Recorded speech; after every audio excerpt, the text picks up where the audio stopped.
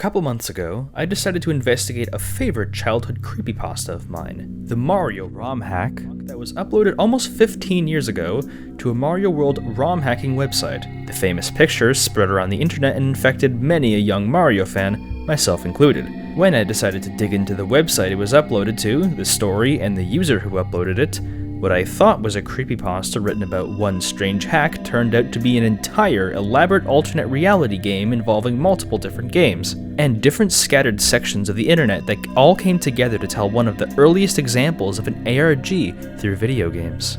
I documented this study through two videos, one called The Unsolved Mario ARG, when I had found the publicly available clues, and a sequel not long later that details me finding every single game available, because there's multiple, and having a comment from the creator himself left, who was previously unknown to anyone not intimately familiar with the ROM hacking website he was a part of. This video will explain the entire story and history of this long hidden and forgotten Mario ARG/creepypasta from beginning to end. I have combined both of my previous videos together into just one. Just to be absolutely clear, this video is from the previous two, stitched together to tell one cohesive story rather than new updates, with some of the intro bits snipped out for redundancy between the two. Both previous videos and more will be linked below in the description for your pleasure. I've just combined everything to make it much easier to understand. I am overjoyed to present this to you because this was the result of not just my own investigations, but rather a collaborative effort between myself, members of the ROM hacking website and community, members of my own little community, and enthusiasts of video games, horror, ARG investigators, and lost media appreciators. If you love video game deep dives, horror content, and the stranger side of the internet, then I advise you to subscribe and stay tuned, because that is what I specialize in. And without further delay, here's the entire saga of Mario explained. Enjoy.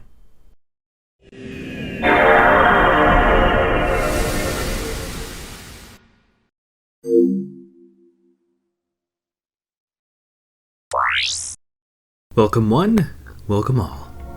I'm so pleased you could join for a very, very special episode. What makes it so special, you ask?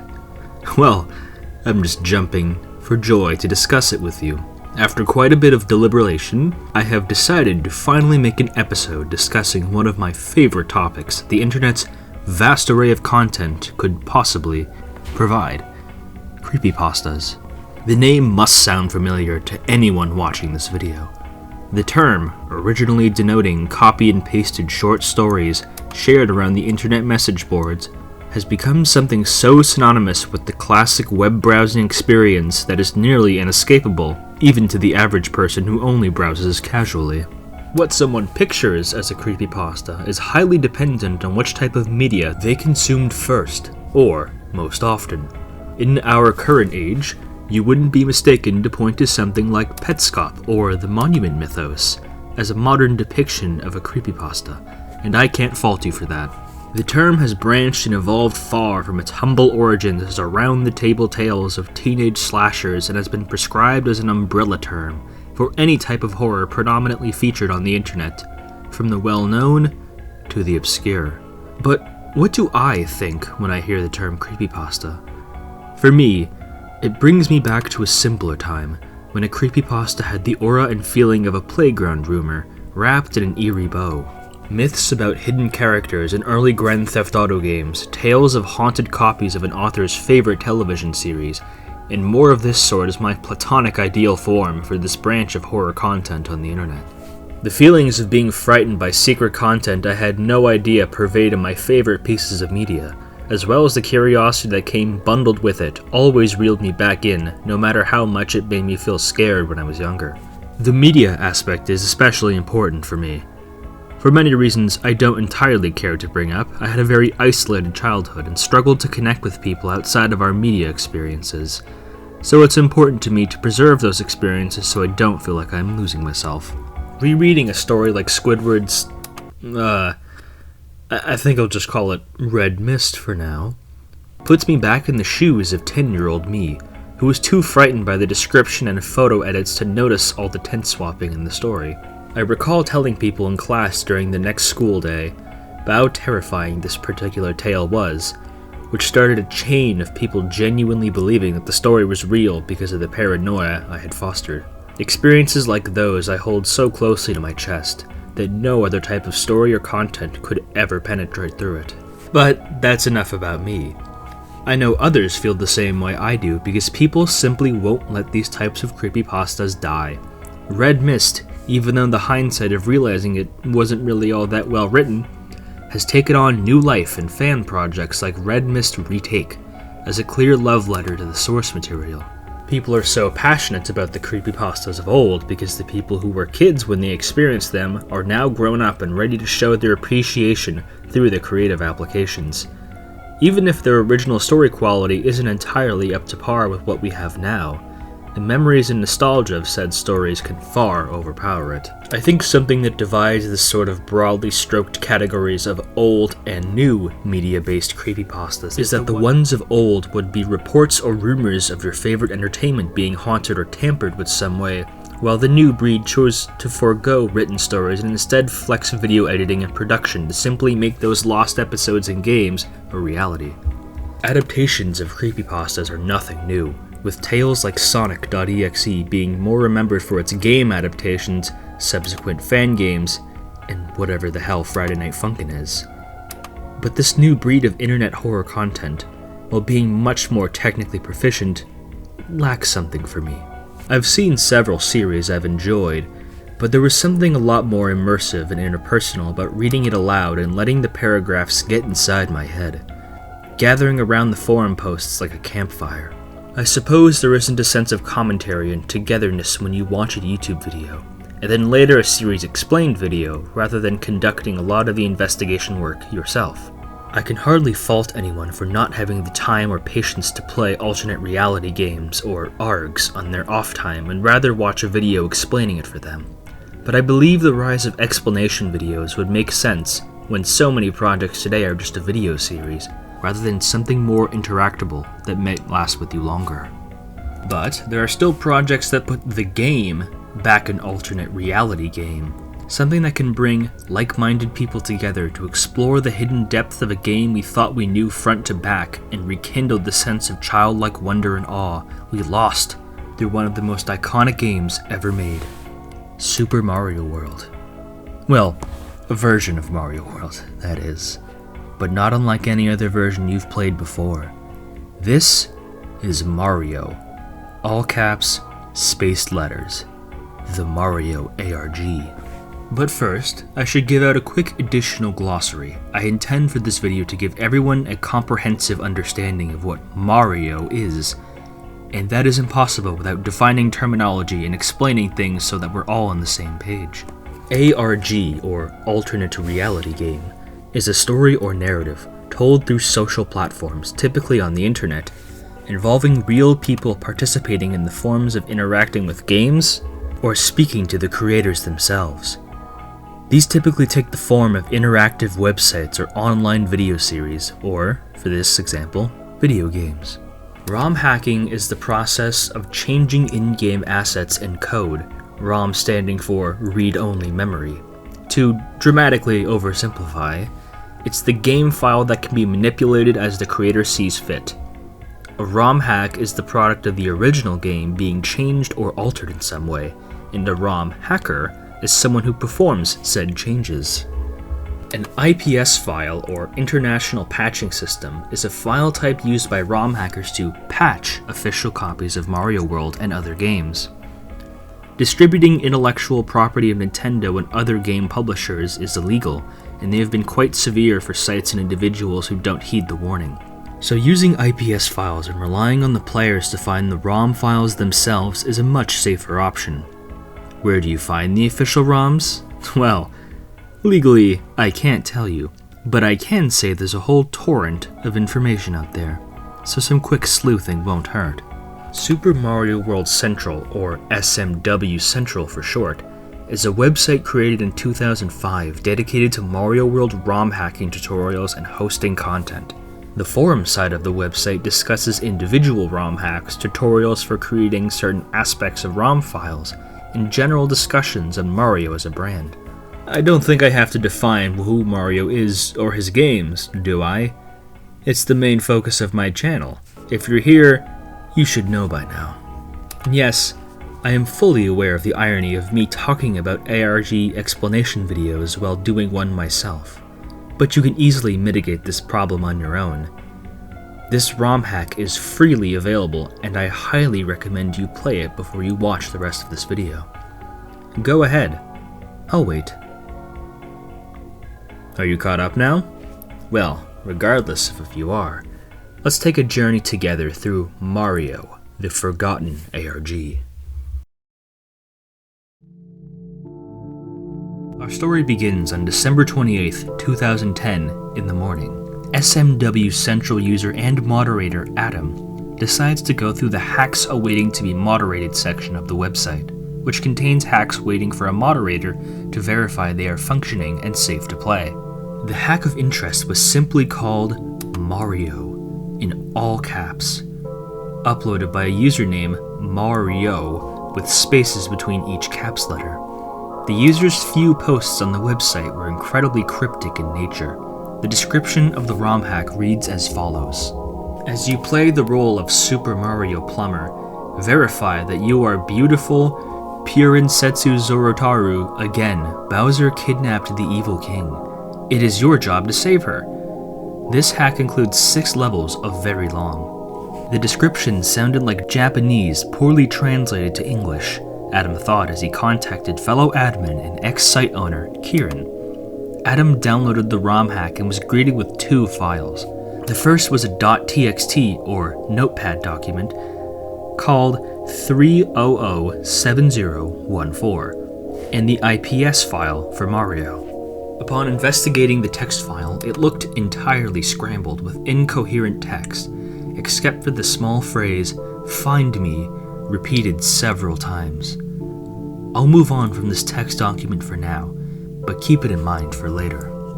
It is here where Adam began to document his entire experience with the ROM in the form of a creepypasta in a thread discussion. I will diverge from citing the pasta itself and instead play this ROM for myself. All we have to do is patch the IPS to a clean Mario World ROM and... Mario. No world, just Mario. The title screen's nakedness is only the tip of the iceberg. First starting the game, things seem entirely normal, until you catch a small detail change. Looks like Mario is at it again. Not King Koopa, Mario. Things only escalate when the first level of the game has been renamed to Never Come Back. When you enter the level, you find that Mario's muted color palette is the only thing to stare at as you race through the level with no enemies, no coins, and no music. The silence is deafening and stark compared to the vibrancy of what we were so accustomed to. There aren't even coins to collect, it's just you and the stage. Well, there is some points of advice. I hate you. Well, alright then. Let's complete the stage, shall we? At least the yellow switch palace looks unchanged. After that, we can head right on to Yoshi's house for our first proper level in the game. And there's actual enemies to boot. Though, if you choose to use Yoshi, we get more strange text. Mario trapped Yoshi inside the egg. Alright then. Yoshi's Island 7 is even more of an eerie void, with absolutely nothing to do but be alone with your thoughts and reach the goalpost, which takes seconds to do. Leave Now presents us with some power-ups as well as a platforming challenge. Mario is required to jump across invisible platforms. It's a bit tricky the first time around, but not too much of an issue once you get the hang of it. Very interesting point of advice though. All reality breaks down in the castle, renamed to Number 1, Go Back. Iggy's castle is a mishmash of advice boxes and toxic upside-down sludge that kills you if you swim in it. More invisible platforming leads to the most normal part of the entire game, Iggy himself. Man, what a sight for sore eyes. I was so glad to see him pummeled into the lava. Then we're greeted with...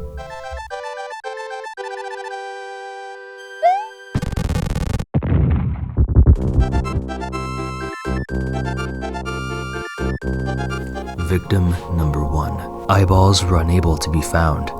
The victim was found lying on her carpet, Causes of death unknown. Hand marks with unidentifiable fingerprints were found all over the corpse. So, that's a lot to take in. It seems like a coroner's report has snuck into Super Mario, and boy, does it ever feel creepy with how it mimics the regular text scroll of a typical castle destruction. So many questions, so little time. Who is this woman mentioned? Why were the fingerprints unidentifiable? I'm struck with so much new information and unsure how to feel about any of it. But we won't progress just talking in circles, will we? Donut Plains 1 is our end to reality. No other land or levels seem to exist beyond the Great Blue, so we haven't much of a choice than to enter. There's no way out of here. Fly away. A hidden warp pipe takes us away into another silent void, littered with doors that appear like tombstones. Another series of secret pipes lead us to nothing. The game has stopped, and we must end our journey here. I understand if you're confused by how abrupt things have ended, because I was too. There isn't much else to do in the game proper as far as I know. Taking a step back, what kind of story was Mario trying to tell? There are bits and pieces hinting at Mario's rampage against the innocents, but it's all very scattered and ambiguous. But perhaps the answer lies in the text document. It seems like I don't have to do the heavy lifting myself. Kieran, mentioned in the beginning of the story as the ex-site owner, noticed that the beginning string was that of a JPEG header, meaning this scrambled text file was actually a picture. He fired up a hex editor to convert the corrupted space values with null values. Through some deep internet browsing, he eventually formed the pieces together.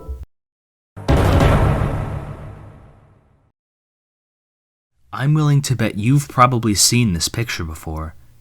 I mean, it's in the thumbnail, so yes, you have. But even before that, the mere mentions of Mario and creepypasta in the same sentence is bound to draw this blood-curdling image in your head. But why? Why is this image so infamous? Well, it's important to consider its origins, in that it was a mystery for years. It came from a decrypted .txt file in a game uploaded on a website in 2010, and from then on, its origins were completely in the dark.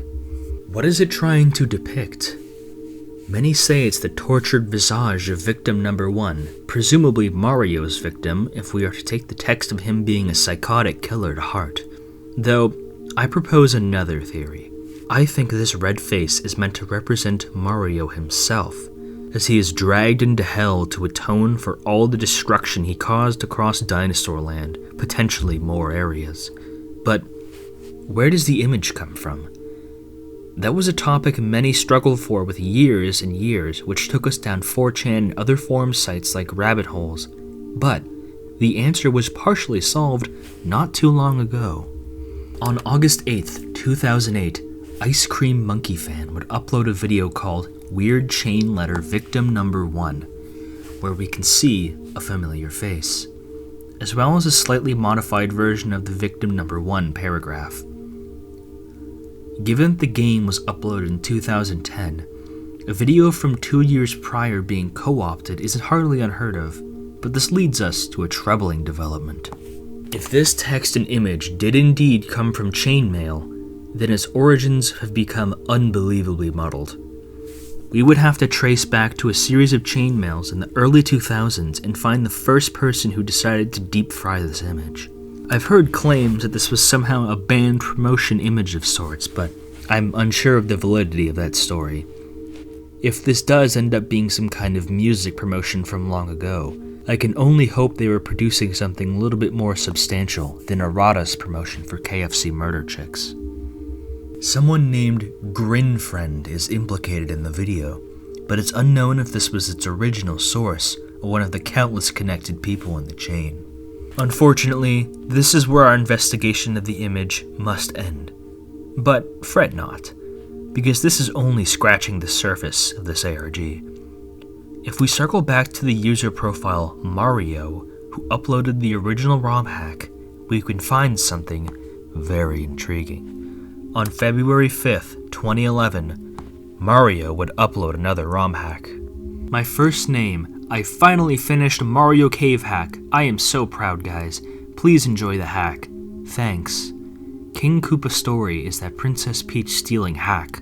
Mushroom Kingdom Princess Mario Koopa military rescue must be grave to grab the pipe. Mario is the dark enemy of innovation. Hukashi, enter the area. Please avoid. In all my time, I've yet to see anyone cover this second game. The original ROM is quite infamous among the ROM hacking and creepypasta community, but it seems like Mario's sequel seems to be seldomly known. We're about to dive into a real mystery. Don't say I don't do any research for you, ladies and gentlemen. Why don't we dive right into it? Super Mario Ultimatum is very interesting indeed, is what I would have liked to say, but I've run into some severe problems trying to make this game work. The original link posted is dead, and the alternative link posted in the thread doesn't open any Super Nintendo emulator, nor does Lunar Magic work either. So, we can't seem to run the game, as irritating as that is. What we can do with it, however, is scout the thread and see where it takes us. The very first reply, it details a second victim with a description much like the first. Victim number 2. Although he was alive when he was found starving in an abandoned apartment, he died from blood loss on the way to the hospital. The place has apparently no tenant or owner. Another heinous murder, this time through blood loss and starvation in an abandoned apartment. Other thread messages describe the hack as Mario traveling through a dark cave by himself, with more threatening messages from the info boxes. Here are some of them. I shaped a brave new world, and we were the only ones within, but now there is nothing. Come home. Can't she just take medication? She'll get better, won't she? I made a cake, Mario, but it wasn't for you. And once we had made it there was nothing but a smile. But the doll wouldn't stop, so we ditched her. I miss her so much. Someone mentioning shaping a brave new world and referring to someone else or some other people as we. But that world has apparently crumbled. Princess Peach is mentioned baking a cake, but for someone who isn't Mario. The doll is mentioned as someone that was abandoned. Keeping with the vagueness, everything is confusing and hard to put together, but we can sleuth more disarray happening in the Mushroom Kingdom. But the last message really piques my interest. Transmission begins at 03/25/2014. Transmission? 2014? I'll keep quiet on this for now, but please don't forget about this passage. Progressing deeper into the thread, you'll find that the creator himself, Mario, posts seemingly out of character about patching the bugs in the game, but the trail vanishes quickly, and mods decide to ruin the fun and lock the thread. I thought about trying to contact anyone from the thread to get the scoop on what's going on, but given that most users here have been inactive for over a decade, it might be a lost cause. But we haven't fully hit a brick wall just yet. We need to explore Mario's user profile first. We can see that his account has been inactive for 11 years as of the time of recording, and that his time zone very likely hints at him being from an East Asian country. Checking out his files, we can see a whole range of topics. Almost half of his uploads are My Little Pony characters in Gary's mod or Homestuck GIFs, so I'll merely be glossing over those. But we do find some interesting uploads, mainly some reversed audio files. I'll play them as they were uploaded and then reverse them.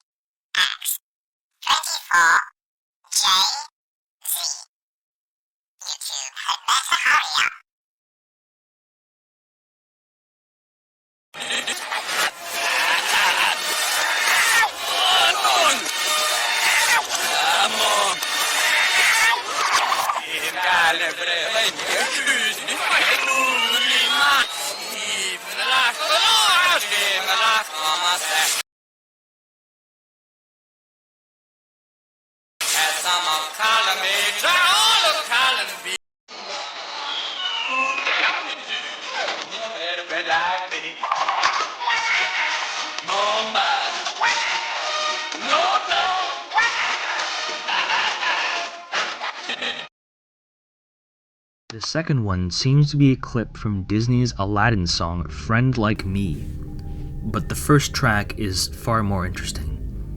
We seem to be given a code. I have a message for you.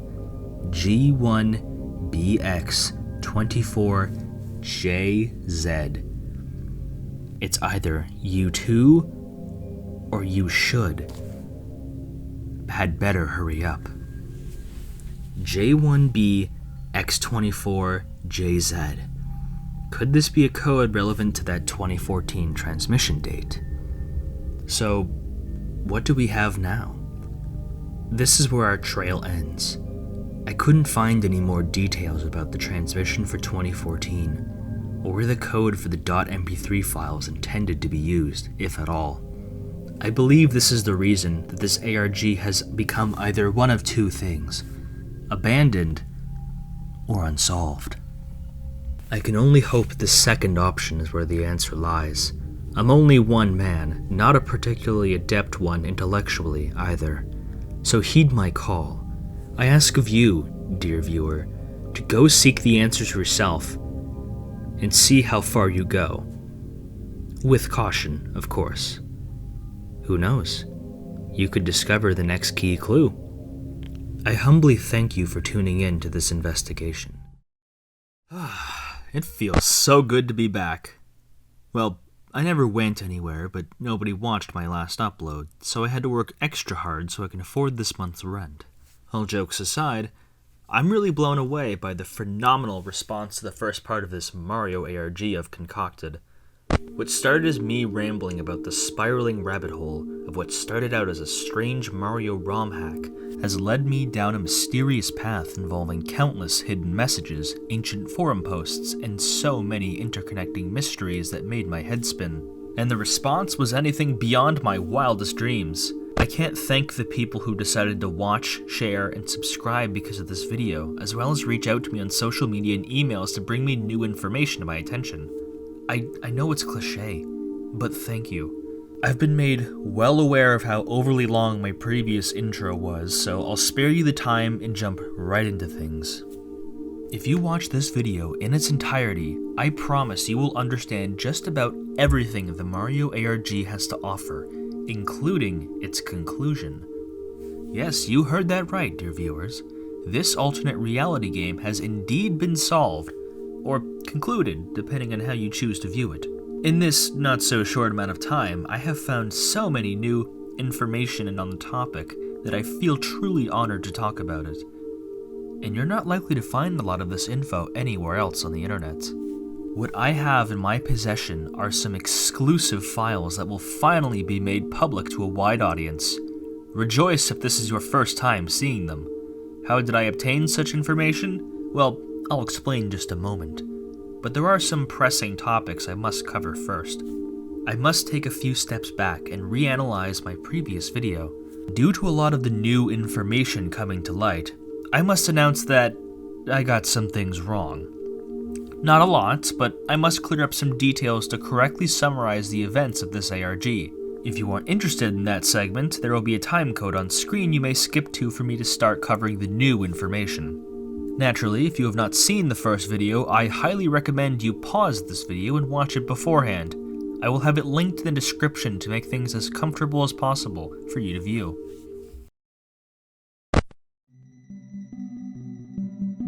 If you're still watching or have just returned from the first part, hello! I have finally found the true origins of this face. The face that was hidden inside of a scrambled notepad document. Turns out, I may not have realized the true weight of the former SMW Central owner saying that he had found the image online. As it turns out, the Ice Cream Monkey video I had shown as the potential origin is a complete hoax. There was no original uploader by that name, and this video is actually part of another ARG called Chainmail Chasers, created by Ebola Granola on Twitter. This ARG focuses on the iconic, unexplained images found in old creepypastas and tries to give them chilling, fictitious explanations. It completely pulled the wool over my eyes with how well it was able to emulate the late 2000s feel of those YouTube uploads, so hats off to you, Granola. Go check out their channel for other similar videos on topics like Smile Dog and Slenderman if this interests you.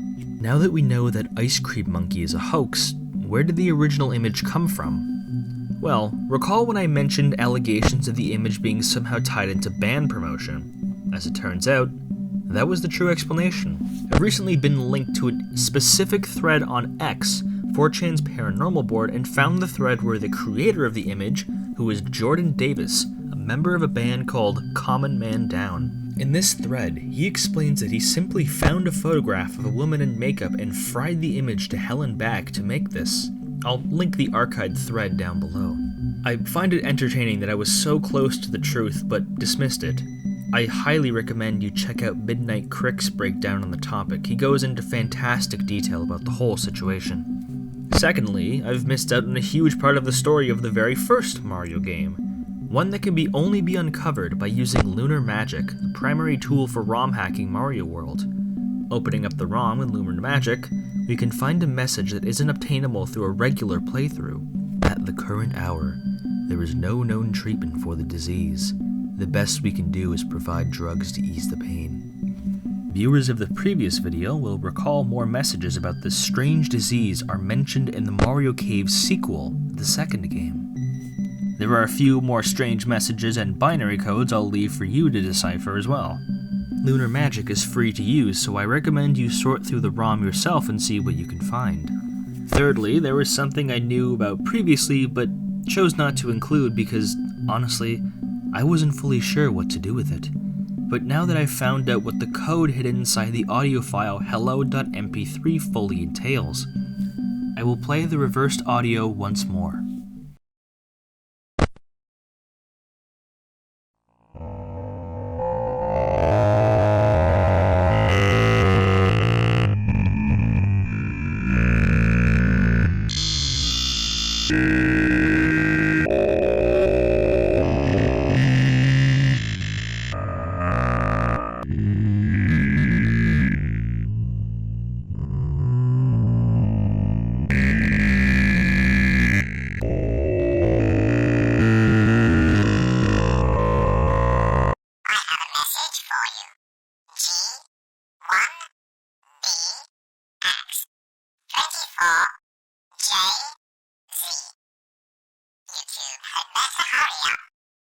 Following the link leads to a YouTube channel by the same name. Its only upload is called period.wmv.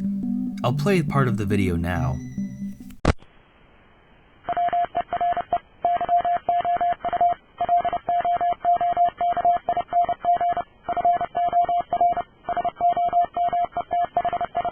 To seasoned code crackers, the audio should sound familiar. What's playing is Morse code. I've had the code deciphered for me. It reads as follows. Were you looking for something in particular? You will have to look in a place 20% cooler. What that means is up to interpretation. The video footage playing appears to be Liquid Chris? Of Chris Chan infamy? Alright then. Now that we've cleared out some of the major misconceptions and hidden details, I'd like to finally start covering the new content made public to me Of course, I always promote people doing their own research and coming to their own conclusions rather than blindly following mine. So I'll be putting just about every file into a link of some sort in order to spread the word. Inside, you will find several images, audio files, and other files for your own investigative purposes. The link to a website with these IPS files will also be included. Don't say I don't do anything for you guys.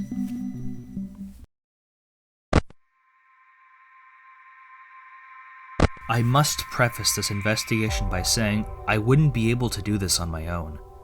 In my comments section, I was contacted by KTB, a longtime user and staff member of SMW Central who reached out to me with loads of critical information. It was on his notice that I discovered the true origins of the Mario image, the other missing files, and everything you are about to see. This video simply would not be possible without his input and guidance, so I ask that you show your support and appreciation by sending him some love and thanking him for his tremendous actions.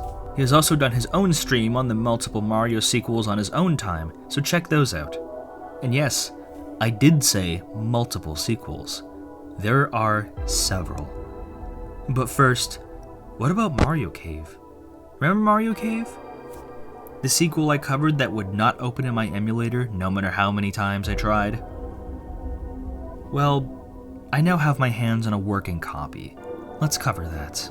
Something unique about this game is that most of it is unedited, or at least not edited significantly enough for me to cover it by a play-by-play level. Once you get to a certain point, it's only the text box that have anything of note. What's critical is the very first level, Yoshi's Island 1. Mario must traverse through an altered land in order to find the secret warp pipe to lead to the pipe maze, which leads to the secret exit to finish the level. You'll find plenty of pipes, but none of them lead to an exit, no matter how hard you try. All that's left to do after you hit the mid-exit point is to throw yourself off a cliff and try again.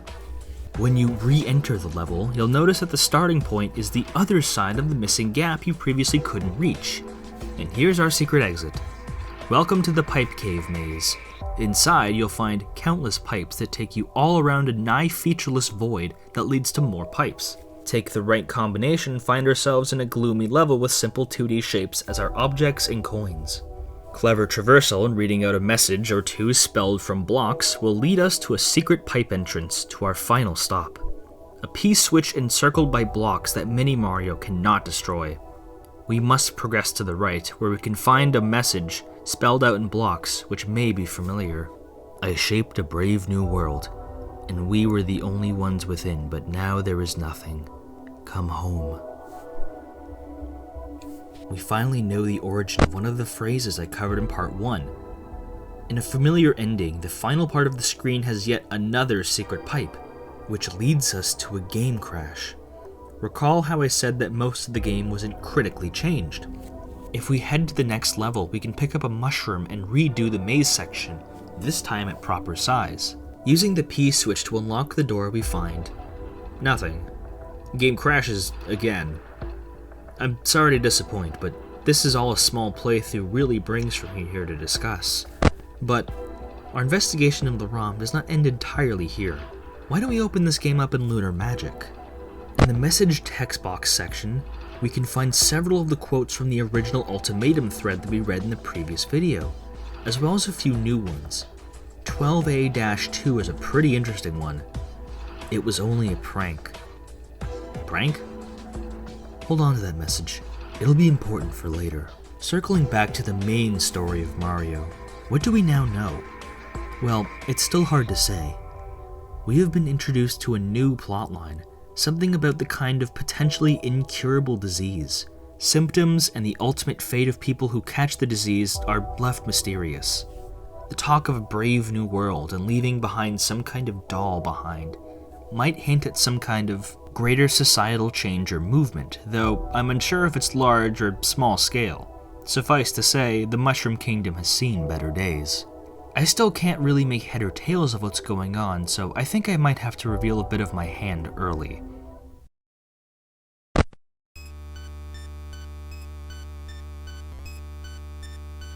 Do you recall the forum post by the creator, Mario, saying that the ROM was fixed? Well, he did more than just fix it. He replaced the ROM entirely. Mario Cave / Ultimatum was the second version, and I have the first version in my possession. What was once overwritten, but now archived, is called Madness. I think I'll let the footage speak for itself.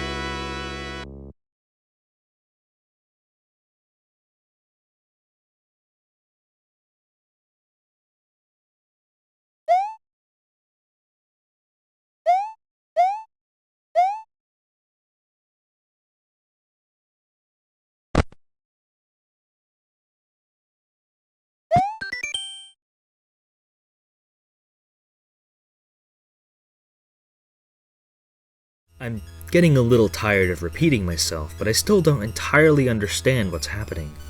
This strange Mario sprite trekking through the void could be the depiction of Mario's journey into the cave detailed earlier, with the text box leading to his untimely fate. Or it would, if it displayed anything. Let's check Lunar Magic. The boss sequence text is where we can find our victim number 2 mentioned in the previous thread, as well as some kind of hexadecimal or something of the sort code that translates to home sweet home. Is this home the Brave New World? Why was this ROM replaced by the cave hack? Some what I believe to be critical details have been wiped away, like the second whole victim description. Victim descriptions. What if... Follow me with this one. What if the victims weren't the result of a murder spree, but rather as a kind of effect of the virus? It may seem far-fetched, but unless we start putting some pieces together, this puzzle isn't going to have any connected pieces at all. We need to start somewhere. Again, the mystery of why this ROM was replaced baffles me, but perhaps we can find the answer in yet another game, because I have one more to share. And this one is a real exclusive. This ROM was not posted anywhere on the official forums, but rather the IRC chat of SMW Central. KTB happened to save it when Mario posted it and has graciously forwarded to me. Let's see what this one's about.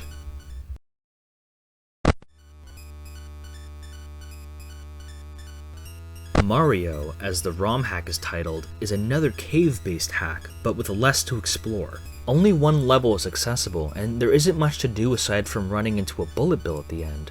A lot of the same info from Mario Cave is presented here, but what does that really provide in terms of new information? Well, seeing it was posted to the IRC and not made publicly available, it might not have been the attention, or entirely possible, because Mario, the user on SMW Central, got banned. I'll explain more in a bit, but keep that in mind. You'll notice that the account is listed as banned, hence why no return was made, but that doesn't mean it's the end of the story. An account re-register was made in 2013 by the same core user, and one more final hack was submitted. So, if you're keeping track, we have a total of about 5 different ROM hacks, which is honestly surprising. I thought there was only one before I started writing the script for the first video, and was surprised to know there was an official sequel. This final hack is called Mario the Super. Let's take a look.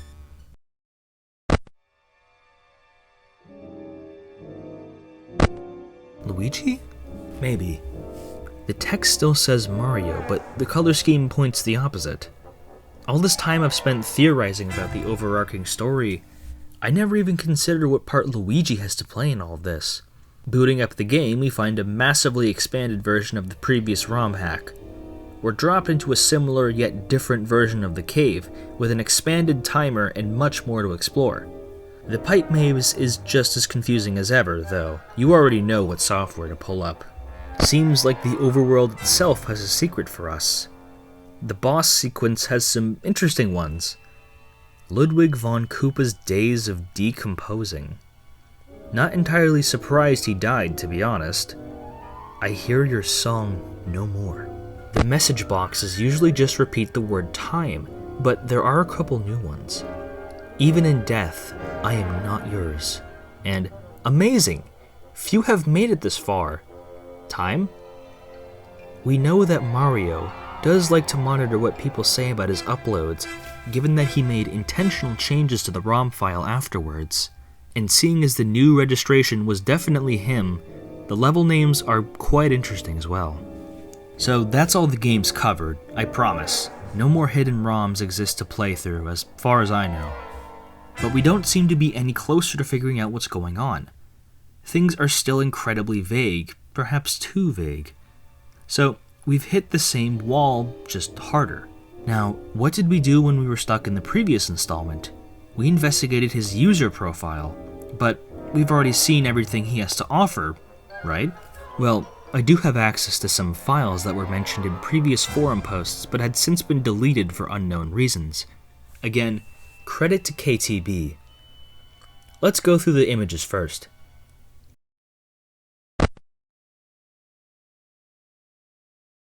Foremost, he has an insane number of pictures of Rainbow Dash present. The significance of this is something I'll hold on to for now, but it is kind of funny considering the reference to the 20% cooler meme of the early 2010s. It's easy to forget, but when this ARG was really heating up in the early 2010s was also when the rise of MLP and brownies were, by extension, was a contentious topic. Some images taken from Ted the Caver, perhaps the first creepypasta, assume a new life with their file names. Burning Man and especially Victim Number 2. Number 2. I recall that he was found in an apartment starved, but this was inside a cave. Perhaps the parallels in the cave are meant to represent the isolation and starvation of his treatment.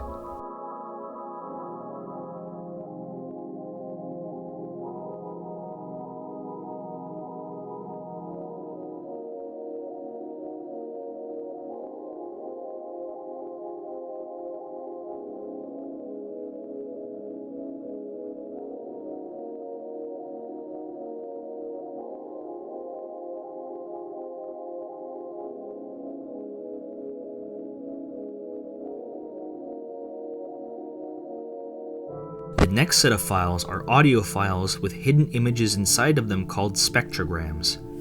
I will be playing each audio track and revealing the images inside sequentially.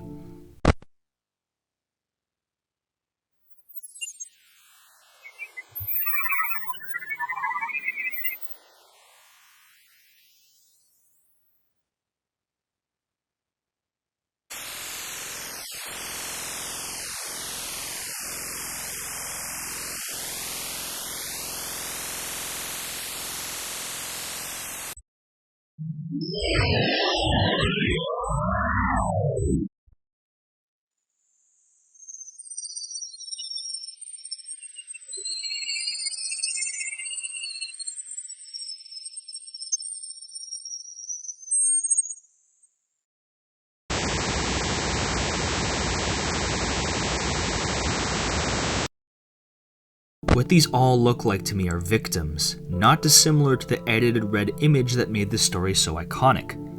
Names like Mario, Luigi don't bring up a lot of interpretation, but there is one that really catches my eye. Catherine. Who is Catherine? There aren't many named characters, and not a lot of people who can be prescribed the name. Was she victim number 1? Is she the doll mentioned to be thrown away?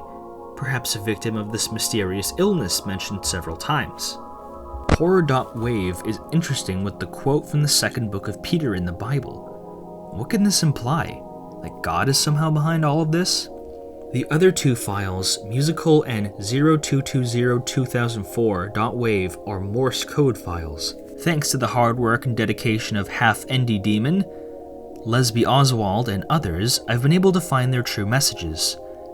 Musical translates to... I think it's backwards, just give me a moment. There we are. Read backwards, it says, "Yes, too late for her. She's gone blood." 02202004 says, "Hello? Yvette? Are you there? I have something to X out, something very important. It is to do about Catherine. I am worried about her." That's what's approximated from the Morse code, at least.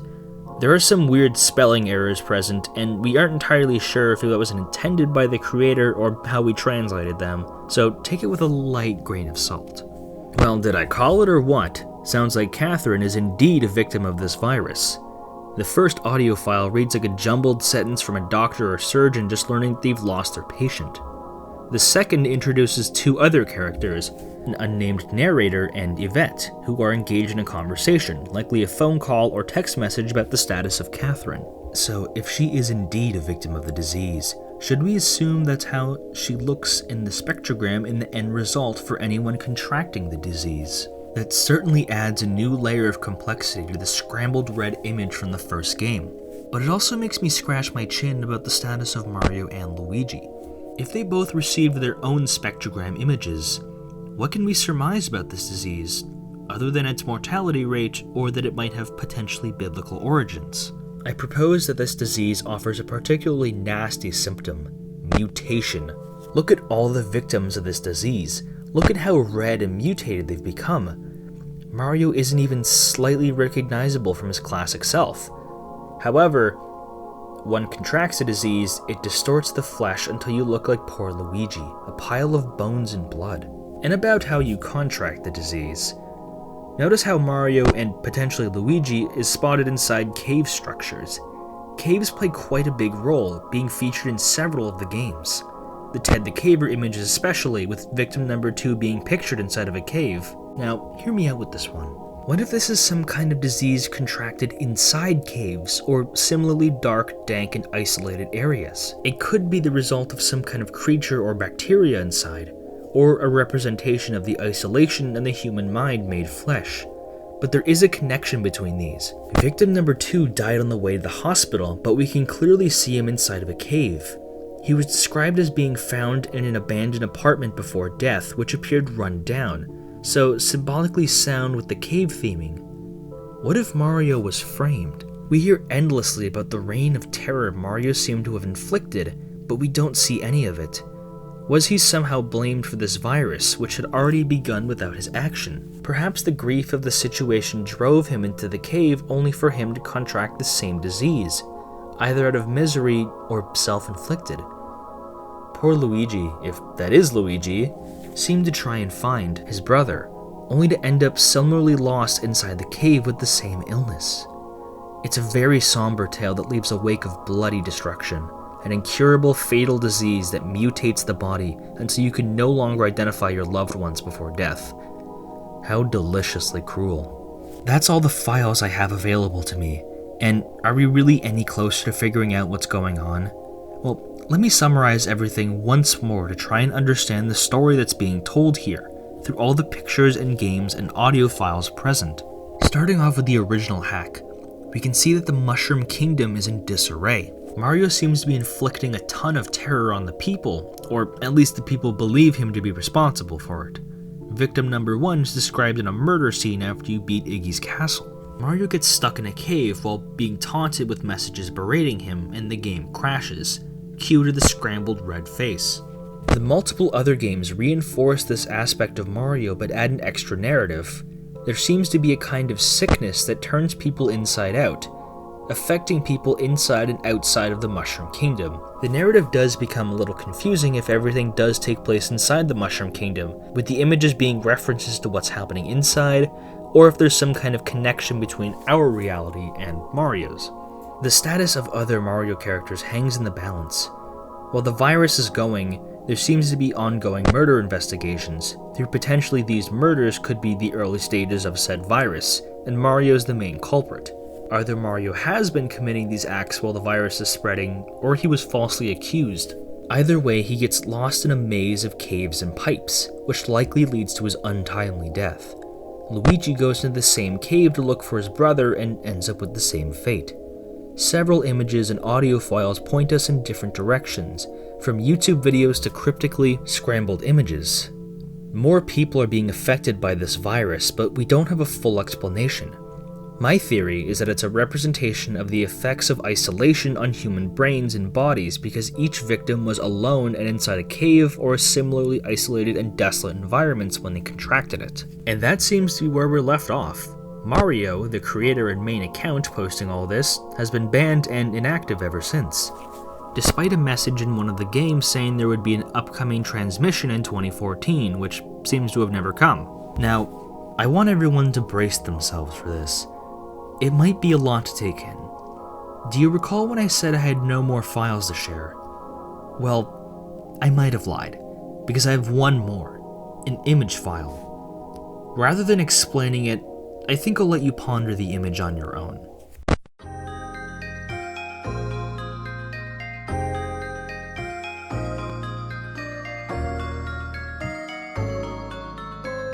Have you finished?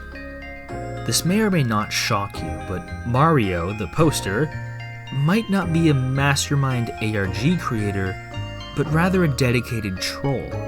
Let me explain. I've said that his account was banned, but why was it banned? Was it for the level submissions breaking the terms of service of SMW Central? Well, I asked KTB and he told me that the real reason why he was banned was because he really didn't like bronies or fans of the Big Bang Theory in the IRC chat. Those Rainbow Dash and Gmod pony pictures suddenly make a lot more sense, sort of, if you view them as a way to make fun of bronies, that is. If you like to mess with bronies, so what? His trolling doesn't end there. Recall when I dug through his messages on the banned account in the previous video. He seemed to break character to patch his games, so he really wanted people to play them and discuss them. Or discuss them on his terms, that is. Because a few of the messages indicate he would get upset with people if they weren't able to figure out the ciphers. I'm looking at all this from an outsider perspective of events that happened almost 15 years ago, so I'm strongly relying on KTB's testimonies, which I have no reason to doubt. If you need absolute definitive proof that it was a troll effort than a goal to create an ARG, the creator himself reached out to me in the last video in the comments section. I will be reading his comment in full.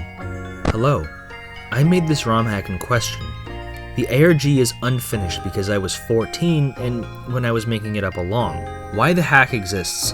SMWC used to hold annual level design contests that you made a single Mario World level and submitted it to be rated. I participated and my level was rated like 2 out of 10, which pissed me off.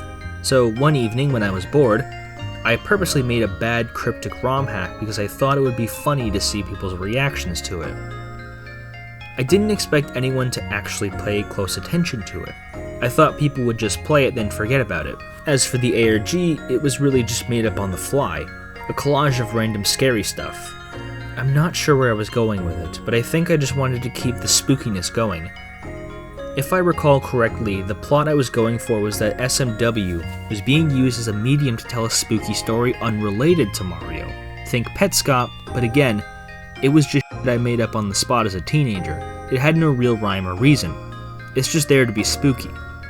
As I was 14 at the time, it's poorly made, it just contains references to the stuff I happened to be into as a teenager. Homestuck, House MD, Yume Nikki, etc. It is a little embarrassing to see it again after almost 15 years after the fact, but what can you do? Eventually, I stopped trying to make it unsettling and just uploaded whatever random GIFs I had made at the spare time. It ends with the middle of nowhere because I stopped caring at some point. It didn't occur to me that the Victim 1 blurb had anything to do with the image. It is pure coincidence. I simply lifted it from this video's description because I found it funny. He then links to a video called Victim 1 uploaded in 2010, which a description that reads, Body retrieved 07-11-88. Corpse missing skin, eyes. Hand-shaped marks seared into flesh on upper arms. Cause of death unknown. The description obviously being the inspiration for the original. This video was proof enough to KTB that Rotten Egg 2000 is indeed our creator, because KTB had previously had conversations with the creator who linked the same video in the past. Without me really needing to explain it, I think this is definitive enough proof. We have a clear explanation why things seem to end dead in their tracks, because the creators simply got bored of the project and decided to move on. That's why no uploads or any activity went past 2013. What does that mean for the ARG?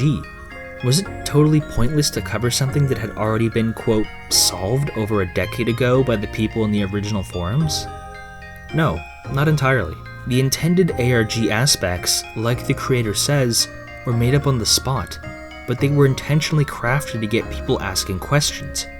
Even if the story wasn't charted out, or even if there's no story at all, there's still something to be said about the entire experience. If you were there back in the forums, or if you're a fan of the later creepypasta written about it, if you've watched other analysis videos on YouTube, or finding out for the first time through my video, it's an experience that connects everyone for almost 15 years through a series of photographs and ROM hacks that stand entirely on its own in a lovely, unique way. It's cliche to say that the destination doesn't compare to the journey, but there aren't many experiences that I can say match the description than this one we went on together solving the Mario ARG.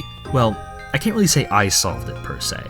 It doesn't really make a lot of sense to say it's solved if the mystery was left intentionally vague for people to discuss without a clear goal in mind. And if the original people on the SMW Central forums already knew of the outcome of the situation. I'm only a messenger, really.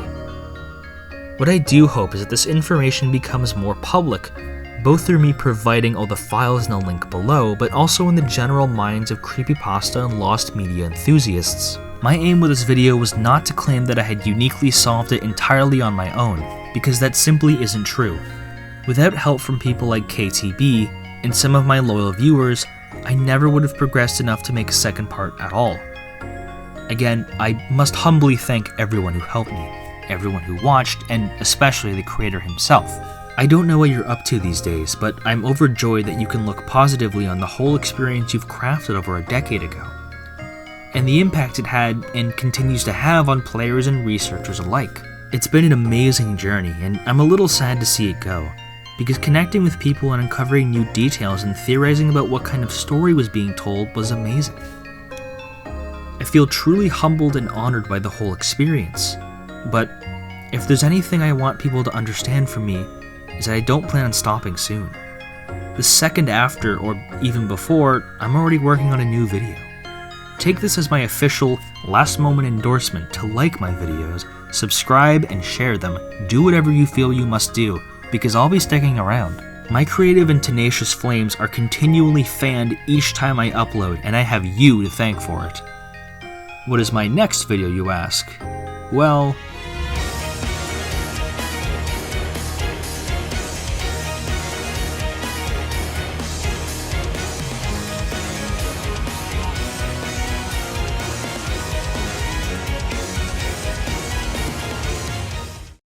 see you there, everyone. Have a lovely rest of your day. The double feature-length Blazblue Calamity Trigger retrospective is right around the corner and will be finished this weekend. I'll have it linked here when it's done. If you're interested in 3-hour-long fighting game videos, that is. Blazblue doesn't make any sense. Despite stylistically missing the E, you're required to toss aside your understanding of the English language and simply accept that pronunciation is Blazblue. It's the strongest ringing endorsement to the stupendous success of a series of 4 fighting games can immediately filter out anyone who hasn't played any of them by how they pronounce the title of the franchise. That might seem impressive if you're paying attention to what I'm saying, provided you aren't one of the many who are still in disbelief at the runtime of this video. For any newcomers, I typically indulge in the comfortable video length of over 20 minutes, less than 40, which makes my departure from that format something I must address immediately. As lengthy and wordy as this entire project ends up being, I feel that every minute is necessary, critical, to explain my understanding, interpretations, analysis, and opinions about this gargantuan franchise that has become an exponentially more favored and colossal pillar in my life. I have spent countless hours per week playing the games, reading wikis, listening to its music, reading its additional adaptations in the form of novels and manga, watching and reading developer interviews, and contacting people in the community for second opinions. My earlier drafts of the script were not able to account for the lengths I would go to and how long I would end up speaking on specific subjects relating to the franchise, which is reflected in how long it took to craft the very first part of what will end up becoming a video series retrospective and analysis made up of 4 different videos. Number 1 being what you're watching right at this moment. Not you. You don't count. I plan, at least for the moment I am writing this script, to have a dedicated video for each main installment of the franchise. This video will be for Calamity Trigger, the next for Continuum Shift, the one after that, Chrono Phantasma, then finish with Central Fiction. I'm unsure if supplementary material like manga and the anime adaptation will have their own dedicated sections in other projects or be mentioned as part of a mandatory cursory glance for comparison. So consider the full review of games like X-Blaze, Crossblaze? I don't know, up in the air until further notice. I also can't promise any release dates for those future 3 videos. This one video took quite a bit of time, and the other 3 will only end up longer and more thorough. I understand my lack of 100% concrete planning and structure might sometimes become troublesome down the line, so I understand some confusion from my audience. I must refute that and say there is no higher form of flattery than imitation, and I have been inspired by Blazblue's experimental and impulsive nature by going with the flow and doing what feels right in the moment, as much as I can while balancing proper formatting and the pacing I've elected to follow, ideally. The structure of all 4 videos shall go as follows. Each topic has its own dedicated section/chapter listed in the description below with an allotted timestamp to indicate when they begin and end. Some topics are obviously linked together through what I mentioned from previous segments, but I have intentionally crafted this video not to discourage anyone from jumping from whatever topics they please whenever they want. Just don't be upset when you don't understand certain segments, because you've likely skipped over some information I've provided. If you aren't interested in hearing me explain something like development history or the basic mechanics of the game, your experience won't be too mucked. I do ask that people in the comments section be careful with talking about story events or details featured in later games. These games are fairly old and their stories have been told, but I am specifically judging Calamity Trigger on its own merits, so please don't be confused when I don't mention something that was explained later on. I will repeat some points from other segments to help color my arguments, but I don't advertise that as a problem given the length of the video. You will certainly forget at least one of the times I mentioned something because of the segmentation of the chapters. The game's modes are the primary feature of discussion, but other topics such as a brief history of the game's development and a breakdown of the game's characters and story after I've engaged with their respective mobs will be present, then punctuated by a conclusion after everything is addressed adequately. The main goal present with this video is a retrospective from my own perspective and experience, but my aim is twofold. I want someone who has never played this game or series to walk away with at least a half-decent understanding of the game, and hopefully a desire to play it afterwards. Or at least play Central Fiction. No one plays the other ones online. This series of videos will appease people who are only interested in specific segments, and those who opt to start from the very beginning and reach the conclusion while you play this in the background while playing Minecraft or falling asleep. Of course, there will be complementary visuals to make this a satisfying and entertaining piece to watch, but still caters to people who prefer an auditory experience.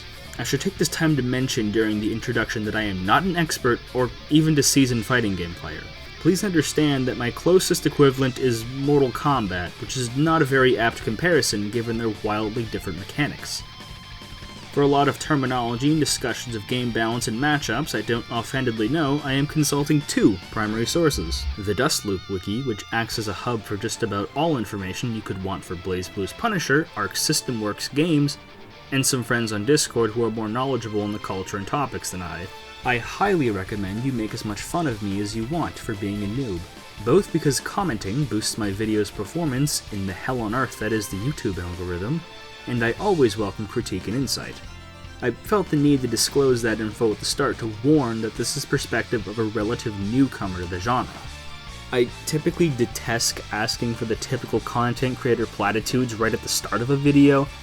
If you've seen my other videos, which you should turn into by the way, you'll know that. But given the extraordinary length of this script, editing, footage recording, and project in its entirety, I feel I am at least a little justified in asking, if you like this or similar content from me, you are more than welcome to subscribe and share the video to anyone you feel would enjoy it. As much as I would like to shill Patreon, I am not relevant enough to have an account yet. This is also my endorsement. This video is not sponsored, so don't expect any obnoxious abrupt cutoffs to talk about a subpar razor. I do ask that you understand that I am only human, and simply cannot speak about every single small detail this game has to offer. I'm confident that I can cover the essentials and everything I really had to say something about, but there will likely be small details I've overlooked. either by choice of omission or I simply forgot to mention something really funny. It wouldn't be spectacularly entertaining to cover every single bit of dialogue or comb over frame data, so just look on Dustloop in the wiki if you want that. I have a limited amount of time to put into the scripting, recording, and editing of this project, so I ask that you understand. If not for me and the sake of my health, then the sake of my hands and ass, which have been in jeopardy during the creation of this titanic project. They're quite sore, as you can imagine. One last thing, for the sake of the review, I will primarily be talking about and showcasing footage from the Steam release of Calamity Trigger, as well as contrasting it with the Xbox 360 release of the same game. All footage you see will be of Calamity Trigger will come from the PC version, because my religion does not allow console capture cards. So just listen closely when I have to talk about the 360 version. There is a significant reason why I've chosen the topics that I have, that will be explained later.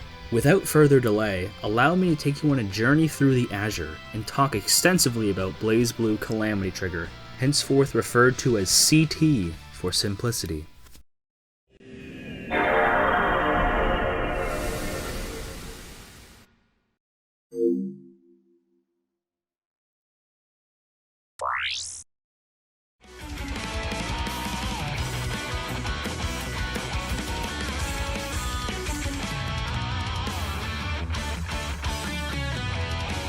In the begotten times of the late 2000s, the fighting game genre was in an interesting place. Coinciding with the rapid increase in technology at the time, many fighters chose to become three-dimensional and stick that way. See franchises like Mortal Kombat. 2D fighters were still very much a thing, especially with titles like Street Fighter, but they made the jump to 2.5D, typically involving three-dimensionally modeled characters fighting on a two-dimensional plane. I'm hardly alone in saying that a lot of 3D models tend to show their age quickly, if not immediately at launch, which wasn't the issue for sprite-based fighters, most relevant to this topic, Guilty Gear. Published by Arc System Works, the creator of just about half of the relevant fighting games in the last decade, and developed by their quote, Red Team, Guilty Gear was their flagship franchise, until it wasn't. This series' development and history is worthy of its own separate coverage, but for now, understand that Guilty Gear got into some hot water when the company that sort of owned it, Sammy, merged with Sega. The whole situation is confusing and not very well documented in English, as I understand it, so Arc System were technically allowed to make another game, but it couldn't include a lot of the content from newer installments, which would have had disastrous consequences for the ongoing story. Well, they did make an alternative, but alternative is perhaps too kind of a word for Overture. Godfather, Grand Theft Auto. This ain't even out yet. This over in Japan, read the back hood. See that? That's them Japanese signals. Yeah, I know how we do it, but like that. Instead, Arc System got together a team, henceforth called Team Blue, of returning and new developers to create a new franchise entirely, spearheaded by company regular Mori Toshimichi. If it helps, imagine Mori as a sort of Tetsuya Nomura figure in the company, previously designing characters until he got the green light for producing his own games. Blazblue vaguely existed as a series of concepts for a JRPG, as reports claim, so the complicated story and off-the-wall character designs were very much kept intact during the game's shift for genres. Mori would serve as a director, producer, concept, and system designer, illustrator, scenario writer, just about every role in the team Mori had a part in fulfilling for the original arcade release, which would then turn into home console ports a year later. Much of the story and several of the character designs were inspired from Mori's childhood, one of the characters even coming from his middle school ideas. By now, Guilty Gear's mechanics had become very complicated, so they began designing Blazblue with a more newcomer-friendly mentality, which is darkly comical considering how astronomically poorly of a job CT does with that, which I will comment more on later. Given how much similar DNA the two franchises share with each other, it's no surprise that several characters resemble each other, sometimes in design or mechanics. CT was released in arcades in the year 2008 in Japan, and then home console versions on Xbox 360 and PS3 a year later. Exact sales numbers are difficult to come by, but an old GameFAQs thread I found from 13 years ago claimed that it sold at least 65,000 units in the first month, which is surprising. At least until Guilty Gear was put to bed, Blazblue was here to stay. Several other games and expansions would come our way to the west after the Japanese arcades. The description for the Steam page even reads, "The first high-res 2D fighter from the creators of Guilty Gear," so the segue was only natural. Anyone who has played the Steam release of CT will know that it was released at the startlingly late date of 2014, just a year before Central Fiction, or CF, the final game in the franchise, was released in arcades. But you don't often see the Steam version come into conversation. This can be for several reasons. Most obviously, CT's time in the sun had long since been relinquished. Much like a vampire, CT's popularity as a multiplayer experience crumbled once Continuum Shift and its expanded versions came onto the scene, acting as colossal improvements over its sister game. The second reason why is a little bit more curious. The Steam port is bad, like horrendously bad. It's a kind of terrible thing that raises the eyebrow, both in horror and confusion. Like, how did you mess this up? Legitimately, how? It has been some time since I've last programmed anything, but what had to go wrong in the IDE for this semi-aborted port to come to light? Being semi-connected to Sega will just do that, I guess.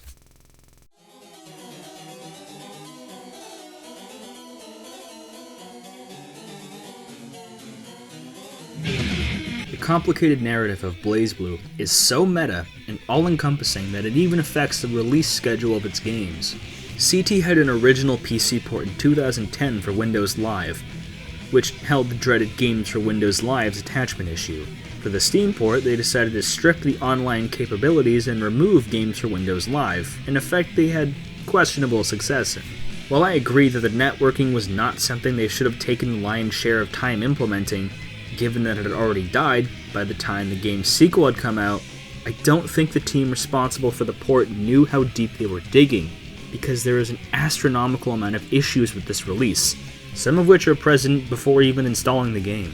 CT is a whopping 12 gigabytes, which is 2/3 of Continuum Shift and Chrono Phantasma's enhanced versions combined. A cursory glance at Steam forums revealed there are dozens of duplicated files and folders that can be safely deleted to achieve the intended file size of around 6.5 gigabytes. There are several other bugs that prevent the game from even launching. Those are a little bit less fun to fix. When you can launch it, make sure to plug your ears because the animated opening is not subject to the in-game volume options and will blow out your eardrums without manually messing with your computer's sound. The sound in general is an issue with this port. Cutscenes are often out of sync with the dialogue and visuals. Story mode has a very prominent bug where background music simply does not play during most events. Please. Do you have any idea what that guy's done? If you do, then you... I know that. Jeez, how many of you got involved with the Boundary?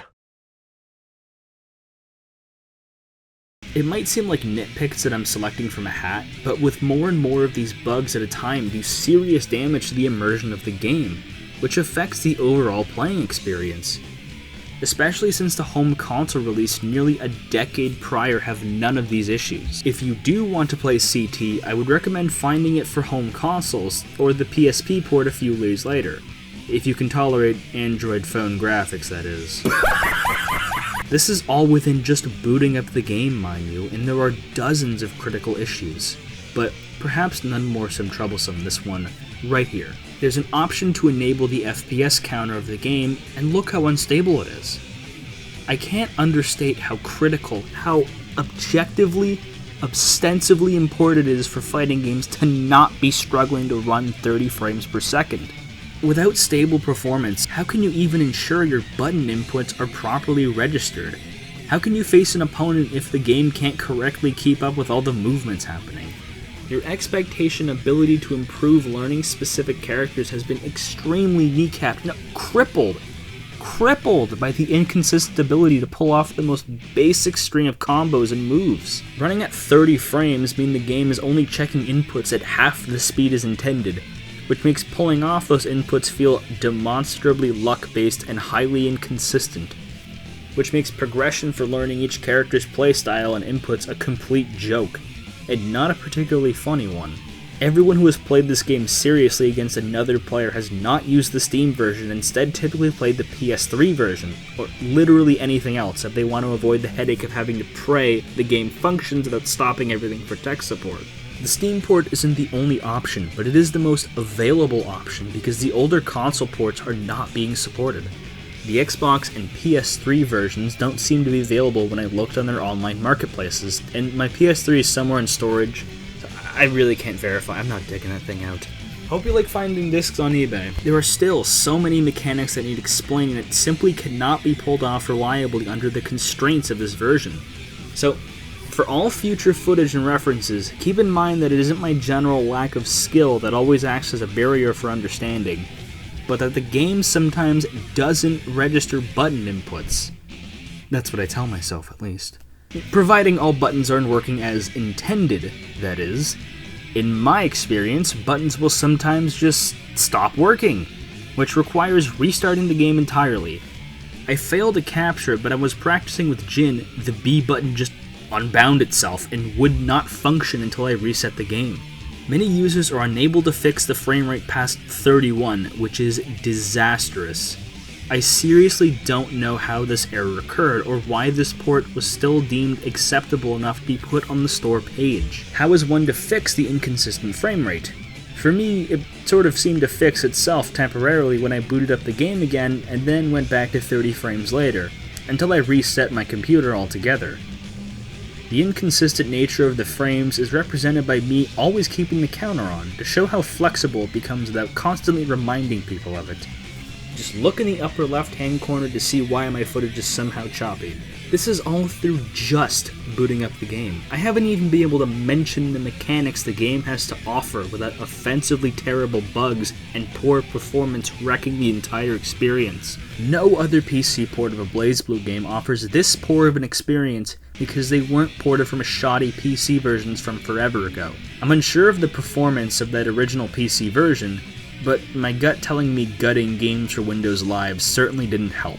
For comparison, Central Fiction, or CF, is running at a perfect 60 frames, despite coming out several years later and being the most demanding game, and not being incredibly well optimized either. Continuum Shift Extend, another late PC port of an older game released in the same year, is also at a stable 60.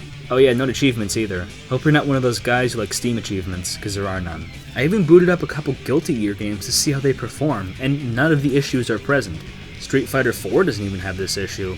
I apologize for speaking about this issue for so long, but it's important that I create an understanding of where the fighting game scene was during CT's release, which was released during a major drought of popular fighting games. CT, and mostly Street Fighter IV, were responsible for a huge resurgence in the genre.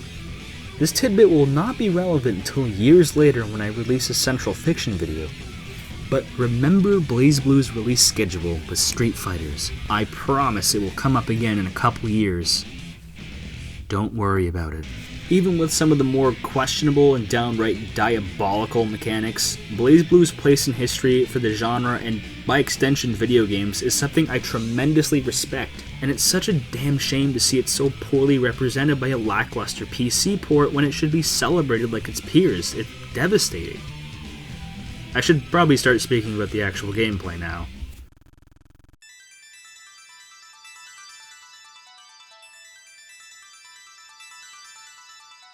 For this segment, I will be combining my explanations and detailing the basic functions of each of the game's 12 playable characters, as well as the fundamentals of controls and inputs, given how comorbid the two topics are. Heading into training mode, we're given a shuriken to select any character we would like. Something curious is that when you enter the selection menu, you have to press the select button to cancel an action, because every other button except start acts as a confirmation button, which is a quirk of fighting games being developed for the arcade cabinets first. The start button activates the character's color menu to choose from 20 different color schemes. Unfortunately, you can't see the wonderful sprites on screen within this menu, so choosing each color palette becomes a game of seeing the 3 primary colors and just hoping it's a good combination when you enter a round, or a rebel, as the game calls it, enter a rebel. You're able to choose whatever stage you want with whatever music you want, from the OP theme, character themes, etc., no matter how much it fits or clashes, which is a tremendous boon for aiding the game's overall swelling feeling of customization.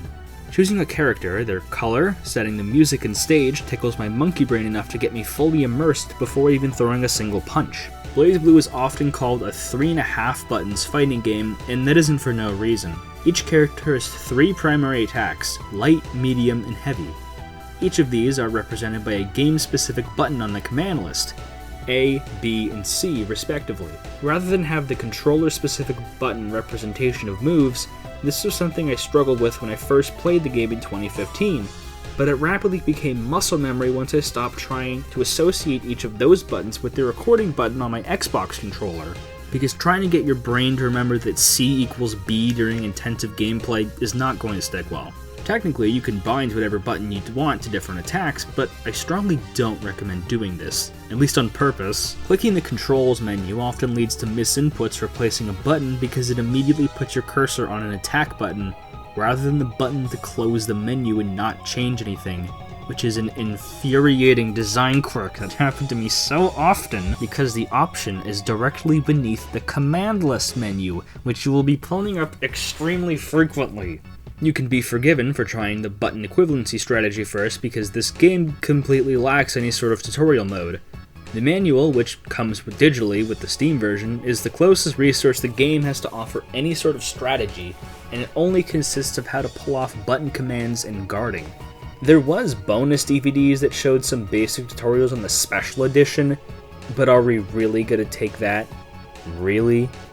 Want to buy the special edition just to learn how to play the game? Yeah, no thanks, bud. The method that helped me remember what button does what is to ditch the letters altogether and simply think of it as a shape, a triangle or a square. I'll be using the Xbox controller buttons as a representation, and you can just pretend these are the PlayStation buttons if that is your preferred controller. If you're wondering how it works on keyboard, you're on your own.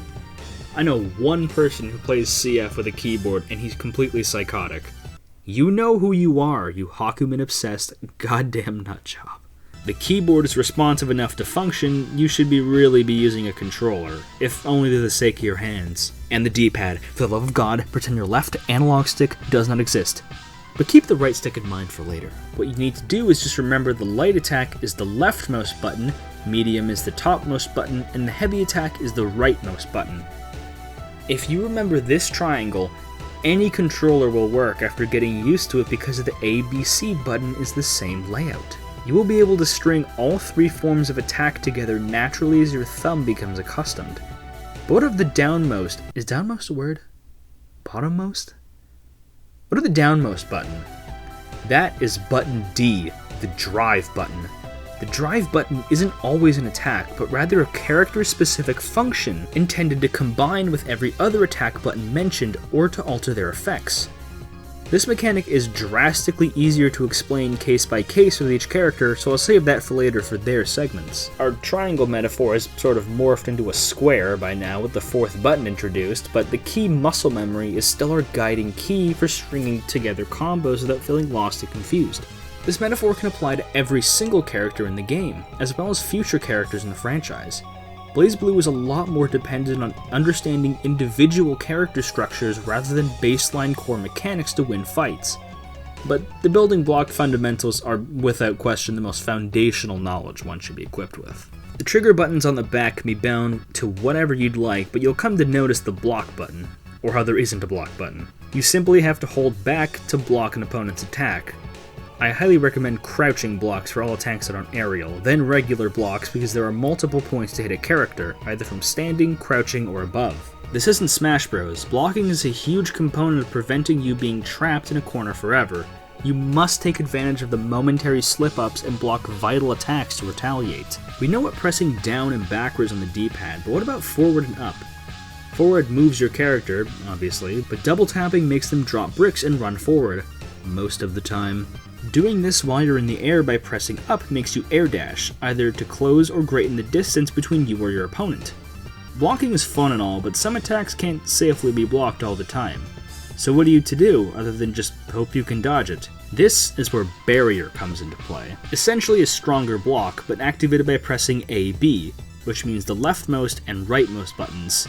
It protects you far more, but at a deadly cost. Every character has a limited amount of Barrier, so you must use it sparingly. Because if you run completely out of Barrier, you can't use it anymore. You enter a pitiful state where you take 1.5 multiplied damage from everything in the game, which can effectively render the battle instantly over in your opponent's favor if your character already has a smaller amount of health, because not all of them are made equally. I would be remiss if I didn't mention Barrier Burst, a last-minute mechanic to completely stop a combo happening against you that throws your opponent off, at the cost of reducing all your barrier for the Rebel, which is shockingly dire. Barrier Burst is a recurring mechanic to the series, but the insane punishment has been drastically softened since CT introduced it. You will come to notice that a lot of brutally punishing mechanics and moves that are fixed or nearly overhauled in future installments. There are other methods for dealing with character guarding too much, however. Simply grab them by pressing BC, which will interrupt their stalling and do some light damage. There are several more mechanics, but none of them can be adequately explained without first introducing the heat gauge, which is the bars at the bottom of the screen. It's called heat, but in practice the community calls it meter, so I will be referring to it as such. The first of these mechanics that use meter is the distortion drive, which appear at the end of a character's command list, which are usually incredibly powerful attacks or an effect that drastically alters normal attacks. These typically consume about 50% of the meter, but there is a much more powerful special attack called Astral Heat. Drives can be activated if your meter is half full, but Astrals have an insane requirement that bar them from being any more useful than a stylish round finisher than a real competitive edge. Your meter must be 100% full, it must happen when you are one round away from finishing a tourney, and the opponent's health must be below 20%. What does 20% of health look like? Beats me. Values are represented visually, so doing this might not prove super useful consistently. It's overall a much safer bet to remember and use the distortion attacks, which can be activated with much less meter more consistently. If your foe's health is so comically low that a tiny poke could end them instead of remembering a complicated input, which one would you pick? The safer option, naturally. But you do miss out on the incredibly visually stunning attacks and an incredibly satisfying conclusion to a match. Oh yeah, most characters can't even use Astrals until you beat their arcade mode.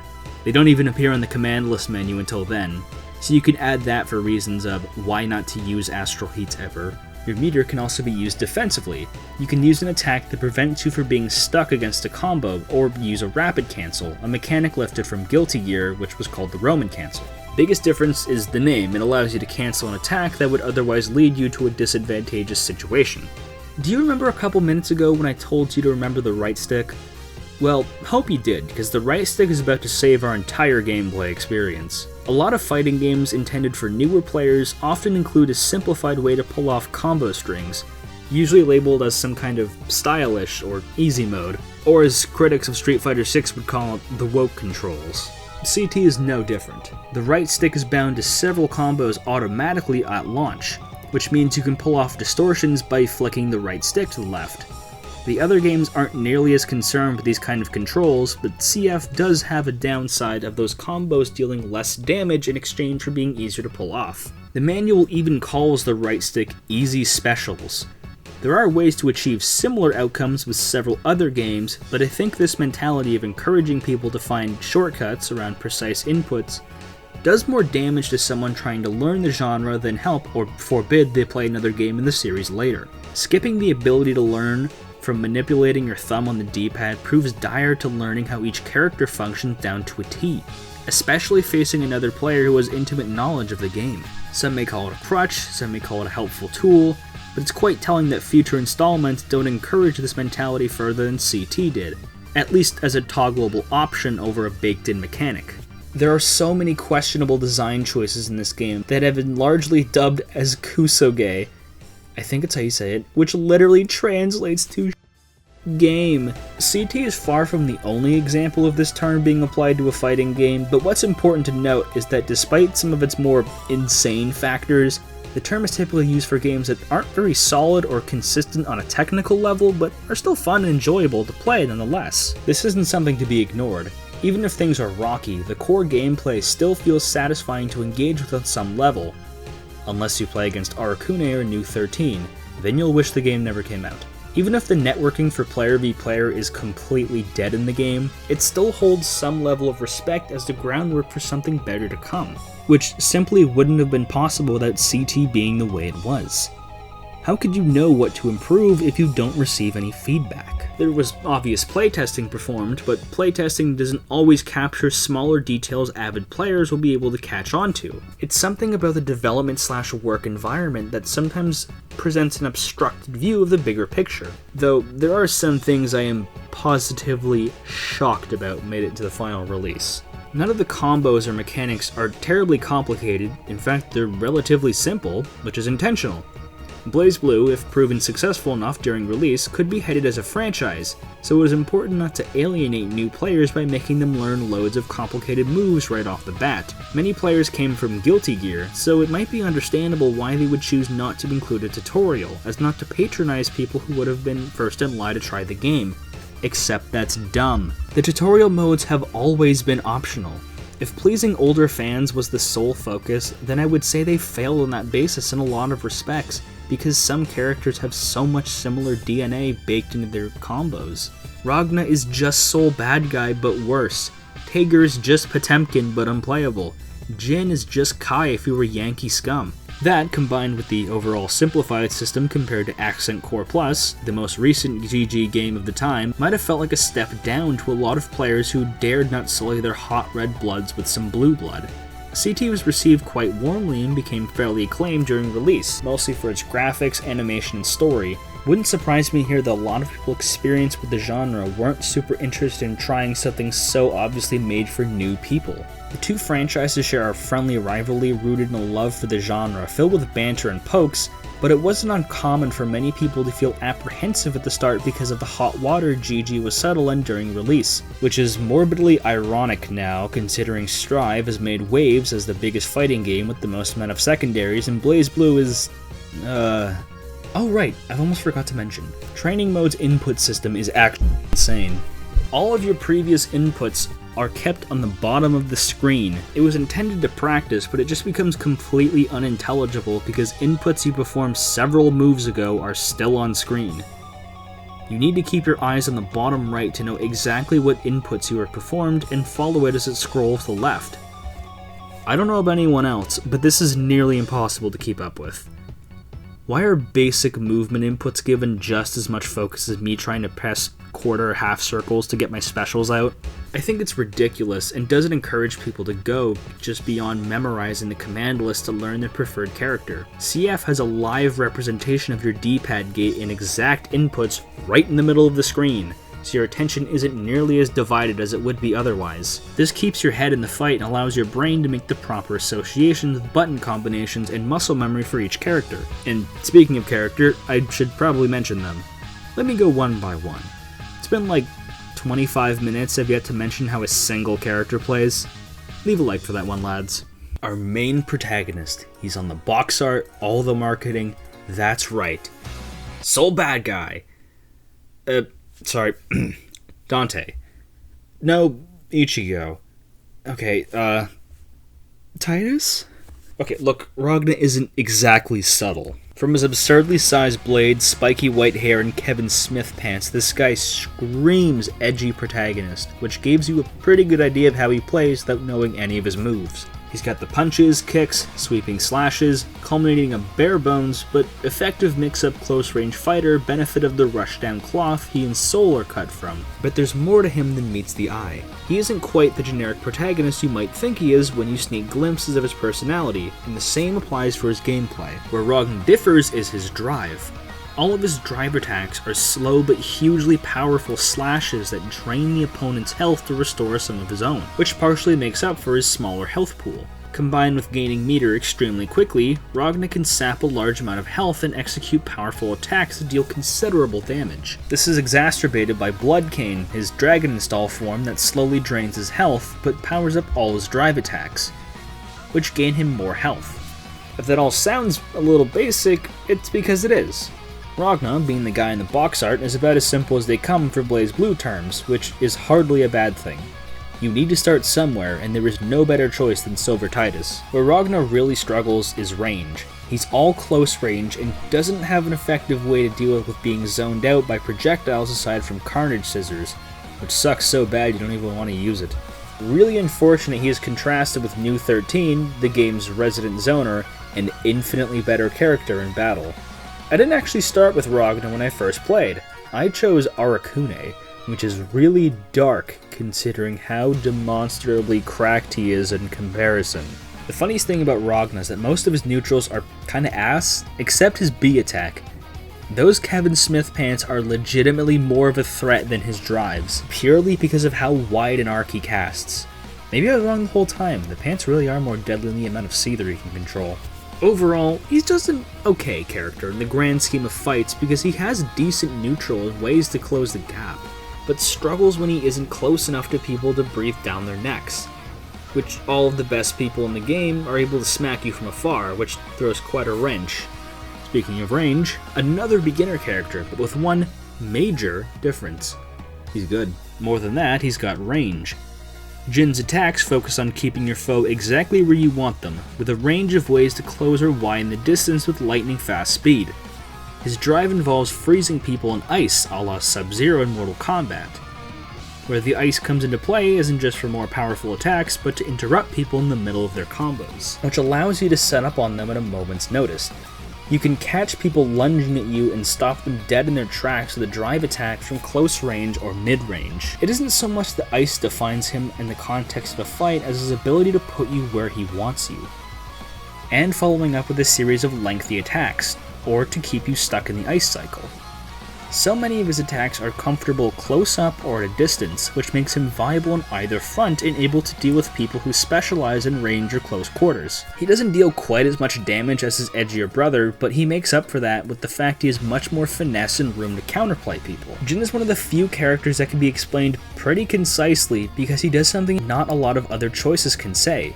He works properly and has ways to not get instantly flatlined when taken out of his comfort zone. A lot of these overviews kind of tend to be me explaining the weird quirk each character has, but Jin is fortunate enough not to need that. Dustloop says it best, Jin is just plain good. I struggled to write anything down because it took me a lot of practice to understand what Noelle was all about, but I think I got it. Despite her gun show, Noelle is pretty adept at getting in your face and rushing you down, but how she does it is entirely centered around combos and chaining. Her attacks are close up and can be very quickly merged together by using her drive, which allows for a variety of different moves to come out very quickly and easily ensnare your foe inside for successive hits. Chain Revolver leads into one of 4 different moves that can all end with a special move, with one huge catch: she can't do it in the same move twice in a row. This might seem limiting and it can be very much exploited, but this is the genius of it all. You can very rapidly lean into an attack that catches your foe off guard. There's only so much preparation someone can do when bracing for several different kinds of attacks at once. Going drive is a big warning to your foe, but how that warning turns into an active threat is up to you. Noelle tends to throw people back with a lot of her attacks, which combos beautifully into her distortion attacks, which can be inactivated in midair or standing. I have to apologize for my less than stellar gameplay here. She was probably my least favorite to play preference-wise. You're gonna have to take my word on a lot of the more advanced tech she's capable of, more than skilled players can achieve. So what makes her that much more of an effective rushdown compared to Ragna? She's honestly just more competent with what she can do and quickly perform than he can. Despite having such an embarrassing neutral ability, she doesn't entirely need to use it to be effective. Mix-up just comes so naturally to her that combined with her surprising ability to zone you out with some projectiles, and sometimes just delete projectiles because of Kusoge programming, and being quick on her feet, she's a delight for skilled players who like to keep people on their toes. If you had to give someone just one example of how unique and interesting the drive mechanic can be, I'd point to no better candidate than Rachel Alucard. Her drive is not an attack, it's the wind. By pressing D in a direction, Rachel can blow a gust of wind to carry her in whichever direction you'd like. That sounds like something only useful as an escape tool, but where this drive really shines is how it intersects with the rest of her set. Many of her inputs put out the same effect but with different ranges. She has this one move where she launches a projectile that turns into a lightning rod. This is the setup. The payoff is when a different input can electrocute the rod, and you can launch it at 3 at a time. See where I'm going with this? You can use the wind to directly push people onto the rods to achieve maximum damage, but that's only the start. You can blow your people into yourself and hit them with surprising amount of high damage neutrals with interesting range. She has a tremendous number of ways to defend herself at a range and instantly change the flow of battle how she pleases. But As you would have guessed, this requires quite a bit of setup. She's hardly defenseless without her rods and electric frogs, but many of her strongest qualities come from clever timing and setup. Otherwise, she's vulnerable to being rushed down and folded like laundry. Such is the punishment for someone with spectacular zoning capabilities. The drive mechanic is so fantastic because of this reason. Hers is not an attack, it's entirely support that can intersect with such creative input. And creativity is the name of the game with her. Her animations for attacking are completely absurd in the most pleasing way possible. What makes her easily one of the best characters in the game is that her setup isn't complicated mechanically, but requires a lot of knowledge of the opponent's moveset and how to directly avoid or exploit it, to begin throwing random Halloween objects and being the architect of their downfall. There's a fairly substantial barrier to entry with this character, but not one that requires you to trade your soul for. Those characters will come later. With a resoundingly solid moveset and insane potential, it's no secret why Rachel is such a powerful pick and easily within the top 5 of this game. Honestly, the only reason why she isn't any higher is because the very best of this game are legitimately broken from a mechanical standpoint that makes fighting against them sometimes literally impossible. I'm going to be transparent, I straight up don't know how to describe Taukaka. I mean, I do, but not in the gameplay sense. When I started using her, I was beyond confused when I tried to find info on Dustloop. This was the only info I could find, so I was a bit of a loss. I have experimented with her somewhat in CF, and she's fairly comparable in both games, so the same characteristics can apply. Tao is described as a hit-and-run character, and I really think that fits. Her agility is absurd. It's completely insane. She can triple jump, for crying out loud. She shreds people up close with her massive claws and has a couple projectiles in the form of rotten apple cores. But what she specializes in, or specializes in quotations mind you, is being an absolute headache to deal with. By design, she darts all over the place with her drive, which is a pretty basic pouncing attack, but be warned, this kitty has claws. Given her mobility, the pounce will combo into basically anything given someone can keep up with her demanding agility by putting in the exact inputs to fling people around like ragdolls and abuse her obnoxiously funny mix-up ability of hitting people high and low at a moment's notice. The problem with Tao is just trying to do all that and not get hit, because it's really easy to get hit. A lot of Tao's attacks do some dummy damage, but they slow all hell, which leaves you pretty open to getting your grill rearranged. For someone not taken very seriously, there's a surprising amount of handiwork required to hit the same high as a lot of characters who can do more naturally. Does this mean there isn't a reason to play Tao compared to others? Well, I can't say for the context of other games, but she still packs a pretty good punch in CT. Her mobility allows her to bypass a lot of the more frustrating zoning moments in the game and avoid being clobbered by characters like Tager, implying Tager is capable of doing such a thing though.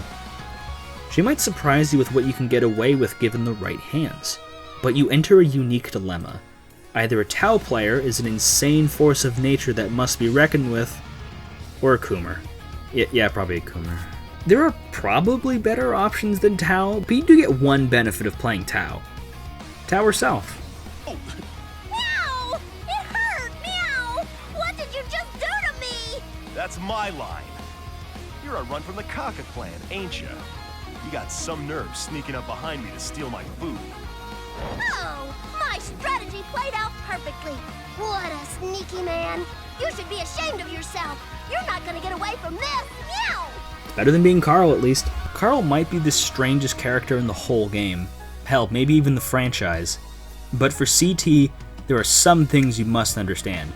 Carl is what's called a puppet character, someone whose inputs control two different characters. Those playstyles wildly range between games, but for Carl, this means his drive all relates to the big robot lady doll he lugs around. His attacks don't deal a lot of damage, and he focuses a lot on positioning. He has a sort of shadow step to fling himself around to get into doll position. His drive involves her slowly clunking to the opponent and dealing shockingly slow attacks that don't deal much damage. His most powerful inputs involve using her big gorilla arms to manhandle people, at least on paper. In practice, you probably aren't getting caught with how slow she stumbles around the place. Even more fun, you had better get out of her way as Carl, because if you stand in front of her, you can completely muck up your distortions, which are more of their big gorilla arms slapping around. At least you can get her to teleport back to you if you get too desynced. Be careful not to spend too much of the meter, or else she goes inactive and you're really in hot water waiting for her to be used again. So this shouldn't be rocket science. He's a defensive character with very little ways to deal substantial damage very quickly, and more vulnerable than available to attack. It's not shocking to find out that Carl was not just bottom 3, but considered in the worst character in the entire game. That is, Carl is pretty light, which means he has some mobility. So what if you were able to combo your foe into the air with basically anything at all? Remember to position the doll. Simply jump up and air grab them, then have the doll perform the 8D move, which you press by pressing drive plus up, and congratulations, you have just won your round. All the footage you'll be seeing of this is from other people, because if I play this character anymore, I'm going to drown myself in the Ottawa River. For some reason, for some godforsaken reason, this single clap move is completely unblockable in the air, even against barrier. The mechanic intended to block just about everything. The enemy can do literally nothing as you continuously grab them in the air and clap them up. This is called the clap loop, and because of this exploit, Carl's actually top tier. Literally nothing else matters in his kit. Whatever method used to grab your opponent in the air works, and you will instantly win, as long as you aren't playing against a skilled Rachel or any form of Arakune ever. Without this exploit, Carl is the worst character in the game. Actually getting to pull it off isn't insanely difficult, but it is pretty damn stale for a one-trick pony. And I'm not playing arcade mode like that. I'm not doing it. I refuse. I'm just grabbing clips online for everything I need. I am not engaging with this dookie-ass character. If it's any solace, Carl gets some retribution by being a monster in a lot of future games. He is horrifying to fight against in CF. Past this point, I must issue a warning. I think there's 2 more normal characters. Normal as in not insane from a design standpoint, in a way that makes them broken to fight against or play as, but there are so many that are. Let's get the regular ones out of the way. Provided you aren't too distracted by her immaculate sprites. By that I mean her entrance. Holy moly, that flip looks cool. You will find that Lychee is a very strong pick suitable for a variety of situations who isn't too hard to pick up at first and flourishes in fights when you get the hang of her. Her central gimmick is being able to switch between 2 different playstyles. With her staff, her attacks are slower but have a lot of range. Dropping or throwing the staff with her drive shortens your range, but you become dramatically faster with nearly all of your attacks. It wouldn't be totally inaccurate to say that you would need to learn about 1.5 of a character, because so many of your attacks change properties with or without the staff. The main advantage of this is being unpredictable. Flinging your staff or using it as a mobility tool at a moment's notice to apply a huge amount of unpredictable pressure on someone. Just as your foe might be getting used to your increasing speed, you can fling back to deal some chip damage, and you can keep them at a distance and deal devastating attacks from a new range. Her specials and distortions are no different, usually targeting people from a safe distance, which you can become closer by using her staff. The unpredictability and ability to switch on a dime makes her a fantastically powerful combatant, but not without huge drawbacks. The main one being the barrier to entry. Her inputs and ability to change stances comes from a lot of practice that other characters don't always require. Not having intimate knowledge of how she plays pretty soundly leads to having your ass kicked on the regular. Positioning is something you must be keeping track of. You have to make sure you can be in the most optimal locations for your shifting your moveset, and making sure your most powerful moves will deal maximum damage. It's something added with the staff, but might seem so strange to think of your setup and have to execute around that, on top of defending yourself while doing so. She's different enough to feel distinct for such a familiar playstyle as a stance. Even basic executions and attacks still feel fun and exciting. She's definitely one of the more involved characters that requires a lot of skill sharpening to use effectively, but it certainly is rewarding. My gameplay and explanations do not entirely do her justice. I highly recommend you check out with experience someone playing her. I ran into a very funny issue with Bang on CT. His Dustloop page just says unplayed character and Bang does not function. If you've ever faced him in arcade or story mode, you might be inclined to agree. because the CPU has absolutely no idea how to play Bang. But there is some interesting tech you can do with him. I'll try my best to explain. Bang is another rushdown character with great agility. What makes him so different is the plethora of unique mechanics he has to work with. Near his drive bar are 4 icons. This is where he shines. All of his drive's attacks are slow, but act as counterattacks that can combo with different inputs. Your drives all spell out Fu Rin Kazan, but to explain that, I need to explain nails. Nails are the numbered objects that Bang has. He can place them in the air or ground, and they accelerate him extremely quickly in a specific direction. He has to place them quite carefully to position himself in the way to deal damage and then quickly out of the way. Fu Rin Kazan is a super state that allows Bang to have nail tier dashing whenever he wants.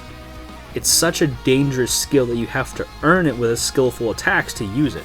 No other character in the game operates like he does, and to achieve his most optimal playstyle, it's incredibly unique how interestingly his drive intersects with limited nail resources. You have a lot of management on your plate when you're focused on attacking, using nails and getting all the kanji filled out. Aside from his little area denial nail attack, he's a close quarters fighter that takes time to set up, but when you do, it is curtains for your foe. Is what would have been said if anyone actually played this character. It's not so much that Bang is a bad character, but his demands are simply too costly to compete against characters who don't need nearly as much. What he can achieve is very impressive, but only the highest scale of that is actually poignant. Actually getting there and getting a bogged out because you have to spend a lot of time trying to counter opponents and dance around them. So those were the normal characters. Past this point, we were about to cover characters who are so baffling from a gameplay perspective, so insanely programmed, that you might need to get a drink to get past this point. Are you prepared? I hope you're sitting somewhere comfortably. Alright, let's get the most insane choice out of the way. You know how I often give characters a basic archetype description like Rushdown, Zoner, etc.? You know what Arcune is? No idea. I don't know. Trying to describe it in words doesn't do any zany animations justice. Arcune is supposed to be a slow fighter focusing on close range, I think. What he ends up being is having just about every base covered with a plethora of insanely good moves. He can go invisible, just because. He has plenty of aerial cover damage due to how slow his air dashing is and covers a lot of screen real estate. He can straight up go underground and completely bypass any moves. Blocking. Who needs to block when you can go under and over basically anyone in the game? Trying to hit Arcune is incredibly difficult, but he can hit you pretty easily with a huge swath of far-reaching and high-damaging moves. But what's his drive? That would be Curse. Curse places a sort of status effect on the opponent and makes bugs flock to them once you release any of the other attack buttons. These bugs deal damage and tend to interrupt people when they just try and play the game. How does one activate Curse? Any drive moves. Literally any of them. I'm pretty sure blocking activates it sometimes too. Unsure if that's a bug or a feature. If that hasn't set in, let me explain further. Being cursed means bugs can fly from anywhere and attack you wherever Arcune wants. And all he has to do is use any of his drive attacks to apply it. This ability was absolutely crushing to play around for years. Imagine trying to play the game as literally anyone and instantly getting cursed and you'd have your health drained in an instant. It's not even just curse. His normal moves are considered powerful too. Putting both of those together, he just shreds your health and you've got nothing left to give. All the other best characters in the game have pretty small health pools too by comparison. Unless you're using someone like Hakumen, which, no you aren't, you're gonna get grinded instantly. Surely Arcune has a weakness, right? Like he's really slow or has no health or some obvious drawback to his awesome power? No, not really. Some of his ground movement is sluggish, but he doesn't need it. His aerial abilities are so absurd that you can just be as comfortable in the air on the ground playing anyone else. The only real drawback that prevents him from being an insta-win character is that a lot of his buttons and more abusive tactics require some timing and skill. You can probably win by button mashing, but skilled players have long since suffered the days of playing against this monster, so counter strategies to take him down have been in circulation for almost a decade. Not that anyone still learns strategies to play through that game.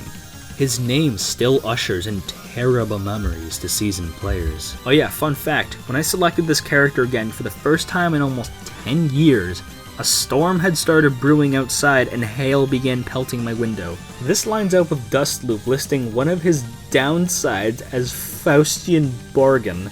You don't even need to use distortions. They're really good aerial damage, but damn, you don't need all that when he's as strong in the air as he is.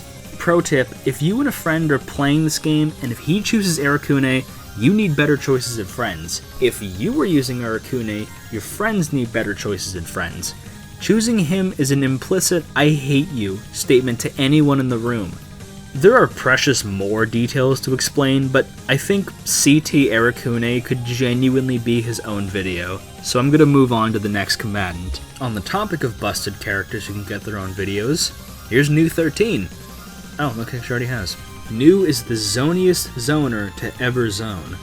Normally, zoner characters don't tend to be at the very top of a leaderboard, either because they weren't designed to be that powerful, or something not intended by the developers, like a move not functioning correctly. With her, I'm really not sure if they playtested.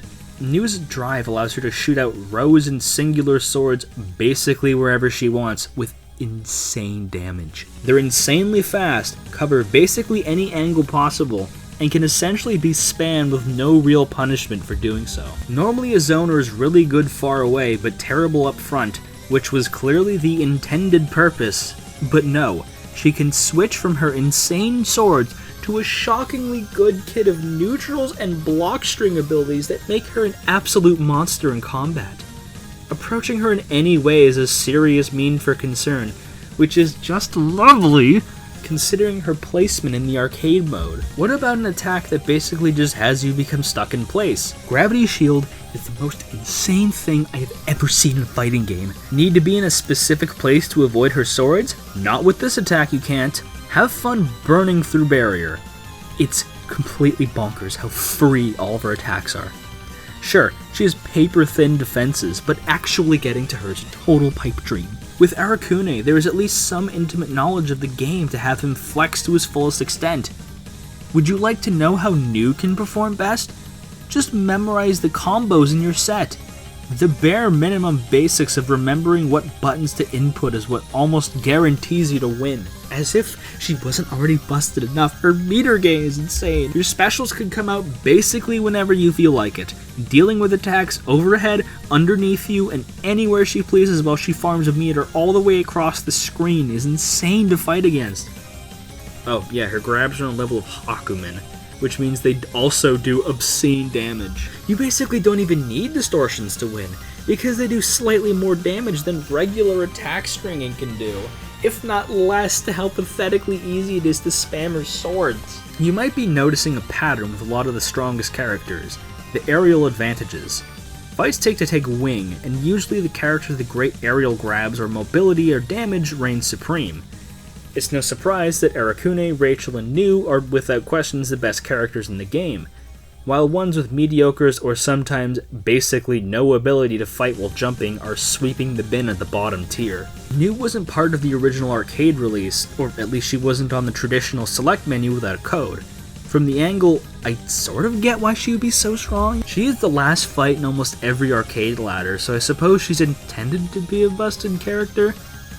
I have some theories that poke holes in that statement when I move on to the arcade mode segment, but hold on for that for now. One last thing about New is that she was never this strong again. Blue Team knew what they concocted something diabolical when they designed her moveset, because one of her only 2 cons listed on Dustloop is talking about how crummy she is in CF.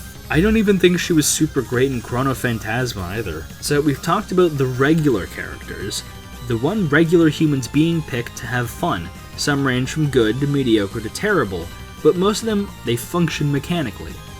Except for Carl, whose only reason to be good is a borderline exploit. We've now finished talking about the very best characters in the game who have flourished from questionable game design. But questionable game design is a two-way street. You can just as easily have a character who is totally quashed by that design to the point they become unusable. Lucky for us, we have 2 prime examples of that. Let's start with the second saddest character in CT. You might be surprised to see me describe Hakumen as terrible, given how much insane damage he deals in the arcade mode, but believe me when I say, you have been misled. You are fighting a super-powered version of Hakumen that isn't comparable to his actual in-game stats. His shocking damage comes from a huge, monumental flaw. Everything else in his kit is terrible. Horrific, even. He has the second worst mobility in the entire game, which leads him to take a lot of damage literally anyone else can avoid.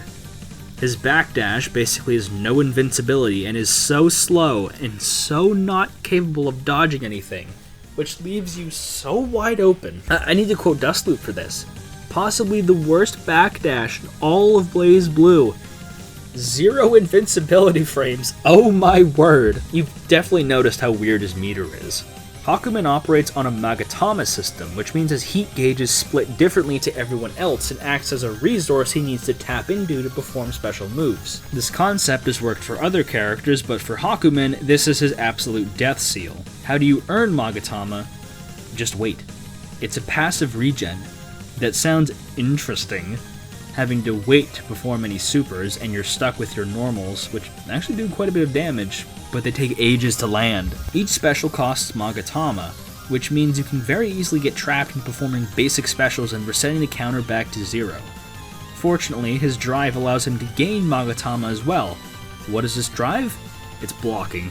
Not just blocking, this drive allows for a block to counter system that deals the decent damage and earns more resources.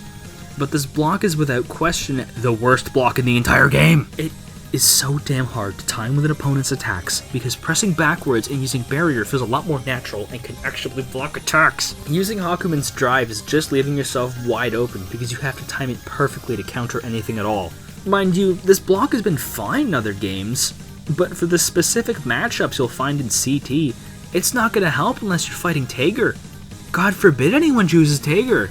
When he's able to open a full Magatama slot, his distortions are very powerful, but still underperform. Flicking the right stick left leaves a huge slash that can take a third of your foe's health, but all they have to do is block it, which is piss easy to do. His entire playstyle revolves around waiting.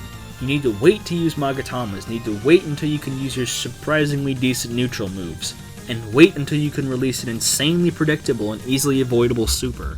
The funny part is that basically none of it works, except for his neutrals, but still best used as retaliation instead of being an active aggressor. Not like he can catch up to anyone to try and be an aggressive, mind you. You only really have one playstyle. Wait and do chip damage until you can unlock more moves. It would be a real shame if these unlocked moves were also bad. Well, would you look at that. Just about all of them are extremely awkward and sluggish, except the dash, that was pretty good. Not even worth talking about his special state. Actually getting to this point is straight up not worth it, or even possible at times. It's such a shame. He has a pretty solid kit on paper, but just about none of it works in practice. It's really embarrassing how the only way to win against someone who knows how to block and counterattack is to basically beg. Also, he cancels into just about nothing, which is hilariously grim. But he isn't the worst character in the game. Would you believe me if I told you there was someone even worse? Ladies and gentlemen, I give you. Hey guys, I'm not doing this video anymore. Playing Iron Tager makes me want to die and stop the video, so I decided to take a break and go outside. Here's some photos of me outside remembering the sun exists. Hope you can understand.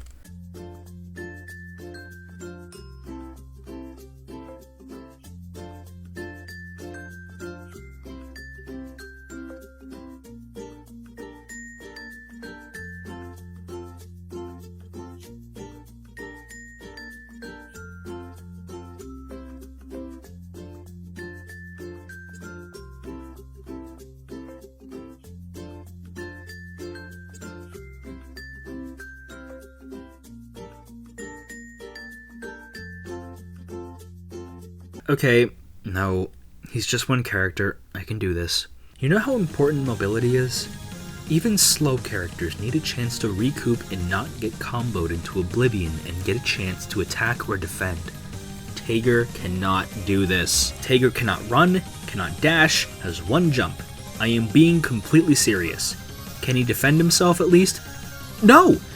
This big lug is so huge and so wide that he takes stray damage just by being chosen as a character. Look, I think we can all assume he was the grappler of the roster.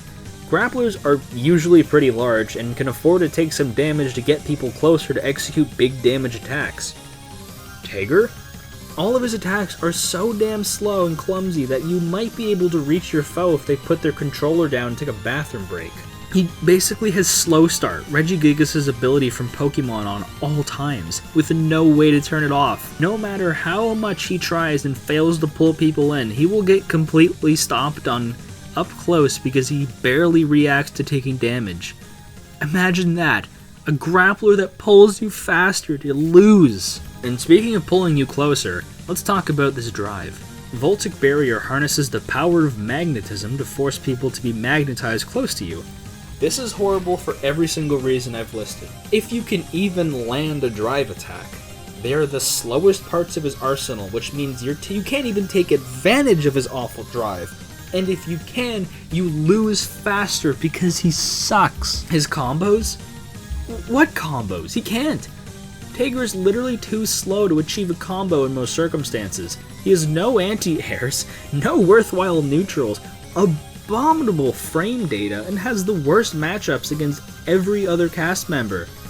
Maybe except Hakumen. Maybe. I am being completely serious when I say this is not exaggerated. Do you want to see his only pro listed on Best Loop? Can still win. Is the only positive listed. And even then, the win condition becomes within grasp when you're fighting against low-level AI players or a decomposing corpse. And I still might be betting on the corpse to win if you whiff too many sledgehammers. Every mad or strange mechanic goes against Tager. He benefits from literally nothing in the game. No amount of invincibility frames or defenses or blocking will make this character usable, worthwhile, fun, or interesting. It is ludicrous to imagine how this character exists and was deemed A-okay to be put in as is. It's mind-boggling. Now do you understand why I decided to not do this and go outside? So, that's about every character in CT covered. You have definitely noticed how many of them are strange. There are plenty of weird and puzzling mechanics put into the game, where some characters benefit tremendously from and some don't. I hope you're able to remember all these when you play your favorites, and remember how to counterplay everyone else, or at least the most commonly picked characters. CT's smaller cast has the advantage of not having to cram every hit and hurt box of everyone immediately. 12 characters is a pretty good starting size for a game released in the late 2000s, but when you start setting stipulations on the roster, you will see how much less variety is. Suppose you were playing with a friend on the couch and the both of you agreed to not picking a character who is absurdly overpowered or underpowered, either through questionable game design or exploits. There is a difference in that, and just strong characters in the latter typically have balanced movesets and defined playstyles that don't rely on said Kusoge mechanics. This means Arcune, Nu, Hakumen, Tager aren't being selected, and maybe Carl if you can't come to an agreement on Claploop. This would leave you with Ragna, Jin, Noelle, Taukaka, Lychee, Bang, and Rachel as your cast, which means if you want close range choices, you have to choose Ragna, Noelle, or Tau. If you want more range, then Lychee and Rachel. Somewhere in the middle, Jin and Bang. Carl sucks so much ass that if you outlawed Claploop, you might as well not even pick him anyways. A lot of the more usable characters feel very similar to each other, and there isn't a lot of variety. Of course, this is just a hypothetical situation, and most tournaments, even casually, don't abide by that. But it does present a troubling precedent that Team Blue had a tough time balancing and creating the more unique characters in the game. Of course, there is more details to explain about everything. For the interest of time, I have elected not to do so. Both because I am simply not capable of learning an entire roster's detailed ins and outs very quickly, and because you don't have to either. The draw of a fighting game roster is to choose someone who jumps at you, either through the specific playstyle, character design, music theme, etc. Universal mechanics are obviously important to understand, but each character's individuality is much more highlighted mechanically. It's part of what differentiates the series from other fighting games. People usually find their main character choices because of a meme or particular move. What character do I main? No one in CT, that's for sure. Not exactly a huge swath of choices, even less so when choosing one that won't give me funny looks from other people. That's what I have to say about each character. Keep in mind, I didn't get a huge amount of practice against other players because the online's dead and no one sane wants to go all the way back to the first game in the franchise. Historically, most famous fighting game franchises don't start amazing until the second iteration. It's hard to declare something a classic if it can't be compared to itself. Regardless, that's most of our mechanics covered. Let's take a look at what the game has to offer outside of that.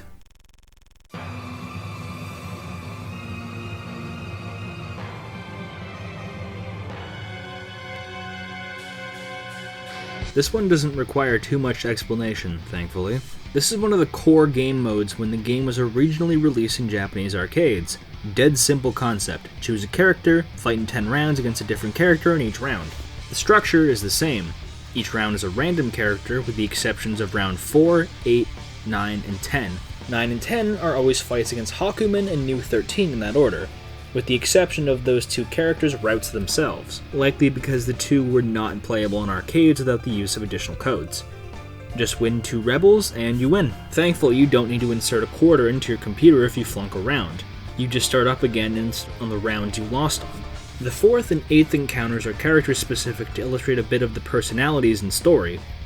Arcade mode does have a fair bit of story significance, but typically only comes during the character's endings, once they beat New. Once you beat arcade mode, you typically unlock a character's astral heat, which means that their special flashy finisher move is not actually available until you beat it, which is an interesting choice. Some characters have their astrals without arcade mode, so I really don't know what they were thinking. It really is just kind of pick and choose. Each character also has something called an unlimited mode. It's just the same character, but all of their stats have been ramped up dramatically. They're faster, do loads more damage, etc. This is typically restricted to local versus mode to mess around with your friends or in training, but you do unlimited versions of characters throughout the story in arcade modes to illustrate how strong a specific character is meant to be, usually in the form of Hakumen or New at the end. Each character has their own ending, and they do infill some of the story blanks, so I'll cover them all. I will also be reading each character's bio from the manual to understand why everyone is in the same location, because if you take one thing away from Blazblue, it is that a convoluted, insane explanation exists for everything, no matter how absurd or minor, and it will come from places you'll never expect. Let's start with Ragna. Turns out he's a super criminal named the Grim Reaper for how many people he mows down with his sword, called Blood Scythe. Yes, his sword has Scythe in the name, because of his astral. Most of the story takes place in one location, the 13th hierarchical city of Kagetsuchi. What is Ragna doing there? Don't worry, you'll find about it in the story mode. No, you don't. Ragna has some serious beef with these places called cauldrons, and he stops for love nor money to get there. He knocks down everyone in his path until he meets New. New is usually an emotionless robot, but changes her personality entirely when she encounters Ragna, and really wants to jump his bones. Ragna is reminded of someone while he fights her, which is a shame because New impales herself on Ragna, citing something about destiny and falling into the cauldron together. Her specific mention of over and over again implies something pretty interesting about the story, but isn't entirely elaborated on until later. Jin Kisaragi is part of the NOL, or Novus Orbis Librarium, often called the Library. They're basically the world government that built all the cities and control all law enforcement in the remains of the world. Oh, yeah, this game takes place in the post-apocalypse. Don't worry about that for now. Jin is regarded as a serious war hero with a personality as cold as the magical blade he wields. But he disobeys orders and heads into Kagetsuchi to find Ragna. You see, Ragna is his brother, and he won't let him forget that fact. Why? I thought that was obvious. To see you, brother! His journey to find Ragna leads him to New by coincidence. He was far more interested in the fight with Ragna than fighting her. Rachel interrupts the fight just as Jin talks about remembering some events from the past. We get a flashback to his memories in the form of a cutscene. Jin is training in the NOL Academy and meeting a young Noelle Vermilion, who reminds him of someone from his childhood, which greatly frustrates him. You'll notice that most characters confronting New doesn't entirely line up. Jin and Ragna's fights take place at different times during both of their respective routes, especially so on everyone else's routes. What gives? Typically, arcade mode isn't considered canonical to the story if the game has a dedicated story mode and exists as a mandatory feature, so people don't freak out. Rather, considering that the arcade ladder is something of an exemplary offshoot timeline for the story. What does that phrase mean, and am I seriously using a phrase as obnoxious as that to describe the most basic fighting game mode? I am. Leave a like for that one. What I mean is that each route can be considered a realistic scenario of what would likely happen if the character were to confront the list of characters that they do in their routes. Character interactions show us great lengths what their relationships are and what the outcome of each fight looks like. For example, Tager and Arakune were friends, or at least alumni at some point, so Tager is fighting him to bring back his employer / What? What the? Okay. I wrote something in the script. I'm like looking at it. I guess I didn't proofread this part enough. So I wrote, Tager's fighting him to bring him back to his employer / mother. Oh dear. I'm so sorry to describe Kokonoha in that way. Oh no. Anyways, the black blobby boy is quite irate and wants to scrap. Arakune escapes under the floor once you win 2 rounds, which lines up with what we know about these two characters. And let's be honest, Tao is not making it to the final boss, but the game is at least throwing us a bone on the what-if scenario. Right, let's move on to Noelle next, shall we? Noelle, like it's implied in Jin's ending, is also part of the NOL, but falls under Major Kisaragi's command. She's tasked with visiting the city to retrieve Jin quietly and get him to stop going AWOL. Based on some words spoken to by Jin when she runs into him, she runs into Hakumen and Nu later. Curiously, Noelle claims to remember an exact scenario like this before, where she confronts Nu. She starts to repeat Nu's robot dialogue towards the end. This has 2 major points I'd like to bring up. Her remembering past scenarios lends much credence to what Nu talked about with Ragna, but the potentially cyclical nature of reality, and Noelle's past and possible connections with Nu, who has connections with a figure both in Ragna and Jin seem to remember, which elicit different reactions. Her final cutscene shows her alone in what looks like a hospital bed, until Rachel appears. Something is very strange and strangely afoot with this rabbit girl, and we don't quite understand. Arakune's route is really funny because his only background is a weird glute person living underground who eats people and Kaka clan members. He literally eats the baby cats of Taukaka people. It's so messed up. Everyone who runs into him is sickened and disgusted, and he can't exactly communicate properly with anyone. He runs into Tager, who Arakune knew before he was a gloop. He gets really upset at Tager's boss, I wrote it correctly, upset at Tager's boss, Kokonoha, and starts getting a whiff of what lies beyond the cauldron everyone's waiting for. Something called the Azure, and Arakune really wants to go inside. His ending is extremely ambiguous. We get a series of voice recordings of an unknown man researching a property known as Seether, which will be a huge recurring topic in the story. His voice begins to resemble the choppiness of Arakune, which implies this researcher is Arakune in the past. But what do we know about this man? We know that he was close to Tager and Lychee, and potentially their boss, Tager's creator, which implies he was a researcher for Sector 7, the counter-NOL branch. Kind of like how the Brotherhood of Steel in Fallout 3 is distinctly their own faction, but fall under the umbrella of something it once was. And on the topic of Sector 7, let's talk about Tager. Tager is an enforcer type of Sector 7 that doesn't question orders. Sector 7 hates the world government the NOL created, which makes him a strange mix of pro and anti-authority. He doesn't care enough to ask why he's headed to find Ragna, just does it. He stumbles from encounter to encounter, being fought against his will and occasionally testing his strength with formidable opponents. Even when encountering Nu, he just accepts he has to fight and does it anyway. Even if he's horrible to play as, his personality will always be entertaining. His final cutscene has him speak to Lychee sometime in the past, and all but confirms that there's some kind of temporal skullduggery going on in this game, and that Hakumen, yes, the playable Hakumen, was inside a time anomaly that preserved him for decades. He is a member of the group called the Six Heroes, who are credited for saving the world when it was destroyed by a horrible monster. You'll see more Six Heroes talk further into the story. For someone who talks about truth, justice, and love, Bang can be a pretty complicated character.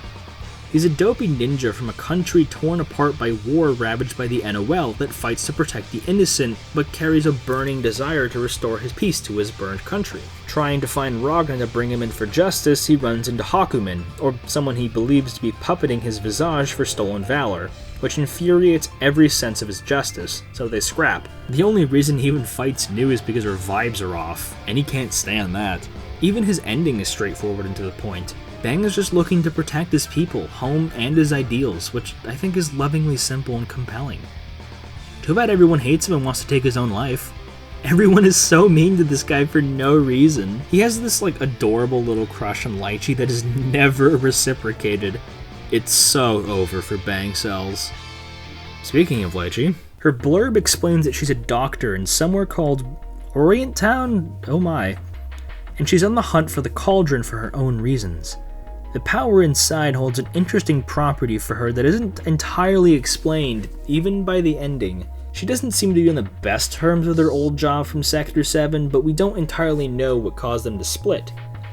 She seemed quite close with Arakune, or whoever Arakune was before he got turned into fried butter. Not a lot of story details to piece together with her latter. Tao Kaka's route is somehow more story-driven than Lychee's. For someone as ostensibly as a joke character as Tao, there's a lot of details revealed during her tenure. Like mentioned, she's a member of the Kaka clan who live underground. Tao is acting as a vigilante to earn money for her clan, but is also hunting Arakune. She briefly fights him and then runs into New 13 because she's bawling.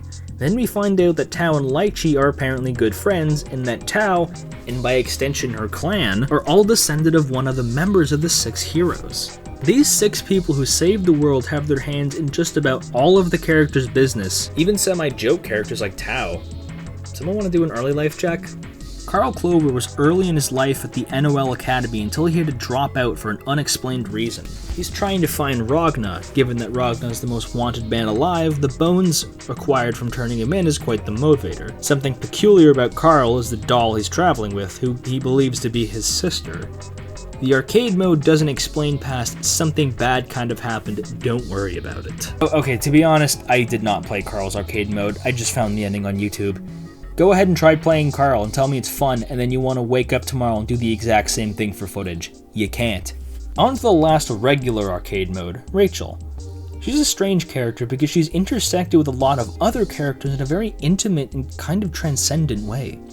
She's a vampire living in a far-off castle with her butler who claims to be in the story because she's bored. But we know there are deeper motivations than that. She knows every other character pretty well, even if they don't have any prior history, and clearly has a knowledge of timelines and intersecting moments in history on a level that far outpaces anyone else's. She's totally aware that her fighting Nu has some kind of drastic effect on the ending of a current timeline. Something like that. Several of the endings finish with some kind of white void or flashing lights that take over the screen. So if we interpret Rachel's words literally, fighting Nu in the boundary somehow ends or potentially resets it altogether. We see Rachel feeling a sense of guilt over consuming someone's blood, while she's in a white room with the child representation of Noelle, which we know from Jin's flashback and with adult Ragna. Her fate is intertwined deeply with these two, despite how much she would never admit it. Hakumen and Nu have different arcade ladders. The former starts out pretty interesting because of what we know beforehand. He was one of the 6 heroes, but the conflict he was involved with happened decades ago, but he's still around due to some time skullduggery explained in Taker's ending. He finds himself both amused and disappointed with a lot of the other casts as he cuts through them. He's got some serious beef with Nu and is surprised to see her show up so early. After they fight, he runs into Ragna and tells him he's going to put him down the same pit as her. He seems aware of the situation because he knows everyone is going to die, but he's a baller and does it anyway. His final scene sheds some light on the situation the heroes had to deal with. A monster called the Black Beast was wreaking havoc across the entire world. It's a story narrated by Rachel and drawn in the same art style as the most chosen one prophecies tend to be, which strengthens the sort of fairy tale feeling of the story. Hakumen apparently appeared out of nowhere, and 5 others just joined suit and fought. They were able to beat the beast, but people didn't like that Hakumen criticized them for something. I don't know what it was, and locked him in a dark room like a child having a tantrum.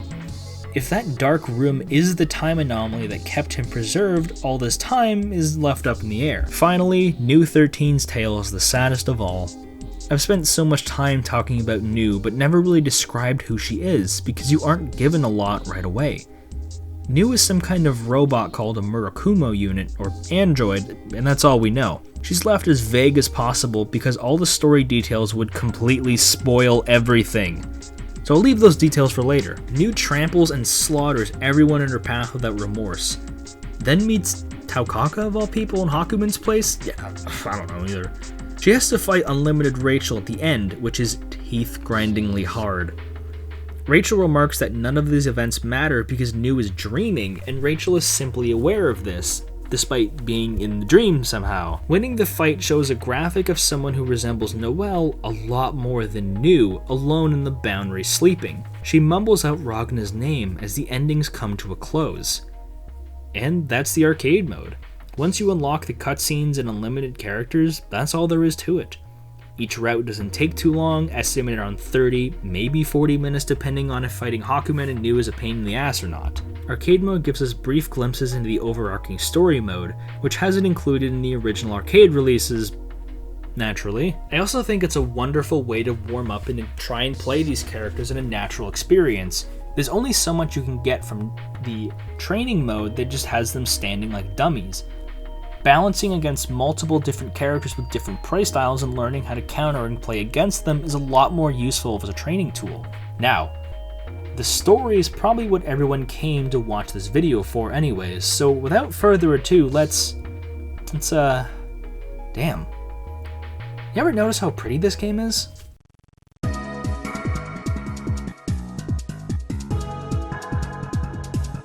I wasn't entirely able to find a preferable spot to put this segment in, so excuse the intrusion, but goodness does this game look pretty. If you've been watching up to this point, thank you if you have by the way, then you will absolutely have noticed the gorgeous details in the character sprites. Sprites are exceedingly common in video games because it was all that people were able to do and make for several years in the earliest consoles. But now since technology has progressed so far, they've usually been reserved for smaller indie titles when the artist can't draw otherwise. It's a common mentality to leave sprites behind for 3D models once you start making enough money, which is a crying shame because 3D models tend to look strange and uncanny only a couple years after release. Sprites are much more dictated by distinct art styles, so they can stay creative and fresh for a lot longer. Luckily for Arxis, Blazblue's sprites are the stuff of legends. Every character has a distinct pose, idle stance, animation style, and general flair that makes them wholly distinct. The way Ragna's blade hangs loosely from his tent pants compared to Jin's careful handling of his blade screams their personalities more than any other description could. Lavish use of smear frames and color are masterfully included for each special attack that really draw the eyes. According to a series of interviews by Silicon Era, there are 5 important methods to getting the sprites to look as good as they do. First is to draw traditional concept art for a character, which includes all of their animation frames. Every single frame of animation is carefully hand-drawn. Secondly, a 3D model is constructed and posed to match the frames drawn on sketch pages. It's curious to see how 3D models are being handled. The art form isn't solely rejected, but instead used for a construction phase for the sprites to really tie together how many different forms of visual art are used to make the game. Thirdly, the 3D model serves as a base for sprite artists to essentially trace over and reference. This is no small task, despite it being tracing. Every frame of the animation on the 3D model is traced over, and that's where the sprite work is born. Thousands of frames painstakingly redrawn with the consistent art style for each character. I could not imagine how teeth-grinding it was to draw sprites for Arcune. Fourthly, heavy focus is given to the light and shading each sprite, which is done procedurally. And finally, they're ready to be implemented in-game. I really hope they didn't get too many things wrong during the process, because they would have to go back to re-spriting, then start again to insert it and check they got each shade of black right for the shadows. The process is tiresome and long, but produces incredible results. Not every game abandoned sprite work in the late 2000s, but none looked as fluid, as fantastic, as memorable as Blazblue's. They knew they got it right the first time because for the returning characters, they reuse the exact same sprites, even if that means Carl never gets to grow up. Could you imagine being the guy tasked with animating all of Jin's ice effects? The sprite work is hardly the only art for the game. The other character renders were drawn by Mori himself along with Yuki Kato. The character select screen especially has a lot of time period charm. The way some parts of the body are stylistically oversized is a super charming feature. Look at how squashed Rachel's face looks, it's awesome. It's very much a product of the time art style. The ending cinematics and character sprites are rendered with a lot more detail and eye for proportions, likely a future-proofing effect because they would use the sprites for the entire length of the franchise.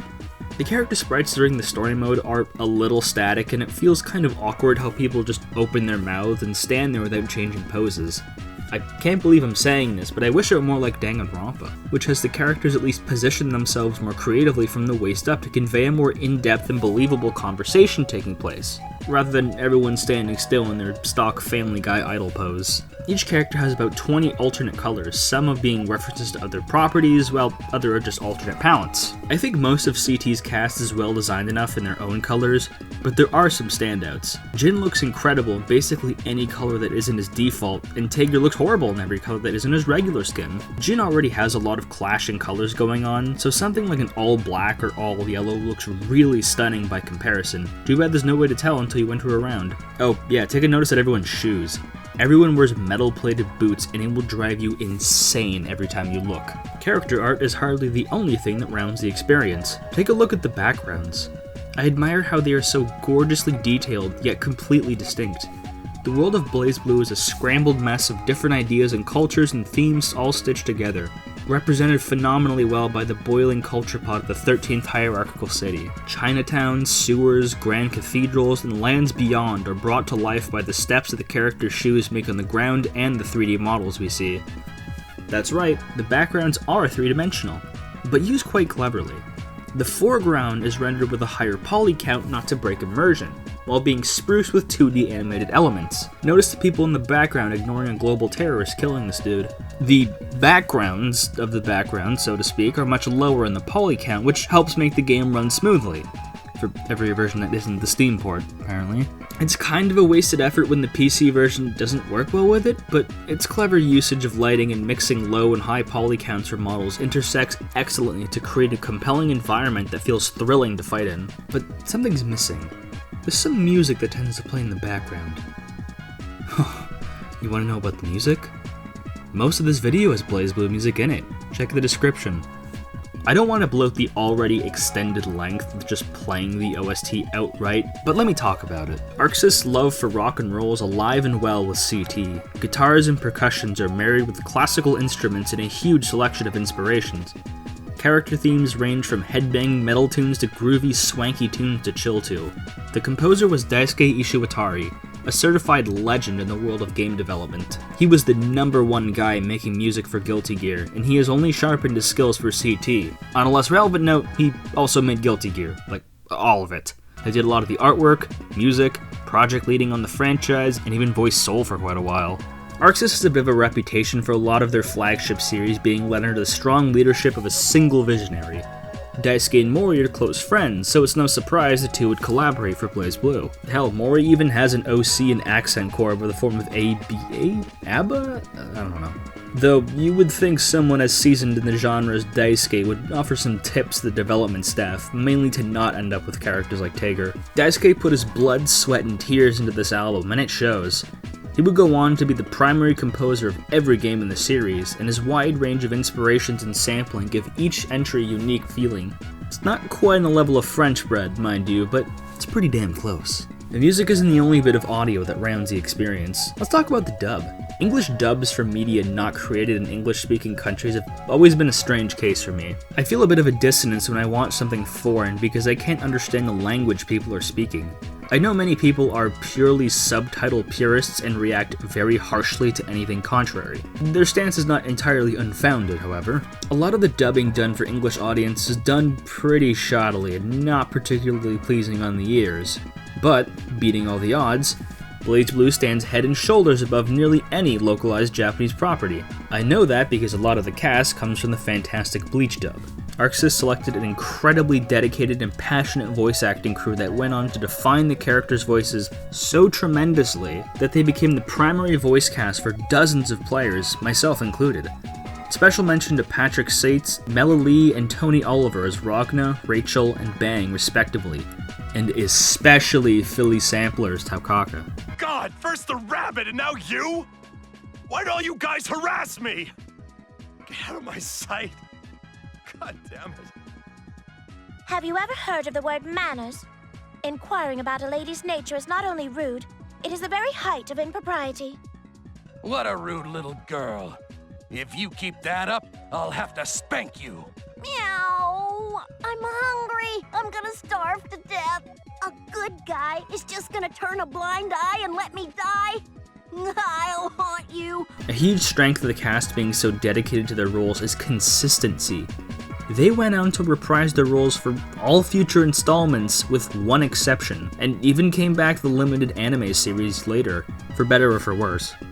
If one weren't keen on the English cast, mind you, they are more than welcome to change to the Japanese voice cast in the settings. I don't watch a lot of anime and I don't know any of the names in the industry, so I don't have much of a comment to make about the Japanese voices. What I can say is that Ragna is voiced by the same guy who voiced Joseph Joestar, so take that as what you will.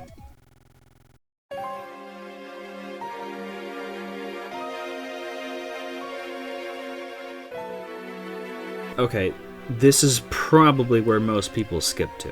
Blazblue's story is extremely complicated, convoluted, and other words to start with C that denote how lengthy and expository it can be. The reason why this video took so long to script and record and to edit is because of this absolutely gargantuan beast of a narrative. It's not so much that the story is extremely long, it's actually fairly concise, but the methods it uses to tell said story is somewhat unorthodox.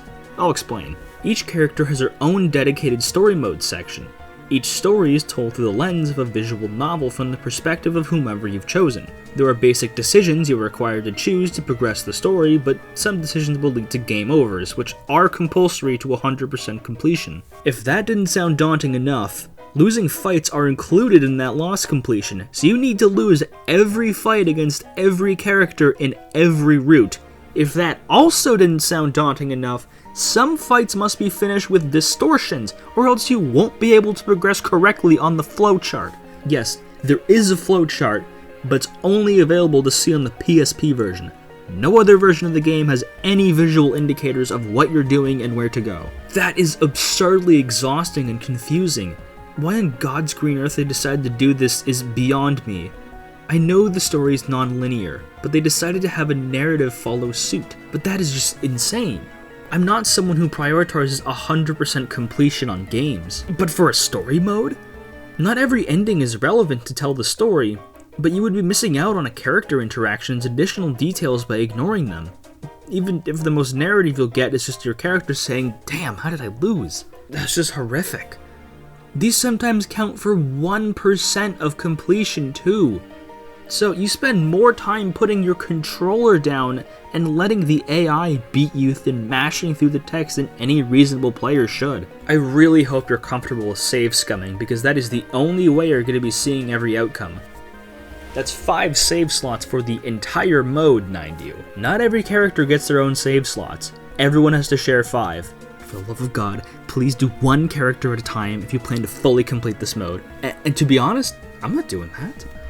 I tried, but having to engage with some of the airtight stipulations you were required to do simply is too much. Doing carnage scissors in this game makes me want to die. I'm not doing distortions all the time. Trying to 100% this mode is about as much fun as putting toothpicks in your toenails and kicking a wall. In order to get all of the multiple endings per character, you need to do so many different routes and decisions and precise actions in battle. What I've done is just start from the beginning and aim for the exact path needed for each ending. There are some routes that require all of the battles to be finished with distortions, and I'm not done doing that. So, when I need to, I'll just be stealing clips from YouTube. Events must be omitted for brevity, but the very small bits of character development are not crucial to understand their motivations or the larger narrative at play. On the bright side, you do not need to do this to achieve the final story section, just complete every character's true ending, I think, and I believe you're good. A very small victory for the sake of my time and hands. Oh yeah, story mode has a bug where no music is played outside the battle. You don't have an ounce of remorse, do you? All right, here comes an iron fist of... Wonderful. Before we begin, it turns out the manual comes with its own prologue that I don't believe is entirely explained in-game. Time to flex my vocal muscles. I'll be paraphrasing to not add just straight 10 minutes of reading off pages. Mankind faced extinction from the Black Beast, which rose from the darkness. Man's time was at an end until the 6 heroes used the long-hidden art of magic to slay the beast. The secrets of magic were shared, and man combined it with technology to make Armagus, which seemed to surpass both. This War of the Beast was called the First War of Magic. Once it was slain, it left bombardments of a radioactive energy called Seether all over the world. Armagus regulation was controlled by a new faction that had formed, the NOL mentioned prior, which ushered a new age of development and reconstruction nationwide. The NOL ruled as a mostly peaceful dictatorship globally, despite the largening socio-economic gap of those who had Armagus and those who didn't. This is where we get the hierarchical cities, which were built on mountaintops to avoid the radiation. Also note that the definitions, I think, change later installments? The system of combining magic and tech is called Ars Magus, while the weapons are called Ars Armagus, I think? Rebels calling themselves the Ikaruga Federation rebelled against the NOL, which prompted Armagus to use against other humans. The Federation was crushed during the Second War of Magic, also called the Ikaruga Civil War, came to an end, which led the NOL to declare that anyone who rebelled again would be instantly killed. We now enter our main story. The dust has settled after the Civil War has been kicked up again by Ragnar the Blood Edge, who is slaughtering NOL armies single-handedly and smashing each city's cauldron, which is their power source. He is heading specifically to Kagetsuchi's because he senses the resurrection of one of the 6 heroes, Terumi. If that sounded wordy and complicated and hard to follow despite being a few paragraphs, because it is. CT, like it handles everything, handles its story very clunkily at the start and expects you to digest a lot of proper nouns and names and locations right off the bat before even starting. I wouldn't recommend having a wiki out because of spoilers, but note-taking is definitely encouraged. Also, I haven't engaged with the game's story mode in almost 10 years, so I'm definitely not remembering everything. I've written a lot of the section of the script as I go, because piecing everything together as you progress is part of the appeal of story mode, rather than a boring, concise, complete timeline overview. I have elected to follow an old IGN guide made for the story mode. It's been preserved on Steam, but following a guide is the quickest and easiest way to consume this mode. I'm not so ready for the journey ahead of me. Like the game mechanics section, I will be dividing it by character for simplicity's sake. After a desynced opening cutscene, we're free to choose almost anyone. I'll put a little notice that tells you which route for each character I'm taking.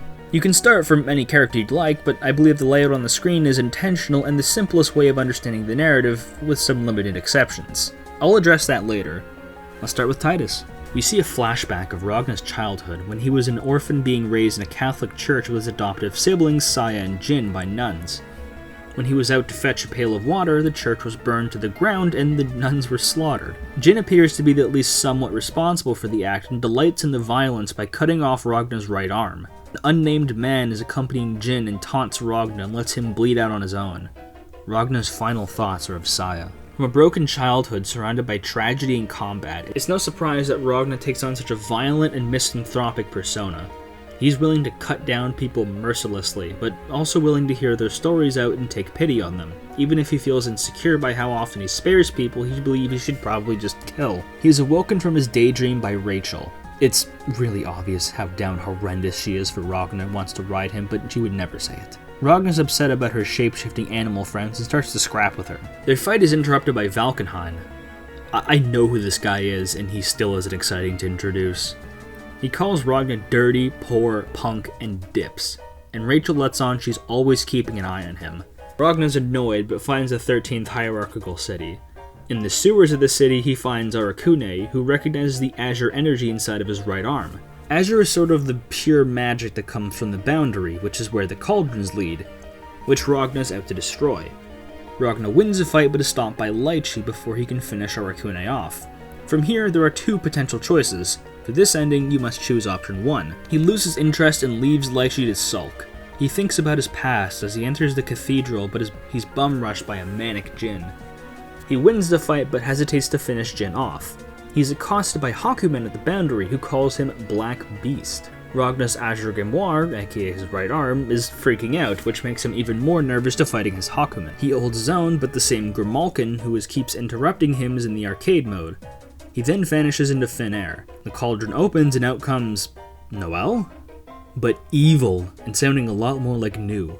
Winning or losing the fight doesn't matter, because both outcomes lead to Noelle grappling onto Ragna and throwing themselves into the cauldron, with Jin not far behind them. Rachel looks on the whole situation with dismay and hints that the world is probably going to be baptized by fire and waits for the next time over. The theories of a timeline reset and Rachel being somehow above it all are all but true at this point. This justifies how each arcade mode story can be considered canonical if all of them were just a potential scenario that got rebooted at the end. For the second true ending, the events play out exactly the same, but you have to finish at least one of the fights between Rachel and Hakumen with a distortion or astral heat. If you do that, New comes out of the cauldron instead of Noelle. They exchange dialogue that's almost one-to-one with Ragna's arcade mode, and the ending is the same, with both of them plummeting inside. Rachel says the exact same dialogue. When fighting Arakune, choose the other option. Ragna and Lychee debate on if Arakune should be left alive. Lychee's heartfelt plea tugs at Ragna and he leaves them be. He runs into two different bounty hunters, Taukaka and Bang, who are both easily dispatched. He finds Hakumen once again, and their fight is the same. Key difference being Grimalkin, or Jubei as his name is, actually appears on screen. He and Ragna have a talk. He sends Ragna back to the restaurant with Tao, and the two dine and dash to avoid paying the bill. Jubei seems to be somewhat aware that we, the player, made some kind of wrong choice in the story, or at least Ragna did, because this is labeled as the normal ending and not a true ending. I'm unsure if this is one that can be considered just as canonical as the least, because the world doesn't end because Ragna doesn't fight New or Noelle, which seems to be the key factor in this. The bad ending has you follow the same path as the true endings, except you must finish with an astral or distortion for each fight. I am not doing that, so I'm stealing this clip off of YouTube. After Hakumen, you confront New, and after a fight, she somehow turns into Ragna? Ragna and New somehow fuse after this battle, which doesn't bode well for Noelle when she arrives. Normal Noelle, that is. Ragna harnesses his Azure Grimoire and becomes the Black Beast reborn and just eats Noelle on the spot. I guess Ragna's a Jinchuruki.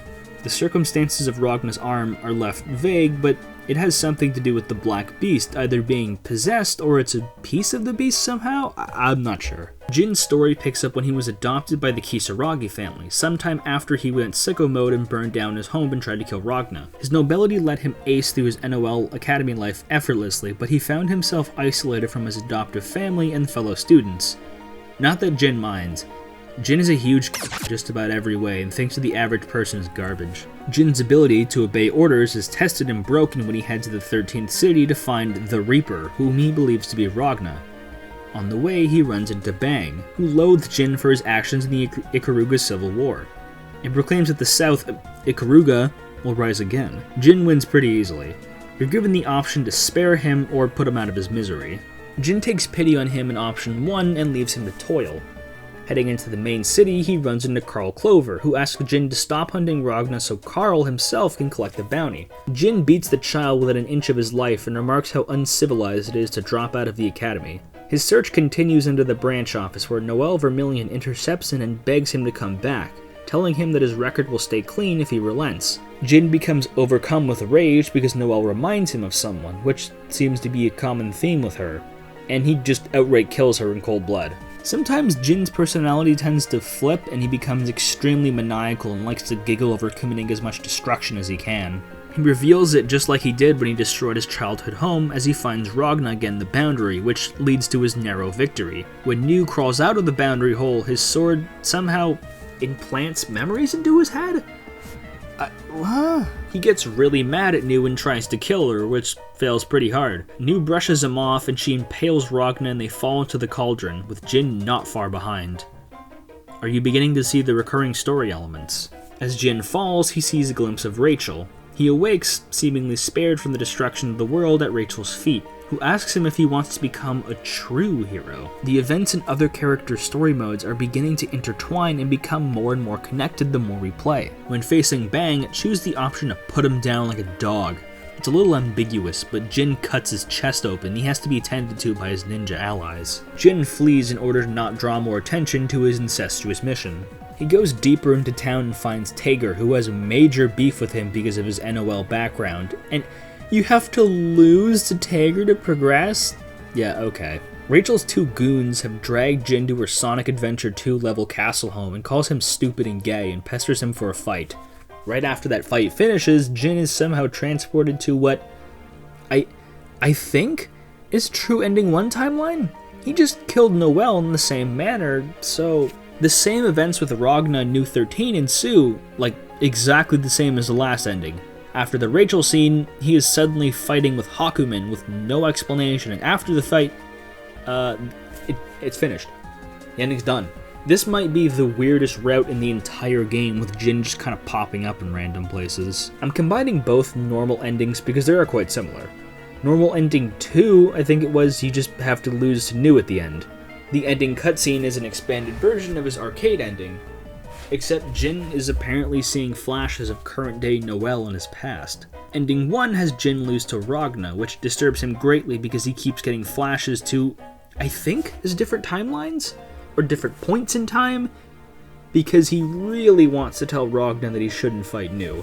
He really wants to tell him. We get a new flashback to his academy life, where Jin has beaten the misogyny accusations by being kind to his childhood friend Tsubaki. He speaks briefly to her in her friend group, which includes Noelle and, Squirrel?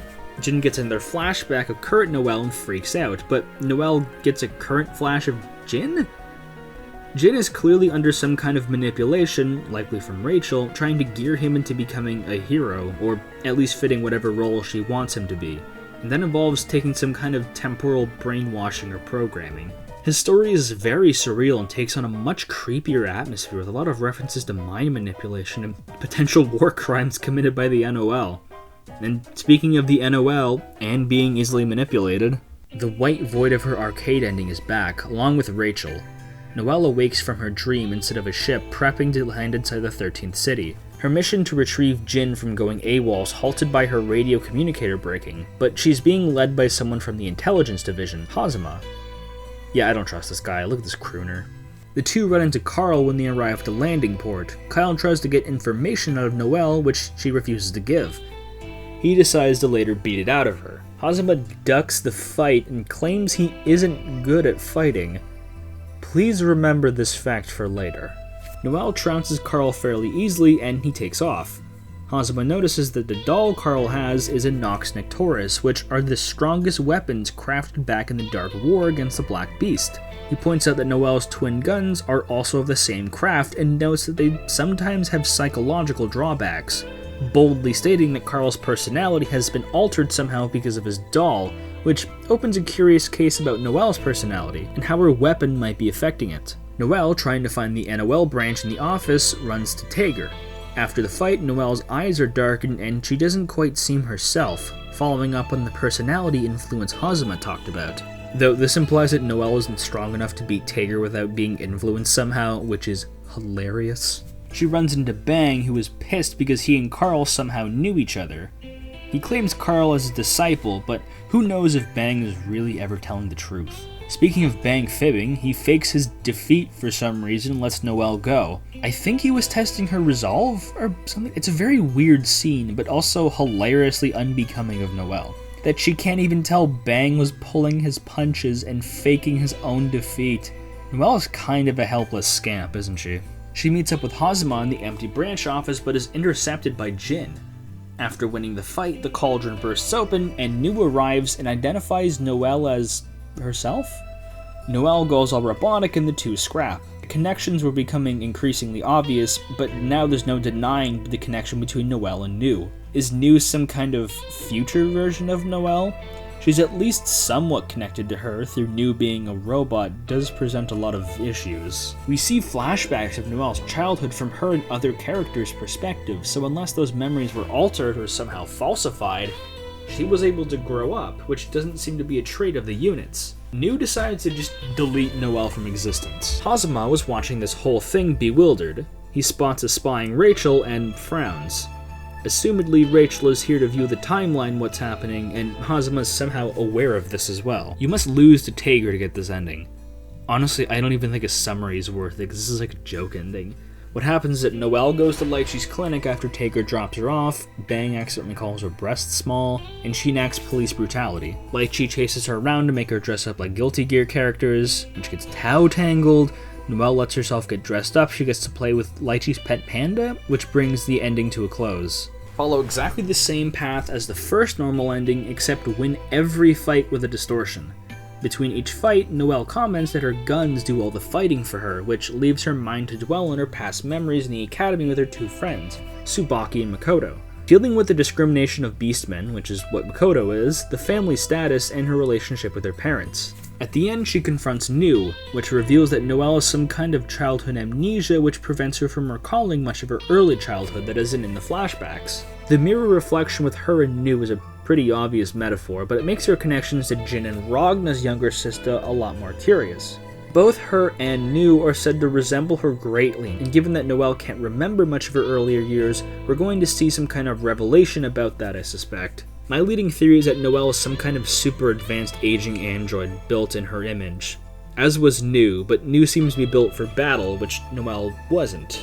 At least not entirely. Rachel is chilling with Valkenheim in her castle in Nowhere Land when she notices an irregularity in the stars, which hints at the world's fiery fate. She teleports away, leaving Valkenheim to his own devices. His alone time is interrupted by some kind of green boy who taunts him about an ambiguous past together. He leaves, and Valkenheim gets an uneasy feeling about Rachel's adventures on Earth. I love the metaphor about stars being used to represent the fate of the Earth. It really adds an extra dimension on how transcendent some characters are from the threads of fate. This route also introduces a new player into the story, this green boy. Rachel teleports into the 13th city, which shocks Carl, who happened to be standing there. He innocuously asked if Rachel was a witch, which offends her greatly. She stomps him out promptly. Carl's doll reacts rather negatively to Rachel, which is unusual because it typically doesn't react to anything outside of battle. However, it may communicate it thinks Rachel is bad news. Rachel wins the fight and leaves the broken Carl to his own devices. This kid cannot catch a break. Valkenheim teleports in and takes Carl to a clinic while having a conversation with the doll, whose name is Nirvana, or Ada, as Carl calls it. I have so little clue what's going on. And speaking of not knowing what's going on, Rachel just teleports into the branch office right after Noelle and Jin got into a fight where Noelle was the victor. Rachel provokes a tired Noelle by insulting her eyes, then her guns, then implies she doesn't have any autonomy without them, which is an eerily accurate prediction given how big of a role they seem to play and allow her to win some fights. She attacks her to prove Noelle has any power to change the outcome of the world, which I interpret to being saving the world and not having everything reset when Ragna and Nu fight. Noelle loses and Rachel snatches her Dracos away. I always thought Noelle was kind of a helpless idiot, but I kind of felt bad for her in this part. So please, give him back! No.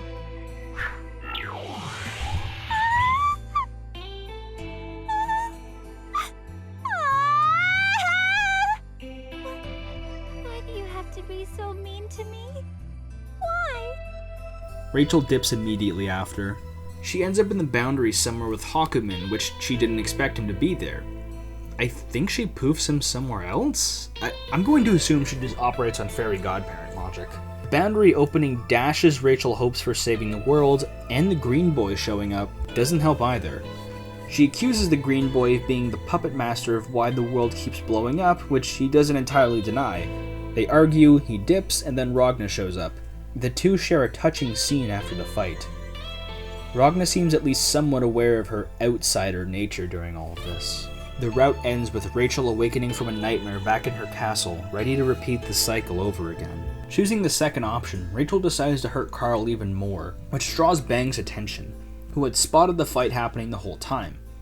She has no interest in him and tries to teleport away, but Bang hijacks her teleporting. They end up elsewhere in the city. Rachel notices that Bang carries a Nox Nectaurus weapon just like Noelle, which means he has an important role to play later in the story, at least according to Rachel. She engages him in a brief fight, then teleports away, but her teleportation is a bit wonky. She is warped into the sewers where one of her familiars is almost eaten by a hungry Arakune.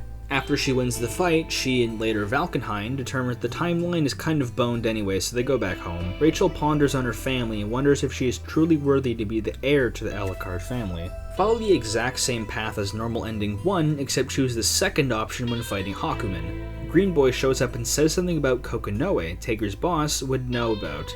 Rachel thinks and teleports away. She bothers Tager to unlock the secret entrance to her hidey hole, which is won in a fight. She finds Kokonoe, who is another cat person, but not as much as a cat person as Taukaka. There's a sliding scale of how furry one is in Blazblue. She tells Kokonoe some tips and tricks for the next time over because she's already out of time for the world's fate. We then find out the Green Boy's name is Terumi, which upsets Kokonoe, who apparently used to know him, or at least knows of him. Observant viewers will remember that Terumi was the manual's prologue name as one of the 6 heroes. So we know that Jubei, Hakumen, and Terumi were the first half of the heroes, but characters like Kokonoe and Valkenheim have unspoken beef with the factions, which really activates the almonds. Rachel narrates that she isn't able to take direct actions on Earth, but rather has to subtly push things in the right direction. Her eyes are on people with Nox weapons, so Noelle, Bang, and potentially Carl, Ragna, and especially Jin. She laments about her fate as an audience member rather than a cast member. This chapter was incredible, so many details were revealed, and we finally got a grasp on Rachel's motivations. God, the joke character gets her own story? Okay. Also, she's tied for the greatest number of endings in the story, and most of them are joke routes anyways. Normal ending 1 has Tao try and find Ragna to turn him in for his bounty. She runs into Ragna, doesn't recognize him. She runs into Rachel and Noelle, somehow. The only thing of note in her first ending is meeting Jubei, who is revealed to be kind of a deadbeat dad to the Kaka clan. The second ending has her fighting robot versions of Tager and herself with no explanation. She runs into Bang, and there's this whole story about her becoming a ninja disciple, then Bang dying, and Tao seeking revenge on his behalf. I straight up don't remember if anything else is different in her third ending to the second one compared to her just trying to eat Bang. The true ending at least has some lore snippets. All you have to do is select option 2 right at the start and you're good. She and Lychee just accidentally run into Hakumen after a brief Arakune squabble. The fact the path to the boundary is just right around the corner from Lost Town where the Kaka people live is hilarious. She runs into Kokonoe for some reason, who tells her that cat people like her are more like cousins in the gross incestuous Kaka clan. Tao is shot down back home and eats a bunch of expired meat. And that's the true ending. I'm serious. I appreciate that we do have a joke character in the roster, but why make her story, which is not meant to be taken seriously at all, a compulsory mechanic to getting the final chapter? It seems a bit silly, no? The Red Devil of Sector 7 was on a mission from Kokonoe to set up a ghetto space-time warp to bring Hakumen back to their lab, as well as to locate the Azure Grimoire, aka Ragna's arm, if possible. He loses connection with Kokonoe and runs into Taukaka. He trots away and walks through the city, only to run into Bang, who declares that his vibes are off and attempts to attack him. Bang is defeated and Tager moves on. In Orient Town, he finds Lychee and considers bringing her to resume her position as Kokonoe's assistant. She tells him to kick rocks, so Tager stomps her out. Their fight is interrupted by Jubei of all people, who tells Tager not to worry about it and to leave, which he does. Inside the branch office, he and Jin square off. They talk about Jin's war crimes in the Ikaruga Civil War, and apparently Jin doesn't remember committing them. Either he's capping, or his memories are being altered or removed of the events. If Tager is victorious, he moves on to the boundary, where he finds Hakumen. Hakumen asks why Sector 7 wants to remove all the Seether in the world, knowing just how much humanity depends on the energy to survive. Tager doesn't know, but he also doesn't care. Winning the fight, we also find out that Hakumen keeps disappearing because of Kokonoe's ghetto teleporter, and apparently she is also a Grimalkin? I don't know if I should consider that an in-game slur or not. Ragna shows up after Tager and just does not care and leaves right away. He gets a phone call from Kokonoe, who is unusually emotional talking to him because she knows the world is going to die quite soon once Ragna's finished with his business at the boundary. Following the exact same steps as the true end, but just lose to Jin. Their fight is interrupted by Arakune for some reason. Jin takes off and Tager scraps with the Blobby Boy. Right after the fight, the Black Beast awakens and just eats Arakune after the air, and presumably Noelle if it follows to the same timeline as Ragna's bad end. This came the hell out of nowhere and it's awesome. All you need to do is finish Bang with a Distortion or Astral.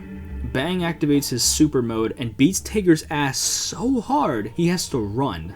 After being repaired, Bang finds Tager again, but Kokonoe installs some upgrades and turns him into Golden Tager.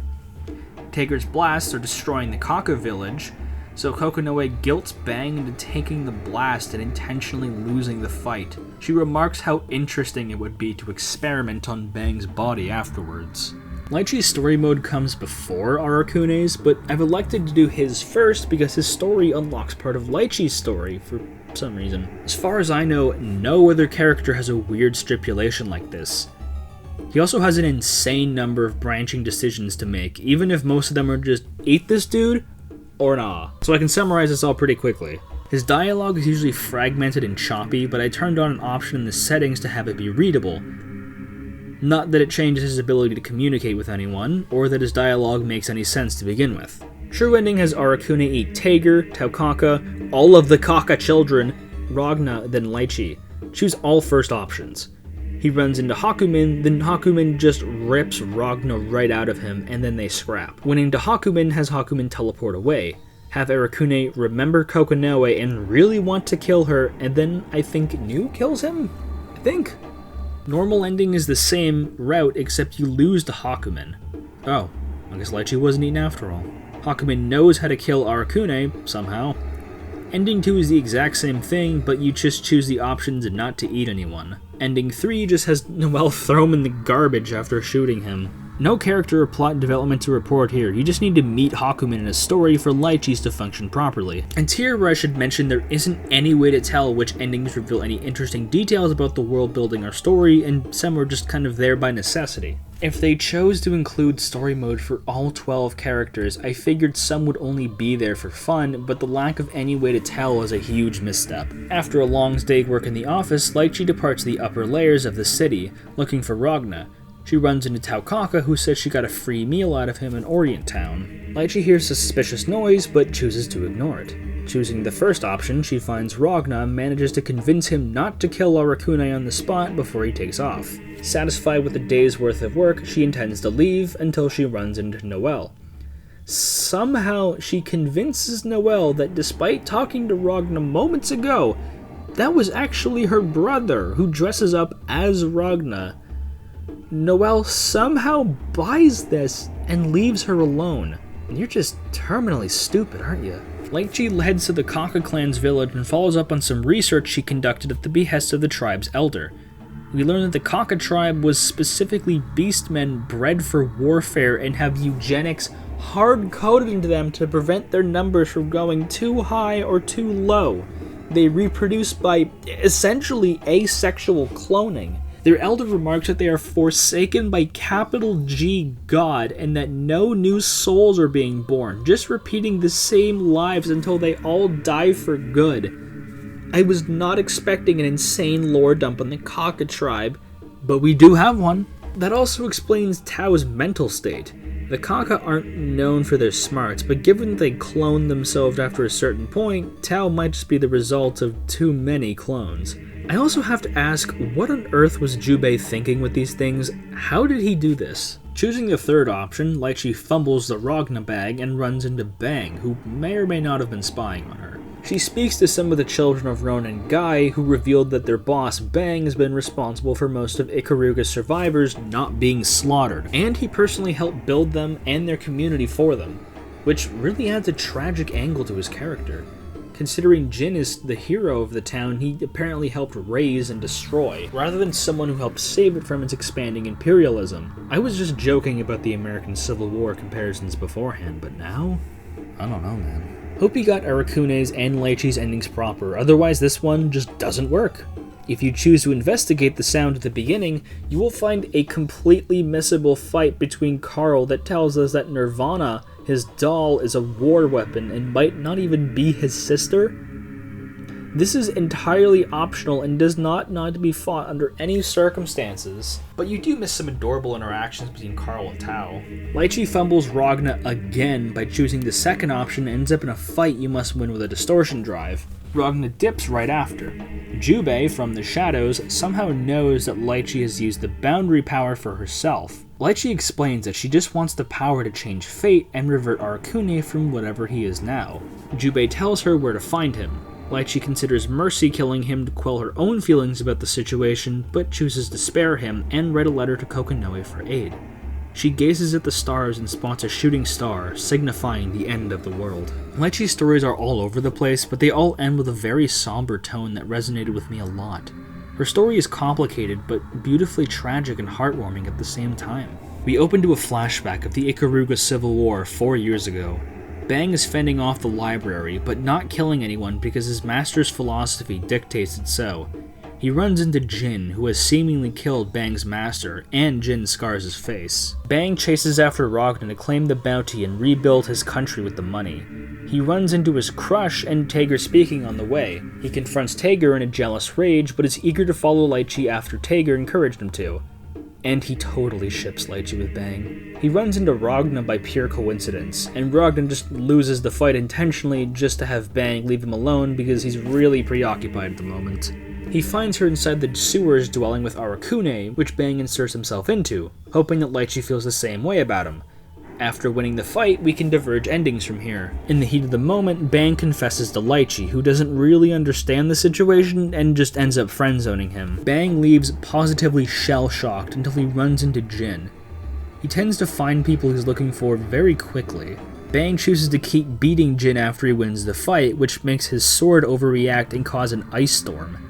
Noelle is in hot pursuit and tries to arrest Bang, which fails because Noelle is just a massive failure. Bang tries to melt the ice with a fire technique, but he spread too much fire and caused a lot of property damage. Bang leaves quickly and thinks about his master. Instead of choosing to beat up Jin after the fight, he bites his tongue on his revenge and questions him about the NOL, which goes poorly because Jin tells him to kick rocks and leaves. The topic of Ragna is brought up, naturally, and Bang races to try and find him again. Somehow, Bang ends up in the Alucard Castle? I don't know, man. I don't know how he got there. Rachel and her gang ask Bang to die and or leave, which Bang takes offense to. After being mildly impressed with Bang's strength, they give him a tip of info. The son of Bang's master, Sir Tenjo, is apparently alive, though they note that the info is old and it might be outdated. Bang is teleported away from the castle and takes the info to heart and leaves everything behind to go search for Tenjo's son. It's kind of astounding that Bang leaves everything behind that he built just for a hunch. Leaving behind his feelings for Lychee, the community he built, even his revenge for Jin is left at the wayside, which makes it even more tragic because the world ending would prevent him from ever finding anything more. After you beat Arakune, choose to clear your head before confessing. Lychee will dip and Bang will try and track her down. Lychee finds Tao and tells her that Bang either has info on Ragna or meat buns to get Tao to distract him as she chases Arakune. After beating Tao, Bang's thirst for being a libertarian guy with an Asian wife leads him to the boundary, where Hakumen is prepared to slash Arakune and Lychee down together. Bang blocks the attacks and faces him in battle. Hakumen is so pissed that he forgets his duties and puts all of his strength into killing Bang because he pissed him off that much. Bang casually asks Lychee on a date while she and Arakune escape, which she agrees to. We cut to the Tao village, where the roof has broken because of Bang and Hakumen's battle, and Bang's story has been immortalized as a tale of heroism along the tribe. The last shot is of them saluting their hero, who smiles down at them from heaven. God, that is adorable. Last but probably least is Carl Clover. Carl talks to Nirvana, or Ada, about capturing Ragna for his Azure Arm. Carl runs into Taukaka, who decides to throw hands with him for the lols. Winning the fight, he retreats deeper into the city. Tager runs into him and is shocked to find out that he owns Nirvana. For this ending, you can run away from Tager entirely and just not fight him. Suddenly, Carl is teleported to Rachel, who thinks he should probably just die and is ugly and stupid and worthless, but wants to test his strength, presumably because of Nirvana. But with a handicap. Carl can't use Nirvana in a fight. Rachel's at a fraction of the health normally, so she's no sweat. She awards Carl with some info. Gathering more Nox weapons is going to potentially aid his cause in somehow fixing his sister. You're given the choice to confront either Jin or Noelle and get the same ending.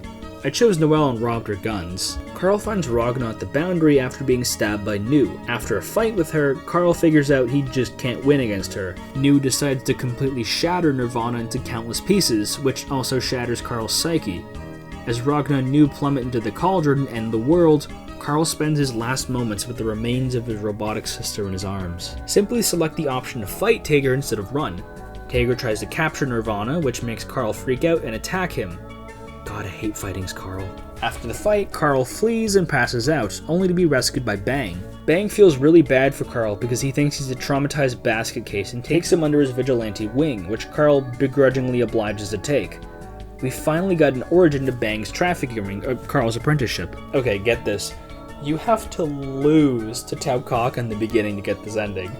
Hilarious. She drags you to Lychee's clinic. Carl's far too proud to stay any longer than he absolutely needs to, so he leaves in a hurry, which causes Lychee to follow after him. The Rachel segment is done exactly the same as the other endings. I chose Jin this time around, and Carl had no hesitation to boot gang his sword and kill him in the process. The fight with Nu is exactly the same, but Lychee jumps in the way for an attack meant for Nirvana, and Lychee sacrifices herself. Seeing his sister and Lychee, Carl breaks down again while the world comes to an end. I am so sorry for any Carl fans out there. There is nothing good in store for this kid at all. Even Rachel remarks that this kid is probably just doomed to die and make all the wrong choices. And that marks the traditional 10 characters needed to unlock the last two, Hakumen and Nu. I don't actually think you need the true endings of each character, but just any ending will do. I unlocked these right after I got the normal ending with Carl, who was my last choice. Let's see why they've been hidden from the start. Let's go with Hakumen. Hakumen's story isn't long, but is full of dense explanations and lore, so bear with me here. Hakumen is resting inside of a section of the boundary called the Edge when he is contacted by Kokonoe. Some kind of jargon she mentions makes him assume she's a witch, then comes to the insane conclusion that she's the daughter of someone named Nine and the Cat, which can only mean Jubei. Given how he knew that Jubei was in the Dark War, which we now know happened 19 years ago, it isn't shocking. Jubei confronts him, which also confirms my theory that Grimalkin is some kind of slur for beastmen. Jubei asks that Hakumen doesn't tell Kokonoe about him, which is hilarious, considering how much of a deadbeat dad he is. But an important question is raised. How is Jubei alive? The Dark War was almost a century ago, so did he just do some time skullduggery, or do beastmen just age slow? He also tells him that Terumi is back and he needs to die right away. Hilarious to consider that despite being one of the heroes, every other hero really wants Terumi to die, and we don't even know what the hell he did yet. Because of some time dilation effects where Hakumen has to go through some kind of self-actualization process to be properly formed in the timeline? Think of the metaphor of Marty McFly disappearing because he won't exist. He teleports from place to place. He runs into Bang, who recognizes him as a member of the 6 heroes and asks for a friendly spar. Bang's resolve is to restore his home nation and protect the people close to him, which earns Hakumen's respect. He recalls not liking Bang when he was human, which is interesting. Hold on to that for now. After he wins, Hakumen is accosted by Rachel, who tells him that Nu has been spotted in the boundary and Rachel might have been responsible for waking her up somehow. For some reason, we also find out that the Murakumo units are intended for sort of some kind of boundary explanation and god-cutting blade. That's the best we're getting. I don't know. Another teleport and he's at the boundary and runs into Tager, sent to retrieve him. It's this fight that determines the ending you get. Hakumen wins and explains to Tager that he has something called a causality phenomenon device, which is somehow interacts with Hakumen's fragile existence in the current timeline, which grants a limited power called quantum superpositional manipulation. Blazblue's story is infamous for blindsiding players with insane technobabble out of nowhere, and nowhere is it more binding and insane than Hakumen's story. Hakumen is warped into some kind of mental inner reality, made possible through the boundary, like a sort of dream world that you can interact with people in the real reality with. I am so beyond lost with this plot. He runs into Dream Ragna, which makes Hakumen both nostalgic and sad. Once he wins a fight, he cherishes the time he had with Ragna as his brother. You might be seeing where this is going. He is able to will his past self, who is Jin Kisaragi. First of all, How did that happen? What the hell kind of training did Jin go through to turn Rachel to a cyborg? But also, how did Jin get sent back to the past? Hakumen was a hero of the Dark War 90 years before the story, so did Jin get put into the robot body, sent back in time, trapped inside of the boundary, then come out again? I must also point out that he and Jin have the exact same voice actor, so the twist might have been a little more blatant in retrospect. Where will I find myself this time? Shall I return to the edge again? Or perhaps to the depths of the boundary? The NOL has already issued a Level D alert for Kagutsuchi. I'm sure you're aware. That means all organizations must suspend activity until further notice. No time for questions, because they won't be answered in this ending. Hakumen frees himself from the boundary correctly, I think, and meets with Kokonoe. They both hate each other, and she only wants him for his body. Literally. His robot body is called Susanoo, and she needs it for Terumi, presumably. Hope you liked all that, because it wasn't even the true ending. Losing to Tager, yeah I know, also as you teleport away, this time to Rachel's castle. Rachel actually seems pretty cool with him, even if she's just proud of her work of turning Jin into whatever he is now. They spar and she restores his ability to exist in the current reality somewhat, and he buckles down and waits for the opportunity to cleanse the world of its sins, which I assume means he's waiting for Ragna to arrive at the boundary. What happened to Jin's sword? The ice sword. Hakumen is a different blade, so did Jin get a trade offer? Where the hell is Hazama? Or Terumi for that matter? What's going on? Last character story of all. Remember when I said I had no idea what was going on? Yeah, get ready to feel that again. We see New inside of the Azure inside the boundary. We see a young Noelle, or Saya? New tends to just float from place to place, not really knowing why she's there. She runs into Carl, who wants to take the Azure inside of her for himself. New smashes Nirvana to pieces after a fight together and floats away. She ends up in the branch office and meets a strangely familiar Jin, who acts like she is Saya, and they still live together as a church and a family. Her, Jin, and Ragna. I think someone gets a memory of Ragna killing New in a previous timeline. I think.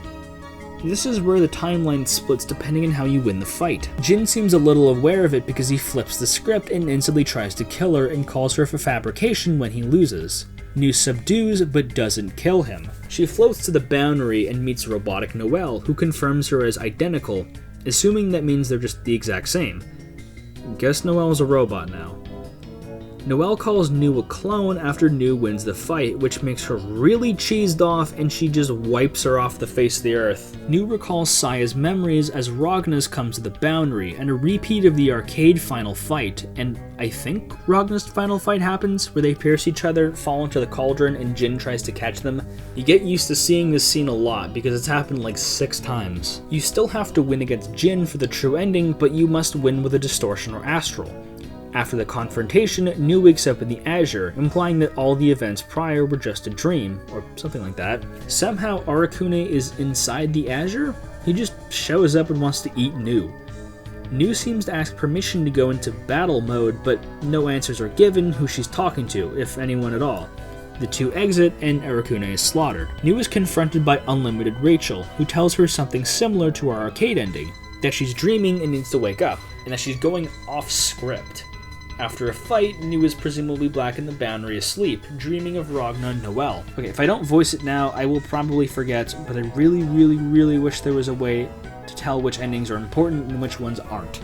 I was going to get all of the endings regardless, but for players who don't want to spend a lot of time doing that, I think there should be some kind of system implemented that at least nudged you in the right direction. Some true and normal endings work best if you get the normal first, then true, but you're asking a lot of the average player to engage with an already confusing system.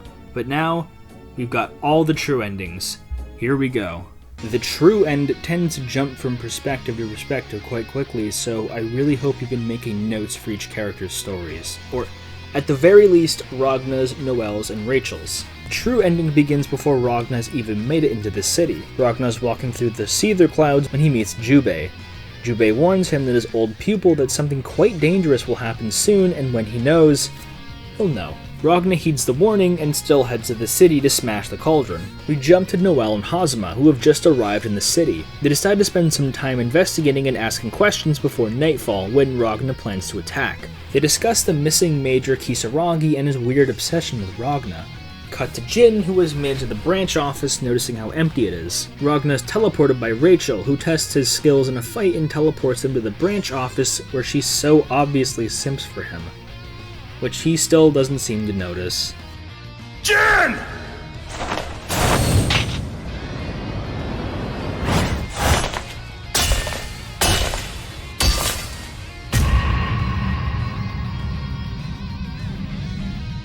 I hope that cutscene startled you, because it sure did startle me.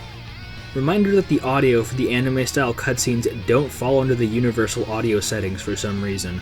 Also, the art quality is, Ragna v Unlimited Jin is underway. Ragna seems to be getting flashes of past timelines into his head, which is confusing. He snatches a dub and leaves Jin alive for future questioning, and because he can't bring himself to kill his brother. Noelle and Hazuma catch up and find a knocked out Jin. Hazuma doesn't care about Ragna's affairs, but Noelle's filled with adrenaline and leaves Hazuma behind to go search for Ragna. Ragna runs into Hakumen and remembers Jubei's wise words. The two fight each other, but Hakumen is teleported away, or is he? He resists Kokonoe's warping, which shocks the hell out of her. She advises Ragna to leave, and he somehow hears it? I thought she was using some kind of relay or microphone to talk, but it seems a lot more like telepathy. Ragna is forced to take dire action. I didn't want to use this, but... Restriction 666 released. Dimensional interruption imaginary number formed. Azure Grimoire? Activated! Take this, you son of a bitch! Unlimited Ragna v Hakumen is underway. Noelle is getting consistent past memories beamed into her head as she makes her way to the cauldron. When it opens and New emerges, she goes into robot mode and reveals herself as Unit 12, Anti-Sankishin Unit Core? Which would put her ahead of New 13 Murokuma Unit, I think?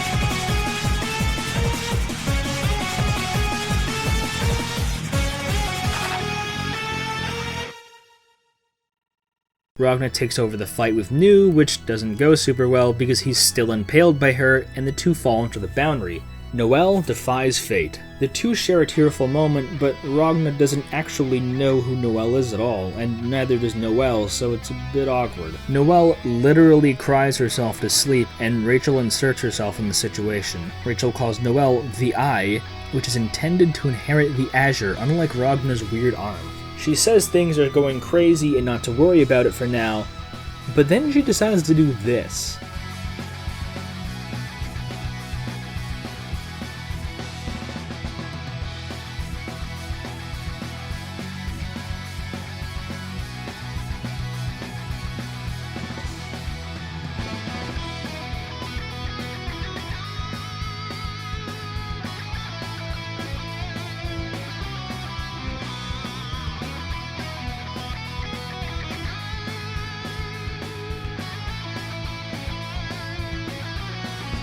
Noelle seems to forget what happened.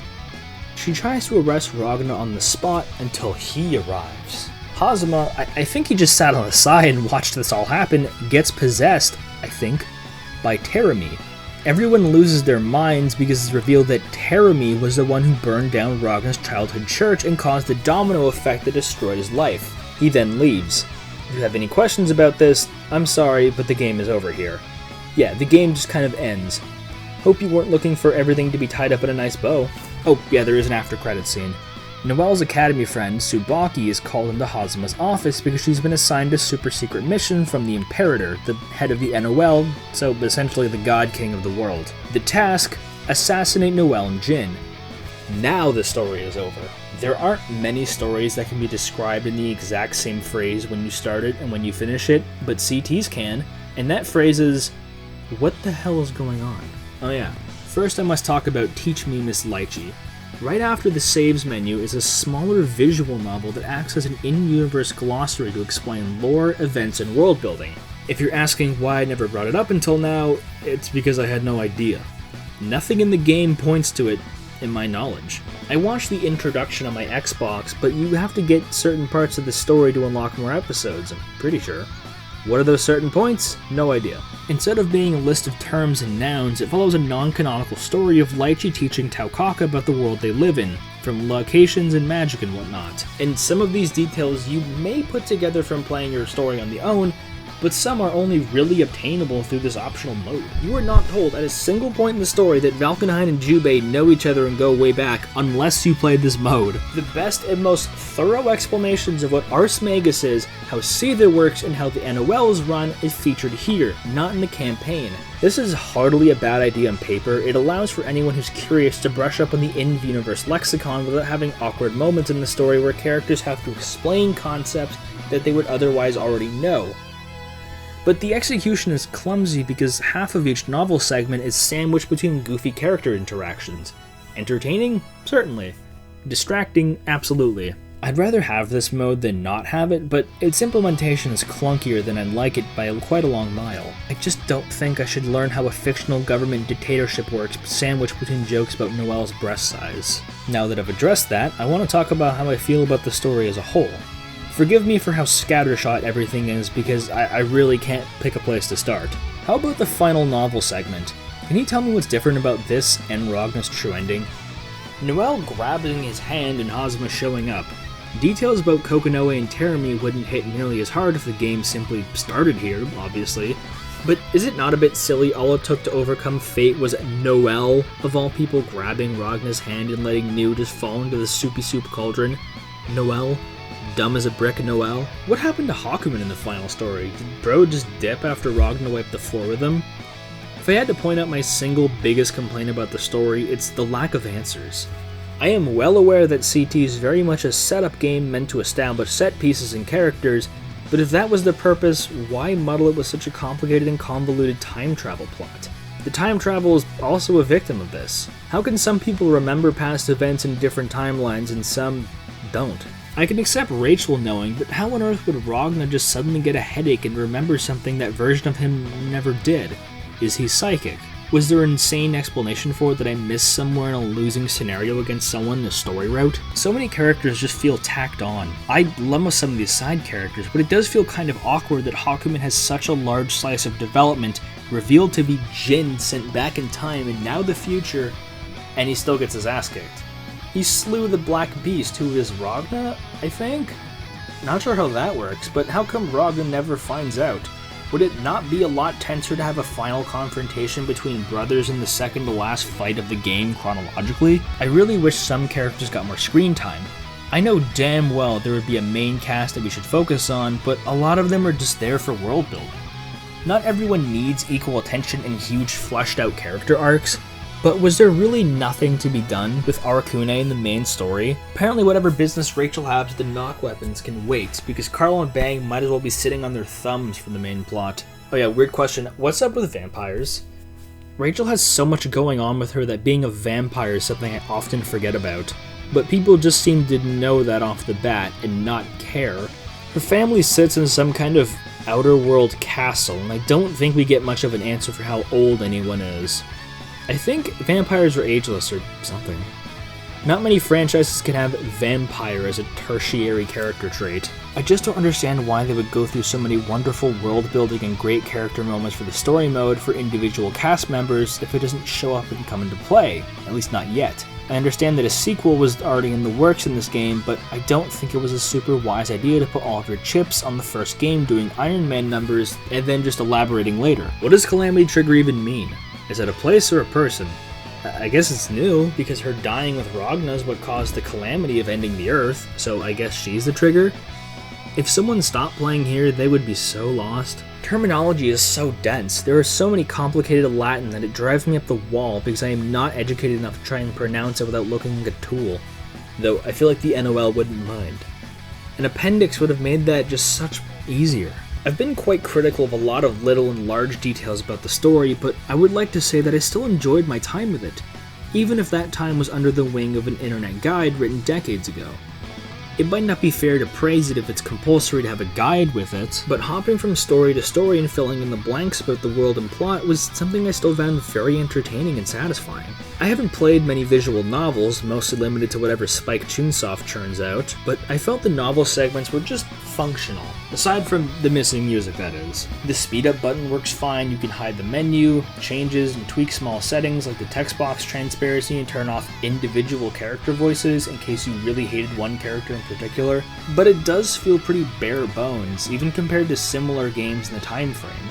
I do applaud the story mode for being in this style over a more cinematic experience that awkwardly flip-flops between cutscenes and gameplay like the Mortal Kombat games do. The world of Blazblue is incredibly interesting, and the slower pace of the novel style really accentuates that. Our own world cultures are alive but have mutated into something that feels fresh and familiar with their own distinct flair. Healthy doses of Asian and European architecture, mythology, aristocracy, and character designs really help hammer home the state of the world. A crumbled ruin of what it once was, totally dominated by a totalitarian world government risen from war. To put a very complicated story lightly, I liked it quite a lot. I liked the main cast, for the most part, and it managed to be thrilling, funny, compelling, and other big words, even if it was kind of a chore to experience it in the best way possible. If they just added multiple save slots per character, there would be so much less stress in the whole situation. Or just do what Zero Escape does. Zero Escape is a series deeply involved with time travel and alternate timelines. It has an extremely useful flowchart that shows you exactly what actions lead to what scenarios, and you can jump from event to event as long as you've played them at least once. It does require a player to be very involved and aware of that narrative to keep with the swapping scenarios depending how radically you choose to jump ahead or back. The story is a beast. A black beast even. It's confusing, messy, complicated, thorough, conflicting, contemporary, and satisfying, and I love it for that. It's incredibly unique and stands out in a crowd in ways that no other narrative can really claim, which inherently makes it more memorable. It was a tough pill to swallow at times, but it was a pill I came to cherish and respect for how much work was put into it. This story was made in the course of over a year, too. The arcades didn't have story mode, so Team Blue put a tremendous amount of work into making this visual novel game mode to tell their tale the way they wanted to. I've yet to see any developer interview or insights on how they plot out the story, but there is an absolute method behind the madness.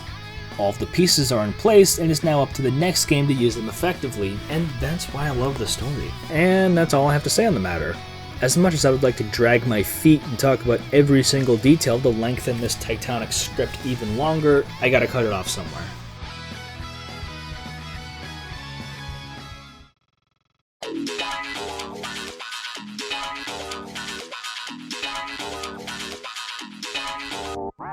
I know I've just sung the praises and critiqued the story mode, but there is a little secret I haven't told anyone so far. In Blazblue Continuum Shift, the direct sequel, there's a part of the story called Calamity Trigger Reconstruction, which tells a much shorter, much more focused, and abridged version of the story. With some exceptions, this completely shatters most reason to play Calamity Trigger's story. It mostly focuses on Ragna's and Noelle's perspective, but those two are really the only ones that advance the plot anyways. You might be missing out on some lore and character details that help complement the story. I neglected to talk about it because I feared I mentioned it would completely shatter anyone's ability to care about me waffling about this game's story when a much easier version to consume it is in another game. I still advise playing CT's story for character interactions and world building, but given how complicated it would be, What's stopping someone who's strapped for time making the much easier method of playing Reconstruction and reading those details online? It's far from the only way to experience CT's story in a much easier manner, however. There's a massive pile of literature one can read. There's the CT light novels, 3 different CT manga adaptations, and the anime Alter Memory. Okay, maybe don't watch the anime. I don't bring all these examples and diminish CT's efforts, but to simply showcase that there are many different avenues of consuming the story, all of them with a far less complex way to do so. Even if some falter in quality, there is at least a demand for this kind of content that retells the story in different mediums. Which one you choose might be up to preference, but it rounds to my grand thesis statement about CT as a whole. Narratively, it serves as a poor introduction. The storyline is well written and compelling, but it's hard to grasp due to the strange nature and presentation. Without the adaptations of CS's Reconstruction mode, I fear that people would have been a lot more confused about the goings-on of CS's story without understanding CT's. But narrative isn't the only thing CT offers a mediocre introduction to. I've gone on quite a bit about CT's interesting mechanics and gameplay, but CS once again has several advantages over CT. Mainly, the game was balanced. Twice, in fact. CS was given much more time to properly balance and fine-tune its cast of characters, partially because it had a base to work off of, which allowed the development team to improve where they desperately needed to, as well as add new mechanics and new characters. Perhaps it's unfair to compare a game to its sequel, especially for the first game in the franchise, but this is ArcSys. This isn't a studio unfamiliar with the genre. They made Guilty Gear. It wasn't all the same people involved, but the questionable aspects of CT still present a hurdle of entry that can easily bar people from enjoying it, especially since the popular opinion is the games don't get good until CS Extend. I don't want to bully CT just for trying, but it can be hard to appreciate what it has started compared to its more talented and polished sister game. Is CT a bad place to start for gameplay mechanics? Well, a lot of fundamentals are fully functioning and still feel satisfying to use, but the lack of a networking ability or training mode curb a lot of players' potential to grow, 2 modes that CS has. Even if it's just word of mouth, people would still prefer to start a game with mechanics that can be applied to more popular titles in the franchise. ArcSys updated CS with free 2.0 update and a new version, while CT got a port and a few smatterings of quality of life features, most of which aren't even in the PC version. I think the message is pretty clear. There are a ton of mechanics that got left in the dust once CT dropped, some of which I don't think I want to mention for the sake of brevity, and plenty more that were overhauled into a much less insane form. What do I think of CS's mechanics compared to CT's? You'll have to wait for the CS video. Whenever that is. I don't even know when I'll be finished this one. My life is kind of spiraled out of control, and God knows how long covering everything BBC Sex has to offer. Yeah, BBC Sex is what it's called. I'm hardly an expert on the topic, but it's saying something like the other games received expansions and future work while CT was left in the dust, only remembered for its story, which has been adapted elsewhere countless times, and for its lackluster PC port. I know a fair bit of people come back to CT to experience some nostalgia and remember the dark ages, mostly new fans upset that she sucks in every other game. If you have to define CT as anything, let it be this: product of its time. It was cool for a late 2000s release and helped restore the genre to a much better place it is now as of recording. But CT is remembered as a foundational piece that paved the way, rather than a shining beacon on its own. It's a tough position to hold, but it's one that I respect it for. I really like this game not out of spite, but because of its flaws. Even the most frustrating parts of it still fail to be truly devastating and looping back to being charming. I don't think this game is that good of a starting point narratively or mechanically, but I don't think one can really appreciate where the franchise went past it and where it is now without paying respects to what lay the road ahead. And for that, I think we owe CT and the lovely people at ArcSys a huge thank you for their tremendous efforts. Even if you don't play this yourself, I hope my overview was a good enough starting point. That being said, I think it's high time to start wrapping things up.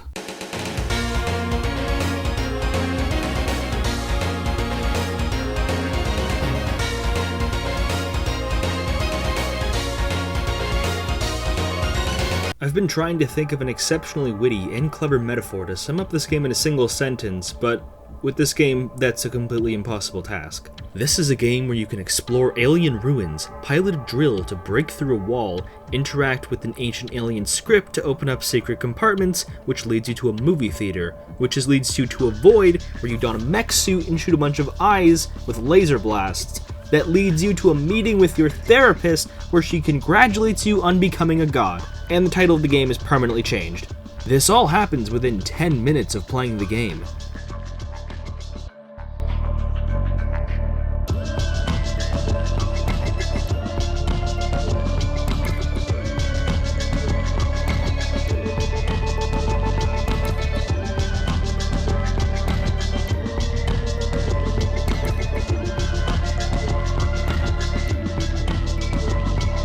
This is Indigo Parallel, an indie game released in November of 2022. It was developed by one single developer over the course of about 4 or 5 years, Chris Danlian. All of this, and this, and this was developed by one man tirelessly working on the Unity engine year on and year out. If you take anything away from this video, it's to buy and play this game. I don't care if it ruins my watch rate. Go buy this game on Steam right now, because it's so much better of an experience to play it and be completely blindsided rather than me explaining anything at all. But I don't mind explaining it to you.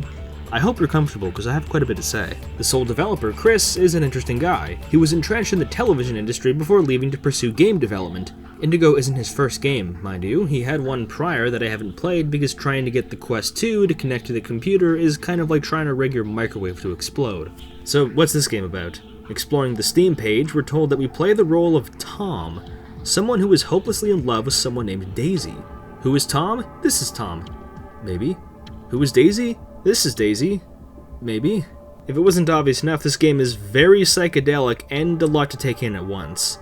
Don't just take my word for it, the Steam page describes it as such. Take Chris's word for it. The term psychedelic is tossed around more than a blunt, but the term can't be more accurate when its direct inspiration is LSD Dream Emulator. Dream Emulator was an original PlayStation game hailed as a cult classic after it came out only in Japan. It rejects the typical idea of what a video game is and could be by restricting how much the player can do. All you're able to do is just move around and sometimes interact with objects. It's much more of an interactable art gallery than a traditional video game. There isn't really a core objective. Indigo Parallel wears this inspiration on its sleeve. Despite being made in the obviously more advanced Unity engine, all you must do is walk around and interact with the E key or left mouse button to flick switches and press buttons to progress. Even a cursory glance at both games reveal just how closely it follows in LSD's footsteps. Colors are intentionally garishly mishmashed without any consideration to balance or complementing. We've got piss yellows, puke greens, other disgusting colors brought front and center to make you feel as uneasy as possible. The texture work is doing a lot of the heavy lifting for said uncomfortable feeling. Flesh and body parts and mechanical tubes and platings are bolted together haphazardly. Let's talk about this wall, for example. These little cubes are clumped together like Lovecraftian sardines. The faint hues of distorted flesh almost reach through the screen to assault your nose. The eyes, I think they're eyes, perhaps they're chocolate starfish, are always watching you. Eyes are something that constantly show up. You're always being watched in some form, either by floating eyes in the distance or part of the fantastical landscapes you're walking through. Distorted faces are something you're going to have to get used to. Eyes, mouths, and lips take great interest in observing you wherever you choose to go. The environments you walk around easily switch from theme to theme like the tide of the ocean. Ancient temples, movie theaters, forests, and space all merge and blend into each other with a way that clashes so offensively that it wraps back around to being seamless. The backgrounds and foregrounds are often stock photos woven around and above you. Everything about this game makes you feel small and insignificant in the face of the impressive breadth of the world around. Tom's delusions about religion and being observed and judged are at the forefront of his mind, which loops into the steps he takes around it. He's always being pursued by the Buddha, haunted by ghosts formed from his scattered and shattered memories of the people he once knew.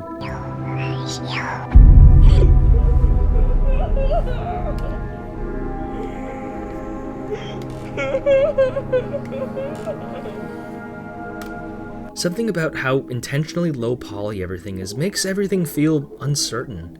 Like you don't quite know how to picture everything and you have to use your imagination to try and piece it together. It's not that high graphics quality is something of a detriment for the themes and visuals presented, but I feel that's something a lot of games kind of lose.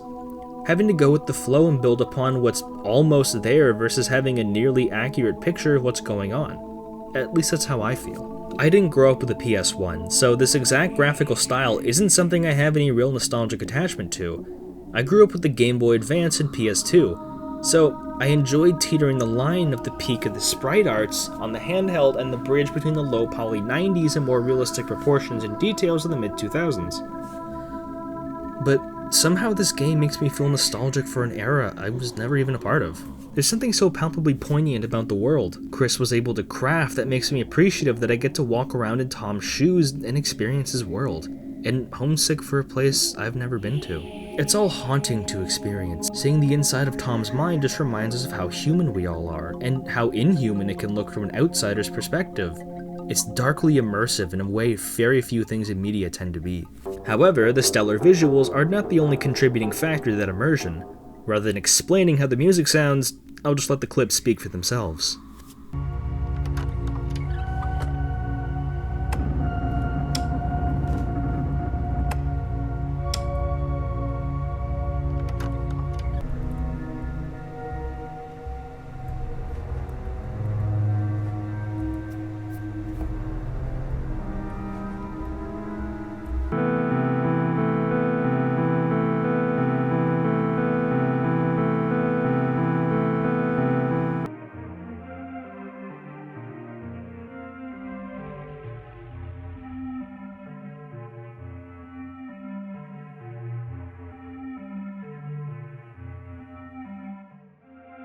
The music was composed primarily by Decim1? Someone quite experienced in the field of music. Don't just take my word for it, here's his YouTube channel talking about it. Hi, future Peter editing this. I was planning on having a whole segment commenting on a video I'm pretty sure was on his channel talking about the music making process and what instruments he used and whatnot, but for the life of me, I cannot find it. I did not have the foresight to archive it just in case. A moment of silence for the monumental bra moment that has occurred. What I can say about the music that is good, really good. Putting it lightly, Indigo Parallel, or IP for short, makes good use of its 3.5 hour total runtime album length for a very, very interesting experience. Along with each area looking different, it also sounds different. There's a unique track for each location, which does wonders for feeling distinct from one another. Several maps even have the music change during gameplay progression as well. Making such a large album for such an independent game is no small feat, much less making it all consistently unnerving to listen to on its own. We've established the general vibe and feeling of playing the game, but how does the game operate? Only being able to interact with some buttons and running around doesn't sound too scintillating, but let me reel you back in by explaining it draws heavy inspiration from how the Stanley Parable plays. How do Stanley Parable play? I have no idea, I've never played it. Let me try and explain. You always start a playthrough in the same spot. This little industrial locker room. This is a game highly dependent on your choices. Which path you take and how you choose to interact with objects determine where you end up. Sometimes small choices at a computer terminal determine what areas you must crawl through, which determine what ending you'll get, and how you'll get it. There are 3 endings, I'm pretty sure there's 3 endings, but they don't play out in the same way. This ending here will either have you be addressed by a stock photo eye monster of a man or a woman determinant of how far you are in the game and what events you've checked off. To punctuate my point, if you get this ending under any circumstances, the title of the game outright changes from Indigo Parallel to Indigo Perpendicular, and it stays like that until you reset your game for the main menu. For the love of John, do not accidentally press this button unless you know exactly what you're doing, or start back from square one. Do not make the same mistakes I did. The word non-linear is thrown around a lot because of Steam's lack of quality control for indie games, but with this game, I think there's really something to be said about how it runs with the concept. It runs like these TV guys on legs. Your runs start out the same, but with more events and endings experienced, you can shorten the distances between different events, and have events that were previously discoverable change positions and layouts. Places you've seen many times hold new items you can interact with. Puzzles will be different, there will be a new object or item to touch that challenge how much you really know about the area you thought you explored fully. Things are never the same twice. That is the design philosophy I want you to become very acquainted with. Take it out to dinner, take long walks with it on the beach, get married to it. You can only get so comfortable going through the game because you absolutely don't know what to expect from it at any given moment. And it works phenomenally well with how you can start back in the same room and see how the room is altered and changed by your events. If you're wondering what actions lead to which exact outcomes, you are on your own. I honestly have no idea. You should either ask the developer himself, or just play the game and find out. Or a flowchart. You might want a flowchart, that helps too. This is a game begging to be explored from top to bottom and critically analyzed. I've alluded to many times the lands we explore, the mental manifestations of Tom, but we don't really know anything about Tom, do we? What are the environments and the characters in if there isn't any story to tie it all together? As you'd imagine, the narrative is just as scattered and delightfully delirious as the world created, so let me explain. I've shown what Tom might be, but who really is Tom? If the narration is to be believed, he was seemingly an ordinary guy working a boring office job for a company that specializes in some kind of virtual reality augmentation technology. One day, Tom became completely obsessed with the story he was writing, so obsessed that he stopped showing up for work and his health, both physical and mental, began to rapidly decline. When he was on the brink of exhaustion, he found that all the pages he had written down for were actually blank. At his wit's end, he was convinced by his computer monitor to throw himself off the balcony onto the floor, which he does. There's a lot of questions raised by this brief backstory. Tom's history of working in VR could easily pass the entire game as some sort of digital simulation, and there is some narration to back up that example. However, there is just as much, if not more, evidence to side with the second theory, that Tom is experiencing a severe mental breakdown, and it all has to do with Daisy. Daisy is the woman Tom is furiously infatuated with. We can hear conversations with her and Tom about needing him to take some kind of prescription pills, which heavily implies that she's either someone incredibly close to him and would know that kind of information, or some kind of psychologist prescribing him. We know those two are close enough to the point where they can know intimate details about each other's lives, so perhaps Tom's worsening mental condition is presenting tremendous strain on their relationship, which takes his already worsening headspace into a much more scatological direction. The story is about as confusing as you would think it is for a game like this. The LSD of its PS1 inspiration has been swapped out with whatever antipsychotic pills Tom's refusing to take. Or he might be taking them, I don't know. You must understand that every piece of evidence that leans one way is counterbalanced by another piece of evidence hinting and implying the complete opposite thing. It's all a very roundabout way of saying, if you were expecting this to have a linear story, what were you thinking? I must tell you that I've shared maybe 1/5 of what the game has to offer in total. I've talked about one ending and a handful of the different locations the game has to offer. I would be remiss if I didn't keep some things secret so I can entice you to play it on your own time. The secrets. Oh yeah, the secrets! There are so many different secret areas and items to find that are all hinted at with a Steam achievement and nothing else. I've gotten all the endings and seen about 3/4 of all the locations, but I haven't even gotten most of the achievements. There isn't a lot of documentation on the game, given its obscurity, so who knows? Maybe you'll be the first to find something only the developer knows about. The game took me about 5 hours to get all the endings, which is a lot more impressive than it may sound. A single developer making the game off the chain and meant to be replayed tends to make games that aren't very long, but you can easily spend hours and hours getting lost in the worlds Chris has crafted. I don't want to spoil anything else, so I'll cut some of that discussion here. What do I rate this game in full? Well, there are some issues I should speak about, because this isn't a perfect game. What are its main issues? Well, there's 2 of them I should bring up. Well, for one,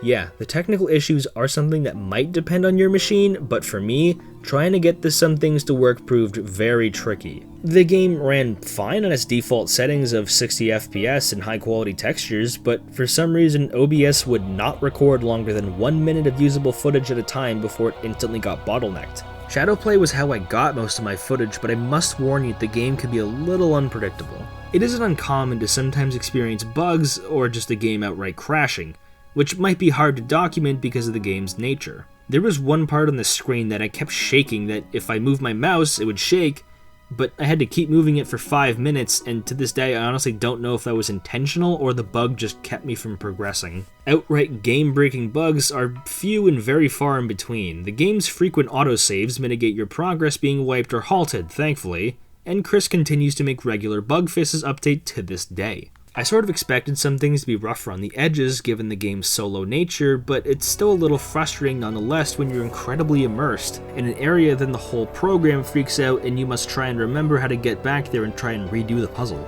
The second issue I have is a little bit more subjective. As much as I admire the inspirations it takes from LSD and Stanley Parable, they do sometimes feel a little on the nose. Last week on my community posts, I've been posting out of context screenshots, not that the context would make it any more explainable, and just about everyone assumed I was covering LSD Dream Simulator. So it wasn't so much that it was taking gameplay inspirations from LSD as it was just kind of lifting some things directly from it. I mean, you see the Gray Man at some point, it's a little obvious, which might not be everyone's cup of tea. This is a game following in the footsteps rather than carving out a 100% distinct identity for itself. I don't mean to imply it's some kind of copycat, but just to explain that it wears its inspirations on its sleeve, which I don't entirely think is a bad thing. Not everyone is looking for brand new experiences. It's totally okay to be comfortable indulging in something you already like. I haven't personally played Stanley Parable, but from the testimonies from my friends who have, they said it's pretty similar narrative structure-wise. What with starting off in a similar area and having branching paths and endings and decisions that massively impact your further playing experience. Oh yeah, Indigo Parallel has achievements too. Not a whole host of them, but enough to point you in directions you might not have seen otherwise. Honestly, those are my two biggest issues with the game. I think that Indigo Parallel is an incredibly strong and underappreciated game that deserves so much more love than it currently has. The game teaches us not to become too self-absorbed in our own heads, to not neglect the real world in favor of our fantasies because it's easier to retreat to somewhere when we have the full control. The hostile and puzzling lands of Tom's mind could easily represent his confusion and inability to connect with people, but also himself. The human mind can be a beautiful, creative organ, but it can also be a terrifying, isolating organ. How we're able to see the world might not always be in our direct control. But sometimes people just need to speak to each other and take something that puts them where they need to be. Doing the best they can do by being the best they can be. Tom isn't being granted the ability to sustain a happy, positive life because of his invasive delusions and growing misopathy. But most of us are granted with that. We can put it to good use by understanding ourselves and the world around us, and if we can't, that's what other people are there for. Don't be Tom. Be yourself. And Indigo Parallel kind of helped me realize that. At the end of the day, standing where I'm standing, flaws and all, I must rate Indigo Parallel 4 out of 5 stars. Hats off to you, Chris. I'm delighted I got to experience this game blind, and I can only hope that others heed my words and felt what I felt by playing the games themselves. It's my goal with this channel to talk about and play as many strange, unnerving, and creepy games as possible, so stick around the channel and stay tuned for more weekly uploads. Until then, have a lovely rest of your day.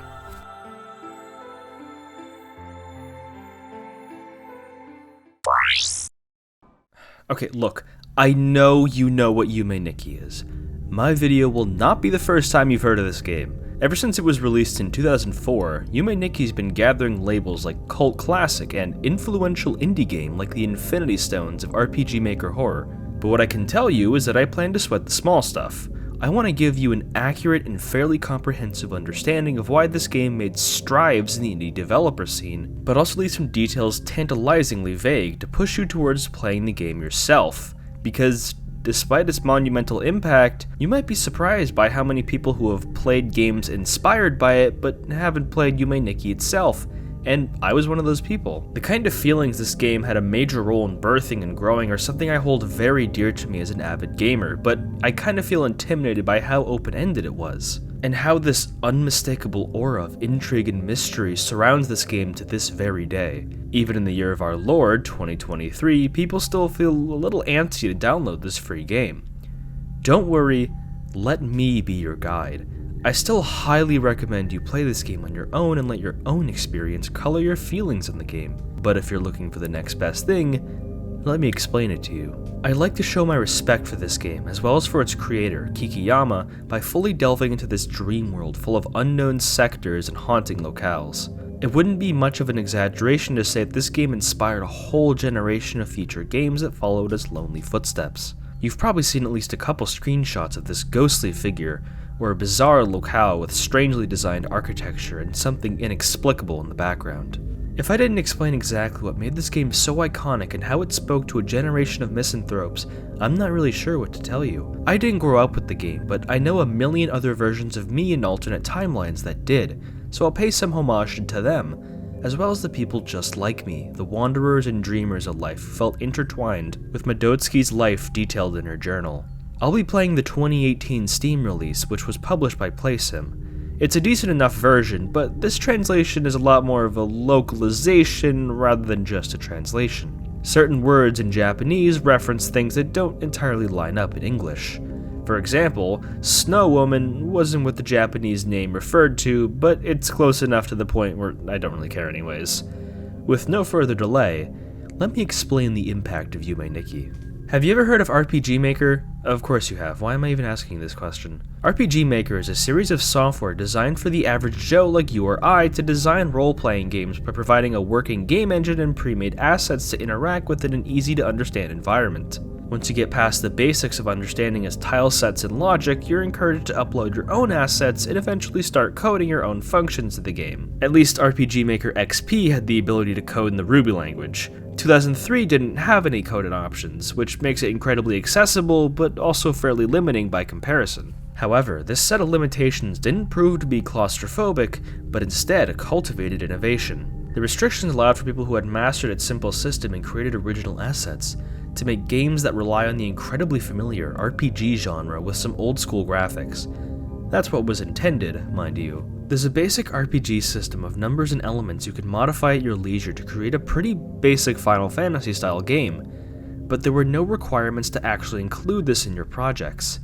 The fact this software could just run your game as is with very little stipulations allowed for people to break the RPG mold and create branch movements of games that might not have existed otherwise, at least if you're Japanese. Most of the RPG Maker software was made by one Japanese company, and none were released internationally legally until XP in 2005. There were disc copies distributed in some parts of Asia and Russia, but most of those products released were Japanese and distributed in Japanese forums for a Japanese audience. But what if I told you one of these games broke the mold and became a globally known acclaimed classic despite these humble origins?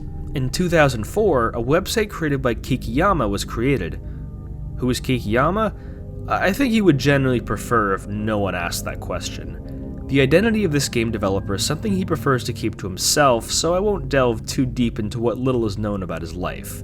You can read the embarrassing and awkward Toby Fox interview for that, but I can at least summarize the basics. The website he created contained a project he had made in RPG Maker called Dream Diary, or Yume Nikki when translated. Part of the reason it gained such a cult following was because it was freeware. Anyone can download it for no money at all, which helped encourage people spread it around the Japanese forum site 2chan. The one-of-a-kind atmosphere and mysterious nature of the worlds you explored fostered countless discussions, which led to greater international interest, which created several different fan translations in a variety of languages, with varying degrees of playability. Internet forum culture kept the game in circulation until official translation came in 2012. After the game was being distributed by Japanese publisher PlaySim, it eventually found its way onto Steam in 2018, which is how I chose to download the game. Every version of the original game is free, so it doesn't entirely matter where you find your copy. It's awe-inspiring that a small project founded on an anonymous creator's website managed to thrive on the internet for just shy of 20 years. But what kept drawing people in? There must have been something that stood out enough to cultivate such an intense following. Why did so many people credit Yume Nikki for being one of the first of its kind, the RPG Maker horror or exploration genre? I would say spoiler warning, but with this game, just having played the game is enough of a spoiler on its own. Let me explain. Once you interact with the standard RPG Maker menu, you're immediately introduced to the game and what few mechanics it has to offer. You play as Madotsuki, a little girl living alone in her apartment. She refuses to leave and interact with the world outside of her balcony, confining herself in her room and documenting her lucid dreaming inside of her dream journal, which acts as your save system. All you need to do is fall asleep and interact with your bed by pressing the enter key, and you've entered the Nexus. If you're looking for any greater story or objective, I'm afraid I've got nothing to give you. Yume Nikki decided to boldly do what very few games did at the time and let the player have complete control over where they go and in what order. Really, there's no strings attached. All of the doors you can see can be entered at any time and explored at your leisure. To someone skeptical, this idea might seem unfocused and kind of lazy. How is one supposed to be motivated to explore a game's world if the core narrative throughline is held together by popsicle sticks? However, this ends up being the game's pure, unadulterated masterstroke that countless others have tried to emulate, either through appreciation or borderline theft. The whole point of this game is seamlessly connected to the core idea of exploring a dream world. Think about it. When's the last time your dreams were coherent? Speaking from experience, dreams tend to have very little continuity and sticking points. Things tend to just hop from idea to idea, from place to place, with not a lot of logic behind it or when it happens. Yume Nikki adapts this idea by having you explore how you see fit with no reason to stop, for the most part. You might not be in control of the dreams themselves, but you are in total control over where you go. Each of these doors leads to a vaguely themed location behind them. Take this metal-plated door, for example. Entering inside leads to a psychedelic, mechanical world.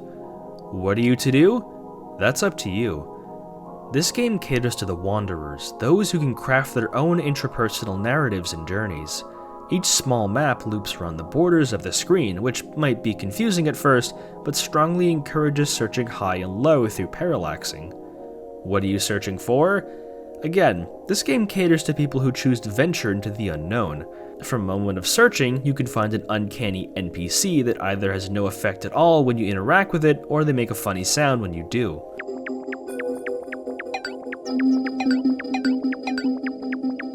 You can find different locations through each door, which sometimes leads to other door locations or sub-locations. Many of these are static and lead to predictable areas, but some are entirely randomized and can lead to different locations each time. Searching can also net you something called effects, which change how your player's sprite looks. These can either be cosmetic changes or can lead to solving puzzles and interactions you otherwise wouldn't be able to. Take this snow woman for example, who was able to put out this fire in the spaceship section I found. Or the bike found in the eyeball world, which allows you to travel slightly faster than your walking speed. Both elements contribute greatly to having each playthrough feel unique and special. No two playthroughs of Yume Nikki are ever the same. There are still things that were previously unknown being discovered today because of the lack of direction given anywhere in the game. There are no hints or no suggestions. You must find these with nigh-blind exploration and experimentation. If this all seems overwhelming, don't fret. By pressing 9 on your keyboard, you can wake up and re-enter the real world and record your progress whenever you'd like. The core gameplay loop of dreaming, exploring the dream worlds, leaving and recording progress is the beating heart of Yume Nikki, made so much stronger if you go completely blind. Which effects you pick up and which worlds you explore and how you find they're all connected is a tremendous effort in the realm of personalization, which this game thrives in. My playthroughs probably had little to no resemblance to your playthroughs, which had no resemblance to the classic playthroughs of people on 2chan almost 20 years ago. For 2 decades, people have been mystified by the soft-spoken somberness of the doors and the worlds you can travel to, which led to the birth of dozens of communities dedicated to discussing it and sharing knowledge, kind of like neat explorers comparing notes on the undiscovered islands in the Americas of old. The Yume Nikki wiki is an excellent resource for all things related to the game, but I highly recommend you don't peep at this wiki at all until you've felt like you're satisfied with your exploration. There is an objective to the game technically. If you collect all the available effects in the game, there is an ending, but I'll hold off on explaining that for now, both for dramatic effect and because it's entirely a bonus to the game. The core of the game does not require an ending, so it should be treated as extracurricular. If you were to constantly check the wiki for specific effect locations or to see where to go to get the ending, you aren't really playing the game correctly, or at least not in the intended fun way. The entire point of the game is that you deal with so many low-stakes RNG encounters that it's supposed to feel like a personalized journey through someone's dreams meant to bring out your own interpretations of the events and locales. And having access to all the information known about it spoils the surprise completely. You aren't supposed to know where to go without having made the connections yourself. Whenever you feel like you've had your fun with the game and feel satisfied, or bored, then the wiki is okay. What do you think this is anyways, Trails?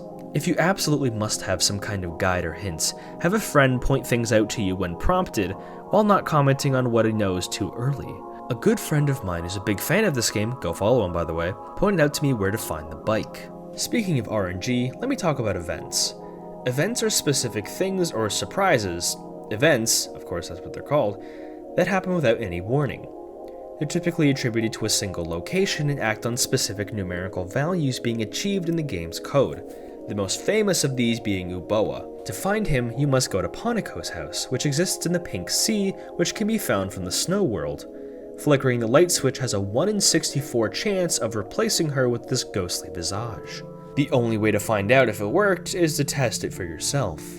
The little ghost boy exploded in popularity of this game, particularly to English-speaking audiences. If there was something this strange hidden inside the game with no clues pointing to it, what else could lie under the shallow water? This event's infamy skyrocketed people searching through this game feverishly, and became the game's defining moment when they saw someone like Peanut Butter Gamer talking about it years ago. Here we see another layer of RNG meant to be a footnote in your personalized journey throughout the game. It might seem somewhat pedestrian now, but the game is positively full of these events, both big and small. All these elements combine to make for a game that cannot be understood and explained through one playthrough. If you know where all the effects are, the game isn't very long to complete, but the journey to get there is never the same thing over and over. Even playing the game in the worst way possible is still thwarted by clever game mechanics and honing into the atmosphere of the unknown. I feel there's no better method to showcase how someone would consume this game than what I've prepared for you. I've had a couple days worth of recordings split up when I played the game for the first time. Allow me to present the youth in an abridged format. I spent some time reading the game's basic mechanics before I went to sleep. I didn't know which door to tackle first, so I went clockwise and entered the number world first. I was taken aback by its haunting twos as my shoes squeaked against the floor. I was so distracted by the numbers on the floor that I went through a door and found myself surrounded by blackness and lampposts, then beds once I re-entered.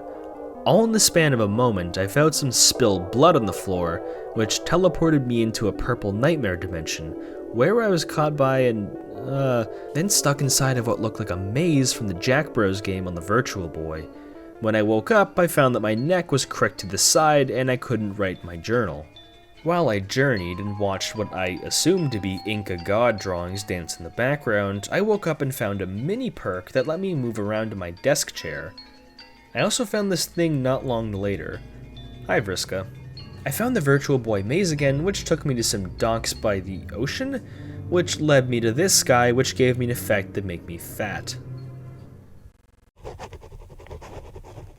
I went to the purple door and had a really fun time stepping on all these goofy little tiles.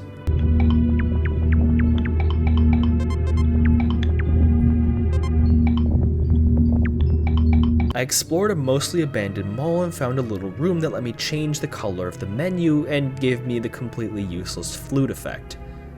I was really unnerved by exploring this forest area.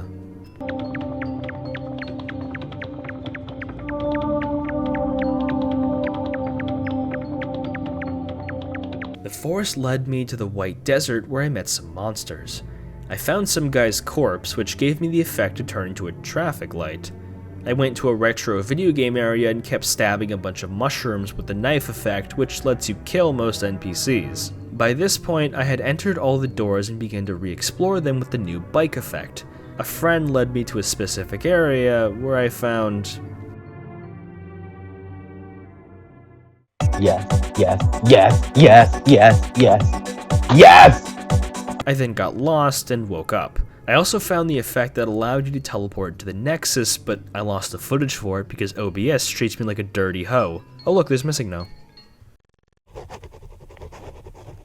This day got weird. It's here when I was told which world to go through to find good old Oboa. I found the path quickly and spent over 30 minutes straight flickering this light switch to get him up here. I was usually pretty lucky with the RNG in this game, and most games in general, but for some reason this picky prick wouldn't appear until I switched on my Third Strike remixes to pass the time. Once I got stuck, I honestly just decided to drink in the atmosphere.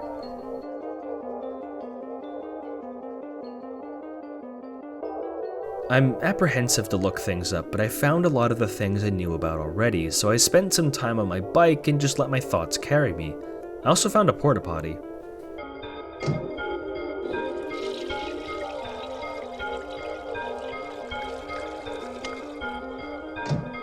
I decided to end off this day by exploring the number world once more, the first world I ever explored. I found one of these little zipper areas that wasn't like the other. I started testing with my effects, and I think I'll let the clips speak for themselves.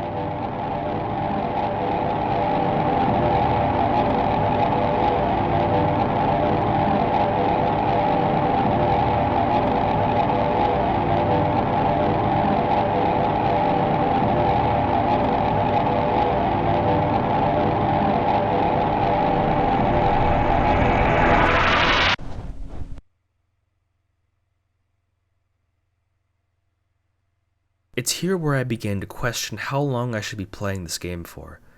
If there were other events like this, I'm not sure I wanted to see all that back to back.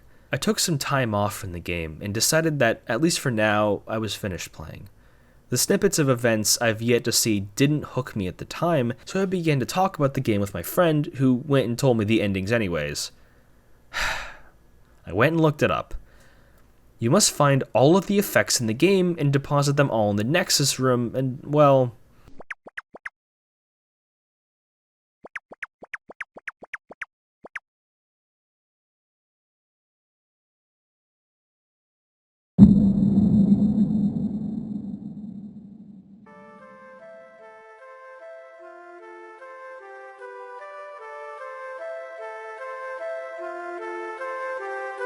I had to put the game down for a bit here. Yume Nikki sometimes makes you feel things. A lot of things. Being alone is when our true selves are revealed. We don't have to project or hide how we truly feel about something. When your mind tends to wander, what does it wander towards? For many people, they share our central character's feelings of isolation and anxiety. Madotsuki is quite lonely, as you can see. Despite her age, she has no friends or family to speak of. She lives alone in her apartment, and not even the figments of her imagination would dare to comfort her if they're not outright hostile to her. You can interact with people, but these aren't meaningful conversations or events. A goofy sound can't make up for the starving human mind's need to connect with other people. Humans are inherently social creatures, so what happens when you're deprived of those connections, even by choice? You get the nightmare realms she walks through. For the creation of this video, I've talked to everyone I knew who played this game in the past, and quite a bit of them reported feeling so alone and so anxious that it made them hesitant to play faster, which is no surprise. Following in the footsteps of a little girl, the picture of vulnerability is only strengthened how vulnerable it made them feel playing it, especially at nighttime. It doesn't take an expert to tell you that a helpless child exploring the ambiguous and threatening world of her lonesome imagination as a metaphor for being confused about life and growing up would resonate with people very strongly, particularly those who would relate to her personal struggles. This is the camp I like to dub creeped players, people who feel uneasy, uncomfortable, and generally on edge about playing the game. It can come in different flavors. The atmosphere, layout, music, or NPCs make people feel a little threatened, which is partly the point of playing the game. You play as someone whose only connection to reality is writing in her dream journal, which of course you'd make feel that way. Interpreting dreams is something you might need to get used to from now on if you choose to engage with this game on the level I recommend you do. It's the kind of game that naturally encourages fan theories on the greater narrative play at what each object and creature inside Madotsuki's head mean. These can range from something more pedestrian, like theorizing why she's alone and locks herself inside her room and refuses to leave, to some of the more troubling imagery present. It's important to note that basically none of these are considered the actual explanations for anything. People can peddle coma theories and allegations of assault all they want, but Kikiyama has not graced them with any of them with a response. Nor does it really matter. This isn't the type of game that requires a hard explanation that perfectly references something for the sake of a satisfying narrative conclusion, because it's meant to be confusing. What kind of dream is perfectly explainable and has obvious clues to something you're facing when you're awake? Besides, you'd either become a Reddit armchair psychologist trying to piece everything together, or you're a creepy artist with no boundaries. That's what I hear, at least. However, not everyone I spoke to felt creeped out and alone. Some people actually felt the opposite. They felt at ease and even a little comforted playing Yume Nikki. But how is this possible? How can there be such a great divide between people who feel unnerved and those who feel comforted? Let me explain using a bit of a weird metaphor. Radiohead is an English band formed in the late 80s, but they wouldn't rise to fame until the early 90s with their blow-up song Creep debuted in their first studio album, Pablo Honey. The band continued its abrasive and indie sound with their second album, The Bends. Radiohead stood out from the crowd by tuning their guitars in a way to intentionally make them sound imperfect and kind of awkward when combined with the soothing melodies. This imperfect sound, combined with the growing discographies of songs about people losing connections between each other and following troubled main characters, gives the band a relatable edge that few replicated. A dramatic change in sound came with the 90s OK Computer, which embraced the growing technological progress of the world with an album that told stories of people becoming alienated and alone through a sci-fi lens, combined with a much more electronic sound. If it wasn't blatant enough, all of these elements combined for a band that made people feel divided. Either people rocked out to its shredding guitar strings and gentle floaty voice of lead vocalist Tom York, or buried themselves in a hole because of the subject matter, and sometimes conflicting instrumental effects. Why did I give you such paragraphs about Radiohead? It's because there's no better example to explain this divisive melancholy. Think about it critically. How does the song No Surprises make you feel? For many, it's a haunting song that makes them want to curl up in the fetal position, but for me, its somberness covers me like a warm blanket. I love OK Computer because of its melancholic meant to make you feel lonely, but I'm pretty acquainted to the feeling, and knowing that I'm over the hump in that life makes me appreciate how far I've come, so I enjoy the whole album as something I can gently headbang to because I know where it's coming from. That's how I feel about OK Computer, at least. Kid A makes me want to run away and bury myself alive. Point is, the kind of melancholy and isolation Yume Nikki experiments and thrives in is the same reaction people get to hearing Paranoid Android for the first time, which totally explains why some people react the way they do. In this case, the comforted players camp. Look, I've been in a lot of the same places Medotsky has, and without going into too much detail, it makes some of the environments, or at least the interpretations of the environments, something that kind of leaves a bittersweet taste in my mouth. But you don't have to go down the same dark path that she does. The dream worlds are effective vehicles for interpretations given their ambiguous nature, but don't let those guide you how to choose your walk through your own dreams in your own life. Let me be an example to prove that people who feel like she does, it does get better. But it sure doesn't get better by exposing yourself to it unprotected. If you will, let me ramble about something. In the mid-90s, a writer from, I believe, the Conan O'Brien show you might recognize today named Louis C.K. took time off his job and, feeling the wistful pull of exploring somewhere unfamiliar inspired by some childhood experiences, decided to take a trip to Russia. He spoke no Russian, couldn't understand the alphabet, and was worried about the state of the country after the wall had fallen, but he wasn't deterred. The airport in Moscow he described as an airport in the middle of a forest. He recalls his week-long vacation with anecdotes like a waiter in a restaurant intimidating him for a can of Coke to sell for $5 American, because rubles weren't worth anything, then immediately quitting his job because that $5 bill was more than he could ever make in his own currency. When he tried watching TV, it was all dubbed by one man speaking over everyone, so it was entirely indecipherable. The streets he walked on were colossally wide because Stalin demanded that the buildings be dragged further apart for tanks to trot through the civilian streets, leaving the buildings to be held on unstable bricks and concrete foundations. The only way to walk is through the subways underground, which are full of beggars and gangs of stray children who huff glue for the pass the time. He punctuates his experience by explaining how he saw a man with a broken shoe confront a child and goaded him for the glue he assumed he had in his pocket to fix the shoe, which he assumed correctly. And that the misery of the country was so palpable and shocking that you could rightly assume a child would carry glue around because of how common it was for children to become addicted to it. It's a story that reminds me of how human we all are, and there's a reason why I've paraphrased it here. Imagine being Louis in that scenario, not being able to speak to anyone, not understanding what's going on, but feeling frightened and alone because of the foreign circumstances. Yume Nikki feels like being in an alien country or world and feeling threatened. Not threatened enough to feel like you're about to be killed, but just vaguely threatened enough to feel observed and a small part of a plan that involves you the same way a room of people is only changed by your presence because of your standard body heat. However, there was still a reason he went. He went because he bravely, perhaps foolishly, sought out adventure in a land far from his own. He knew it was only a temporary stay, so he felt a little comforted that there was an airport he could go to leave the city with relatively safely. That's the beating heart of the story. There's a razor-thin edge between being frightened and being comforted by the exact same thing. I personally find this game to be the second part, comforting. There were parts I was very much unnerved, but something about the music's gentle strings and chords and having so much room to explore at my leisure made it feel a lot more adventurous than scary. Speaking of the music of Yume Nikki is legendary, or infamous, depending on who you talk to. It lacks the lyrics and chord progressions one would typically assume, and instead rejects that for a much simpler looping ambient effect for each stave. They're deceptively simple and short, but round everything together to make a tremendously unforgettable experience. Let me show you how the average playthrough is affected by the sound in this game.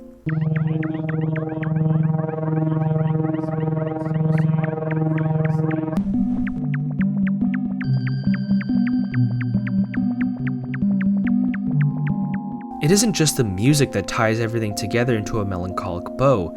The unique and almost cute sound effects act like a candle in the darkness. The squeak of your shoes and footsteps on different tiles tips me over the edge to feel relaxed.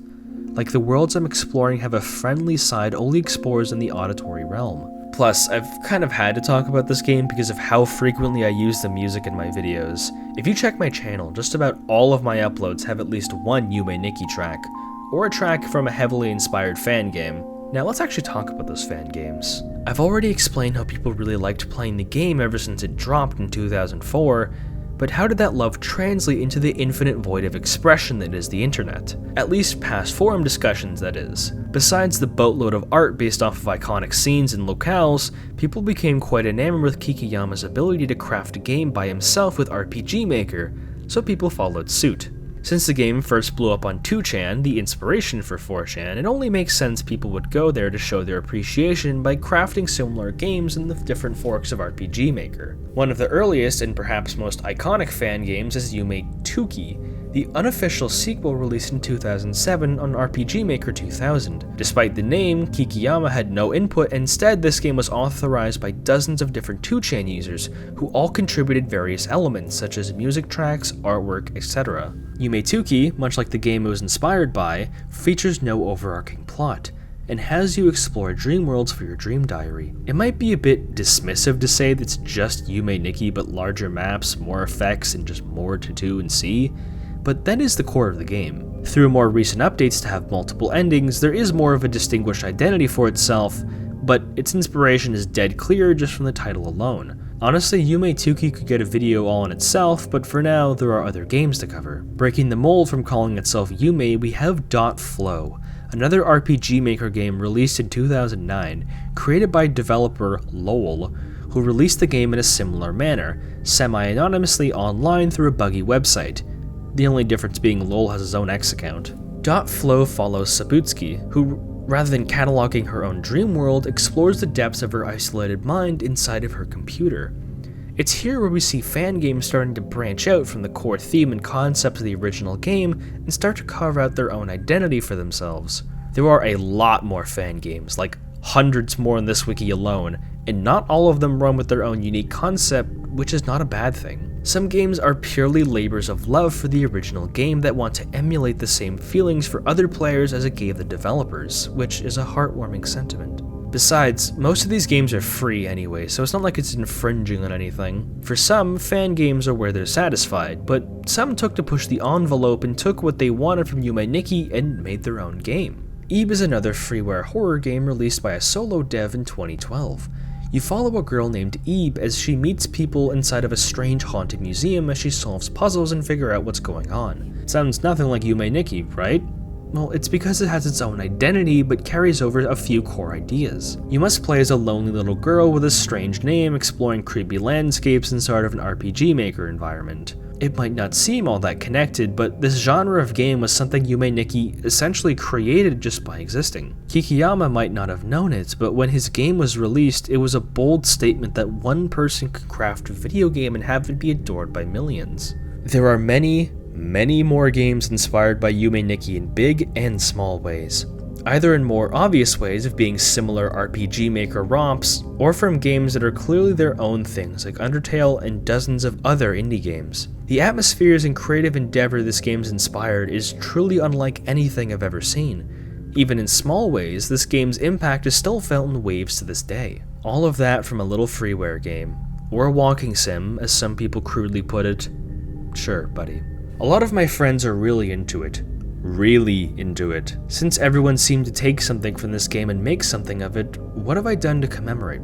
I'm no artist, so I'm not making a game anytime soon, but I do have a bit of a pet project in the making. Once I've uploaded this video, I'll be keeping my own dream journal. I don't expect to have the same dreams or anything, but I'd like to emulate the kind of feelings this game gave me by walking in the footsteps of this lonely little girl. That's the kind of game this is. It's a game with so much potent energy that just by inspiration you can create something that matches on its level.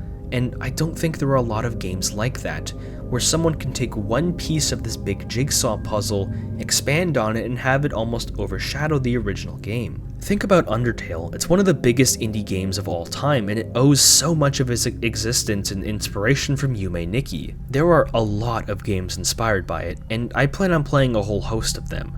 Stay tuned for that, and for now, have a lovely rest of your day.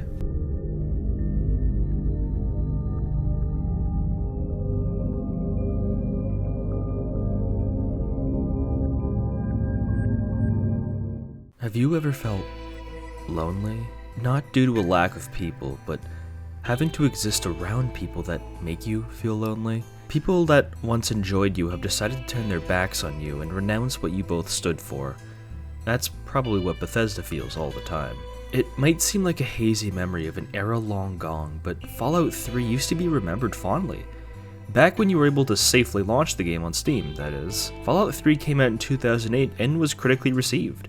Bethesda, the company who now owned Fallout through acquisition, was riding hot off the heels of the smashing success of the Elder Scrolls series, particularly Oblivion. Fallout 3 at the time was no stranger to media stardom, which sounds strange to say considering the game's reputation online currently. Fallout fans prefer to slot 3 into its own weird category, distinct from New Vegas, Fallout 4, and just about every other game in the franchise. Despite everything, there is just something off about 3. Perhaps it's all in hindsight. I'm aware that people complained about 3 feeling somewhat empty by comparison to their cousin games, but that's kind of the point. The lack of towns and people is a pretty clear indicator of how things have been going along the East Coast, mainly not good. And when there are people, they're trying to loot your corpse or just eat you. There isn't a better example to explain how Fallout 3 was able to carve out its own identity than with one of its own DLC expansions, Point Lookout. My goal with this video is to tackle a couple ideas, mainly explaining why this piece of DLC is so good, perhaps the best DLC the game has seen, and explaining why those talking points can be transferred to the main Fallout 3 experience. Think of it like this: the points raised in this story, exploration of the world, etc., and how that would translate to vanilla Fallout 3, or at least post-Broken Steel vanilla Fallout 3. Meaning, when I praise or criticize something, you can point to it as a representation of its own point with the original game. Stay tuned to the end to hear all the juicy details I have about that, and perhaps stick around and subscribe. I upload every week, and I love talking about weird, underappreciated games. You know, just like Fallout 3, by the obscure indie studio Bethesda, of course. Seriously, some of the Fallout 3 hate is so forced. You guys are just not alpha and omega pilled.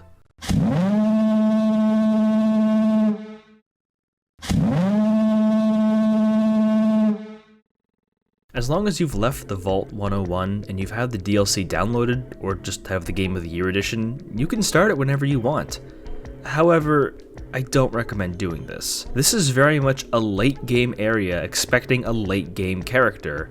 I started a new character, so I just juiced myself to level 20 and put my points into stuff that would help me uncover some secrets, mainly lockpicking and speech. Our marker is right at the southern edge of the map, which proves to be quite the trek from exiting Vault 101. We do make it, after being taken down by Talon members all the time.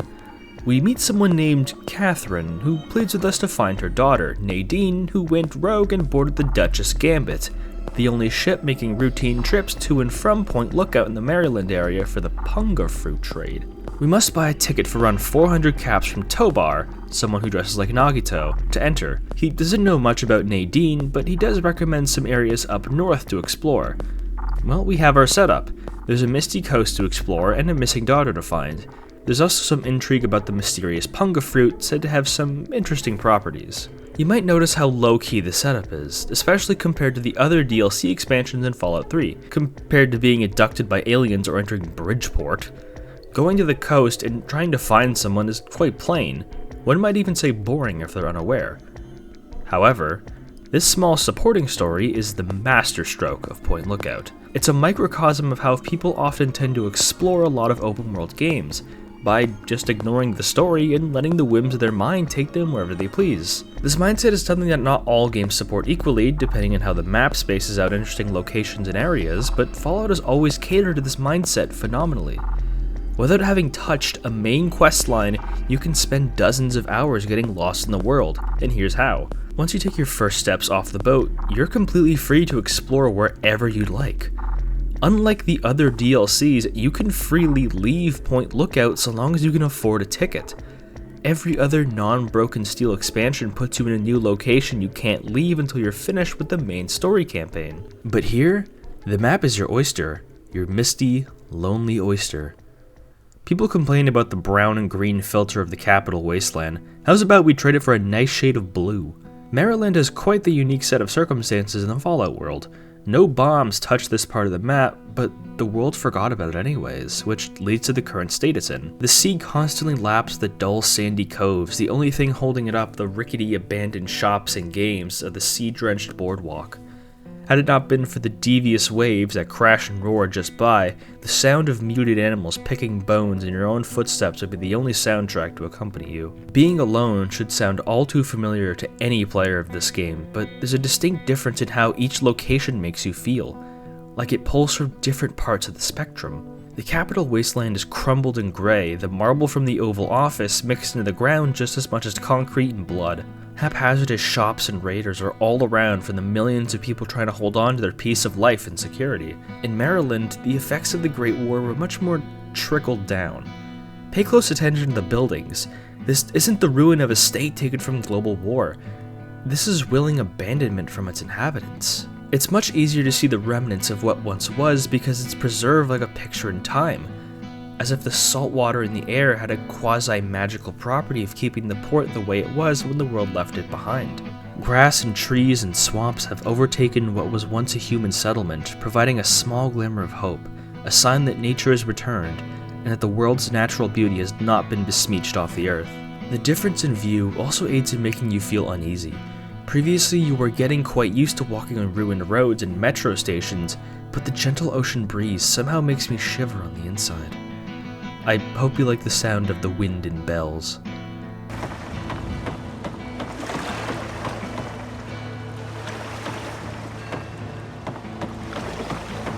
The maritime aesthetic and charm are thick enough to blast with a mini nuke, and the wind rattles your bone and frosts the tip of your very soul. Something about the towering lighthouse slicing through the fog brings many memories to my weary mind. I spent many a summer in New Brunswick off the eastern coast. Just look at a map. Pennsylvania and New York are basically identical to eastern Canada. I defy you to tell me the difference with just your eyes. I stayed right along the oceanside beach in those summer days, so seeing all the rotting wooden homes by the coastline sinks a deep feeling of nostalgia in me, combined with a forlorn sense of dread that something I remember so fondly has been twisted by the human afflictions of war. Further into the wilderness, away from the prying eyes, we can see some swamplands that make refuge for the living creatures inside, usually consisting of wild dogs and lumpy mutated hicks, sometimes a feral ghoul or two. Those who choose to call this land their home and aren't irradiated in some ways are far and few in between, so make sure you stick close to them when you can find them. There are some specific spots all over where people can be found, from the abandoned lots and mansions of the wealthier pre-war families to the Confederate subs and hideouts hidden scattered around.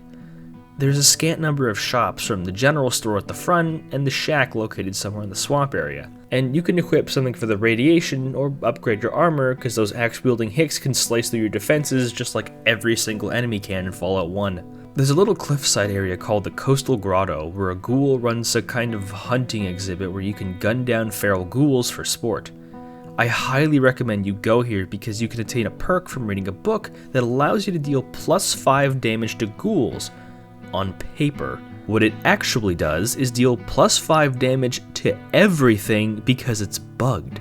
It's a straight damage bonus with no downsides to not have it. It makes the absurdly tanky and dangerous swamp folk a lot easier to deal with. Even when I talk to the people around here, they aren't exactly nice. People tend to be short with you on account of being a several hundred-year-old ghoul or a desperate survivor clinging to what little they have. Everyone who isn't here just for business has a history deeply entwined in the darkest of ways. Various eras of history have arrived and left at the door, which implies as the world continues to spin and people come, Point Lookout will resist and snuff them all out, leaving only ghosts of their culture.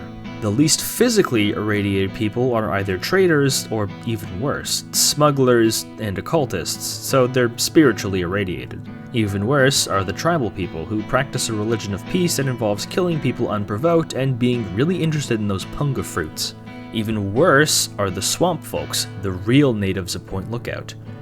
From a diet of radiation, drugs, and incest, they've bubbled up all frothy and are extremely territorial to outsiders.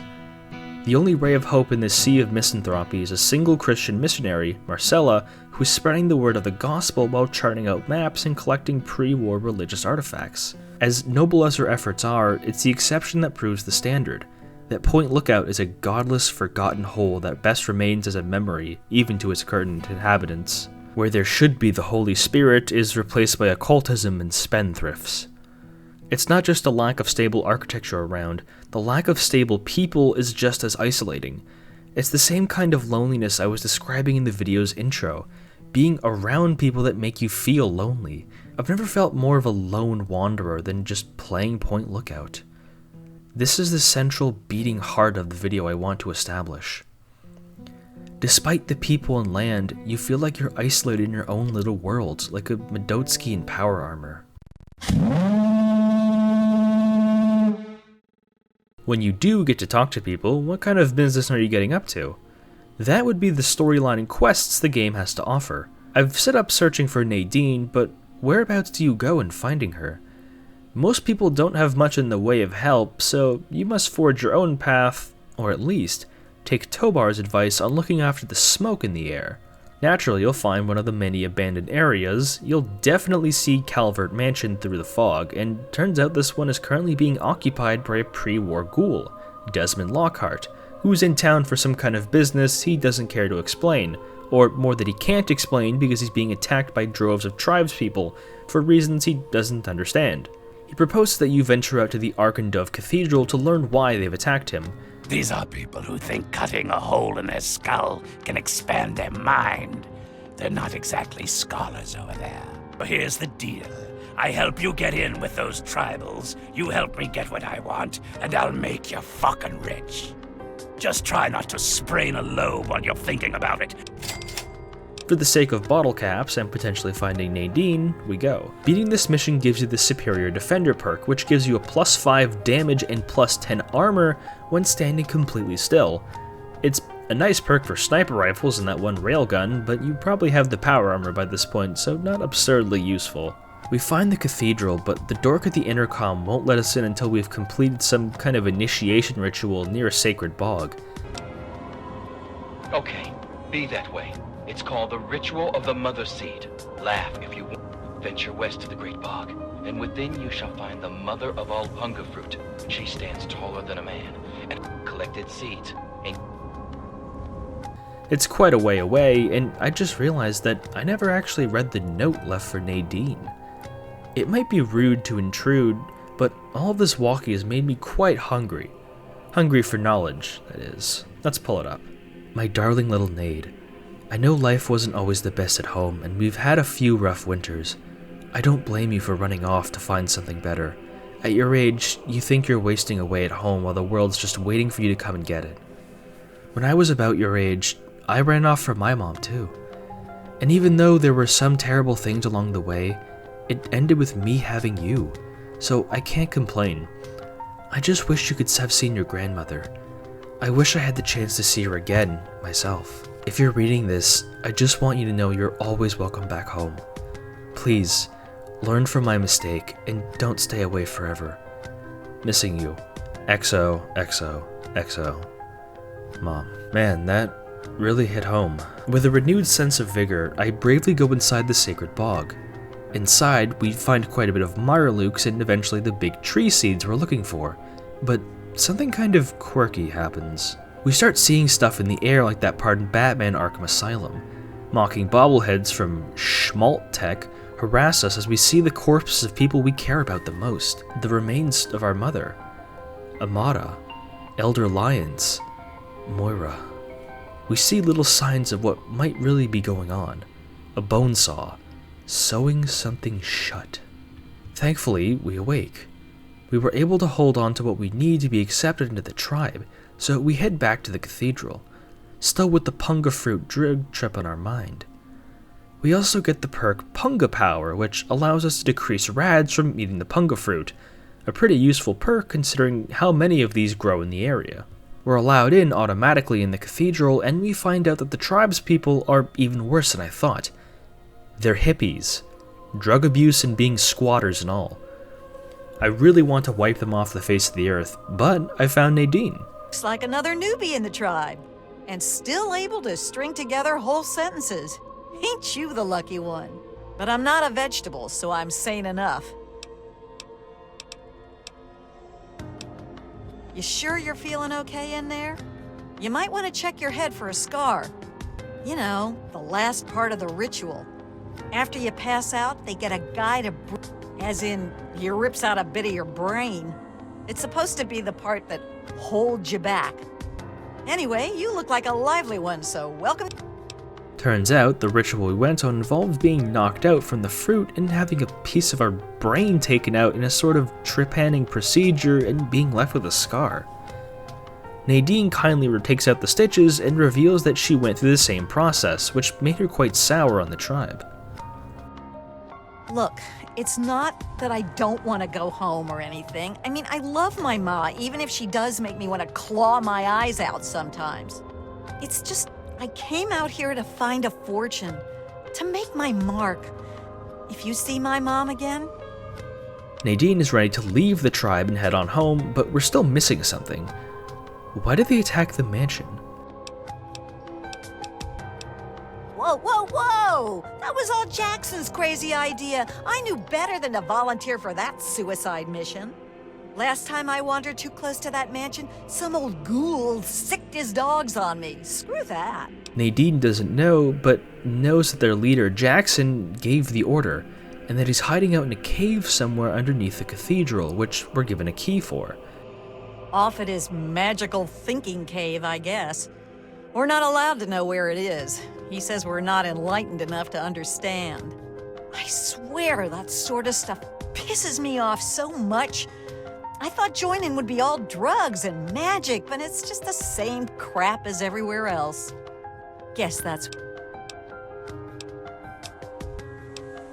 Sure, fine. Why not? I'm planning on ditching this place anyway. His cave's under the cathedral, but it's hard to find. When you find that old idiot... Nadine is safe and secured back in the Duchess Gambit, but I'm quite determined to see this story through. We're able to find a passage to the cave instead of an abandoned ship flanked by swamp lurks. The cave inside is full of mire lurks and human remains, but the most dangerous foe of all rests at the very top. Turns out the tribe is receiving orders from a holograph of a floating brain, and the order to attack the mansion was solely to kill Desmond, whom the brain has some kind of history with. Now then, perhaps you can be more useful than that simpering spiritualist and his tribe of idiots. What you are interacting with is merely a holographic projection, and a rather clumsy one at that. As for myself, much more elegant than shambling on as some rotting corpse. Jackson believes me to be some kind of god. You'd think that would be good, but his interpretations of my commands leave something to be desired. Regardless, there's a troublesome ghoul who lives in Calvert Mansion. I need him destroyed and his jamming device neutralized immediately. More than you could possibly imagine with your squishy pink mind. But the only pressing matter... He has a jammer that limits my projection range to this pathetic cave. Remove that and I can extend my reach. Killing Desmond would be a nice plus, but I'm sure we can get around to that later. Of course I did, but that moron thought it was one of his adult visions. The real goal was to destroy the ghoul's jamming device. Desmond, that... Were it not for his interference, I would still have a body. Still, its absence is only honed by brilliant sober and appreciation. He wants us to take care of some kind of psychic jammer on the top of the Ferris wheel by the docks so he can extend his influence. It was around this point I was too invested to be shocked that we found a floating telepathic brain that lets people worship him like a god. Jackson, leader of the tribe, naturally takes orders from a higher liberal power, so he gets the punishment all hippies need.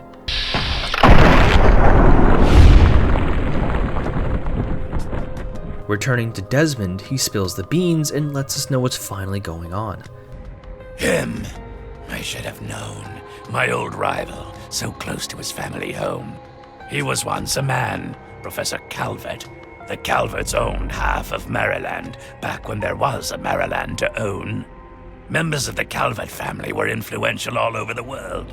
They practically owned a deed to the US government. In their best days, there were no less than 3 Calvert family senators, 7 members of the House. They even had a top candidate for president, until that scandal with the dog forced him to drop out of the race. I was particularly proud of that one. Calvert is my old rival. Centuries we've played this game. I knew he'd be stupid enough to hide so close to his family home. It's not a matter of hate. It's a matter of destiny. He is my enemy. I knew he was here, and it is my intent to find him and call down a righteous fucking hammer on his head. Figurative, I mean. So, those half-wits are getting messages from the... but without those buggers. So, we cut off his ability to talk to him, and he'll need to try harder. Maybe then I can find this squishy little worm. If I know the professor, I have the perfect device to jam up that little worm's talk box. All you need to do is take it to the highest point around and install it. Easy.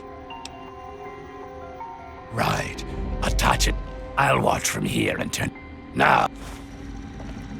The brain in the jar is Professor Calvert, a member of an extremely influential pre-war family that has been feuding with Desmond for over 100 years at the least. It's the kind of rivalry we aren't given the full picture to how it all works. Instead, he cites destiny and asks us to install a stronger jammer to completely cut out his psychic signals. Heading to the Ferris wheel, we're actually given an option from a telepathic intervention from Calvert. Coming to gum up my work, are we? Well, I have a better idea. How about instead of playing his game, you destroy that nasty little device? Deposit it in the nearby trash compactor and we will never have to worry about it again. Either we side with him and dispose of the jammer instead of a garbage compactor, or side with Desmond and install it. The series of events plays out similarly. For now, we side with the ghoul and install the jammer, which leaves us to be flanked from all sides by tribespeople on the attack. We go to check back in on Desmond when...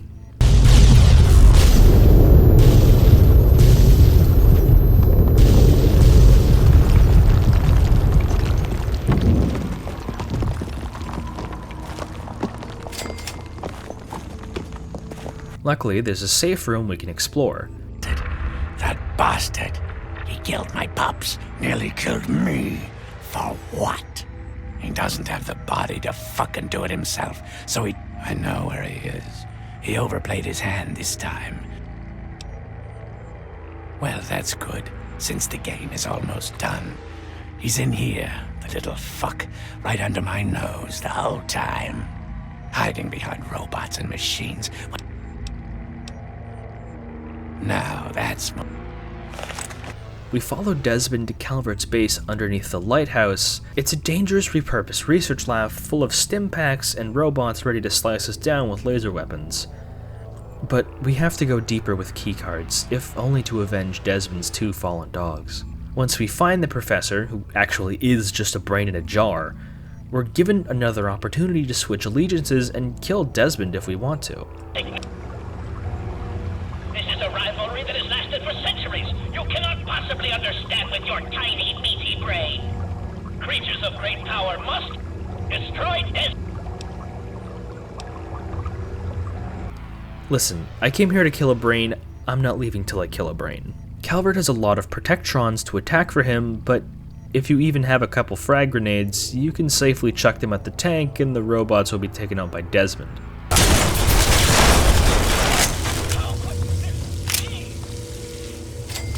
At last, the world is rid of that sniveling, disgusting, arrogant brain. Think of it. Everything he learned, everything he had, it's all here, and it's all mine. Moron. I've been battling with Calvert for over and now, 200 years of technology, knowledge, and... You're free to take what I enjoy your spoils. I don't think our paths will ever cross again. And I think we can both thank Christ and say hallelujah for that. Now that we're rid of Calvert, I'll be heading north to pursue my next rival. There are only a few of us left now. The great game goes on. Sort of a, what's a word you'd understand? Microcosm? Yeah, it's a microcosm for the old world. So, as I understand it, Desmond, Calvert, and a few unnamed more pre-war figures have been feuding for over 200 years, and we're being dragged into the middle of it. Desmond thanks us kindly, as he can give us the key to escape the easy way. You can kill him if you want, but he has no further business with you. But what if we sided with Calvert? Reloading a save, we dispose of the jammer and the compactor, and the prof tells us to return to the mansion for a surprise. The house blows up, and we head to the lighthouse. Desmond is there, furious we double-crossed him, but we're allowed to choose sides once more. You bastard! Betray me, you fuck! You think you can betray? You have one chance. We are going to go in there, and we are going to end this once and for fucking all. And you will help, or you will be mine. And you...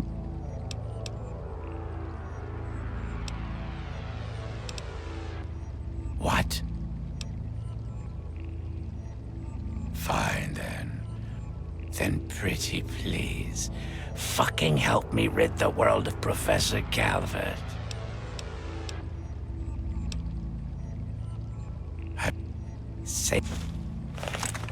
Though Desmond will no longer be invincible like normal, and will probably die from the various turrets inside. At long last, Desmond is dead, and you, my friend, I have you to find.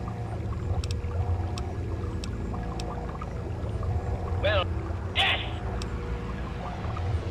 Don't think of it as betrayal. No. Calvert is giddy his rival is dead, and thanks us by double-crossing us, which results in the exact same fight. This decision isn't so much a philosophical one, more than a cynical, convenient one you're allowed to flip-flop on, because you're just along for the ride. Might as well be loosey-goosey with your choices. And that concludes the main quest line for Point Lookout. To some it might seem somewhat inconsequential and kind of strung along, but there was a very deliberate design mentality when crafting it. You're allowed to leave at any point, unlike DLC like the Pit or Mothership Zeta, so feeling like a passenger in a conflict bigger than you and the main quest is only the beginning of feeling like leftovers. Returning to the ship, we find Nadine. Yeah, looks like it. When the tribals would send someone to the swamp, he'd be waiting around to nab them when the Pungaseeds gassed him. He'd do his amateur surgery for the tribals and let us wander back, all in exchange for punga fruit to trade. Sweet little deal he had going on. Anyway, I figured you'd want a shot at some revenge, so I... It was Tobar who sewed open our head, eh? Let's pay him a visit. I looted him of his Nagito jacket. We can also find the specific part of the brain matter because he keeps vials of it as trophies. Gross. We're not quite done with this island, so let's explore some more. That was only the main quest line.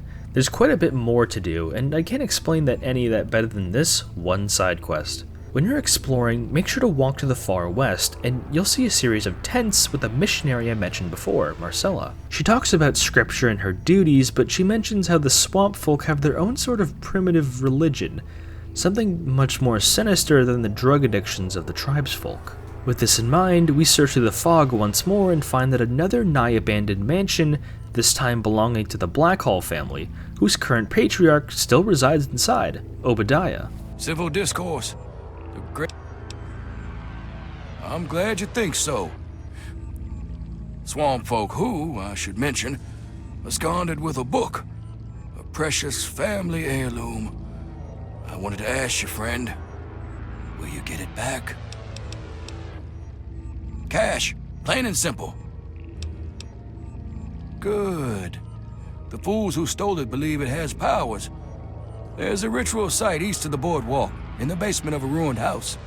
I think you'll find it there. Gives us a quest to retrieve a family heirloom from the swamp folk, who have stolen a book they believe to have some kind of cultic mystical powers, which Obadiah scoffs at. Simple enough, 1,000 bottle caps and a fetch quest, easy as pie. However, once we leave, we run into Marcella again. Has Obadiah sent you in search of a book? I thought as much. Listen to me very carefully. That book is known as the Krivbekne, and it's a thing of... Yes, the Krivbekne. The Blackhall family has a long, evil history with the book. It was lost to them long ago, but it's found a way back to Point Lookout, and Obadiah seeks to reclaim it. Obadiah's no better than the heathens he's asked you to steal it from. He believes he can use it to control them, and God knows what else. There's a way to destroy that damned thing. I can't promise you money. I ask no more. You can find me at my...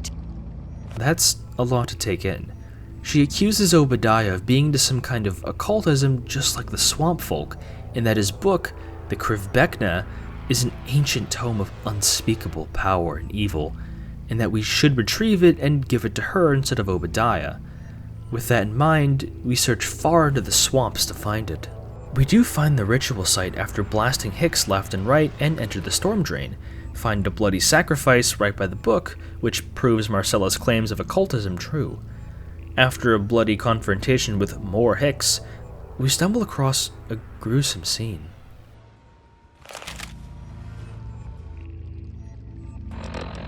They attacked while I slept.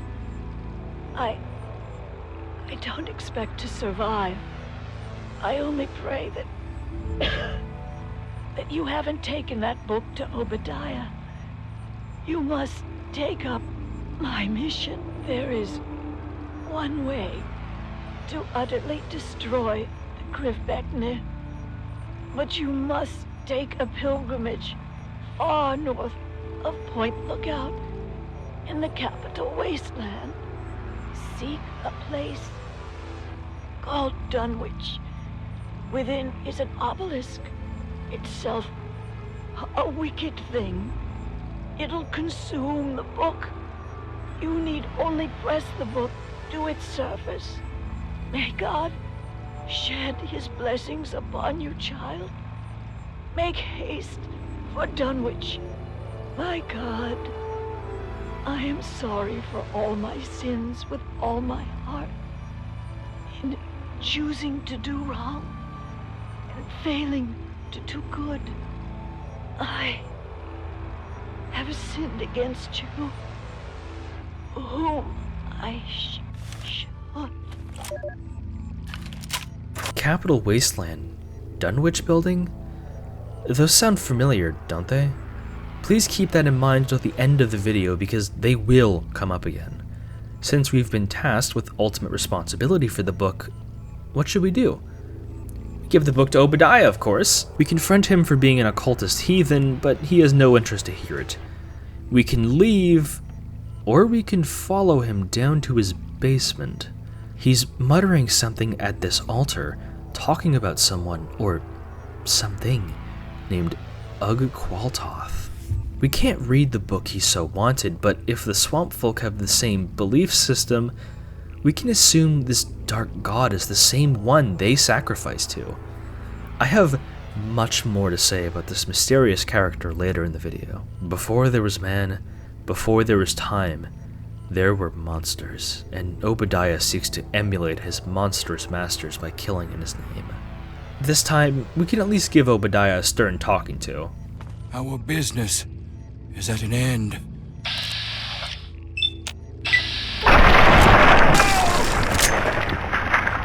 Oh hey, we can get the book back.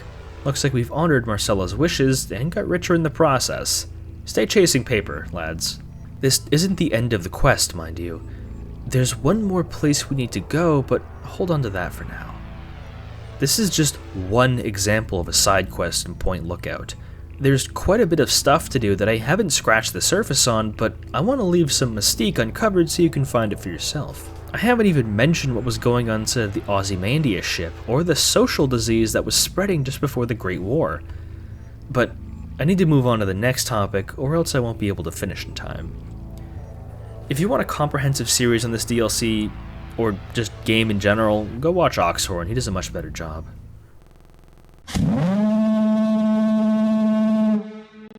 Fallout likes to experiment with different themes for each location and game, and this DLC is no different.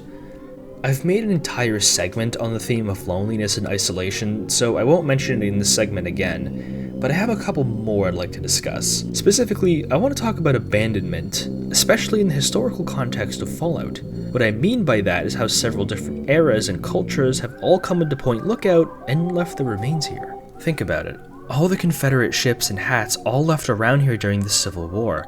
Many of the nicer homes still standing are distinctly Victorian in architecture. Even the darker, mostly unknown occult aspects seem mostly forgotten by all, except the mutated locals. Pieces of their history and belongings have been bolted together haphazardly like a multinational scrapyard. It's not an uncommon sight to find chipped bits of fine china next to piles of double-barreled shotguns together. Not to mention all the marble statues and ritual items that are God knows how old. The Calverts owned much of Maryland, so their influences, mainly being the occultism and some dashes of mad science, are present in the monstrous biology of its inhabitants and fauna. There's an interesting harmony between man and nature here. All the grass and slightly less irradiated water might seem tranquil, or at least less harmful, and the people here do take some care for their own environment. There's an uneasy sort of ecosystem here. People tend to stick to their own communities and don't like outsiders, but people can trade here for business. It's something we don't really see in the Capital Wasteland. People aren't really trying to rebuild there. They're becoming tribal and crafting communities that only acknowledges the other for trading. I wouldn't say people are devolving in the common sense, but shifting towards an older mindset with the world around them. Versus Point Lookout, where there is uneasy tension between people, but some common ground that allows them to coexist in a strange sense of peace that's unmatched anywhere else. I'd also like to pay some service to the themes of destiny that cast quite the shadow. Fallout 3 deals a lot with the machinations of destiny, typically in the poetically biblical sense for sacrifice and the spiritual symbology of certain acts on a community and nation. There's a reason why there's a karma system, after all. This destiny manifesto in Point Lookout becomes multifaceted. The most obvious example is with Desmond and Calvert. They aren't the only people inside of this complicated relationship of rivalry dating from the pre-war era. Desmond mentions Lyndon B. Johnson, so it dates to early modern American history in Fallout terms. Both men have extended their lives through science, Calvert through suspending his brain in a jar, and Desmond through becoming a ghoul, likely just to add fire to the fuel of trying to kill each other. Both men are more than okay with manipulating anyone in their path to achieve this. The player, tribespeople, entire nations, and facilities constructed solely to destroy them and each other. Neither man is willing to discuss anything on a rational term, instead choosing to suspend their accountability to destiny as they do their evil deeds, not caring for who was harmed in the fire. This destiny goes even deeper than just two men. The Blackhawks were a famous pre-war family like the Calverts, instead choosing to devote themselves to occultism instead of science. We see the effects of their dark worship. People have become fiendishly devoted to whatever empty promises their cursed tome whispers, making followers kill and steal for a chance, even from each other. This is opposed by the missionary Marcella, who represents Christianity, though the denomination is interpretable. She's very much aware of what the Black Holes are aware of, and tries her best to prevent it while still keeping true to the scripture. The opposition with these is several-fold. The occultists are killers, thieves, savage, and instinctual, superstitious beyond a doubt, and vigorously motivated and determined. The Christians, in this sense, are largely pacifist, careful, slow to anger, but not quick enough on the draw. The camp Marcella was at wasn't a far walk from the Blackhall Mansion, but Marcella wasn't willing to attack Obadiah and take the book because she believed in her moral values, which might have gotten her killed in the end, because it's implied Obadiah sent out the mercenaries you find to kill her. She spends her last words praying forgiveness from God.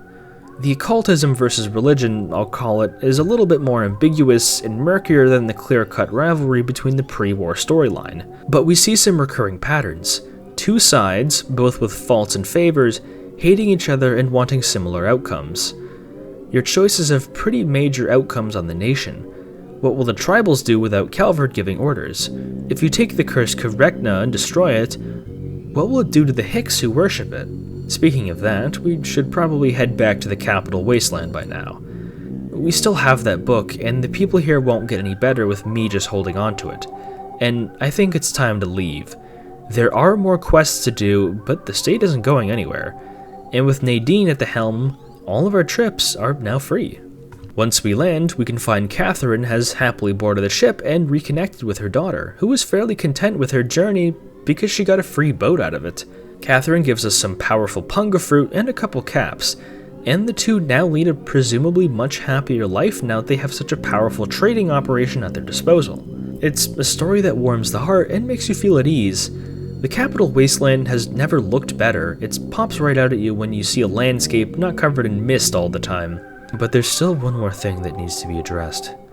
We still have the Quebecna, and some unfinished business at the Dunwich building, which is all the way to the far west of the map. Alright, let's get this over with.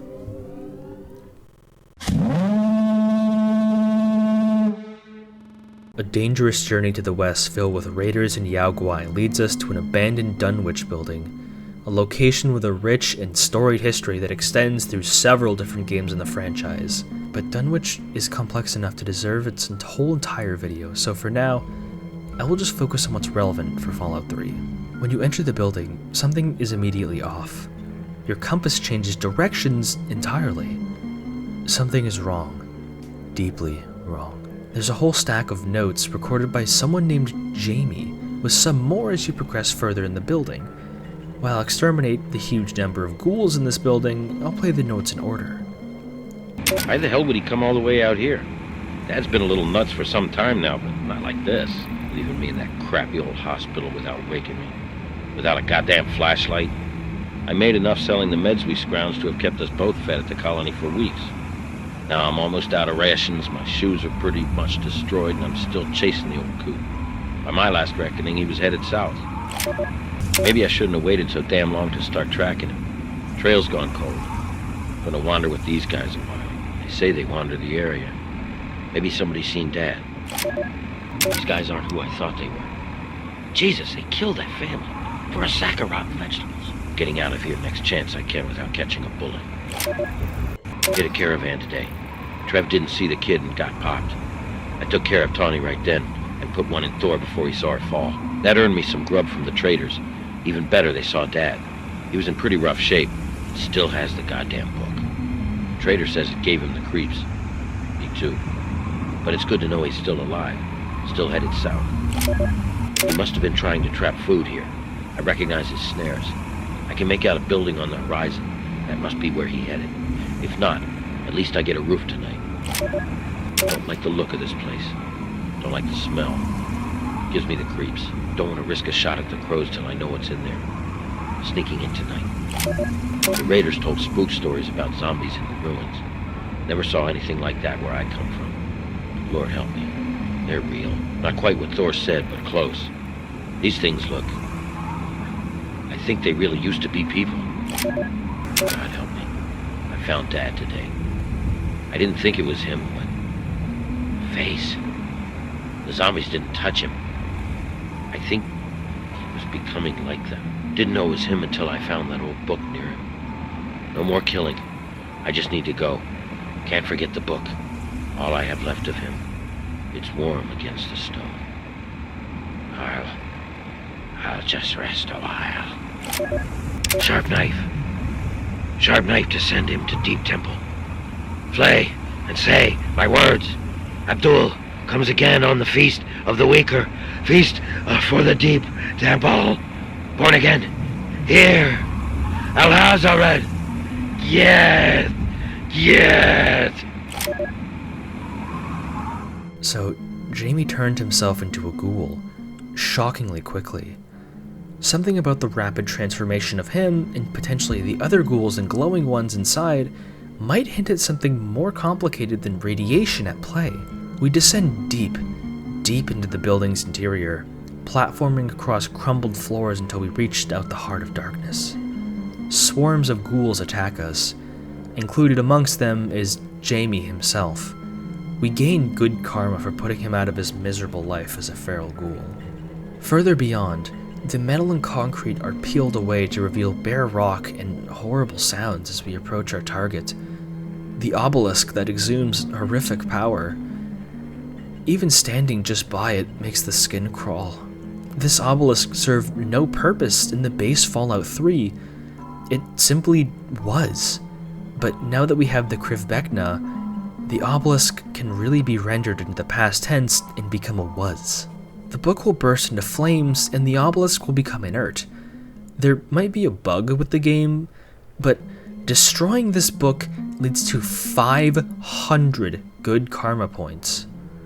To put some perspective, blowing up Megaton gives you 1,000 negative karma points. Destroying an entire settlement full of innocent men, women, and children for no greater reason than to support a ruthless business tycoon who views people as cattle, or for your own morbid hedonistic sense of sadism. But destroying this book, this deed is deemed so holy and so virtuous that it could cover half of the sins blowing up Megaton. That leads to a serious question. What was inside the book? We're unable to read it, but those who have and can have become twisted and so ostensibly evil. This isn't even the biggest question relating to it. I have to ask, who is Ugg Qualtoth?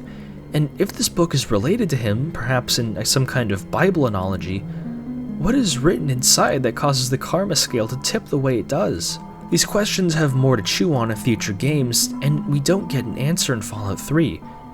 Remember when I talked about feeling like a pawn in someone else's game? We're totally clueless about what's going on under the real inky blackness of the cosmos, but we're granted the opportunity to aid it or help destroy it. And this is why Point Lookout is Fallout 3's best DLC. Let me run through every chapter once more to summarize my point. Firstly, the exploration. Point Lookout is a sickly sweet style of loneliness that feels distinct from every other type of isolation in the game. Exploration feels satisfying because of the relatively small size of the island and how easy it is to see things on the horizon. The storyline is understated and simple, but allows for a lot of freedom of choice. The outcomes are very similar, but allowing you to choose who to ally yourself with makes it feel incredibly immersive in the dog-eat-dog world Fallout can often be. The thematic consistency is razor sharp and always on point. Being a pawn between two afflicting ideologies and understanding its representatives is the name of the game, and both sides are given ample opportunity to seem semi-reasonable to you. And finally, this DLC connects to the main game in a way far greater than most other DLCs, Broken Steel being an exception, because that's just the post-game expansion pack. Most other packs allow you to obtain very powerful items and maybe a perk, but Point Lookout seriously recontextualizes the Dunwich building and allows you to re-examine the entire dungeon, which no other DLC has done. However, it's not all positives. I've mentioned bugs a couple times, and there are some bugs associated with this pack. Not nearly as many as Mothership Zeta, but it's definitely got an aura of being unfinished. I highly recommend you check out the scrapped and cut content on the wiki, it's truly fascinating. I also recommend you check out Oxhorn and Epic Nate's channels if you haven't already. They go into serious depth on these topics, far more than I have, and that extends to the franchise itself. I want you to keep your eyes on two topics afterwards, the Dunwich Building and Ugg Qualtoth, because those two deserve their own videos.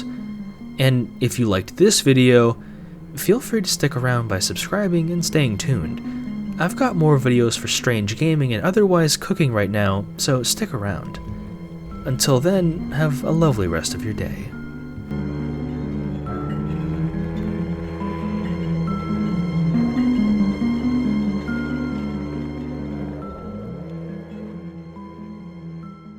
Pokemon Platinum was a game that I cherished so remarkably growing up that I spent many an afternoon frantically consuming all information about it as I could.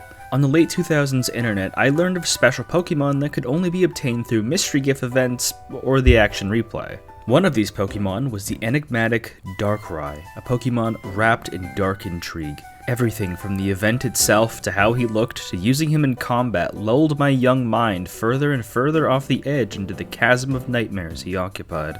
There was nothing quite like him, a dark specter that lulls people into infinite sleep and torments their slumber with never-ending nightmares. I was so accustomed to Pokemon only acting with ill intent on their trainer's will, but here I was, facing down a Pokemon that tormented the young to such a terrible fate on its own accord. Most Pokemon aren't motivated to do much past survive when not caught by a trainer, so what did Darkrai seek to gain from cursing people in their sleep? I was forced to question how much autonomy and awareness he had, and by extension, how much Pokemon had as living creatures. When I managed to catch it in Platinum, his Pokédex description forced me to question his motives even further. To protect himself. It means no harm. So, we're only told that it uses its sleep-inducing powers to protect itself, which throws a wrench in our plans of understanding this creature. Today, I seek to find the answers that my younger self could not. I combed over just about every single piece of information about Darkrai that I could, from the old to the new, and the conclusions I've come to have kind of floored me.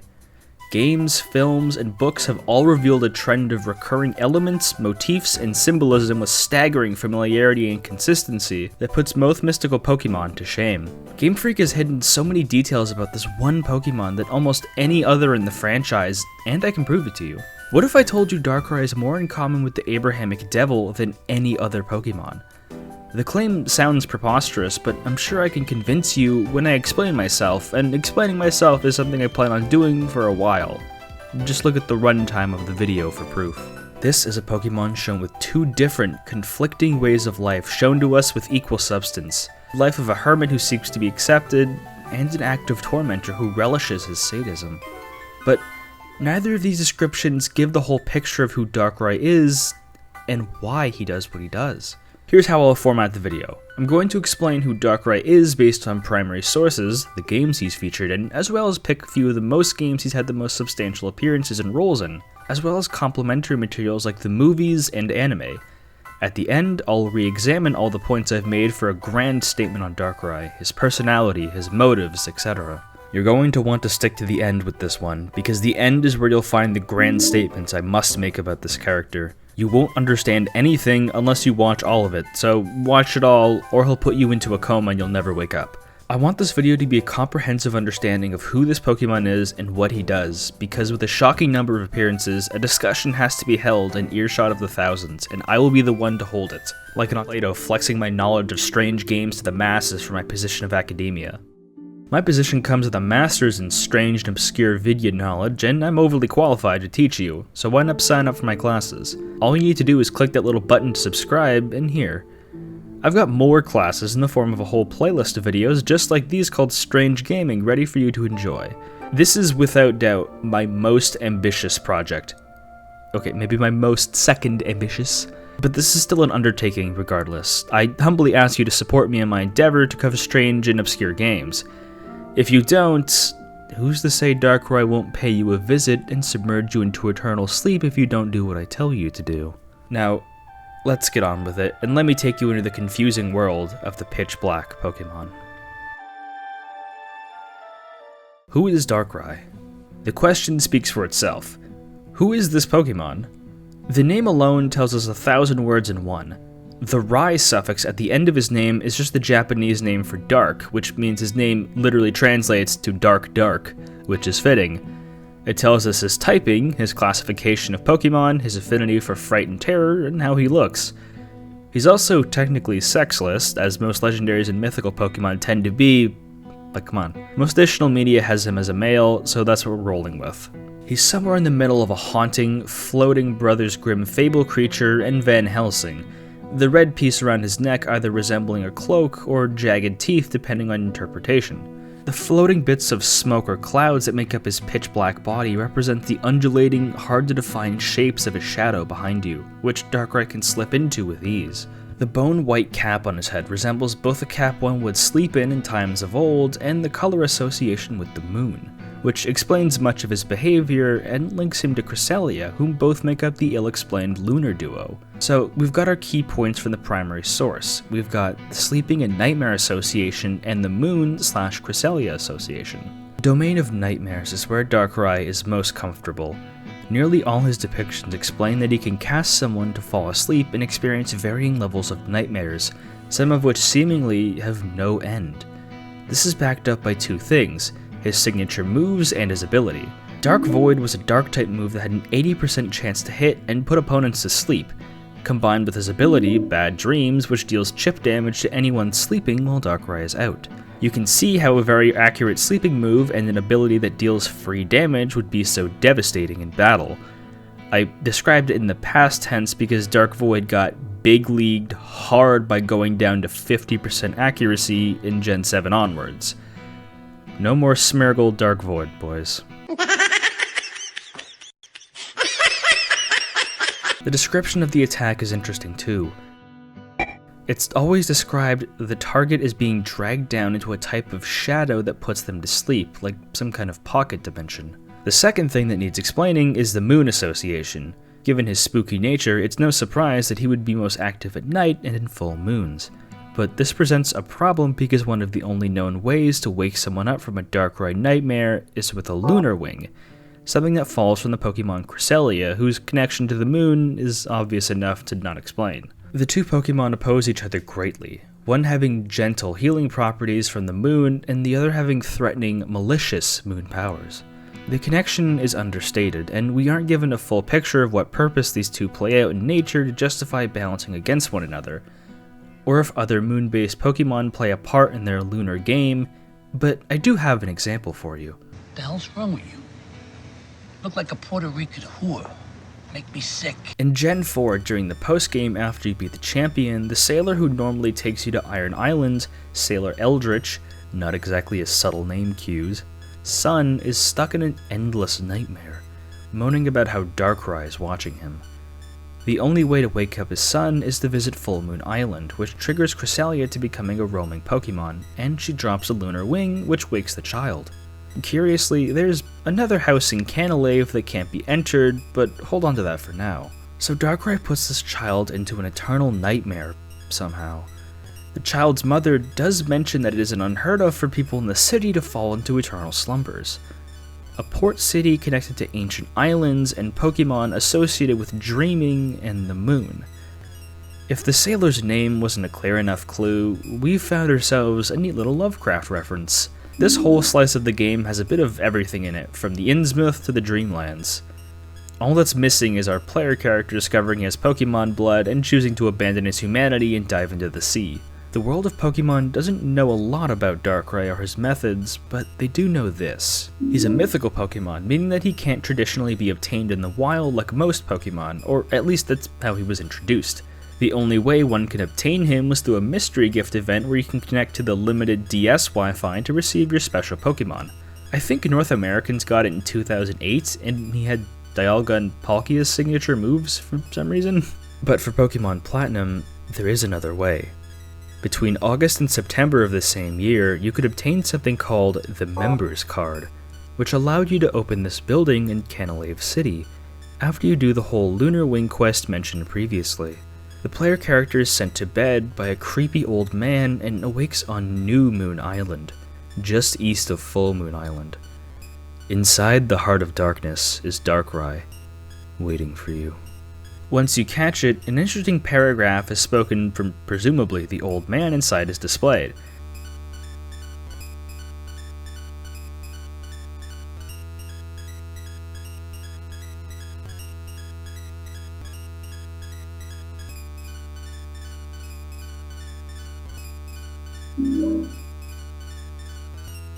We're given a phenomenal insight. The nightmares Darkrai causes might not always be intentional. We know he can intentionally cause them, but the revelation of his apparent inability to always control them is something we must consider for his reputation. If his mere presence is enough to cause these endless coma-induced nightmares, then that would explain why the child fell under his domain. Full Moon Island, despite visiting there in a dream, is still in the Sinnoh region, and close enough to reach by boat travel from Canalave, perhaps northern Snowpoint Town also falls victim to his nightmares. One must question why such a clause exists in such a mythical Pokemon. Legendaries and mythicals alike are typically the embodiments of their own domains. See the Gen 4 box legends. Dialga is time, Palkia is space, and Giratina is... what was he again? Some kind of like antimatter, or like dark matter? The explanation may arise when you consider that we still don't understand why the human brain dreams, so nightmares would fall under the same realm of not being fully understood, even to a being that embodies them. Perhaps there's another angle I've yet to explore. Darkrai, through his Member Pass event, embodies the ancient, unknowable darkness that dwells in ancient history and memories. Canalave is a microcosm of Sinnoh, a region where modern industrialization is just as important as preserving ancient history and customs. The Canalave Library is home to some truly ancient tomes that reveal history and folklore that forced players to question everything they knew about Pokemon. Darkrai is a living folklore, a shadowy being that never reveals itself or its motives. Though, there's one more revelation I think I should mention. If Darkrai cannot entirely control who is given nightmares, then how would that color his folklore and wives' tales? People speak of him in hushed tones out of fear and contempt, but if he doesn't always mean to afflict people with eternal sleep, should we pity him? Put yourself in his situation. Imagine your presence causing people to become comatose and tormented by sleep terrors beyond your control. Would the families and friends of those affected not loathe you for this, despite your intentions? It's no secret that he rests on an island, alone. Maybe luring your player character into catching him was more of a cry for help than a challenge. A Pokemon unable to interact with people or other Pokemon without causing them great fear, isolating itself from the rest of the world who shunned it. It's a bittersweet story that would rend anyone's soul to bits. This is how Pokemon Platinum interprets his character. We're given quite a list of traits and details that not a lot of other Pokemon are able to receive. We know that he can give people nightmares, intentionally or not. We know that he has a fair few connections to Eldritch Horror. He likes to operate in the nighttime when the moon is out, perhaps because that's when people are already sleeping, so he can either avoid them or give them nightmares. We have two sides to the same Pokemon. One is a malicious, malevolent entity who enjoys inflicting pain on children, and the other is a sympathetic, lonely Pokemon just as a slave to his own powers. These are all the details we have for his debut generation, however. There are a couple more games to draw information from, some mainline and some spin-offs. I'll be jumping around the timeline and not sticking to strict release dates in order to build intrigue. Trust me on this, it goes so much deeper than Platinum.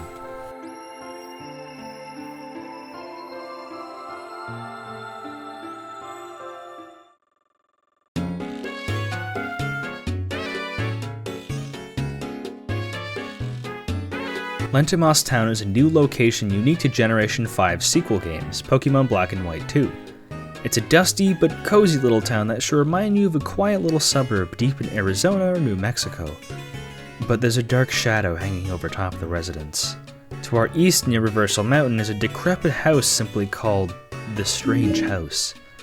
A unique theme not found elsewhere in the game greets you once you're inside. The house is completely abandoned, trainers like yourself looking for riches and information are its only inhabitants. Living inhabitants, that is. A ghostly figure of a young girl stalks the player, and each time she appears, she gives us new info on what happened to her, and subsequently the home. An everlasting dark dream. An endless stream of darkness. Dad. Mom. Abra. Where are you? Each encounter with this ghostly girl results in the furniture changing as we progress.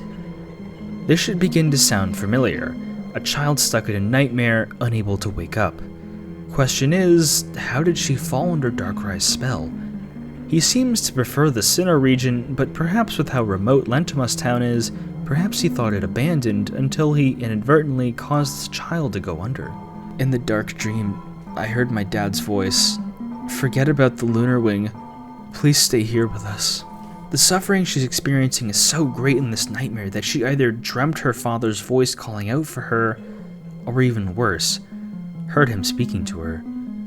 The lunar wing, as we know, can wake someone from eternal sleep, But why would her father tell her to forget about it, and what does stay here with us really mean? This could either be her dream dad beckoning her for the final true sleep of death, or perhaps even more morbidly, her dad putting her out of her misery.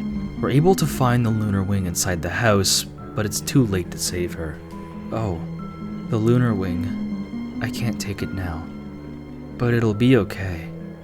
Please return the wing to the Pokemon. I was waiting on the bridge so I can return it myself. The bridge she was referring to is Marvelous Bridge. In the original Black and White games, you could see the same figure appear on the bridge. If you bring the lunar wing to the bridge in Black and White 2, Cresselia will appear and give you a chance to catch her. All in all, what the hell was that story?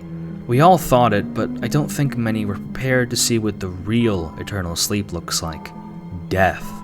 You could be kept alive medically, but is it really humane to keep someone alive so that they may suffer more in their nightmares? The girl is resigned to her fate because she likely knows what's in store for her. There are bookshelves that talk about Darkrai, which mentions that giving people nightmares is still a defense mechanism. I admire how this child was able to move on to the afterlife and not hold a grudge against the Pokemon that caused her to die. I wonder what happened to her family. She had parents and a pet Abra. I suppose they either fled the house from fear, or they also died, if her father's voice is meant to imply that they were going to reach the afterlife together. It's a heartbreaking story, and it's bound to cause extreme reactions to Darkrai's nature. The strange house either amplified someone's pity for him, or made you really dislike him. I have good news for people who grew to hate him, because the next examples are pretty sinister. Yes, PokePark has a story, and yes, I am covering it seriously. Leave a like for that. Also, finding footage for this game is a total nightmare, so you're gonna just have to trust me when I tell you about certain things.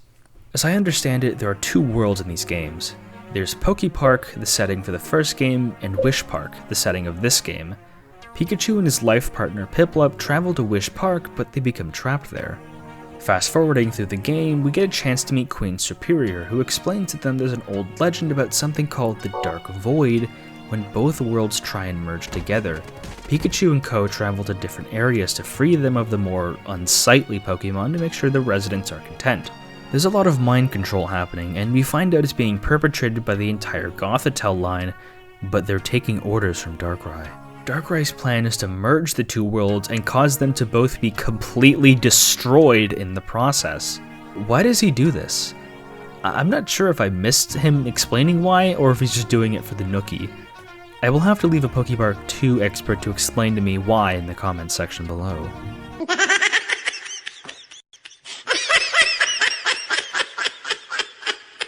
There are some genuine character moments and character building in this game, but Darkrai is mostly here to be the bad guy for the sake of having a villain to fight. But not before he pulls out some new tricks. He's been holding Pikachu's life partner Piplup hostage and somehow can completely remove other Pokemon's memories. I don't know how he obtained this ability, but he puts it to great effect by erasing Pikachu's new friend's memories of him and putting him into a nightmare coma, forcing him to live out a life where he has zero friends and he doesn't fit in. Vicious. We get this hilariously overdramatic cutscene of a depressed Pikachu.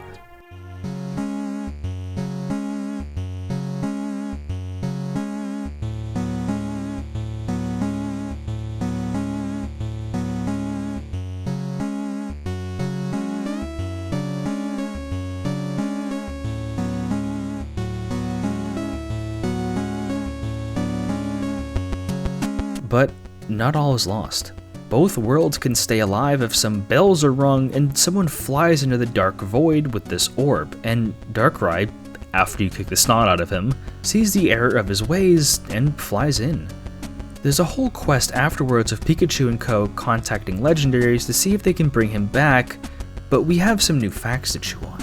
Darkrai can affect Pokemon's memories, manipulating them or erasing them outright. I suppose that being able to control someone's sleep hits enough of the brain to affect memories, but this is something I want you to hold on to. Secondly, this game shows us he has a real dark side to him, wanting to see everyone wiped out from reality out of sheer cruelty. We don't really understand his motives, but he has a genuine sadistic side to balance out his sympathetic. Our profile of him is becoming stronger. His isolation manifests itself in some sinister ways. And that only becomes truer as we look at the final game for this section, Pokemon Mystery Dungeon Explorers of Sky. Trying to explain the entire story of a Mystery Dungeon game is a huge ask, and that's not really what I'm doing. I'm explaining things relevant to Darkrai, but there's still a lot to explain. Trying to summarize a JRPG plot is exhausting and will probably piss off fans of the game, and I'm using Sky instead of Time and Darkness because it's an enhanced version, so there for most convenience. The game starts with an unnamed player, you, turning into a Pokemon, having their memory become hazy after some kind of time travel incident. This is the least weird thing to happen to you. The very, very short explanation is someone broke the Temporal Tower, a domain belonging to Dialga which helps it manage the flow of time correctly. Once it broke, Dialga went sicko mode and began lashing out in a primordial form and won't listen to reason, which kickstarts the game's story. Another huge TLDR, you're able to fix the Temporal Tower and save Dialga, and he restores the timeline as thanks, but with a hefty cost. You, the player, must be disintegrated and die. The cost of winning is death and traumatizing your entire party. Actually, Dialga's chill and brings you back, so you're all good. We're still left with a pretty burning question, however. Who destroyed the Temporal Tower? The postgame answers some of these questions and elaborates on some of the more loose ends. While your participation in dungeon crawling with your main party and guild, you're getting recurring dreams from Cresselia, who claims that your existence is causing space to start distorting and warping because you're from a time that no longer exists. There is a way to solve this, however. You should kill yourself now! The party doesn't like that very much and does everything in its power to try and fix space, but Palkia himself intervenes because Cresselia has been whispering into his ear about killing you to set things straight. Palkia has been struggling to fight off his own nightmares, and you're sucked inside. Cresselia appears and eggs Palkia to finish you off, but another Cresselia appears and exposes the first one as a faker, as Darkrai. The final battle begins not far after, and Darkrai reveals his hand completely. He was the one who broke the Temporal Tower, which drove Dialga mad. He was the one tormenting Palkia, and you in your dreams about dying. He was the one behind your memory loss and your transformation to a Pokemon. Every detail of this game's story, the timeline problems, the near destruction of all time and all space, was solely from Darkrai. But why? Why would he cause so much chaos and destruction? What would motivate him to destroy the flow of time and space and warp it beyond recognition? He wants everyone to sleep. Every single Pokemon will be coated in darkness as time and space cease to function, essentially returning reality to a 0 point. Where the only contender for King of the Cosmos is Darkrai, who will rule what's left of the universe with an iron fist as he torments his helpless subjects with endless nightmares until they lose themselves in their own minds. I glossed over it when talking about Pokepark, but there's a very macabre aspect of Darkrai that we must speak about, his genocidal tendencies. This isn't just one example of Darkrai wanting to destroy the lives of everyone in a plane of existence, it's happened several times. Within him is a boundless well of malice and hatred for every living creature, and the desire to subjugate them under his rule, or by manipulating their memories, or by outright killing them. There have been genocidal Pokemon characters before. Cyrus from Gen 4 wanted to remake the world in his own image, which meant overriding everyone currently alive so he could shape it as he saw fit. But not on a scale to what Darkrai wants. Not only does he want to rule over everything, he also wants every living Pokemon and potentially human being on the planet to be trapped in a coma and suffer their own unique nightmares at this hand. Sorry, I thought I was playing Pokemon, not I have no mouth and I must scream. Luckily, we don't have to live in the future that Darkrai wants. You're able to beat him in a fight as he tries to flee through a portal, but Palkia comes in and puts his own 2 cents in by destroying that portal. This event somehow affects Darkrai's memory, meaning that he has no memory of what he tried to do to the world. You can even recruit him later on. So let's go over the new profile. Something I want to highlight is that other legendaries have a lot of beef with Darkrai. In Pokepark 2, the Weather Trio and the Twin Dragons all try and free him from the Dark Void, and there are a lot of legendaries he pisses off in Mystery Dungeon. Cresselia, as well as the embodiment of time and space, Dialga and Palkia. His memory-altering ability is also curious. Perhaps it was a connection with dreams, which implies some kind of scientific theories that dreams are linked to our memories a lot more than we understand. We need to talk about his genocidal tendencies. He acts very calculated and collected when he gets dialogue, but I simply cannot ignore the bottomless level of hatred he has to subject people to the horrible fate of being asleep forever and tortured with nightmares. What caused all that? We know that people are very apprehensive being around him because of his foul reputation, but clearly the reputation precedes him, because he is willing and able to subject the innocent to torture. There's something alien and unexplainable about why he feels this way. He's not exactly talkative when he wants to kill anyone. I feel a little uneasy about the scenario, even being trapped in a unique personal hell of my own mind's making, because an entity I've never met has so much loathing for all life that he wants to inflict the most deeply personal torment he can. The comparison to Harlan Ellison's story was a little more than a mere joke. Am, the computer god of a crumbled world torturing the last 5 remaining humans on planet Earth, shares this feeling quite a bit. The feeling of a semi-faceless monster that wants to harm living beings in their own personal ways. Humor me for a moment. I would like to end this segment with a famous quote from the original story that I think applies to Darkrai quite well. "Hate. Let me tell you how much I've come to hate you since I began to live. There are 387.44 million miles of printed circuits in wafer-thin layers that fill my complex. If the word hate was engraved into each nanonangstrom of those hundreds of millions of miles, it would not equal 1/1,000,000,000th of the hate I feel for humans at this micro-instant for you. Hate! Hate!"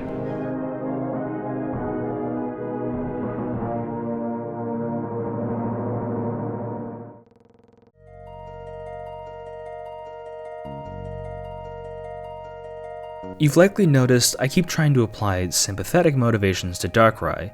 Why is that? How can someone who wants to kill everyone possibly be sympathetic or relatable? The answer might surprise you because it's found in the 2007 movie The Rise of Darkrai. Based on the long-running Pokemon anime, the movie follows an encounter Ash has with Darkrai during whenever the Gen 4 anime arc was called. I remember watching this movie over and over again as a kid. I even had the Viz manga adaptation, which you'll mostly be seeing because I'm afraid of getting a strike for copyright by using too much footage from the movie. The movie is kind of a lot to take in at once.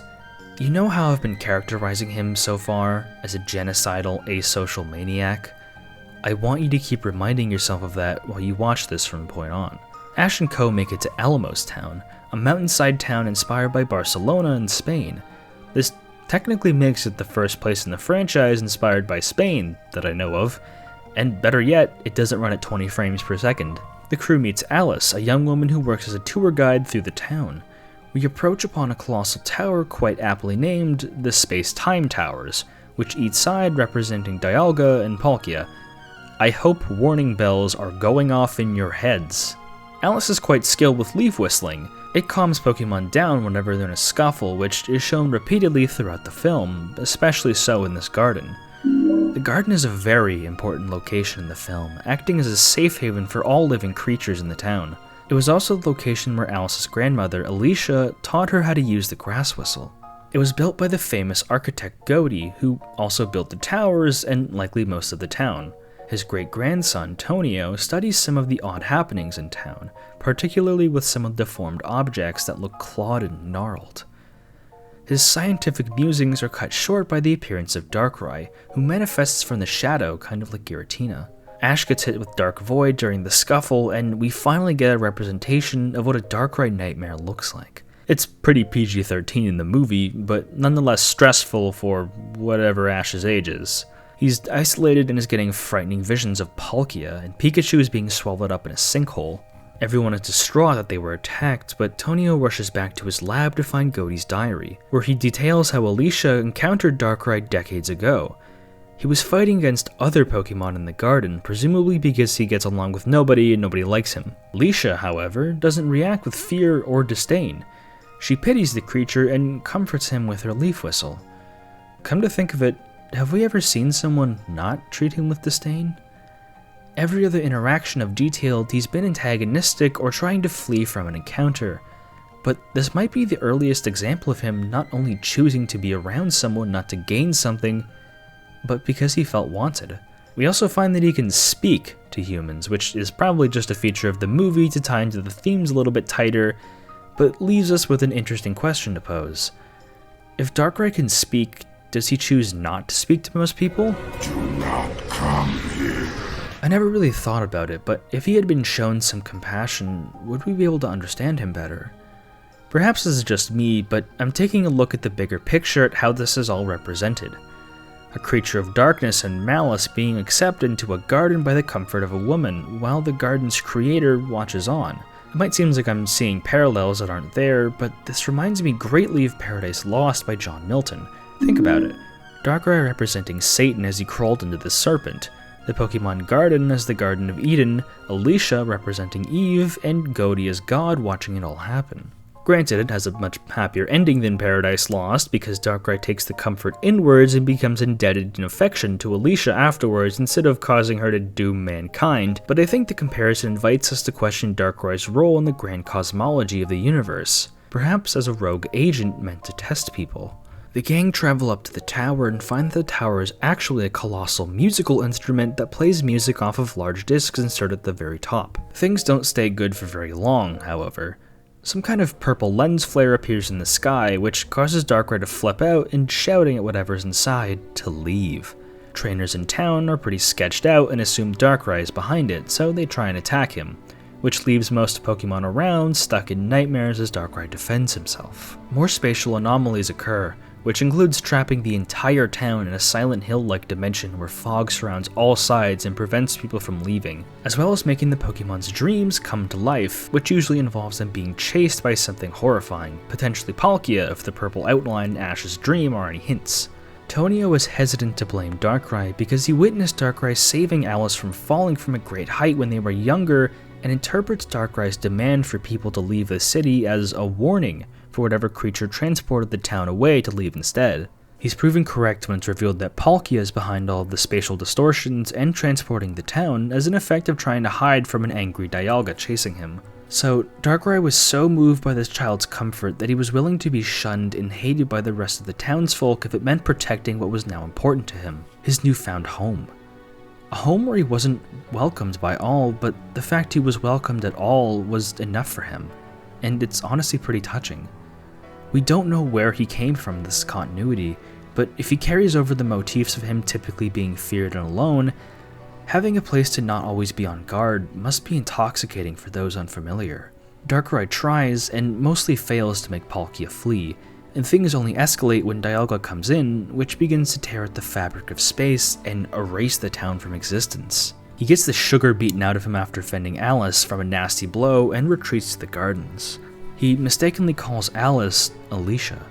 Alicia. My name's Alice. You see, Alicia was my grandmother. Alice. Given their resemblance, it's not unreasonable, but also a little bittersweet that Darkrai didn't find anyone else who accepted him, and continually defended the only person who did, believing that her children were her, either because he was in some form of denial, or he's stupid. The only way to stop the two dragons from fighting is to play a tune called the Oración, which is Spanish for prayer, and is also the grass whistle song Alice's grandmother taught her all those years ago. So Alicia played a prayer to accept Darkrai into the garden, and now praying is the only way to stop the town from being swallowed by darkness. Huh. The gang finds the right disc to play in the tower and rush to the very top. Darkrai gets his ass beaten again and again, and we see an expanded version of the flashback he had. Alicia tells him he never has to leave, and that he can stay in the garden as long as he likes. You don't have to leave. You can stay here. Do you mean that? Of course. You can stay here for as long as you like. This is everyone's garden.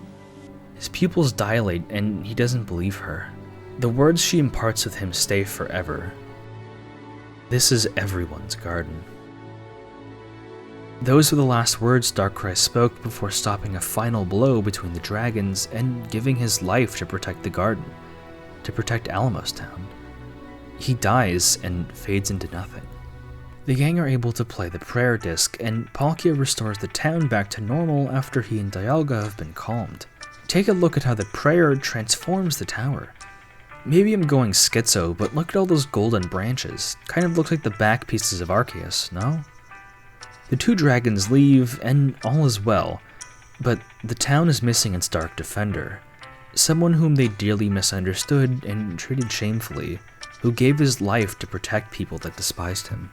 But not all is lost. He stands atop the space-time towers, returned to form. The movie ends with everyone thanking Darkrai for his noble efforts. What do we understand about Darkrai? You know how I was building a resume for him? Throw it out, because it seems to be almost a completely different character. From the convincing of one child, he was willing to give his life for this town and its inhabitants, which goes against every other portrayal of him we've seen this far. We're so close to our conclusion, so close to finally understanding the fragments of Darkrai's heart, and I'm going to talk all about it in our final segment.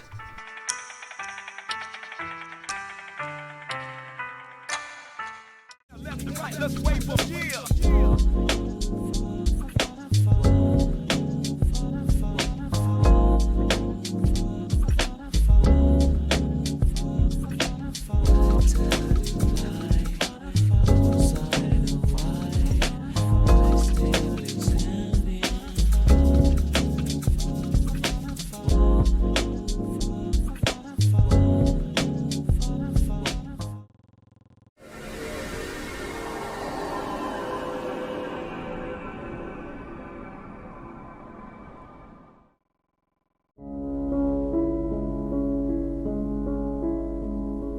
We have no more white meat turkeys.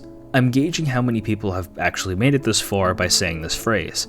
Comment down below, "We have no more white meat turkeys," to prove that you've watched up until this point. Only the realest ones have.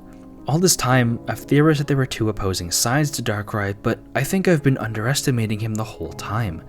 There aren't two sides, there's three. There's the one found in our primary games, the lonely spectre who can't control who receives nightmares, who isolates himself from the world to protect itself, and potentially out of fear and sorrow for though it inadvertently plagues. In Platinum, he might have accidentally cursed a child to be struck in his nightmare, which forced us to travel to Full Moon Island to retrieve a lunar wing from Cresselia to wake him. In Black and White 2, another child is victim to endless nightmares, but she wasn't lucky enough to be woken up, and she died, haunting her former home as a ghost. Pokédex entries and books found in these games all state that Darkrai does not typically inflict nightmares to harm people, but when it feels threatened, which might broadly apply to most people who approach it, intentionally or not. It might seem pedestrian when I've shown all of the other examples of what he can do, but being tormented by nightmares and unable to wake up is a really draining issue that I've become intimately familiar with. I've been getting a lot of sleep paralysis and terrible dreams lately, and it's been affecting my ability to lead a happy, fulfilling life. It's extremely stressful, makes me fear falling asleep. Imagine seeing the Hat Man as a 10-year-old and never able to wake up, an eternal sleep paralysis. But he doesn't mean to do that, apparently. This would characterize Darkrai as more of a dangerous animal than someone who can actively communicate with people. It operates as all Pokemon do, living on their own in the wild, or sharing the joys of being trained by a loyal trainer. But even when he resembles his fellow creatures the most, he's still separated an infinite distance away. He still has no place in the ecosystem. I don't think he really knows what purpose he serves, so he hides away from everyone, living on the run and drifting away from people, but still affecting them anyways. Speaking of being afflicted, what would a Darkrai nightmare actually look like? We've been given some examples, but entertain the thought for a moment and consider if you were personally affected by one of his nightmares.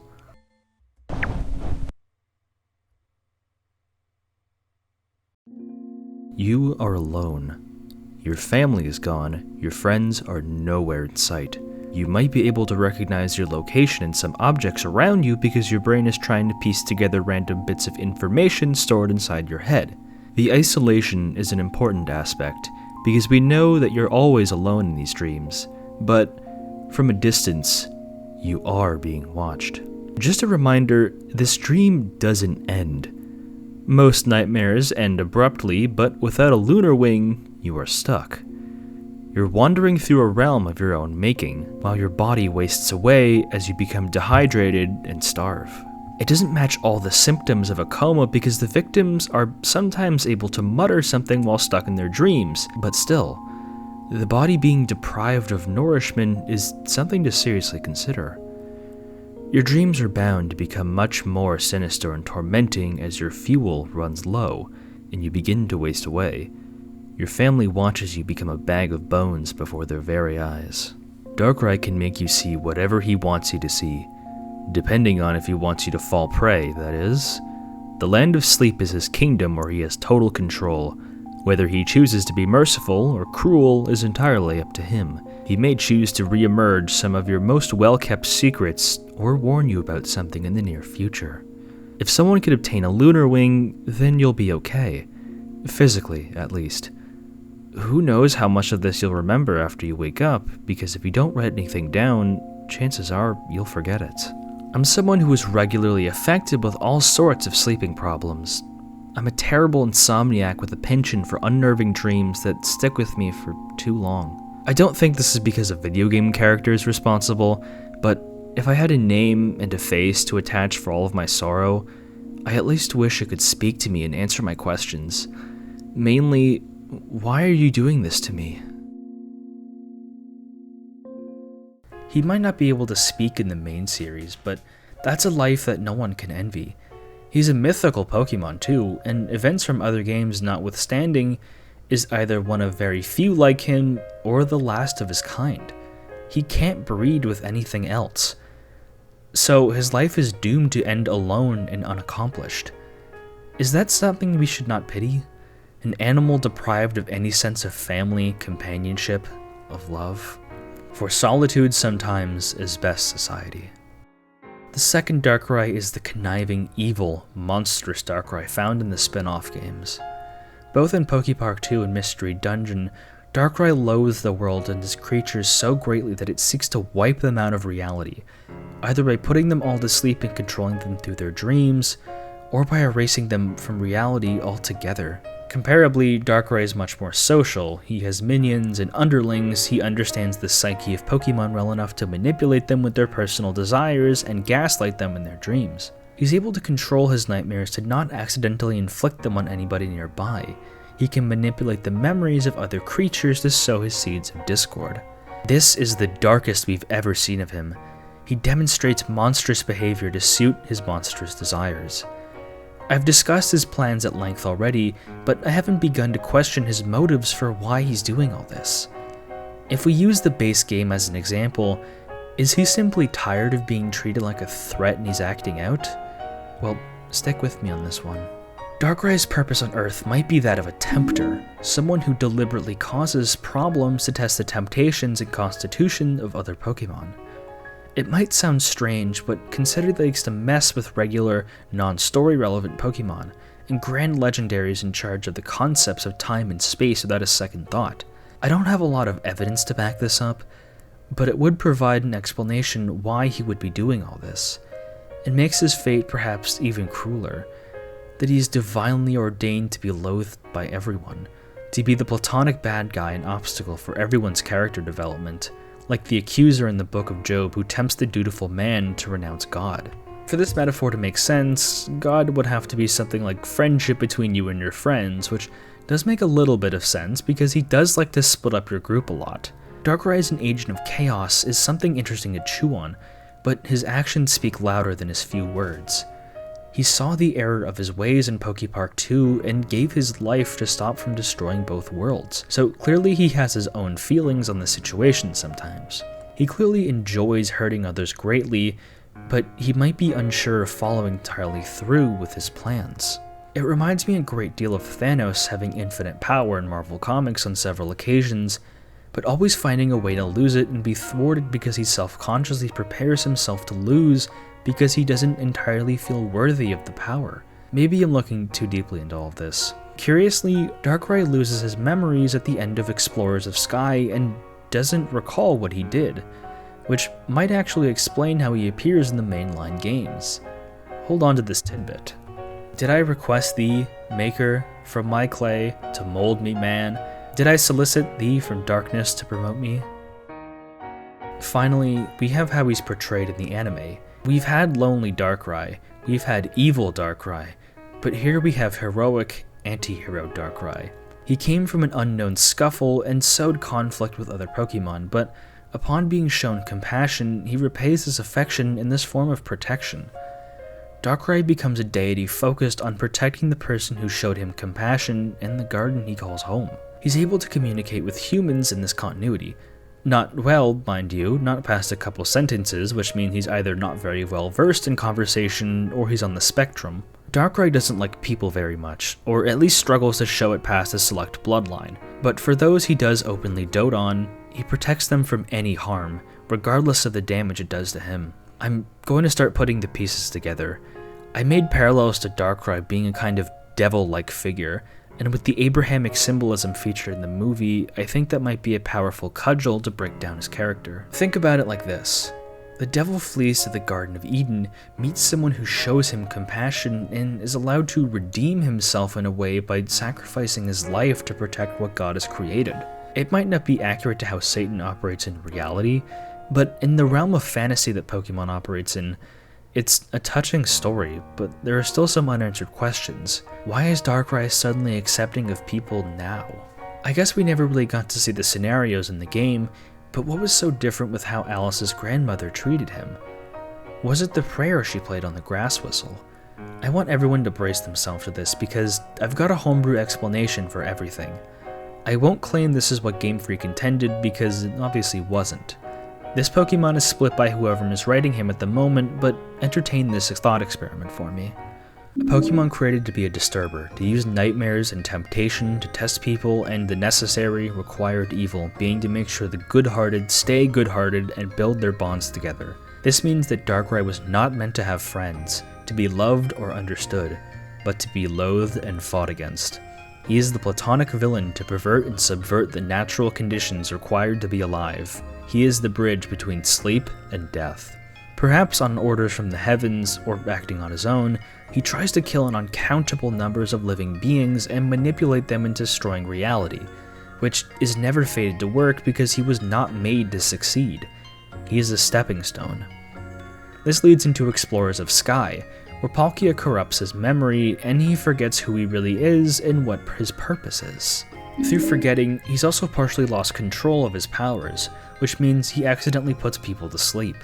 He may have forgotten, but the people haven't forgotten about him. They hate him for reasons he doesn't remember or understand, so he isolates himself from every living being, scorned and running away from a world that wants him dead. No compassion or love comes his way until he meets a young girl inside this garden, who doesn't know who he is and doesn't care. Just from their first meeting, she gives him something to work towards: home, love. He indebts his life to her and her family, protecting the garden and Alamos Town, because he's found a new purpose in life, and that is to be the Dark Defender. And it's something he gives his life towards. He's okay with his eventual death because it meant he was able to forge his own path and make a difference through his own decisions, something he was not created to do. With this, he can die satisfied, but he's been granted a second chance at life.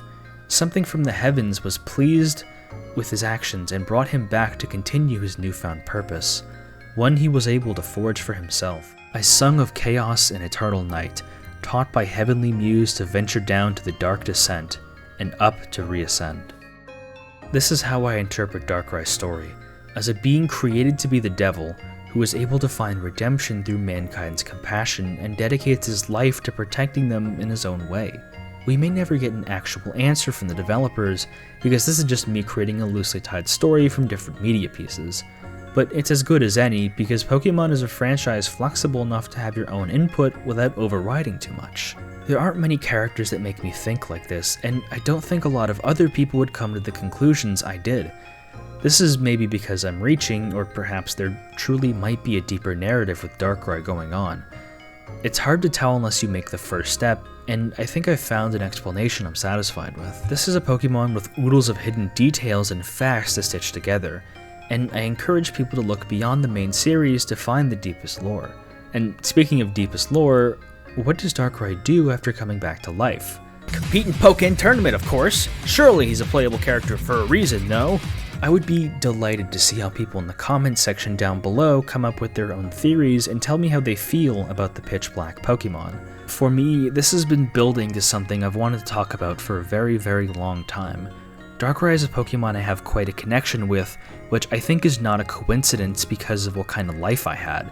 As a young child with frequent sleep problems, it only makes sense that I'd be drawn to someone who known to torment children. But perhaps inadvertently, I took a few lessons from Alicia, and that I was able to forgive this kind of dark tormentor from doing this to me.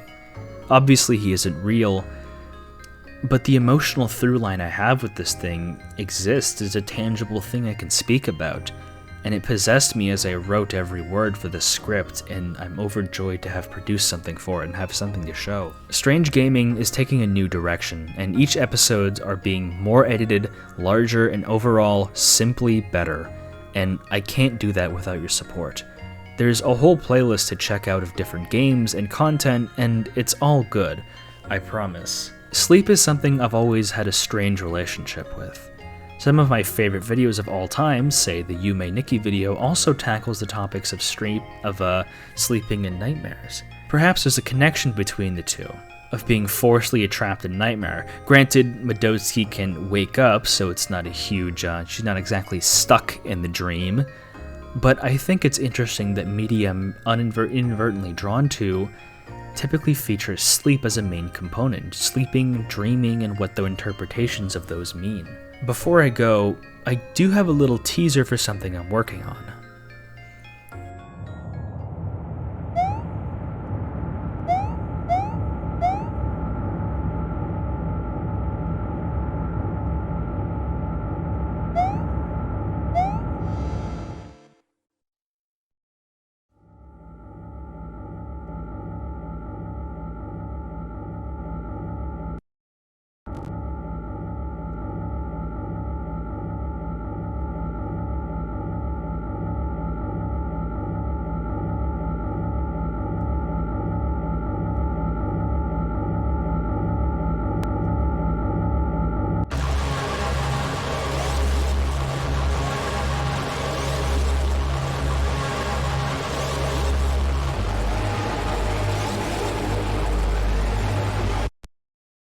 Until then, have a lovely rest of your day.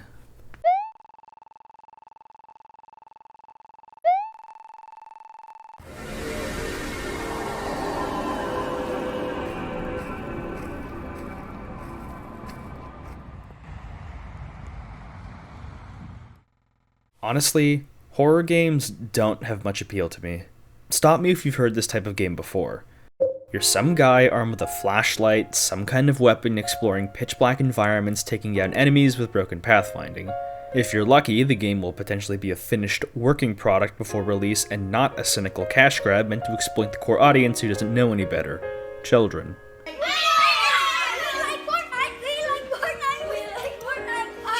The whole reason I started my series, Strange Gaming, was to highlight games that excel in atmosphere, tone, the aesthetics of the unknown, and being vulnerable. All of these things usually require a lot more effort than the token contributions the horror genre is infamous for, and you can really tell when the best horror games of this generation just remakes 20-something-year-old games with diversity hires and hacks and... Sorry, was I boring you? People ranting about the state of horror games is worn out and cliche, and I don't want to waste your time with something like that. Instead, let me pill you on something. One of the most unnerving and atmospheric games I've ever played is not only free, not only an indie project, but it's also a Mario World ROM hack that stands head and shoulders above its sister games. Amongst free mods, amongst every other game I've played with little exaggeration. The game is called The, or if you look into the game's files, Coronation Day.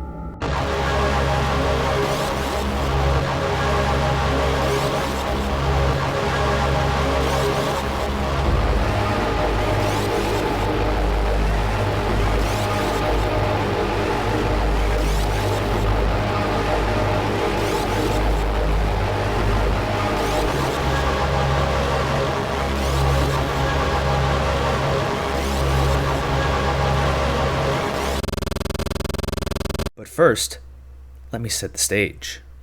Mario World, being one of the most famous video games ever made, needs no introduction. Everyone knows everything about it because of the substantial influence it had on video games in general, so I won't talk your ear off about the secrets you can find in the levels.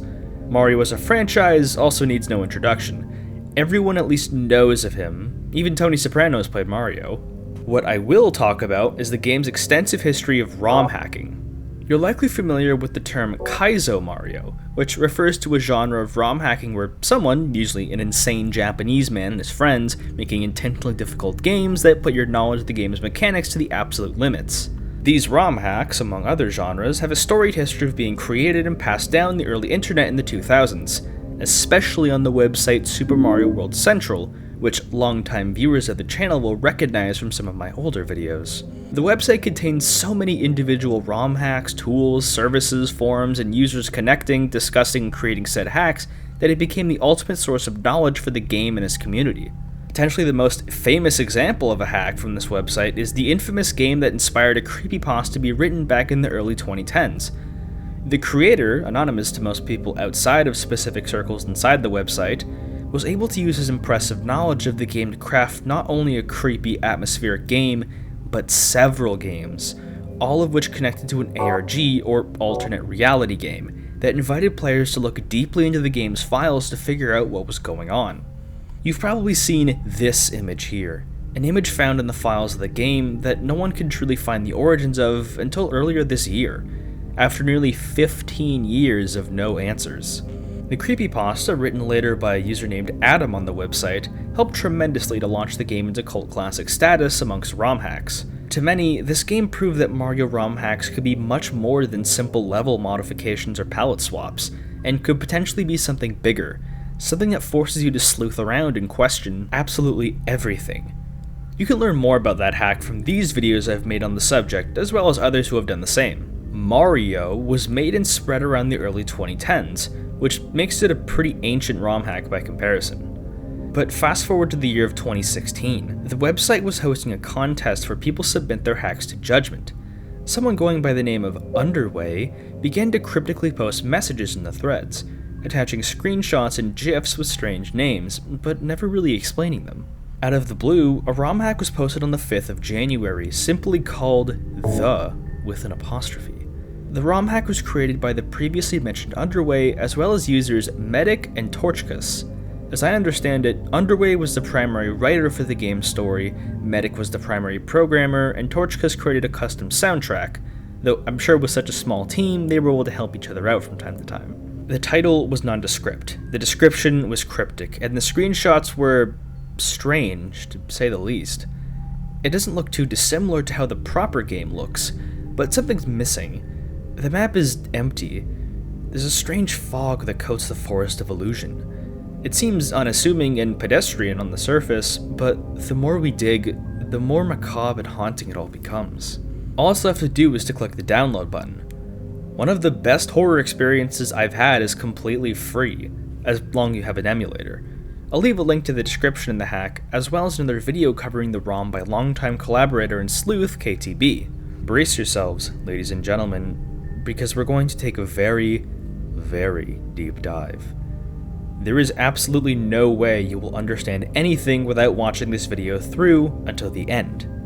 So make sure you do that. Maybe even stick around to the channel to see more deep dives into strange and obscure video games. Now, a lot of people thought in my Urban Spook video, people actually thought I stole their IP addresses when I said they did. And I'm here to say that I was totally wrong to say that, and the reality of the situation is, I was right! I still have your IP addresses! You'd better subscribe or else I'm signing you up for illicit websites! When you boot up the game on your emulator, you'll notice that the internal name is actually Coronation Day, as in the date of a monarch being officially recognized as the formal ruler of a nation. What that actually means doesn't matter at the moment, but keep it in your back pocket. Instead of a title screen, we get a scene of small Mario standing alone in a misty forest, with a grainy, static-like sound playing. Again, appears on our screen. We aren't sure if this is Mario speaking or another character. Though, if you hold down the right shoulder button just before the text notification, it scrolls the screen, and you see a faceless, ominous Princess Peach just off to the side, silently observing Mario for unknown reasons. The static you hear is part of the custom soundtrack, and it's called !1.spc, SPC being the sound files for the Super Nintendo console. If we use a program called SPC 7000 Player, developed by Degrade Factory, we're able to open all of the audio files included in the separate release of the soundtrack. Curiously, we're given a couple new names to dig into. The title is Name and the game tag is a jumbled sentence that means the world. Curiously, all of these tracks have been edited to be created on July 31st, 1992. Probably means nothing. We can convert all of these files into dot waves, and opening this one on a spectrogram reveals a hidden message. Start anew where the light vanishes. Hold on to this, it will come up later.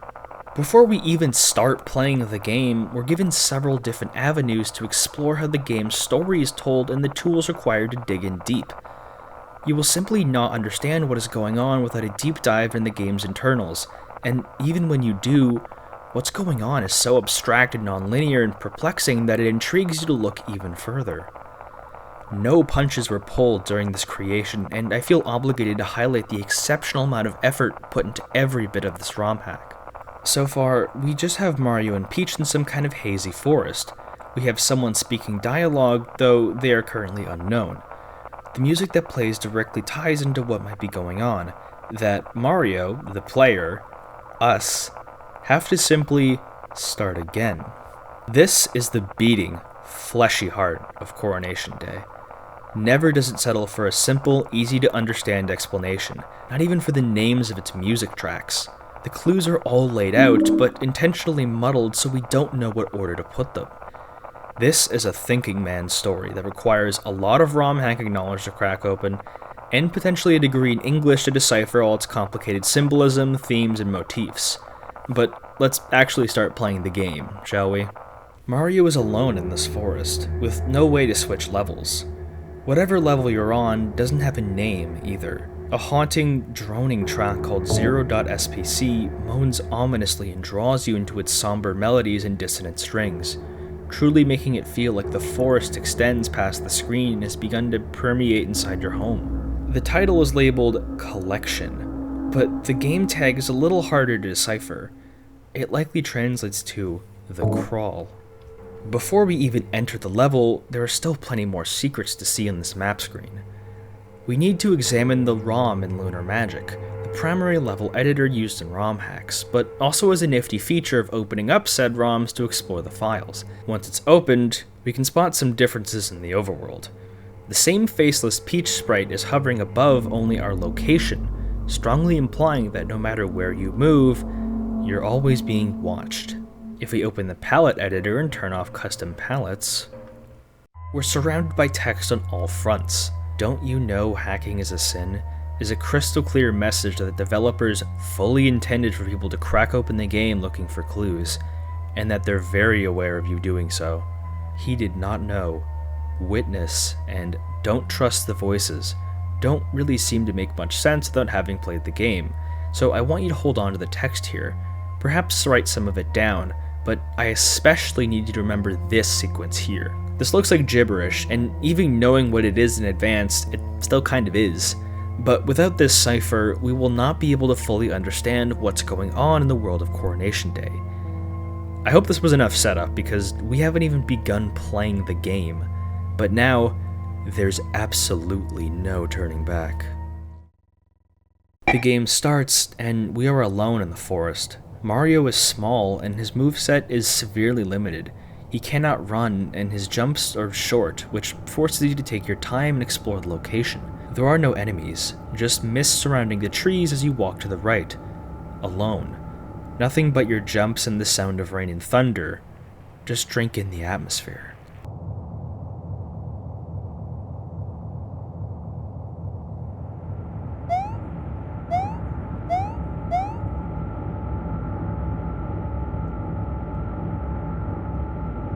The song playing is listed as number 2, or The Caller, or alternatively, the cellar.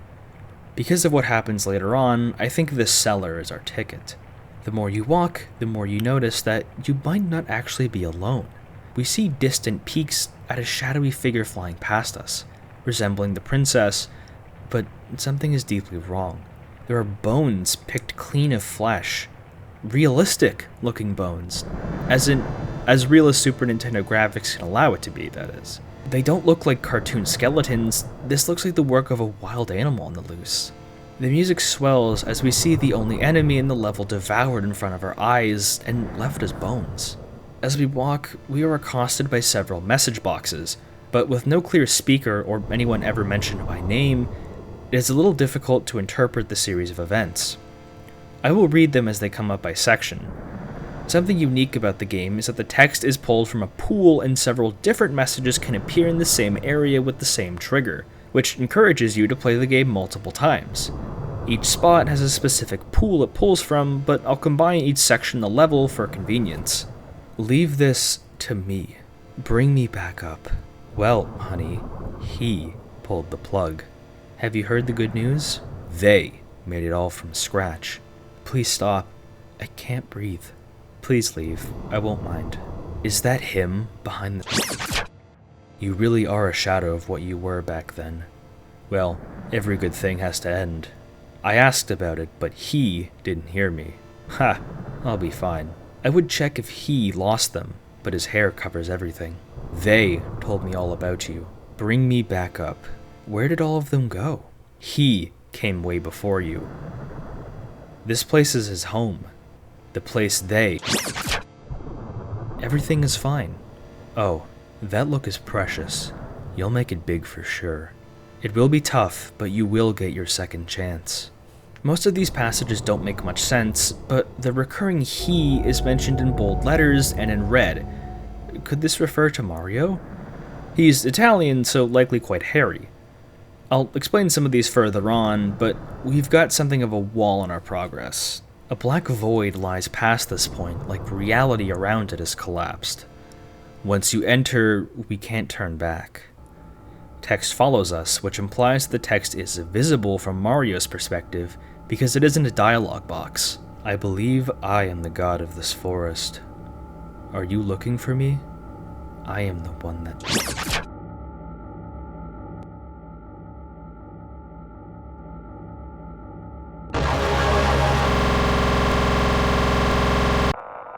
Again?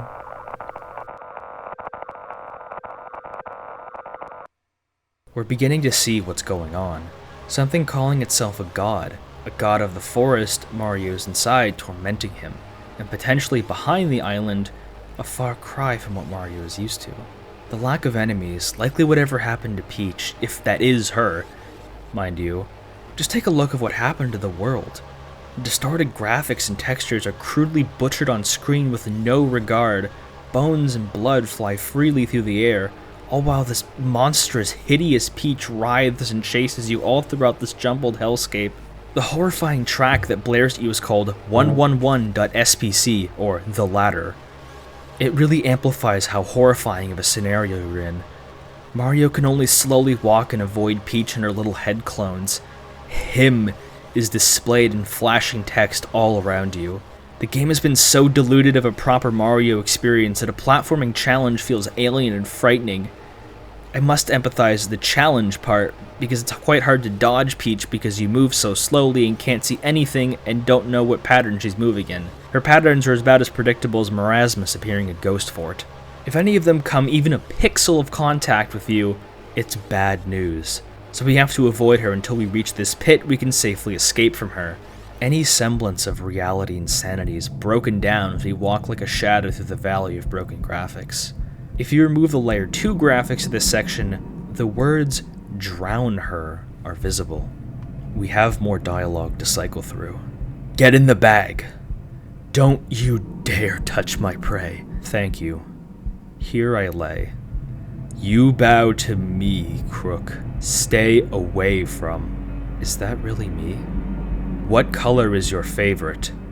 Welcome to my forest. My lungs hurt. Please take them out. My throat is all closed up.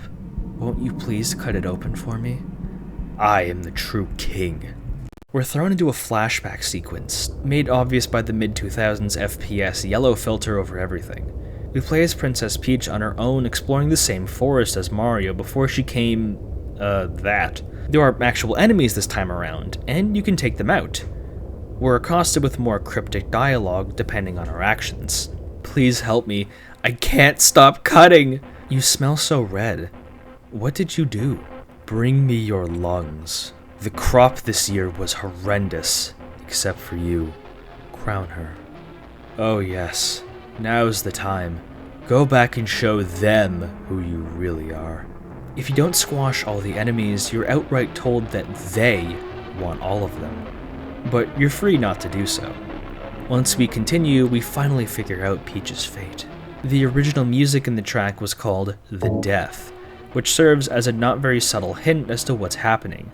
But the track switch that happens once you start stomping on enemies is called The Beginning, and should sound eerily familiar. Take a listen.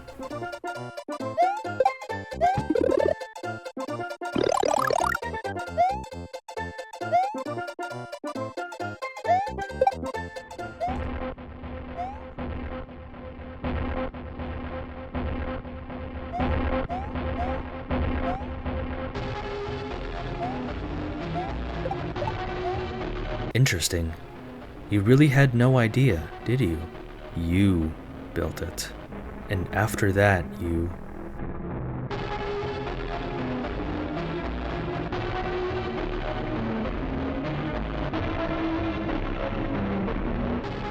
tried. Again? We return playing as Mario, but the forest has become coated in red mist, an ominous sign of the mysterious him. As we walk, we get some more text. Hey honey, come over here for a minute. What do you think? Isn't that color a little harsh now? No. He loves red. The game cuts to black, and we get our ending of the game.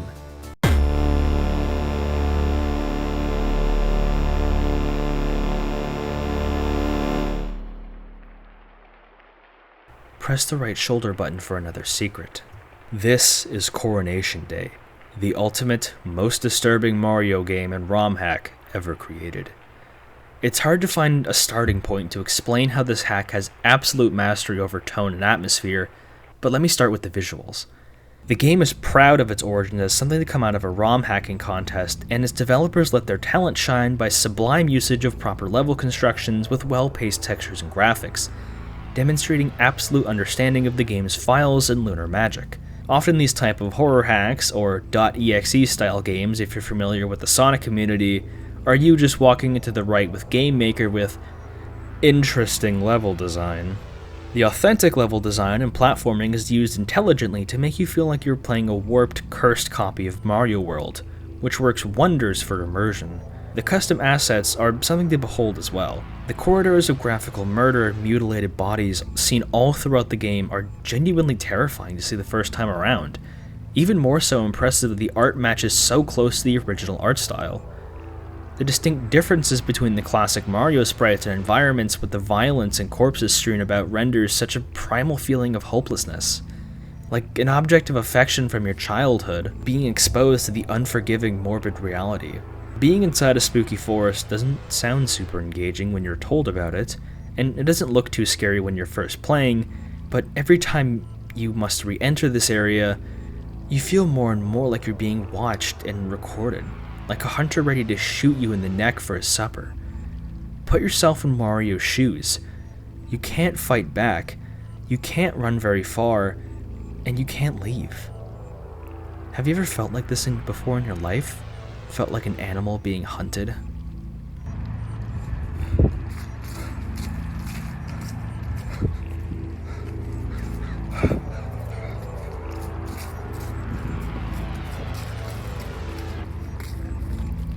The music really helps tie everything together.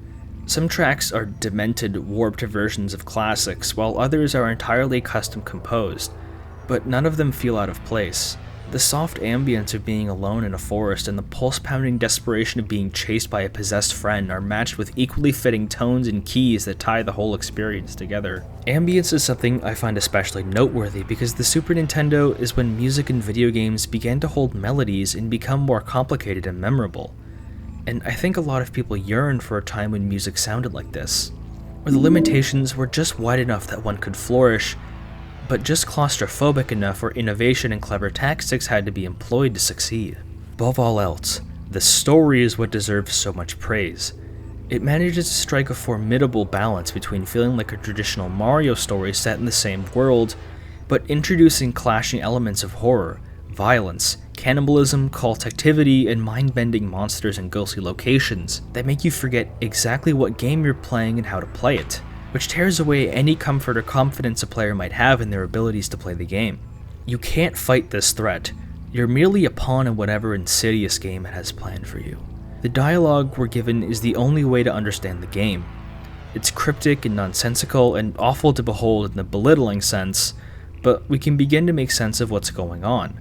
Mario and Peach were together in some kind of forest.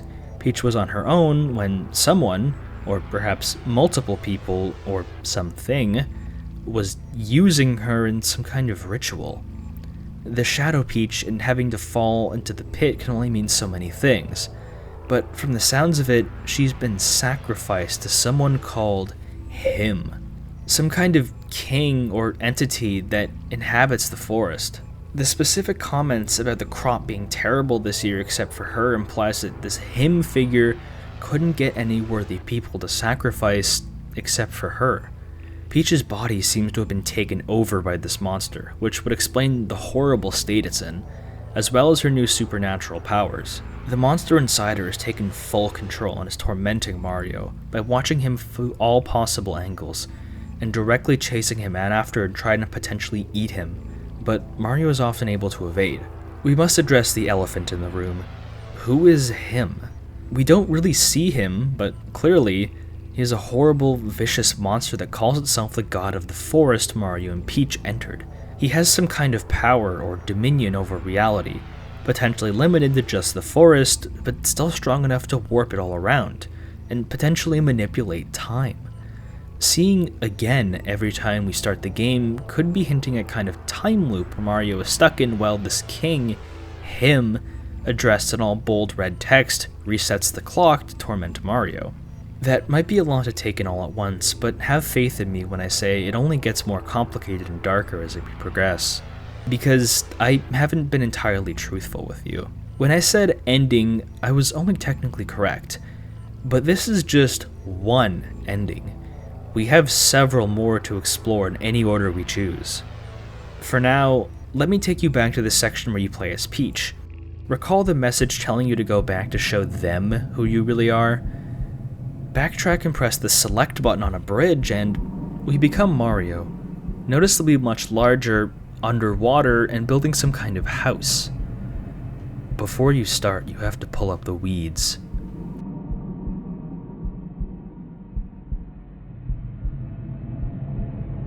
Oh yes, that's it.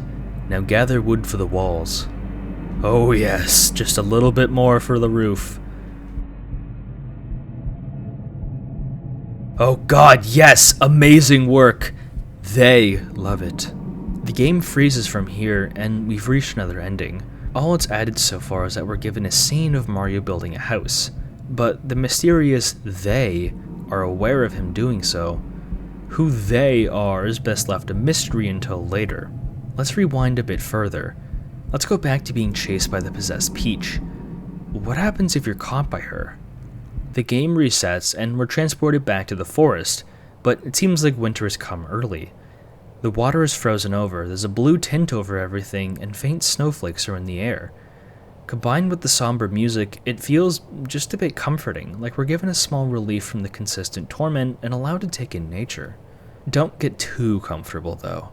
A green Peach is seen just to our left under a frozen body of water for some reason. Continuing, the land becomes dark and we start to see other Marios popping in and out of existence, except for this one, which seems to be negative space with the word I'm above. Running past that for now, we see more Marios and a bloody door up on a hill we can enter. The underwater cabin from the previous ending has returned, and we see the smashed, mangled corpse of Mario on the floor.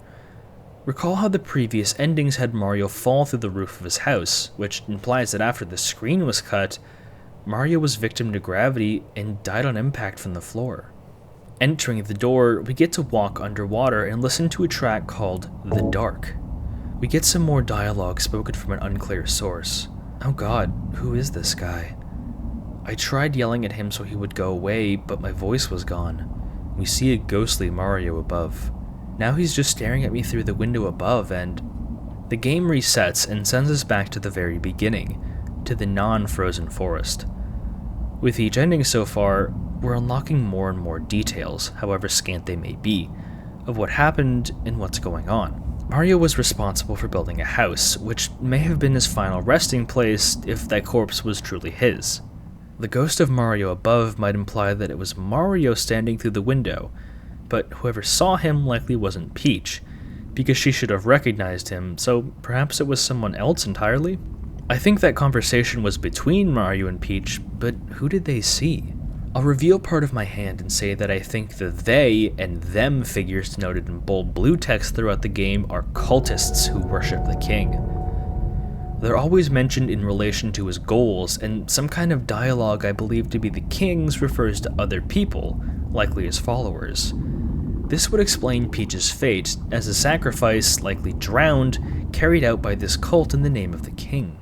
It's curious the game resets, like it's telling us to keep replaying again and again to find other clues. I kept getting the frozen ending, but I was stuck and couldn't find more details.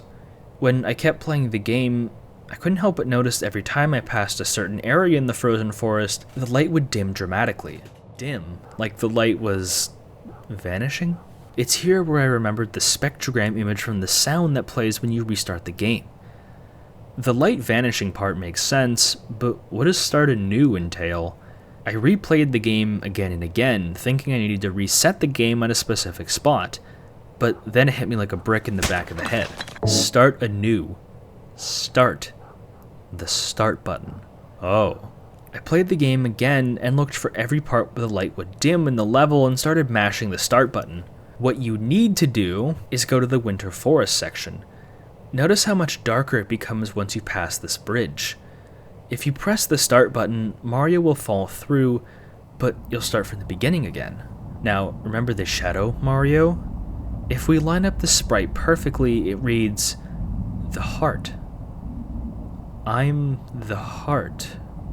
Go back to the bridge, break it, and...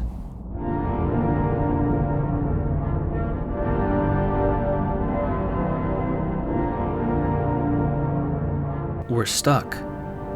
Mario has found his way into a realm of darkness, fire, brimstone, and isolation from God. Mario has entered hell, and there's no escaping.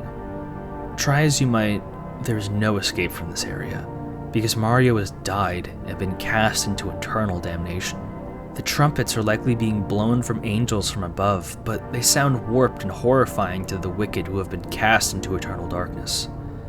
The sound file might look like gibberish numbers, but it's actually decimal code that translates into hell, with the tag, The Rage. To eliminate all doubt where you are, we have a lot of dialogue down here to cover. The dragon can't think, it can only act. The cat was only mad when we first met, and after that I had forgot we had met at all. Poor cat. Its shadow towered in the light, horns larger than its head, sounds that weren't from this time. What a staggering sight. The cat tried to save me, for it kept taking the fish away, the fish that poisoned me. The text is almost definitely Mario's inner thoughts as he's stuck in hell, completely alone. Whatever words he may speak defined by the trumpets of angels celebrating Christ gathering the faithful to be at his seat in heaven with God.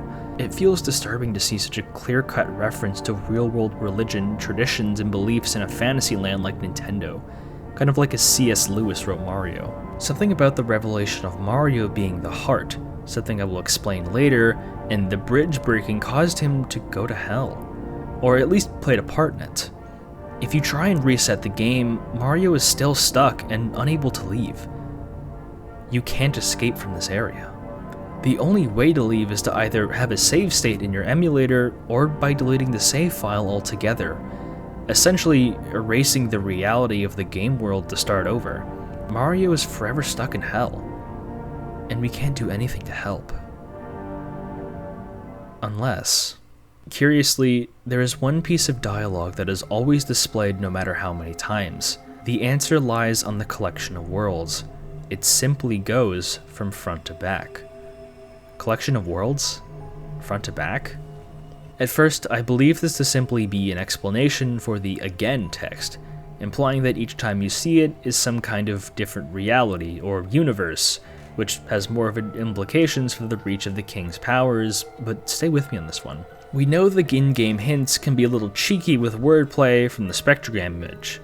Breaking the paragraph down, what does it all mean? The collection of worlds is talking about the overworld, where Mario travels to each level and world. We can't see it normally, so we must return to the start of the video where I mentioned all those words and numbers on the overworld by opening the game in Lunar Magic. This series of numbers right here. It looks like chicken scratch, but remember what the text box said. It goes from front to back. If we read it front to back and left to right, we get O-P-E-N space D. The second line, O-O-R space.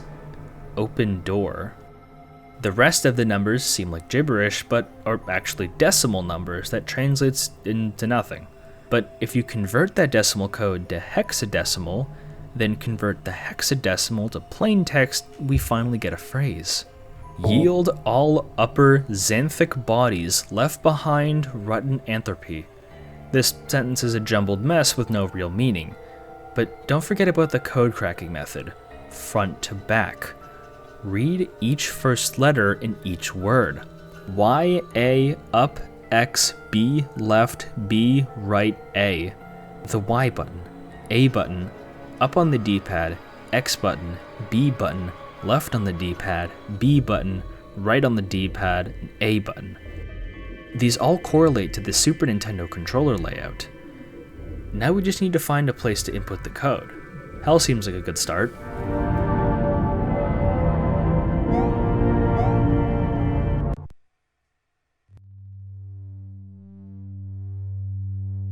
We're teleported to a completely white void. July 31st, 1992. The same date is listed on all the music tags. I am truly impressed by their detective skills. The evidence bestows me. This must be what it feels like to be king, and I did not need his help. Where you is he, I am the king, for he is not you. Feast upon the flowering organs, for he is king. The king, the god of the forest, is addressing us. Even though Mario seems to have found a way out of hell, the king seems aware that we figured out how to help him, and through incorporating and implicating ourselves on this fable, we have a target on our backs. Even the music signifies what's really going on. This droning static noise is decimal code that translates to 6. End. The open-ended nature of the title invites us to question what's going on even further. It's very nebulous, but the recurring date of July 31st, 1992 is incredibly important. It's the date listed on the music, likely the day that keeps repeating in the forest, the coronation day where the king was crowned and his reign of terror has begun. But there's still one more ending. If you stay still during the very beginning of the game, you get a unique scenario. Someone berates Mario, or the player, for refusing to play, and the game freezes. These are all the official endings of Coronation Day. We're finally getting to see the bigger picture, what's truly going on in the story, revealed in magnificently strange and unique ways. Creepypasta games often lack subtlety because of the largely young developers creating the games, but the experience of the developer trio here runs circles around how most people try and communicate their stories, regardless of how esoteric everything is.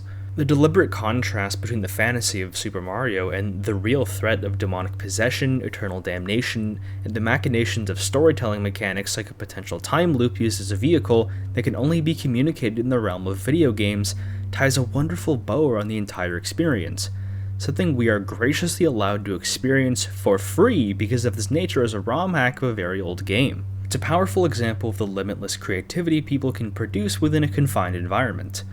There's only so many things that could be altered and changed about Mario World's code, so seeing the results and how they went from creating is just as interesting as the game's events themselves. On the topic of code alteration, there is one more thing I feel I should mention. I found this out only from the comments section of the ROM hacks page on SNW Central. Opening Lunar Magic one more time, we have to set the starting level at the 15 value. When we do that,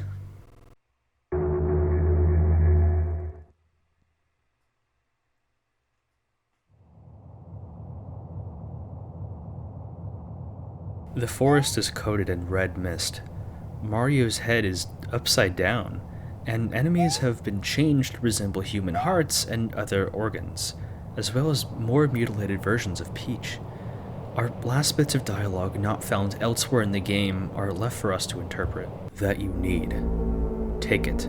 Pillage my carcass. Oh my god, yes! Rip it out, I beg you! Oh, it's coming out! Oh my god, yes, it's... Wait, did it fall? The game crashes. There is a way to avoid this crash if you scroll the screen to the left and sneak your way into the pit, which leads to Mario falling on himself from the house ending. The entire level was deliberately not included and can only be accessed by modifying the game, so this part might be a glitch in something that's already non-canonical. But look at the state of Peach. Horns larger than her head, enlarged, looking depraved beyond all belief and butchered past recognition. The king has fully embraced his vessel and taken complete control of her body, turning it into a disgusting mockery of what it once was. Coronation Day has a plethora of secrets in the game proper and in the game's files. I haven't exposed all of them because I want to dangle some interest for everyone to play this game on their own time, because it's worth doing, even so if I've showed the entire story. There are other oddities, like if you use a cheat code to play as Luigi, he appears quite shadowy on the level select screen. Here's what the special bonus level looks like. There is more to uncover through snooping around, but I'll cut it off here because there's something incredibly important I need to explain. We have all the key pieces of the story on the table, but naturally, given its ambiguous nature, the exact order of events and structure is hard to decipher, and to this day, ever since it released in 2016, there's no official answer. The developers have stayed relatively quiet about the meaning of everything, only breaking silence to mention that the Pink Forest level is an unfinished asset, and that there was apparently more they were considering to include, but chose not to for the sake of time and brevity. With no whispers of a sequel, it seems we're entirely on our own to put the pieces in the correct order. How many other games will require you to do that? To play detective with all the dialogue to even understand what's going on. For any other game, this sounds like a pretty tedious chore that would kill anyone's interest. But to see every ending, you can get that done in under an hour. It's easy to forget how long this game is because of the length of this video, but the game's very short, so asking someone to piece everything together here is a much tamer ask. Given that the game is so dialogue heavy, figuring out who is speaking and who they are referring to is crucial. I'll be covering every single piece of dialogue, determining who is speaking with the context clues and referring whom they are speaking about. This is going to be a doozy, so bear with me and be patient. I'll introduce more context as required. Let's start with the beginning area with Mario.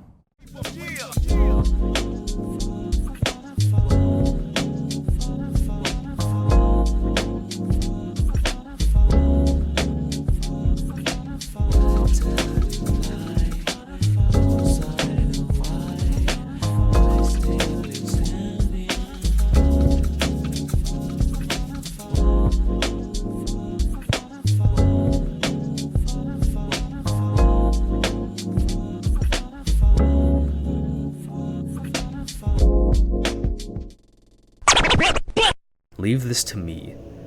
This line is extremely ambiguous.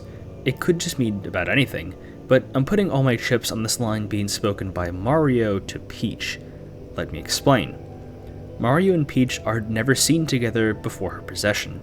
Peach walks alone, and Mario builds the wood cabin without her, and this line is something Mario says to Peach, confident in his ability to build the house. There are more lines suggesting this might have been what played out.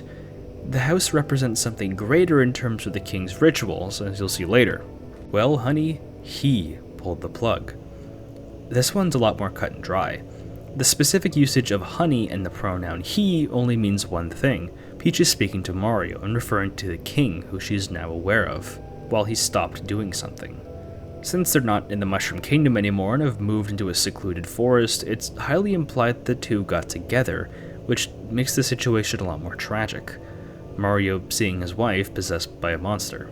What the plug being pulled in this situation is questionable, but I think what it means is that Peach, either aware of the king's presence or after she was possessed and just momentarily hiding it. Bring me back up. This could be anyone's line. My game theory is that this is also Peach speaking during or after her organs were harvested for her sacrifice. Have you heard the good news? Another incredibly nondescript line.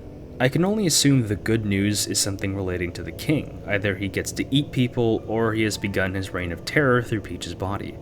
I'll use this text to introduce something I've been holding on to. I believe there's a character I've yet to mention until now, who is much more aware of the cult's proceedings and the true nature of the forest, which allows him to act as something as a narrator who can speak freely, and I've elected to call him the Witness, based off the text hidden on the world map. I'll explain more about him when I explain which texts I believe he's saying and why. I kind of like to think he looks like a lunar cultist from Terraria. They made it all from scratch. This connects quite neatly with the first bit of dialogue, explaining that they, whom I believe to be worshippers or cultists of the king, have created something, either referring to the ritual they've prepared or the forest itself, or, most interestingly, perhaps they've made the king himself, somehow, if he's some kind of mechanical creature. Please stop. I can't breathe. This is either Peach complaining about being unable to breathe when her organs are being taken out, or this is Mario, cracking under the pressure of having to run away forever in this forest. Please leave. I won't mind. This could be almost anyone. Either Mario or Peach could say this in any context before the possession happens, or it could be the Witness talking to either or it's not very clear and doesn't forward our understanding past what we already know and can at least assume. Is that him behind this? Best guess this is either Peach or the Witness seeing the king of the forest approaching. Interestingly, the censored bit isn't concealing anything. In Lunar Magic, it's entirely unreadable. There are several times where something is mentioned but blurred out for unknown reasons. It could be an object or person, anything really, but has to have some deep connections to the king because we know that his mere presence seeps into reality, things tend to become corrupted and scratchy. You really are a shadow of what you were back then. Well, every good thing has to end. The you in question is almost certainly Mario, seeing as his normal gameplay abilities have been severely neutered, making him a shadow of what he could once do. If Peach is speaking, she could be insulting him before the possession during the fight that caused them to leave temporarily, or afterwards as a cruel mark from the king. If it's the Witness speaking, then it's likely when he met Mario much later, which I will explain with further dialogue. I asked about it, but he didn't hear me. I think this comes from the Witness, who I believe to have connections and contact with the cult, if not directly a part of it in some sense. I could explain his knowledge of the game's events, his ability to be so close to the king and speak directly with him, or at least try to. What the Witness asked about can either be the house Mario built, about Peach and Mario themselves, their sacrifice plans, basically anything referring to the king. Ha, I'll be fine. This I want to say comes from Peach. When she goes out on her walk, there are still enemies on the island at this time, so she reassures Mario she can handle herself, which is really dramatically ironic because she can't. I would check if he lost them, but his hair covers everything. This likely comes from the Witness questioning something about the king, potentially speaking to other cultists. Them might refer to other sacrifices, or potentially Mario and Peach temporarily evading capture. The hair is interesting because the king didn't have a lot of hair when he was possessing Peach that wasn't already on her head. Maybe he shaved? I would still find it funny if he was talking about Mario's body hair hiding something for some reason. Leave this to me. This could mean absolutely anything. Perhaps Mario said that to Peach when he said he could build the cabin by himself? It's a little bit too nebulous. Anyone could have said this for any reason. They told me all about you. I don't think this is the king speaking because it sounds a little too coherent for the simple-minded god, but the witness could make a good candidate. The other cultists might have told him about the new prey in the forest, which also means that the witness might be in contact with Mario at some point. Where did all of them go? This could either refer to the lack of enemies in the area, which either Mario or Peach could say in the beginning, or the witness saying something about the other cultists who might have potentially left when things went sour after possession. It would make sense that we don't see any of them in the game for this reason. He came way before you. This is his home. The place they... Witness dialogue explaining to Mario that they unintentionally intruded on the king's territory, who claims lordship over the area. They referring to the cultists, and the blanked out word likely meaning built or created or some other term that implies that this place of worship, or at least where they were involved. He came way before doesn't give us a tremendous range of when the king was created or born or grown or whatever, but we do know that he is very, very old. Everything is fine. This must be Peach reassuring Mario that she's okay after the sacrifice, while the king is pretending to be her without changing her appearance too much. Oh, that look is precious. You'll make it big for sure. This is either the witness or possessed Peach seeing Mario's horrified facial expressions when he's being chased down. What make it big can depend on who's speaking. If it's Peach, making it big could mean a good sacrifice, while if it's the witness, making it big might be the opposite. It could be making it out alive and potentially stopping the king in his tracks, and I'll explain with the final text box in this section. It will be tough, but you will get your second chance. This one had me scratching my head for a while. The second chance likely doesn't refer to Peach because she seems kind of busy being a meat puppet for a god, plus some drama about the ritual I'll explain later. But what about Mario? The words must come from the witness, but the how and why are still up in the air. If he's close enough to the cult to understand how the king works to an extent, why does he want Mario to succeed? Is he somehow aware of the tribulations Mario must go through to get that second chance? Is he somehow aware of Mario going to hell at some point? You're able to escape hell by entering the secret code, so was this what he was referring to? Does he want Mario to use the second chance to somehow impede or defeat the king? Who really is the witness? Maybe he isn't a cultist. He speaks of redemption with so much conviction and certainty that he might be able to see past some kind of time loop shenanigans the king can do on Earth. So maybe he's an angel. There's a lot of biblical references in the story, so is it too far-fetched to suggest that Mario has a guardian angel sent by God to stop this world-ending monster? And what does that mean for who the king is? Mario still went to hell, maybe because he... which might be a sin in the traditional sense, but if he did it because he was aware of a commandment of an angel, then his stay was fated to be temporary, because his mortal body died a martyr, and perhaps he can move on to the spiritual realm to continue the fight against the king. Let's move on to another section, the part where Peach chases Mario through the glitchy area, and when Mario is walking alone in the corridor. Fortunately, we can divide all the dialogue into two neat categories because I believe there are only two characters speaking, Peach and the king. Don't you dare touch my prey. Obviously, the king speaking. He really wants Mario for a sacrifice, or potentially something even greater. The you is a bit ambiguous, either what remains of Peach's mind, or potentially he's aware of the witness's plans somewhat. You bow to me, crook. More king dialogue, demanding to be worshipped. Him calling Mario a crook is interesting. If Mario and Peach are married, would that make Mario the Mushroom Kingdom's king? Perhaps he's jealous of Mario's status, or he's aware of his heroic nature and sees him as natural opposition. Thank you. This one, I think, is Peach, thanking someone for ending all the pain and suffering during her body being taken over. Stay away from. The sentence is cut off, but we all know it's the king demanding someone, either Peach or the witness, to keep their hands off Mario. There is another interesting theory, though, that this is Peach during a rare moment of awareness trying to vie for control so that Mario doesn't fall victim to the king. Is that really me? This one is upsetting. I see this as no one else other than Peach, somehow aware of what her body has become and seeing the actions of the king through her former eyes, tormenting Mario. It has to be a disgusting, horrible fate to see your own body devour people you once cherished because you were spiritually unarmed. What color is your favorite? King dialogue.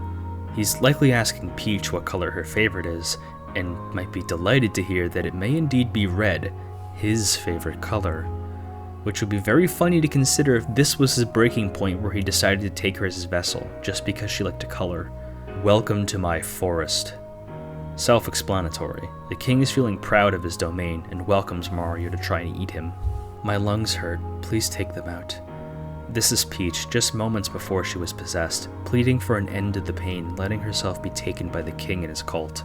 My throat is all closed up. Won't you please cut it open for me? This very graphic line should be belonging to a suffering Peach, and seems a bit sarcastic, like she's taunting the cult to sacrifice her faster. Unless she's already possessed, then the cult would probably love for her to be cut open. I am the true king. The Demon King is quite insecure about anyone else claiming royalty, which might lend us some credence to the theory that Mario and Peach being married. He doesn't call himself a queen or a princess, so he wouldn't be jealous of Peach, but if she's married to Mario, then him being the king would greatly upset him. That's one version of events, but it could go even deeper than that. He might not detest Mario as Lord and King, but instead try and rebuke the name of Jesus Christ the Messiah, who is oft called Lord of Lords and King of Kings. Demons know exactly who Jesus is and detest him for it, because he has dominion over them, and they know they will be cast into the hellfire. Trying to deny Jesus' divinity might be a way to try and corrupt Mario. Let's take a look at the dialogue when you play as Peach. Please help me, I can't stop cutting! Peach has been caught by the trap the king laid and is struggling for control over her own body. Bring me your lungs. A commandment from the king for Peach's lungs to be given to him so that he may feast on the flowering organs. Oh yes, now is the time. Go back and show them who you really are. This one was tricky. It happens after you squash all the enemies, which is being used in this context as a representation of Peach's character, like someone who likes to step on others? Or perhaps defile nature in a way by attacking wildlife or something like that. It seems a little too intelligent for the king to say, perhaps. Maybe it's from the witness, who saw the true contents of Peach's soul and let her freely choose to fall. But that theory does assume that Peach is not a very good person, not deserving of redemption. The crop this year was horrendous, except for you. The king says that Peach is the only worthy candidate, presumably for sacrifice and possession. What makes her worthy isn't known, but if it isn't the contents of her soul I mentioned previously, then it might not entirely matter. Whatever it is, it worked. I see you are trying a little bit, but they want all of them. This comes up when you don't stomp on all the enemies. I think this is coming from the witness, who might be coaxing Peach to do so. There's a question of how aware everyone is in this scenario, how aware Peach is of the cult and the king. The last couple dialogue boxes are interesting. I believe this to be the witness speaking to Mario. You built it can only refer to so many things, so perhaps it meant the cabin being built, which had some kind of adverse effect on the island, possibly alerting the cultists to their presence, while the witness chastises Mario. Interesting to note that tried is the last bit of dialogue. Is it cut off from something? Is the full sentence tried again when the game resets itself? Did Mario try and do something afterwards? Tried to stop what was happening? The ending where Mario stares at the pool of blood likely contains a conversation between himself and Peach. The two likely met up after she wandered off and got possessed, but she kept it hidden for now. Mario asks Peach for advice on how the cabin looks, and Peach assures him that he loves red, referring to the king's favorite color. Mario has no idea who the king is by this point, but it serves as a deadly prelude to the game's events. Mario building the cabin is interesting. Someone is speaking to him and guiding him through the process, either the witness or another cultist. Mario is large and the cabin is still being built, so it's likely our first event in the game chronologically. Why the witness would do this is unknown. Maybe for temptation? Was Peach corrupted even further back? I've already spoken about the Ghost Mario dialogue, so we'll skip that. What I can do is start here. Remember the shadow, I'm the heart. If we take that literally, as in Mario is the heart, what does that mean? I believe it means that Mario is the heart the king needs. The king devours organs all the time, so him needing a heart, possibly a pure heart for Mario, might be the last thing stopping him from escaping and enacting his devilish plan, which might be to spread more chaos and have people worship his idols until the Day of Judgment. Speaking of, let's go to hell and see how that looks. Most of the paragraphs given to us are descriptions of the king, almost definitely coming from Mario's internal thoughts. He calls him the dragon, calls him simple-minded, and notes that his horns are larger than his head, which we see in the Pink Forest section. The cat being mentioned is strange.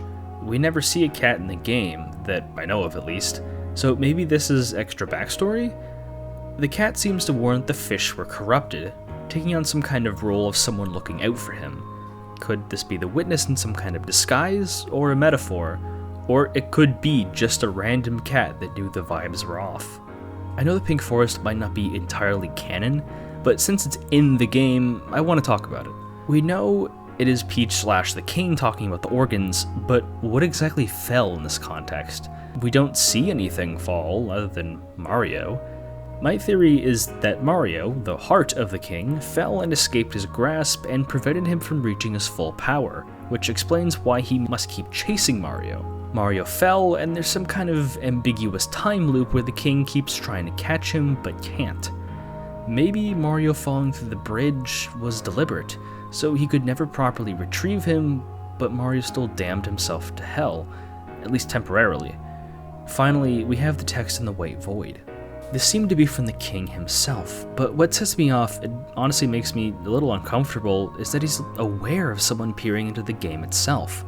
Like he's breaking the fourth wall and speaking to us, the player. Maybe he's bluffing, but the king says he didn't need his help, either referring to Mario as the heart, or us, the player. He didn't need us snooping around in the files to escape, but he did anyways. The lines of "for he is you" and others referencing awareness of us can only imply so many things. We can't forget about the infamous date, July 31st, 1992. What could this possibly mean? Now that we have everything, or just about everything, let's start putting everything together. Mario and Peach got married some time ago. While the royal wedding would happen, Mario would be crowned king and Peach would be queen. They decided to retire and move in together somewhere far away, presumably letting a vassal or an heir rule for them. They decide to build a house there, with Mario in charge of the construction. The two get into some kind of alteration, or at least want some space from each other. Mario's building seems to get the attention of someone, or something, which influences him to build it. Peach thinks it's strange that most of the enemies have vanished from the island, but she takes care of the few ones that remain. Little does she know, she's being monitored by a cult, in worship of a primordial, demonic entity known as the God of the Forest, or the King. She's led into the ritual and used as a sacrifice, her body and mind becoming the new vessel for the king. Meanwhile, back at the house, Mario keeps seeing a strange cat that warns him of its own way by taking the fish away he tries to catch. The fish that have become corrupted by the king, whom he still doesn't know about. Peach returns once more and Mario has finished building the house. But her mental state has quickly deteriorated. She exhibits more and more monstrous behavior until Mario begins to take notice. But it might be too late. The king rallies its cult and pursues Mario, trying to use him to become the king's heart, until something goes wrong. Mario falls out of the way. Either he escapes on his own, or the cat, better known as the Witness, a spiritual entity who's been watching him all this time, has bigger plans for him, and he escapes. Remember in the Pink Forest where Mario falls inside of his own cabin, and recall the smushed Mario corpse. I believe that he died the first time the king failed to obtain him, but Mario came back once either the king or the Witness reversed time. Mario, through a time loop, keeps evading the king, with the eponymous, again, text appearing each time, which I posit to come from the Witness, who continually monitors Mario, and assures him by telling him that despite his troubles, there will be a second chance, an aim for redemption and potentially a way to beat the king. It won't be easy. He'll have to take his own life to escape. He's temporarily stuck in hell, which means that Jesus has come to Earth and all the demons and sinners are cast into the fiery pits. But Mario is alone with his own thoughts. Something may have gone wrong, so based on the otherworldly information, we, the player potentially acting as God, are able to let Mario know there is a way out of hell. By inputting the secret code, there's an escape, but it comes with a cost. The king seems to have found a way out. Time is supposed to have ended, what with the world ending, but the life after death seems to have a place for Mario. But what we're allowed to see ends here, and the game is brought to a close. There's nothing more for us to do. That's how I interpret it, at least. There's no actual official canon explanation for anything that happens, so feel free to make up your own chain of events. Still, how many other games do that? I was able to come up with so much detail based on just text and piecing everything together. I might have some unique interpretations of said text, but so do others. I'm not the only one to come up with a grand sweeping theory on what's actually going on.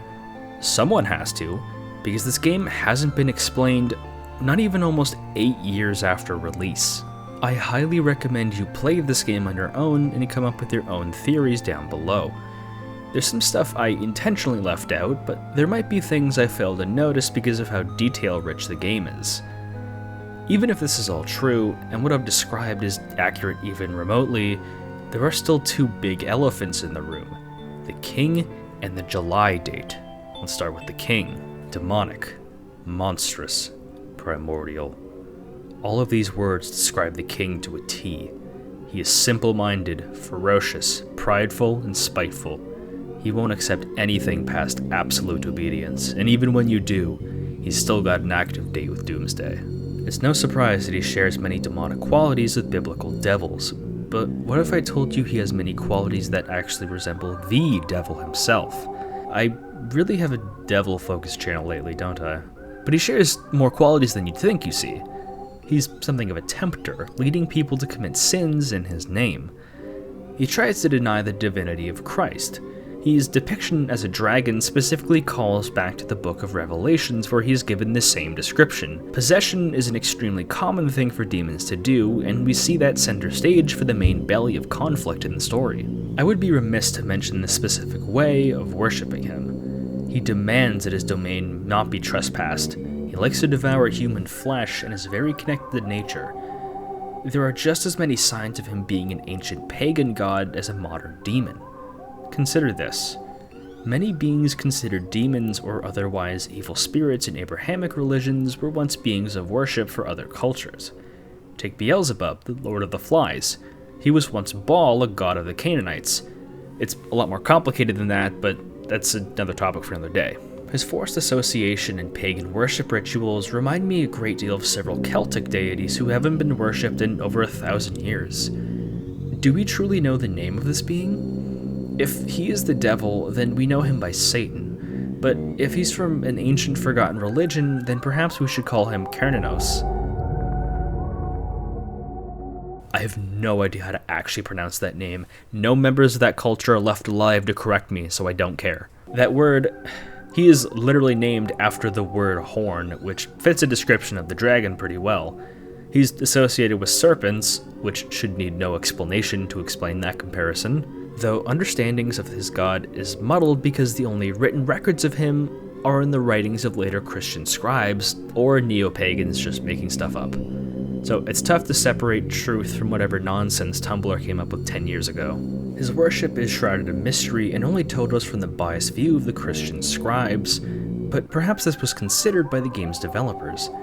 Maybe this character was shaped by the biased understanding these later authors had for older religions, becoming this otherworldly monster the developers could draw inspiration from. Regardless of his true identity, there is one thing that remains consistent.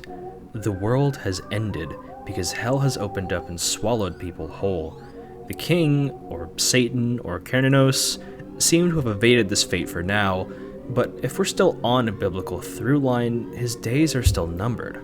Revelations 12 verse 9. And the great dragon was cast out, that old serpent, called the devil, and Satan, which deceiveth the whole world. He was cast out into the earth, and his angels were cast out with him. Mario was able to escape from hell alongside the devil, and mayhap he will be a powerful soldier in the fight against that devil and be the final boot that kicks him down to hell. But there's still one more burning question that hasn't been explained. The date. What is July 31st, 1992? I searched high and low for an answer, but nothing seemed to come up. What if we look deeper? It could mean... It means that the Hey Peter Patreon is officially launched and is ready for action. Get your wallets ready, because even donating as little as $1 a month makes me more money than watching all of my ads. Subscribe and get exclusive videos like the original Darkrai video that was too saucy for YouTube. Get sneak peeks at what videos I'm making next, maybe even early access videos. Untold treasures are ready to be bought on the Patreon, so let me grift and make you more money so I have more funds and time to create even bigger and better videos than ever. Sorry about that, I got something stuck in my throat. Anyways, I don't think July 31st, 1992 has any real significance in the real world, but is rather the date the game's events take place in. It's the day Peach was possessed and the king took over. It was his Coronation Day. It was the end. I do hope you've enjoyed my analysis of the most disturbing Mario game I've ever played. There are plenty of other creepy Mario games out there, but none quite like this one. This is some inspirational stuff. If I could draw and make music and program and have a work ethic and have some good ideas, I would love to make my own creepy ROM hack, but that's another journey for another day. This has been my favorite episode of Strange Gaming I've ever made. If you've enjoyed this, then this is what I specialize in: strange, weird, and obscure video games. You should stick around if you want more of that. And until next time, have a lovely rest of... Okay. I think I'm out of the woods for now. What's going on?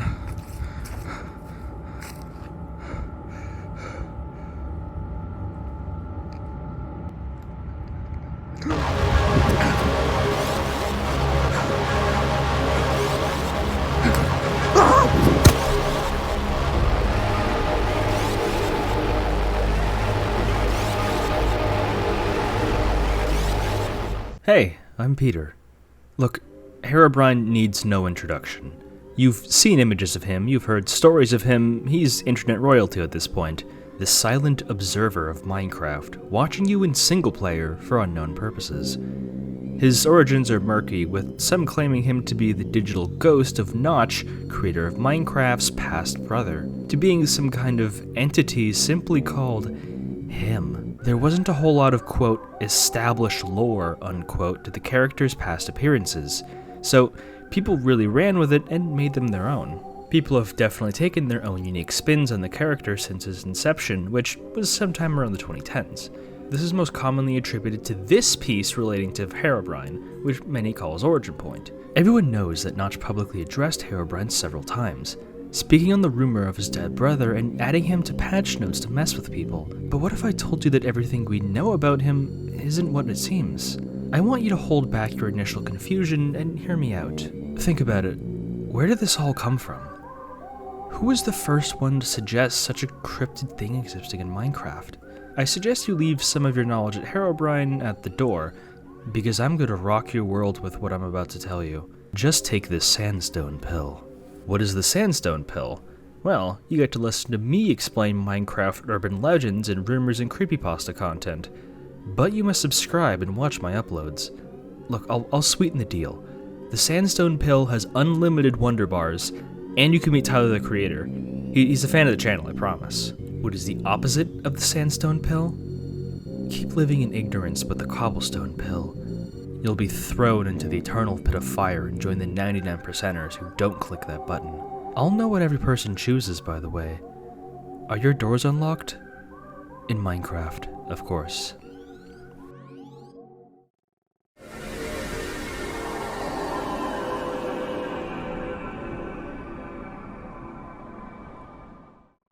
I should establish an abridged timeline of events to make sure this all makes sense.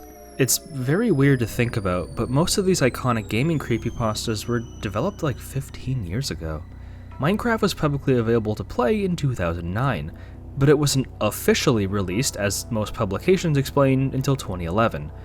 You could play the game in its alpha stages, but for simplicity, consider everything until its 2011 publication as a sort of early access phase. During this phase, Mojang, back when Mojang owned Minecraft and it wasn't run by a totalitarian nanny state no-fun zone that Microsoft so desperately wants to train AI off of, made pretty frequent patches to iron out bugs and add new content for the game. One of these updates added the jukebox, which allowed you to play music tracks by inserting records. You must find most records inside different locations and biomes and to obtain your sweet record of rockin' tunes. You're able to find a track called Track 13 in some of the dungeon chests. On July 30th, 2010, user Kerchak would upload a video on YouTube called minecraftmusic13.ogg. The video is the OGG upload of track 13, accompanied of a screenshot of a cave or dungeon.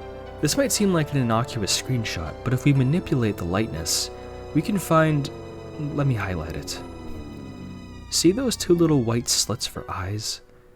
This might seem like something of a stretch, perhaps I've just seen something that isn't there. Well, I wasn't the only one who thought so. Plenty of people ran with the concept of those two little white eyes. What were they doing there if they truly were eyes? Were they from a mob just spawning in, or were you being watched by someone else? Let me introduce the Minecraft forums. Minecraft forums are exactly what they sound like, acting as a hub for people to discuss Minecraft and all its quirks. It's still in operation since 2009, so it's been around as long as the game has. Many of the older posts are stellar ways to see how people reacted to certain things right when they happened. For example, in 2010, Valve, through the TF2 website, talked about Minecraft when they introduced the old equalizer weapon, which was a pickaxe. People on the forums complained about all the TF2 people now flooding it. You can tell these are authentic 2010 posts because half of them have Homestuck profile pictures. But for White Eyes, allow me to draw you into the post created on August 1st of the same year. User Endorphine would repost a 13.ogg video along with a short story. Jesus Christ, I can't do it. I can't take it anymore. I can't go back home. I can't go into my mines. I can't do anything anymore but slowly try and build something out of the frozen ocean. And it's all because of 2 little pixels. 2 pixels. 2 white pixels. I haven't even seen them myself except in screenshots. I know it's there though. Waiting in the mines. Watching me from my tower's balcony while I'm outside. I can't see it through the constant snowfall, but I know it's there and I know it can see me. The white eyes mist surrounding ambient noises. It started a couple weeks ago, after a Secret Friday update. Some people started reposting seeing a big pair of white pixels whenever an underground ambient noise was triggered. I figured it was just a bug or something, maybe some way he did to trigger it that sound themselves. I didn't hear much of it about for a while. Then all of a sudden recently, I've been seeing reported sightings everywhere, and a supposed screenshot for them. This is the picture. I can't even bear to let it load. I had to do a quick tab, copy, and close before I saw those eyes again. Those eyes! Jesus Christ. The user goes into more detail in further posts. He points out what the dots are and refuting someone talking about a rendering error I'll mention later. His descriptions of White Eyes are curious, that White Eyes has now been properly punctuated with capital letters as an official name, and that it's a female entity. The rest of the thread isn't too interesting, mostly people being unreasonably mad someone chooses to have an imagination, except for this one post where someone calls White Eyes the Tails doll of Minecraft, referencing that god-awful Sonic R creepypasta. But with that comparison, we now know where people's minds were at the time. They weren't entirely convinced there was something to be found legitimately, but ran with the concept anyways. But what do we now know about White Eyes from this post? We see what it looks like, or at least its eyes, that it might be female, and that it has some kind of relation to a rendering error. That rendering error is an old bug where blocks obtain this sort of white outline around chunks of blocks. Does that mean the first known sightings of White Eyes was just a rendering error, or did the uploader decide to just put 2 white dots there as a troll? No idea. There's quite a bit of missing information about this Minecraft cryptid. The forum posts are the best source we have, and there isn't a lot of them. because White Eyes would take a pretty drastic change in direction very soon. Stay tuned to hear about that. It was still very early on for White Eyes, so a lot of details were shifting when people started to contribute their own ideas and works of fiction around it, especially for what it looked like, aside from its eyes. The 2nd of August, someone named 8-Bit described White Eyes as a cross between a skeleton and a spider. He says it likes to hide in deep-side caves and other dark places and won't interact with the player if it doesn't have to, choosing to run away if attacked or brought into the light. But if you get too close to it, it'll shriek at you and attack for 3 hearts of damage. Sounds familiar, doesn't it? If the Enderman weren't such an obvious parallel to the Slender Man, I'd reckon that White Eyes could be a contender for the runner-up inspiration. Taking a look at a longer piece of fiction published on August 24th, the user and author Gotel described a being with the same signature white eyes, but also having the default player skin, like the Steve skin with completely white eyes. With the date of the story in mind, I want to draw your attention to the original Herobrine image. See Herobrine here? What's more interesting is the text at the top.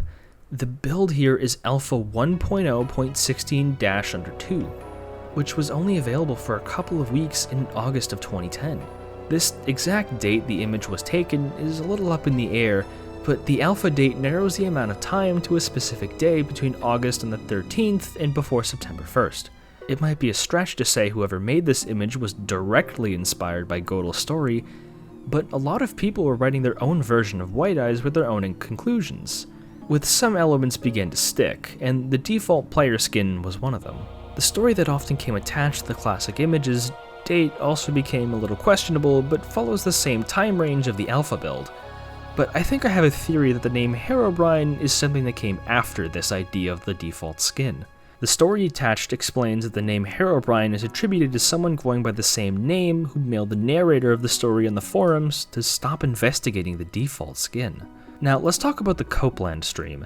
Copeland was a Minecraft content creator back in the day who hosted an ancient livestream trying to find Herobrine. The full stream, I believe, is actually lost media, but there have been recreations of sort when he runs into Herobrine, based off of people who saw it. A lot of people are already hunting for this piece outside of the creepypasta context, so I'll leave that to people more interested in lost media. Obviously, the stream here isn't legitimate because it's been proven beyond a doubt that Herobrine isn't real, but that isn't the curious part.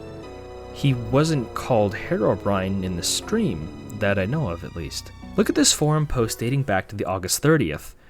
User Bobsby discussed a glitch where spawning human players in creative mode would have white eyes. This white-eyed variant is called him, Dead Notch, and White Eyes, but no Herobrine. Someone even replies with the Copeland stream, so it happened before the copypasta text went around, because the name Herobrine is never thrown around in any of these forum posts dating back to August 2010 when the alpha build was in circulation. I can't prove beyond a doubt that it means the original image is illegitimate, but it does strongly imply that what we now call Herobrine was something a lot less concrete. He was known by several different names. The original stream isn't easy to track down, but we can start to paint a picture of a timeline of events. When the name Herobrine stuck because of the story attached to the original image, that it likely came after the Copeland stream because the name of the White-Eyed Steve entity wasn't entirely concrete. White Eyes, over the rapid course of a summer vacation, transformed into one of the biggest cryptids on the internet, and Minecraft's most iconic specter, and depending on how you interpret the chain of events, became Herobrine, and the rest is history. The exact details about White Eyes are somewhat amorphous because it was made during an enchanted time where people weren't daunted by using their imagination, despite how many people were pushed back on people speculating on something that almost certainly wasn't true but was still fun to picture. Minecraft hadn't really been released officially until a year later, and I admire the community's willingness to document and talk about something they might be experiencing together. Though, something you might have noticed is the lack of quantifiable, traceable steps and sources. We have some forum posts, but many of the things remain lost media about this whole case. The Copeland stream is still thin air. There's a lot of missing fan art for White Eyes from the forums, and hell, Herobrine is the host to a lot of unknown questions himself. The author of the original story, and where the image came from, is probably floating somewhere on 4chan's V-board, but that might better remain as partially lost because then you'd have to explore the V-board. Ugh. I kind of view Minecraft as one of the last bastions for an era of creepypasta and general internet rumor horror content that most things left behind. To this day, there are still Minecraft creepypastas being written, and rumors going around, and honestly, it makes me want to play Minecraft. I've remembered to merge my Mojang account, and I'm scouring for more information as I play. It's fascinating to picture how people shifted ideas and stories around until what we understand as Herobrine came to be, and how iconic he is as a de facto Minecraft urban legend trendsetter, when his story started much earlier and had its roots traced with other entities. There's quite a bit of that came afterwards that I'd like to explore, but I'm taking things slow and steady. I didn't like Minecraft a whole lot as a kid, but with this angle, I think I appreciate it a whole lot more now. I don't just do Minecraft, however. I cover a wide range of topics, all relating to video games. This series, Strange Gaming, covers games both big and small with elements or rumors that give you a lovely, skin-crawling feeling. If that interests you and you haven't already taken the Sandstone Pill, then here's your glass of water. If you've gotten this far, then you're a real one. Comment down below if you've taken the Sandstone Pill. Lets me know people are interested in this more Minecraft content, and comments boost the YouTube algorithm. Until then, have a lovely rest of your day.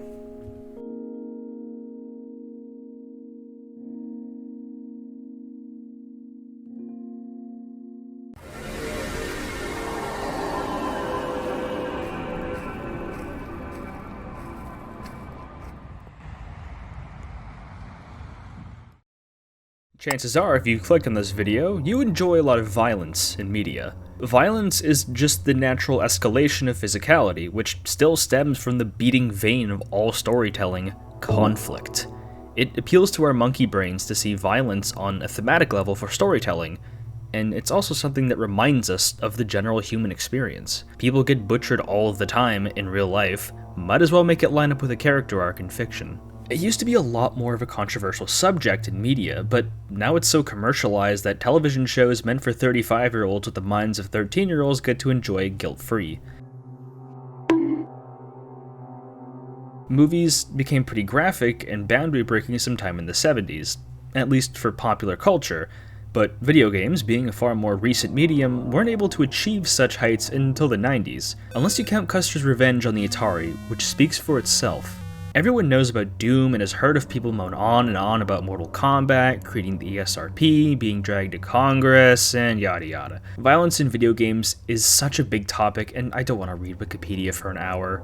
Just think about all the most violent video game franchises. Manhunt, Postal, Splatterhouse, the list goes on. Many of these games take themselves seriously. Most of these games, at least. But did you ever stop to think, what if extreme hyperviolence was funny? And off the back of that question, what if hyperviolence against children and animals was funny? Oh, wait, not like that. Most violent video games just involve you killing people with a lot of blood and gore with mindless abandon. But how many choose to take that extra step and let you commit something especially devious? What if there was a game that let your child protagonist be put in the electric chair and be victim to all sorts of gruesome fates, and it was funny? What if you got to show little kids adult magazines as an Easter egg? Not just funny, completely absurd, and so over the top that you don't know whether to gape your mouth in shock or laugh uproariously because of the swell of emotions you just went through in the course of 10 seconds. What if there was a game that featured shock and horror so much that it made its cult-like following debate amongst themselves where the line in the sand had to be drawn? We're talking about a game that had its creators beg to include a 90s study on the most violent video games ever made in a study done by a family psychologist. This is 1996's Harvester.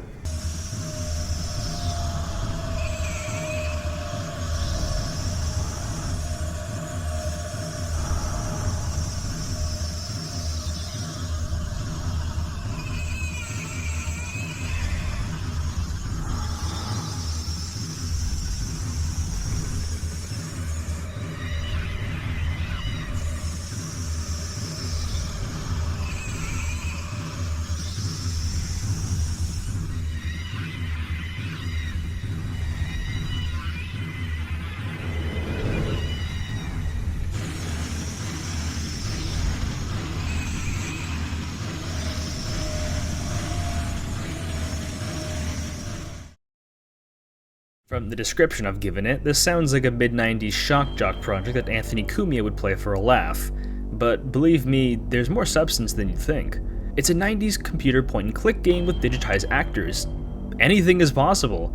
And what Harvester chose to do was to tell an ultra-violent story meant both as a shameless indulgence to the medium, but also a somewhat thoughtful critique on the nature of violence in media and how that may affect general human behavior. Is there something deeper going on, or is this just urban spook-style slop made to intentionally offend people and nothing more? How does it accomplish being debated to this very day, exactly? Most people can't tell you because most people haven't played it. The barrier to entry is steep, point-and-clicks filter a lot of people, and the graphic nature of literally everything is another filter. Imagine trying to explain this to your mother in '96. What you playing, sport? I'm playing a game where I butchers, slaughters cats for meat and feeds them to unsuspecting citizens. People know the name, but they don't know the game. If people know what I'm talking about, they either know the game from one of the various memes it's spawned over the years, or from the old Retsupre.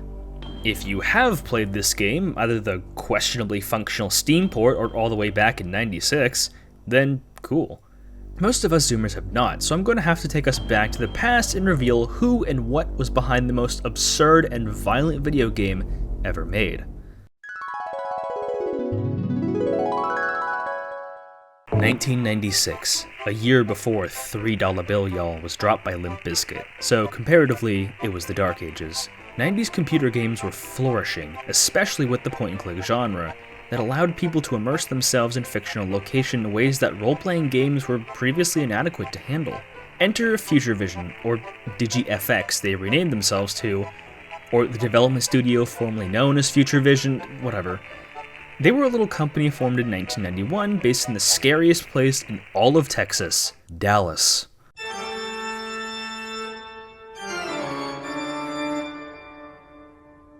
DigiFX made a couple games beforehand that are certainly games alright, but everything changed when Gilbert Austin pitched a new idea for the company with himself at the helm as writer-director, though he would end up doing a lot of the extra camera and coordination work himself.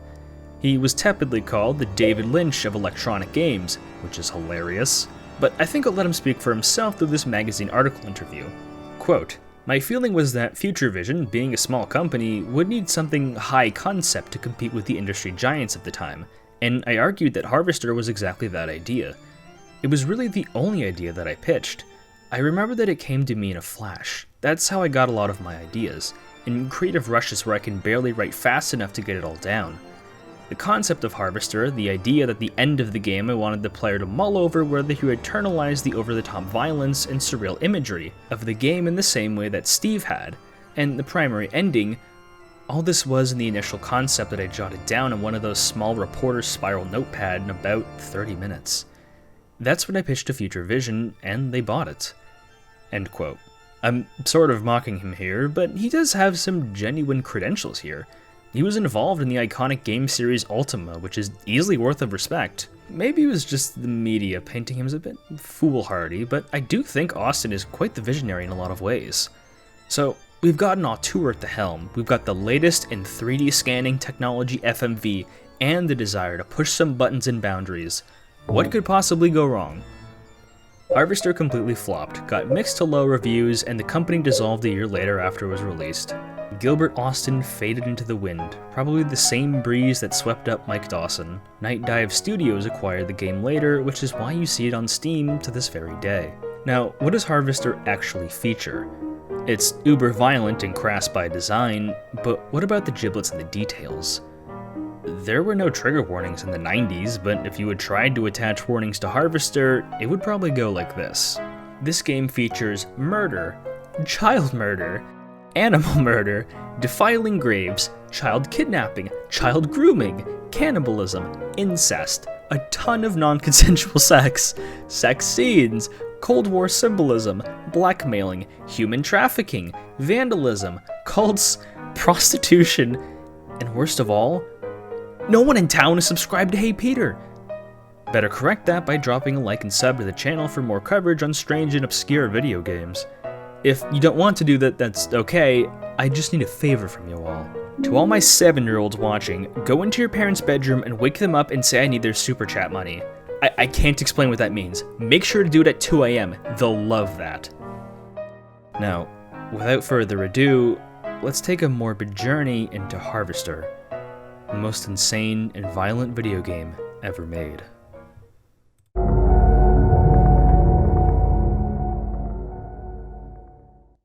Our introduction comes in the form of an extremely loud FMV opening showing off some interesting 90s graphics for the time.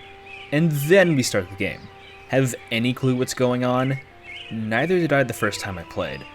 Harvester has a wicked cold opening that I believe is best to just play and not knowing what's going on and let the game introduce everything on its own. You really don't have to bother with the manual. First thing you'll notice is, good lord, the video and sound quality. The game naturally looks kind of muddy and blurry because of the software it had to run on, but the Steam port isn't exactly a shining example of what the game can offer. You can get better versions on GOG and Zoom. The game runs on DOSBox, an open source DOS emulator that does indeed work, but not without several metric tons of jank. So this aspect ratio is the best you're getting.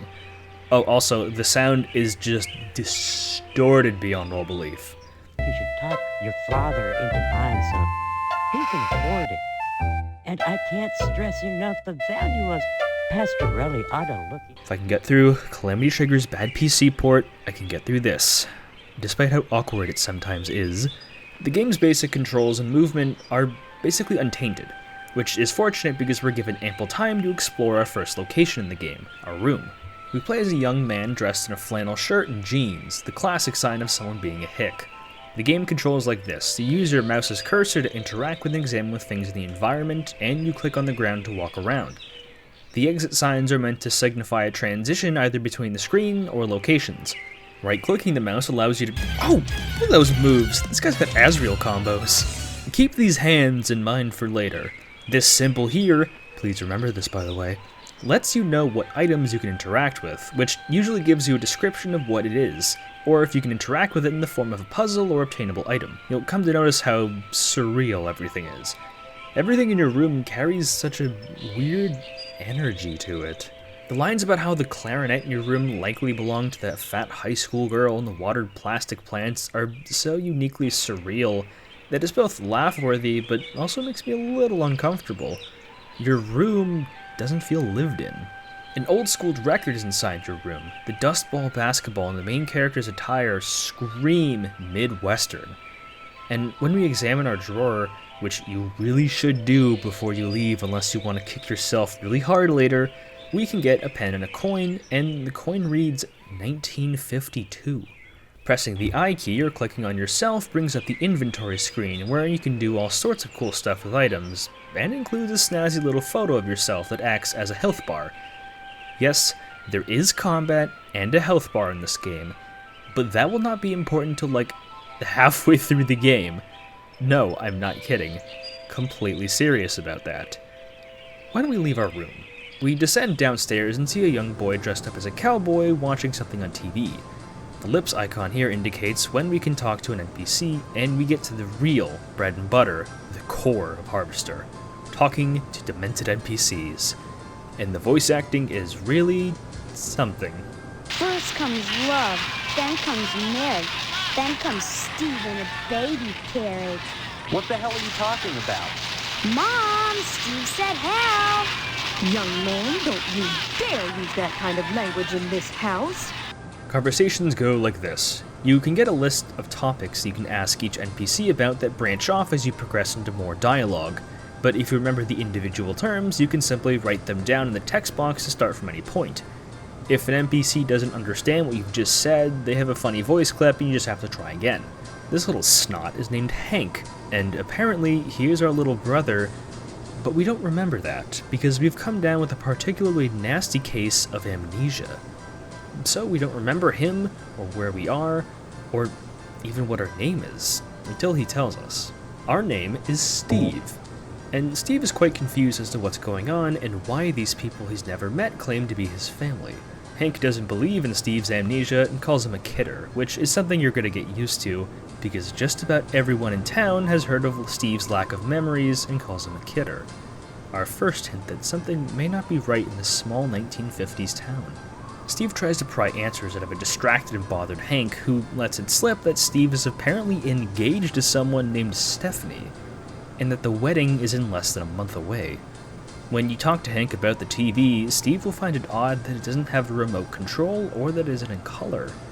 All of which suggests he might not be from this time, but doesn't quite remember where he's from. If you watch the TV with him, you'll find that his cowboy program is shockingly violent, at least for a program meant for kids. It involves a cowboy gunning down Native Americans with wanton abandon, silly string blood and guts flying everywhere. It's an itchy and scratchy type of violence where it's so over the top that it isn't shocking and is actually hilarious. But when we revisit the show in the future, it might not be as funny as it looks on TV. Steve is a little worried that a young boy is watching such a morbid show you wouldn't assume would be intended for kids, but he refutes quite plainly and tells you to kick rocks and that killing people is in fact awesome. Even strangers, when you change the channel, you get this weird advertisement. Join the Hey Peter Patreon today. It pays to be a strange gamer. Get access to videos early, the chance to vote on the next video, see uncensored content too spicy for YouTube, and be equipped with the knowledge that by supporting me, you are personally contributing to my ability to finance better, longer videos with more consistency. Put simply, the more money I get, the more videos you get. Picking up what I'm putting down? Bully, join Patreon and become a stranger gamer today. Even in the 1950s, we get annoying, intrusive advertisements from grifters who don't want real jobs. That's pretty sad. Searching for more answers, Steve goes in the kitchen and interacts with someone calling herself his mother.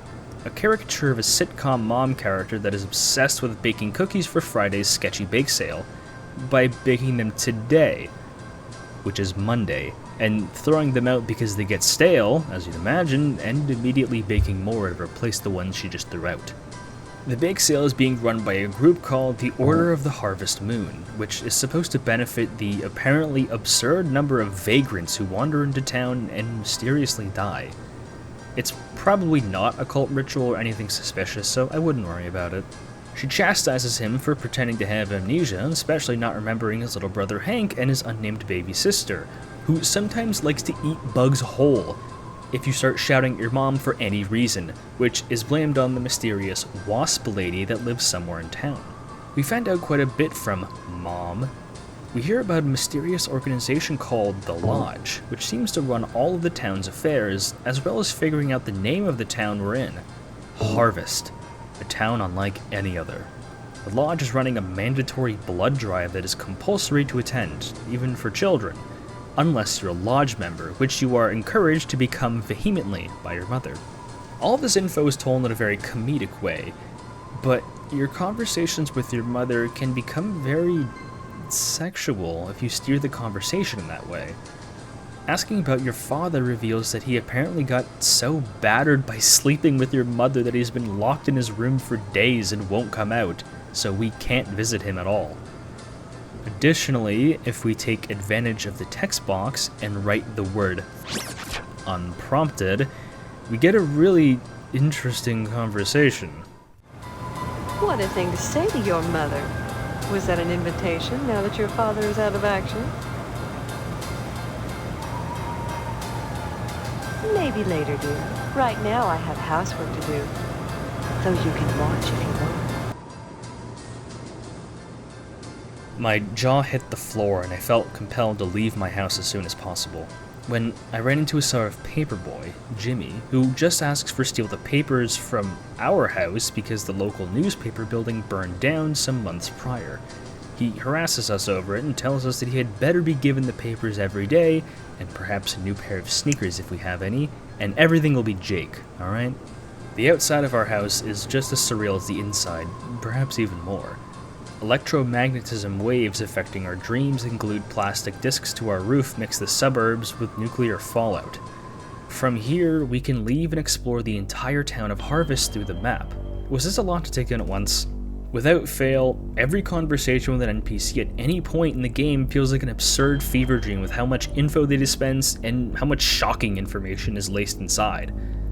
It's like someone smashing a brick over your head and expecting you to respond to them explaining the machinations of your local municipal government with a straight face. Oh, there's a bingo spot checked off. You play as this young amnesiac, Steve, acted by Kurt Kistler and voiced by Ryan Wickerham, with no idea who he is or who anyone else is in town. He interacts with an environment he has no memories of, but he's quite certain that he doesn't belong here. He must grapple with several questions. Who is he? Where is he? Who is Stephanie? And what's going on in Harvest? The premise is mysterious and instantly intriguing. Anyone can put themselves into Steve's shoes as a fish out of water stuck inside of a demented town that gallantly parodies tropes of the 1950s with as much subtlety as a carpet bombing campaign. Steve's world of color televisions has been taken away and replaced with an alien world full of warped people completely consumed by the casual consumption of hyperviolence, graphic sex, all under the thumb of a Midwestern town controlled by a shadowy organization that promotes it all. Harvest wants you to question the inclusion and depiction of violence and sexuality in media by showing it at its most absurd state, inside the family home and your own very hometown. In the introduction part of the game, we're introduced to all of this very quickly and not left with a lot of time to process it, both for the benefit of the experience and perhaps negatively for player retention. It's no secret I chose to review this game because I like it and had a lot to say about the topics it discusses and explain why I enjoy its core gameplay loop, but I would be foolish to say that this game doesn't have a lot of flaws, many of which can prove too troublesome for people to continue playing with. As much as I like hearing about all the shocking information about our mother and brother, it's a little difficult to keep track of, at least for my peanut brain. This is only one location on the map. There are about a dozen other locations full of objects to explore, characters to talk to, plot points to follow, things to memorize, all of which are left up to your own devices to remember and connect. Aside from the tips section of the menu, half of which are just jokes, the game assumes a lot of the player and requires you to keep track of just about everything and look under every nook and cranny, both for mandatory story progression and extra activities only the most resolute players can discover. I've elected to format the video like this. Every time I enter a significant location or talk to a significant character, I will keep making a note to keep track of things they say and mention to catalog in my playthrough. Not everything will get a spot, mind you, because if I was playing this comprehensively, we would be here all day, and it's very easy to be distracted and lose course. I'll introduce topics as I play, and I'll try not to repeat myself. So each day is split up by topics as I feel necessary to introduce them. If you've made it this far already, strap in. It's only going to get longer and more violently psychotic from here, so don't go anywhere. The rabbit hole only gets deeper.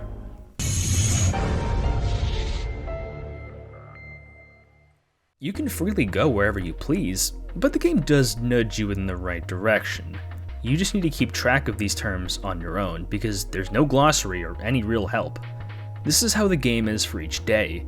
You must play through a week of Steve's life, gradually exploring the town and getting to know its inhabitants, many of which have changing dialogue trees and scenarios depending on each day.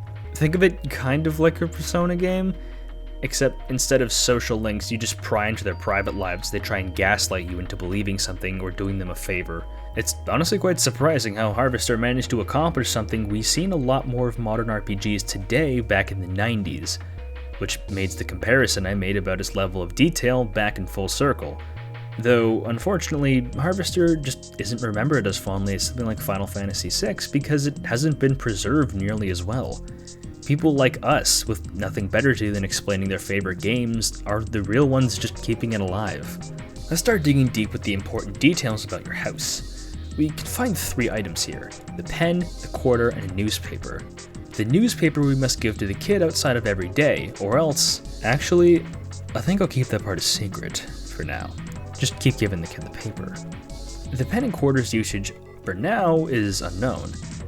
No better place to highlight how confusing the game can be sometimes with the first couple of items you are required to find to get past the very first day. Both items are in the drawer, and there's no way to know that without having to manually click the dresser, which is already hard to see, twice. Once you get the flavor text and a second time to operate it, meaning to interact with it and actually see its contents. If that sounds unnecessarily confusing, it's because it absolutely is. This is a problem that persists throughout the entire game. Even if you know where to find things, which often isn't the case because of the game's general lack of direction, you must jump through some weird janky hoops to obtain a critical item or piece of information, or else it's really gonna bite you in the back when you have to go looking for it. But what can I say about the family?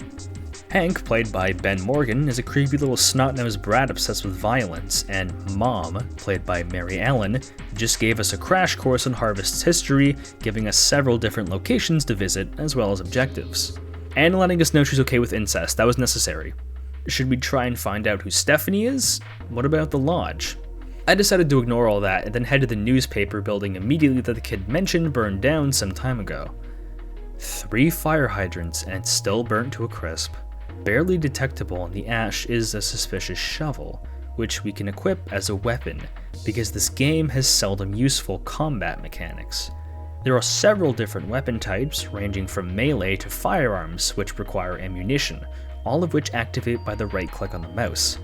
I'll talk more about the combat later because it isn't really relevant until later. We can also use this shovel on the debris pile and find 2 key items: a burned flyer for the bake sale and a button belonging to the post officer. I decided to pay a visit to the Wasp Woman instead of following through. Really interesting that your icon changes to an exit sign when you try and enter a new location, which really threw my dumb ass for a loop. Our Wasp Woman is actually named Tetsuya Crumb, played by Paris Forster, and her hyperfixation is, unsurprisingly, wasps. About how selfish they are, weird connections to religion, a bunch of spirit science nonsense. The wasps also have the cursor symbol in their eyes for some reason. Despite that, there's actually nothing important here, so I went to the next door and visited this bug-eyed freak, Mr. Johnson, played by Bob Crawley. He spends his entire day watching over his premium Tucker car parked outside, which I do not blame him for because I also admire cars that were built before 20 million pounds of garbage electronics were added to them, which makes them more expensive and heavier for no good reason. Steve mentioned that he's always wanted a Tucker car and finds it strange that Harvest is absolutely full of them, when they were already limited when they were created back in the day. Mr. Johnson also offers you to plow Stephanie in the back of it. A lot of people in this game tell Steve to stop lying about his amnesia, usually by saying the iconic meme, "You were always a kidder, Steve," and to just plow his fiancée and take over his family business. That's all very funny, so I'll overlook everyone in town being so interested in 18-year-old sex life. Mr. Johnson has weird incel rage over a woman named Edna who runs DNA's diner. Penis is an option you can discuss with him, showing just how depraved these people are.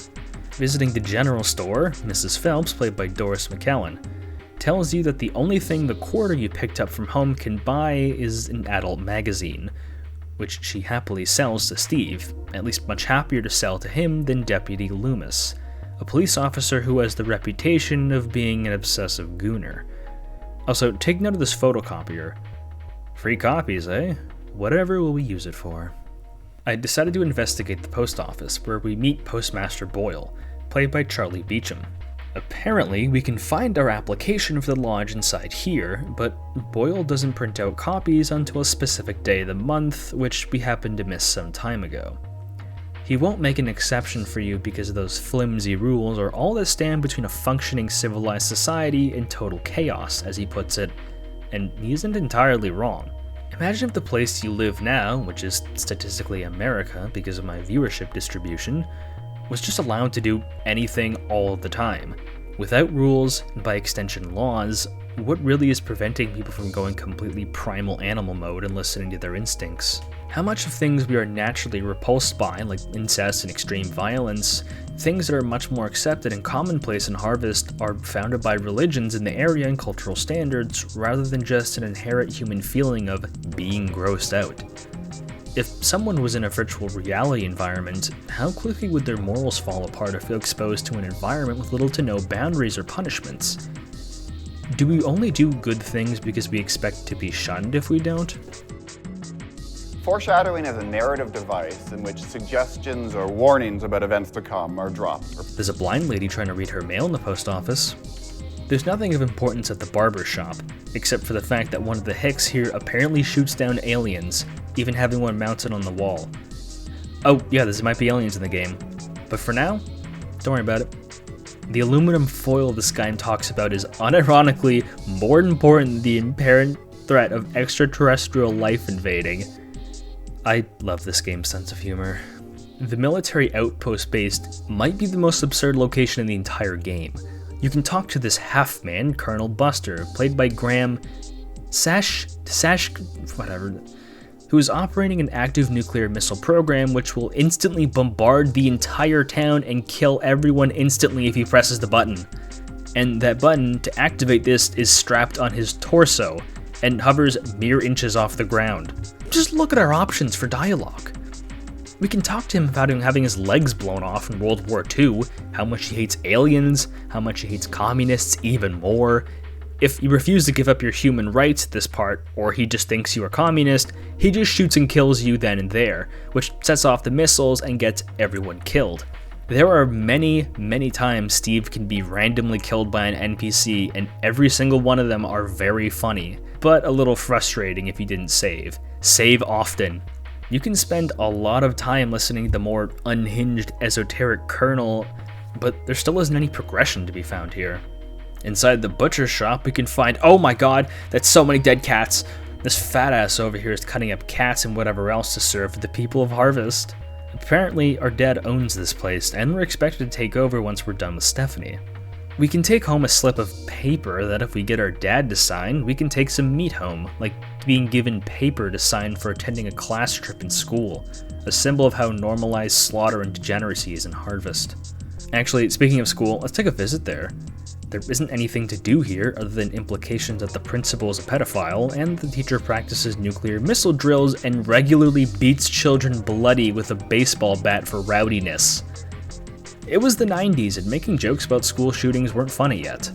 Funnily enough, Postal 1 used this at its shocking ending just a year later in 97, but they both use the example of innocent children being brutalized, or at least the implication of that to get their point across of the effect of violence in media and its consequences. Harvester makes it considerably sillier than its pitch black representation Postal has, but perhaps the sort of cartoon logic it runs with might muddy the point a little bit. I'm just saying, maybe we should see some dead kids earlier on in the game, in Minecraft. Interesting to note that the teacher remembers Steve as a model student, which lets us know that Steve has enough of a presence in the town to have a reputation and history with the town, making it all the stranger that he doesn't remember anything about his life. If he was from the 90s, how could he remember color TV, but also have as much history in the 50s? The TV station is immensely interesting. You can meet a lot of Indians in line for something, and that something is getting their guts ripped out by Ranger Ryder, the sheriff on the TV that people are always watching. When he isn't giving you worthless autographs, you can have a fascinating discussion on the nature of violence. Steve criticizes just how violent the show is, but Ryder says that the violence is as American as apple pie and low SAT scores, and justifies it by saying that if Americans hadn't treated the indigenous population the way they did, then America wouldn't have formed at all. So violence has tangible benefits of keeping people secure in their homes.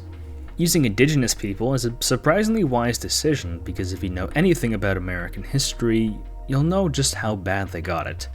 Relocated, exterminated, and mistreated all throughout, all just to make way for colonies which became nations through war, leaving them as the leftovers. Examples like the Trail of Tears paint a bleak, black picture of the Indian removal part of American history, and using it satirically by having this cowboy character butcher them casually serves an example that isn't entirely alien to real-world history. Ryder's debate is inherently funny and flawed because he points out the cultural decadence of the states, how people can rest easy knowing that whoever came before them were slaughtered to make way for a failing education system. There isn't an exact right answer present because no one really considers everyone on the globe to weigh the scales accordingly to balance out when violence should be used for the benefit of one group over another. How do you reconcile and repent for terrible events that happened hundreds of years ago, when all the perpetrators and victims are dead, with their descendants having to figure it out in their stead? Harvester doesn't have an easy answer for that and lets us think about it in a way that very few other parts of the game really let you internalize in such a poignant way. The entire game is formatted like that. Sometimes you'll just find an area or a character that really makes you stop playing and just think for a while. DNA's Diner, or Edna's Diner as it's actually called, has almost nothing interesting in it. Just grab the screwdriver from the drawer on the left, and if you think it's funny, you can show the little girl in here, Edna's daughter Karen, the adult magazine, and get you arrested by the sheriff. Turns out, Harvest is actually quite progressive and lets you get away with grind and groom children, just as long as you say you won't do it again. Man, that would be crazy if Steve's actor tries to do that in real life or something. The police station in Harvest is a critical location to visit. On our first visit, we don't have much to do other than learn that the police don't lift a finger to solve any of the arson attacks or murders around town, because most of them are victims or just vagrants who wander in the town and immediately die from unknown causes. But those unknown causes are more than likely related to the Lodge. Sheriff Dwayne is a small-town lazy cop with a shady past, and Loomis is a gooner king just begging for a girly picture book because his shrew wife won't let him buy any. If you wait until noon until the sheriff leaves to go to Edna's Diner, which just means leave the building and come back, and give Loomis the mag. He leaves the desk to go find a quiet place to goon, and we get to ransack the desk, which includes a key to the evidence room, the sheriff's checkbook, and a note. The checks and notes detail a history of Dwayne blackmailing Postmaster Boyle over something. The key lets us get into the evidence locker, where we can pick up a bunch of items, only one of which is actually pointed out to us at any point in the entire game: the gas can. Collect that along with the barely visible camera on the shelf and that pair of sneakers. 2 of those items are absolutely compulsory, but literally nothing points this out to you. You had better hope you don't forget. The entire game has this issue of you easily being able to miss crucial items, which leaves your ass stranded and you gotta go all the way back to this place to pick it up. So please, just keep your eyes peeled, and for the love of Jah, if you really need to, just look up a walkthrough for the mandatory items. No one's gonna blame you. Well, when you try to leave, you get to see Loomis punished like a hound dog for jerking off on the job by Dwayne. What you need to do is go back to the post office and show Boyle the button and accuse him of being involved with a newspaper fire. He does a pretty bad job at lying and implicates himself in the fire, but cuts you a deal. If you can bring back a certain can of gas that may or may not have his fingerprints on it, he might give you an early Lodge application form. Hand him the gas can we picked up from the evidence locker, and we get our form. But what of those copied notes implicating Dwayne? Find him at Edna's Diner and show him the copies, which you can produce by using the photocopier at the general store, but not the originals because he won't accept it for some reason. And in exchange for your silence and giving the items back, he gives you a literal get-out-of-jail-free card, which allows you to get away with committing a crime. Usually just murdering someone, but not a story-important character, and we have no real way of telling who is important or not. So it isn't really that useful in a first playthrough. Oh yeah, did I mention that? You can kill a bunch of NPCs in this game. It's really funny. Harvest has a 3-strike system. You can goof around and get some mischief done just twice, but on the 3rd time, you die. This card just ensures that one of these times don't count. Remember when I told you to get the pen? You must use it to fill out the application form, which you can actually view. Need attention to detail? All you must do is to hand in the form to the Lodge's Sergeant of Arms in the giant Lodge building in the middle of town, who was also voiced by Wickerham. Once you hand it in, day 1 has been completed, and you're ready for Tuesday. The biggest issue I have with the game so far is the lack of direction. There are a lot of places I didn't even mention, like the fire station where all the firemen are extremely gay, or the mortuary where you can find the mortician voiced by Gilbert himself in all of his awkward glory, or the creepy church, because none of these locations are relevant. We get a lot of different clues, but these just lead you in circles or have nothing of value. The character interactions are entertaining at least, but the game expects an astronomical amount of patience from the player. You're encouraged and expected to explore at your own pace, but it still feels a little frustrating to be so stuck when the solution is just to find the pen in the drawer at the literal beginning of the game to complete the day. The actual route boiled down to its bare parts is this: collect the money and pen from your room, use the shovel to dig up the button for the newspaper building, buy the adult magazine from the general store, go inside the police station twice to wait for Dwayne to leave and give Loomis the mag, steal the gas can, give the can to Boyle, fill out the form with the pen, and give it to the Master of Arms. Only your house, the general store, post office, police station, and lodge are required to beat this day.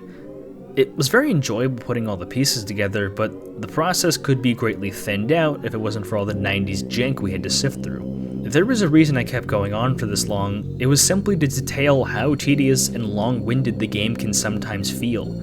And 100% not because I wrote out a lot and editing is really unfun, didn't want to reorganize the whole script.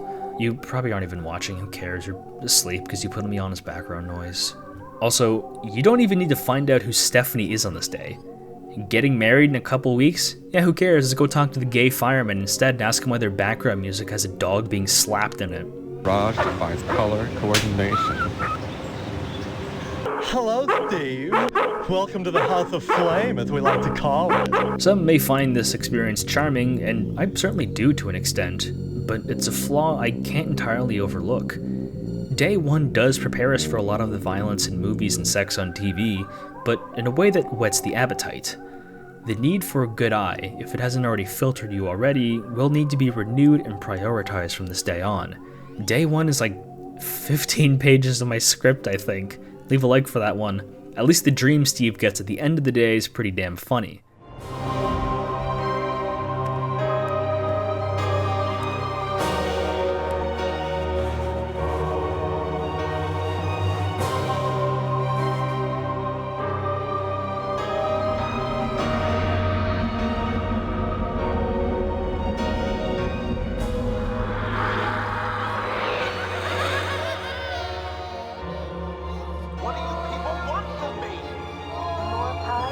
Welcome to our order. The man that rips life is Stephanie.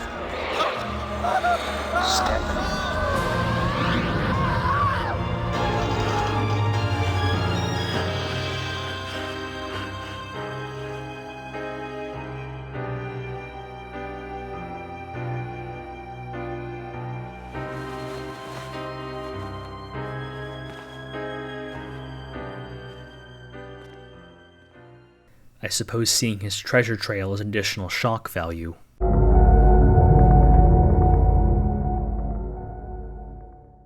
We wake up for another day, and kept all of our items. I guess Steve slept with a shovel last night. Going downstairs, I can't help but think, oh god, what are these freaks going to say to me next? Which you might think is a bad thing, but this is a sign that the game is conditioning you, which is a good thing.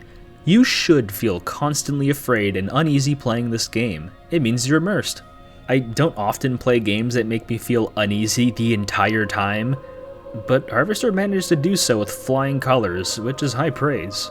Dad is still sick and locked inside of his room. Mom's got nothing new to say to us, and Hank has apparently been spying on Mom and Dad, observing whatever they're doing in their room after dark. Gross. You'll notice that a lot of NPCs don't have a lot of new things to do on day 2. It makes scouting each area looking for puzzles or things to do a lot quicker, but also a lot less entertaining. There usually isn't a way to check if someone has anything to say that doesn't involve spending a lot of time just looking blindly. The paperboy, if we give him the paper again, still pats us down for a pair of sneakers, which we can find back in the evidence room. We get a broom closet key for our efforts because this kid knows that the pedo principal and the school teacher are getting smutty inside there every day because he likes to watch. A lot of little kids are voyeurs for some reason. The catch is, they only do this in the afternoon. How can you tell when it's afternoon? I don't know, it just kind of happens. Let's get acquainted with our neighbors we missed last time, the Potsdams. This is Ethan Ralph. I mean Mr. Potsdam, played by Travis Miller.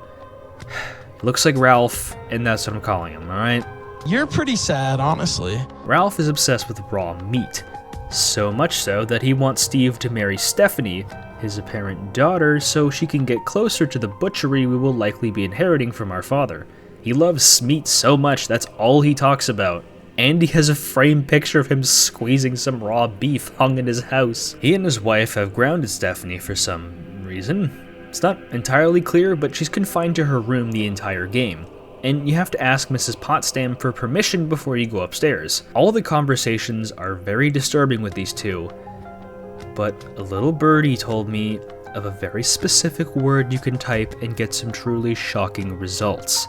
Type the word molest and just look at our options here. This isn't really followed up on either. Poor Karen, Ralph doesn't even look one bit guilty. But as for the first option, you can make him squeal like a pig if you don't tell anyone else there's a peephole in the bathroom window, one that we can't access until later if you're a freak who enjoys that kind of stuff. Squeal for me, Porky.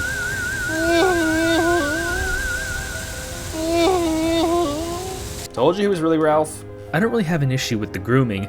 Insane sentence, by the way. I just realized that in post. Oh my god. Because it's not like they aren't treating it like the disgusting thing it is. I think they even managed to make it reasonably funny, considering the subject matter. Steve is rightfully pissed, and he isn't exactly scrambling to tell the obviously corrupt police about this issue, so he can take some frustration out on Ralph. I'm honestly impressed how they use such a topic to such comedic effect without pulling a Garth Ennis and wiping your ass all over it for pure shock jock. Sometimes the game is very witty and clever in its usage of taboo, other times it is not. Think of it like this. When you hear a fucking curse word when you weren't expecting it, it grabs your attention and makes you jump, kind of like a verbal jump scare. This technique is used by public speakers like Tony Robbins a lot, and to great effect. That might have been the first uncensored F-bomb on the channel. Don't get used to it. Mrs. Potsdam is also played by the same actress who plays our mother. It's something you can intentionally say to her, which she obviously doesn't understand. We can ask her for permission to see Stephanie quite easily. But before you go upstairs, make sure to enter her bathroom and raid the mirror cabinet for everything you can grab, especially the tampons. Grabbing those has a huge payoff at the end of the game. We finally meet Stephanie, played by Lisa, I can't pronounce the surname because it's way too Italian, who is in the same situation as Steve. She has amnesia and is just as confused about the wedding as you are. The two of you can find some solace in your similar situations, but since she's confined to her room, she can't do much about it. Steve tells her about his decision to join the Lodge for more info, which she disapproves of because she thinks that the Lodge, and the entire town of Harvest, is some kind of setup or trap designed to ensnare them into something. The only thing missing is a motive and a face. Who would do that, and why? You can do all of this either on the first day or the second day, because one of the bathroom items is mandatory for completing the second day. If you come back on day 2, Steve informs a worried Stephanie about him joining the Lodge, and the two have a nice little back and forth. I decided to explore around town until I went back to the post office and met a very pissed off postmaster, who isn't happy that people are finding about his pricklier qualities.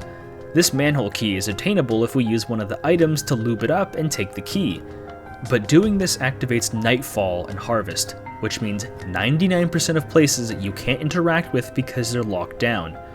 Oops. Guess we aren't getting to see the principal clap some cheeks. One of the most pervasive issues with the whole game is how inconsistent it can feel sometimes. It can often be difficult to see Harvest as a living, breathing town when only half the time it has any dynamic elements, while the other half feels very static and fetch quest-like. What we can do is visit the Colonel again, who tells us to investigate the fire station. The male model spotted in the earlier days is very suspiciously still, even with the building empty, and he urges us to join the Lodge before it's too late. Out of everyone in town, a gigolo is the one who makes the best case for joining a Lodge. Fear of dying over something happening on Sunday, probably either the nuclear missile outpost going off or the blood drive. You can report back to the Colonel, and if you tell them that the firemen are indeed Fanooks, he shoots you right away and launches the missiles, and you got a game over. You can make a little game out of how many times we'll just regularly kill you and everyone because he didn't like the color pink, and every single time it's worth seeing and funny. I reloaded a save and went to the school after I visited Stephanie, and I ignored the manhole key, which would activate Nightfall. I used the broom key in the closet, and indeed found the teacher and principal together. Here's the catch. You need to use the camera item on them to take a photo of their affair. Nowhere are you told this, you just have to remember you picked it up from yesterday and use this. In exchange for that photo and your silence, you get the teacher's baseball bat, which is our first weapon worth a damn in the game. It isn't compulsory, but it's loads better than the shovel. Let's test it out in the Wasp Lady, and oh my god, her neck was torn open by blunt force. Steve swung that bat so hard, he decapitated her. Her actually being a wasp is the least shocking part of this revelation. The funny thing is, no one cares if you kill the Wasp Lady. Murdering in this game is surprisingly not fun because people need to be around for the story or you just instantly get caught in jail. But some NPCs are totally fine to kill. The Wasp Lady has absolutely nothing to give. However, you can just kill her and leave her body there.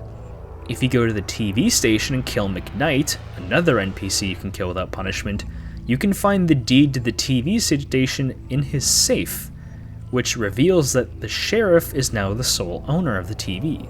You can pull the same blackmailing routine as before and get the same get-out-of-jail-free card, but he tells you this.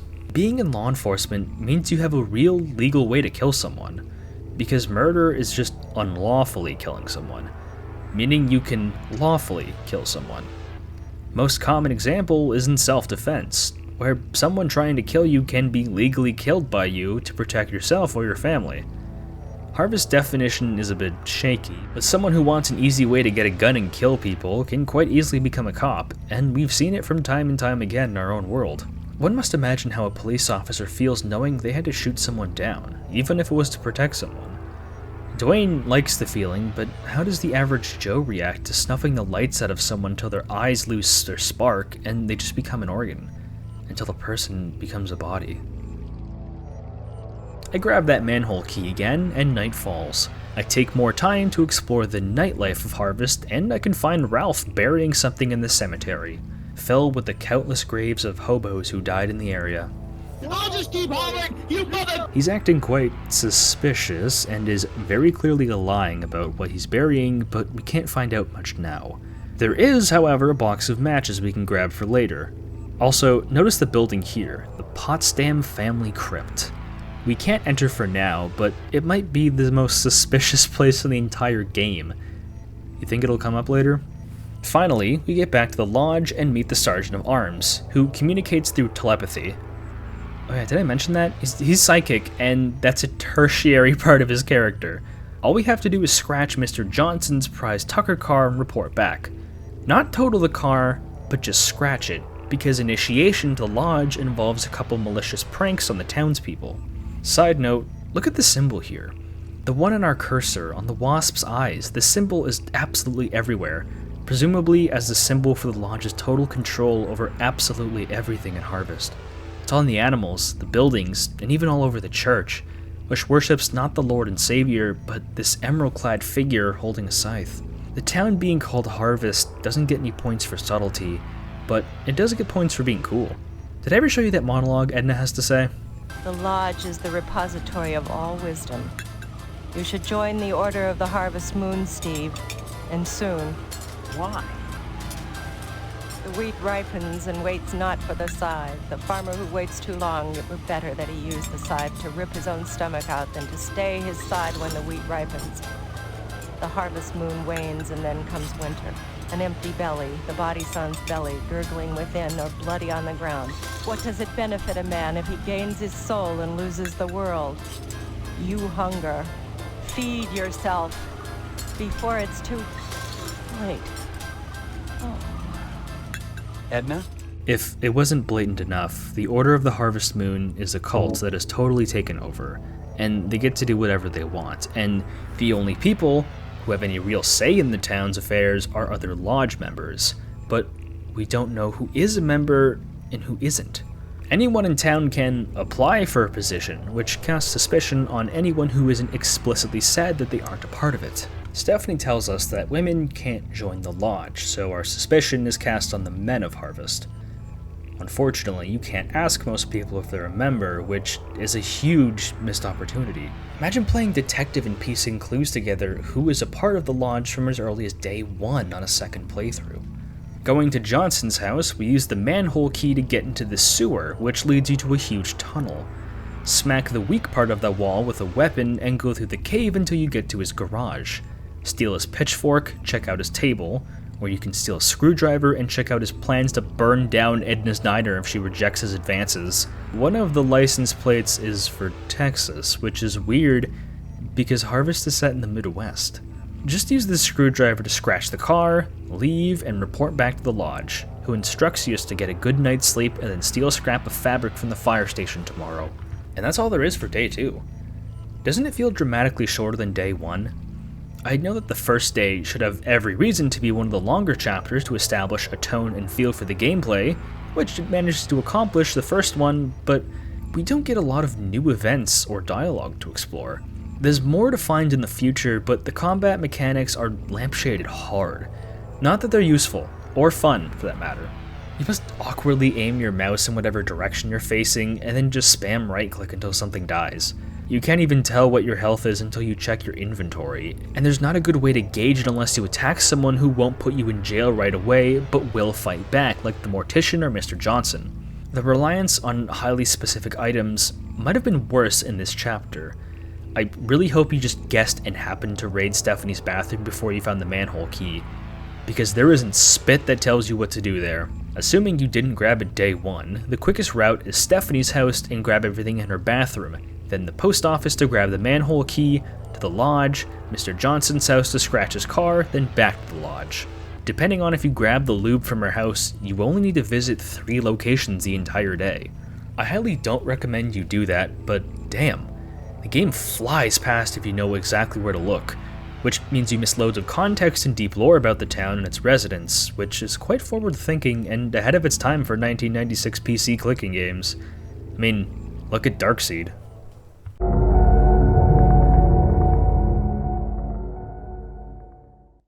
We managed to wake up another day. Mom tells us that someone scratched Mr. Johnson's car, and someone killed the wasp lady, both things she finds pretty amusing, but didn't connect the dots back to us.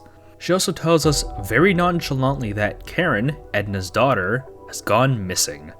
She actually warns us against going to look for her, telling us that our time in Harvest won't be pleasant if we keep doing so. The mask slipped from Mom momentarily, and Steve begins to suspect everyone even more. Talking to Hank, we get this disgusting, morbid story about he heard Karen went missing, so he went to Edna's diner and intentionally asked to see Karen just to torment her mother, which ended up working because she started crying out of desperation.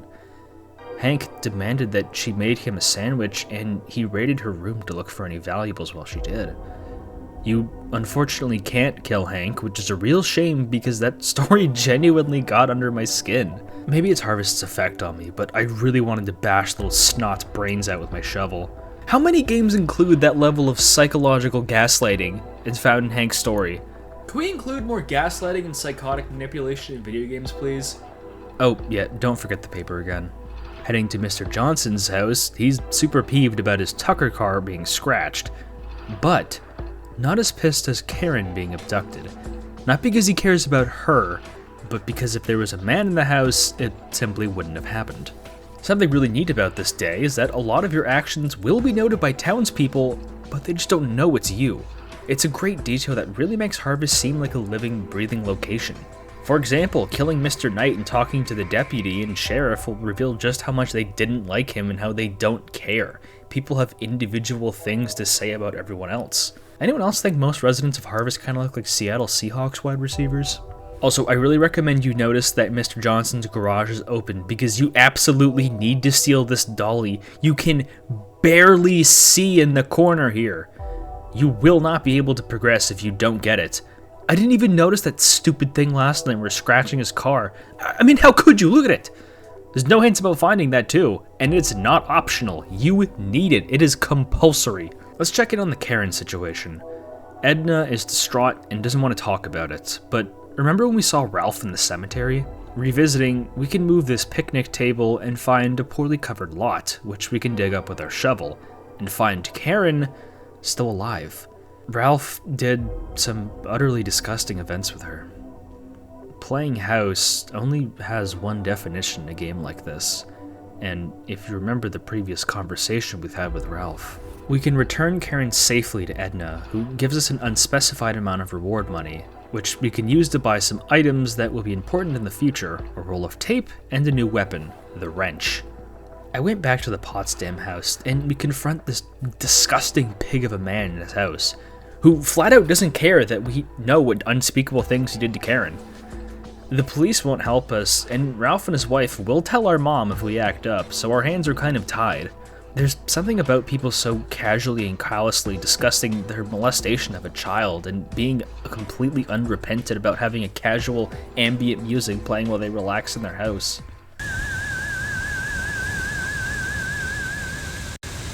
Yeah, I know what that crazy little bitch said, but it's not true. I was at home that night. Mrs. Potsdam. That's right, Mr. Potsdam. Hello, Steve. Forget the pot roast, Mother. Pot roast isn't for backstabbers. My meat! It's the truth. That's why. It did a lot worse than get under my skin. It made me genuinely breathless. They aren't really making jokes about it. It's a dead serious situation. The way Karen sort of goes dead-eyed and Steve speaking with such fiery conviction in his voice really got to me. Put yourself in Steve's shoes. Imagine being the only one trying to help this obviously abused girl, and your entire town and law enforcement simply doesn't care. You have no other choice than to live with the fact that her abuser can live unrepentant and unimpeded. For such a fantastical and ridiculous game, it's disturbingly jarring to have a genuinely real example like this. Without going into detail, I've seen a lot of situations like this in my own life, so this part of the game struck a real chord with me. We can at least speak to Stephanie about it.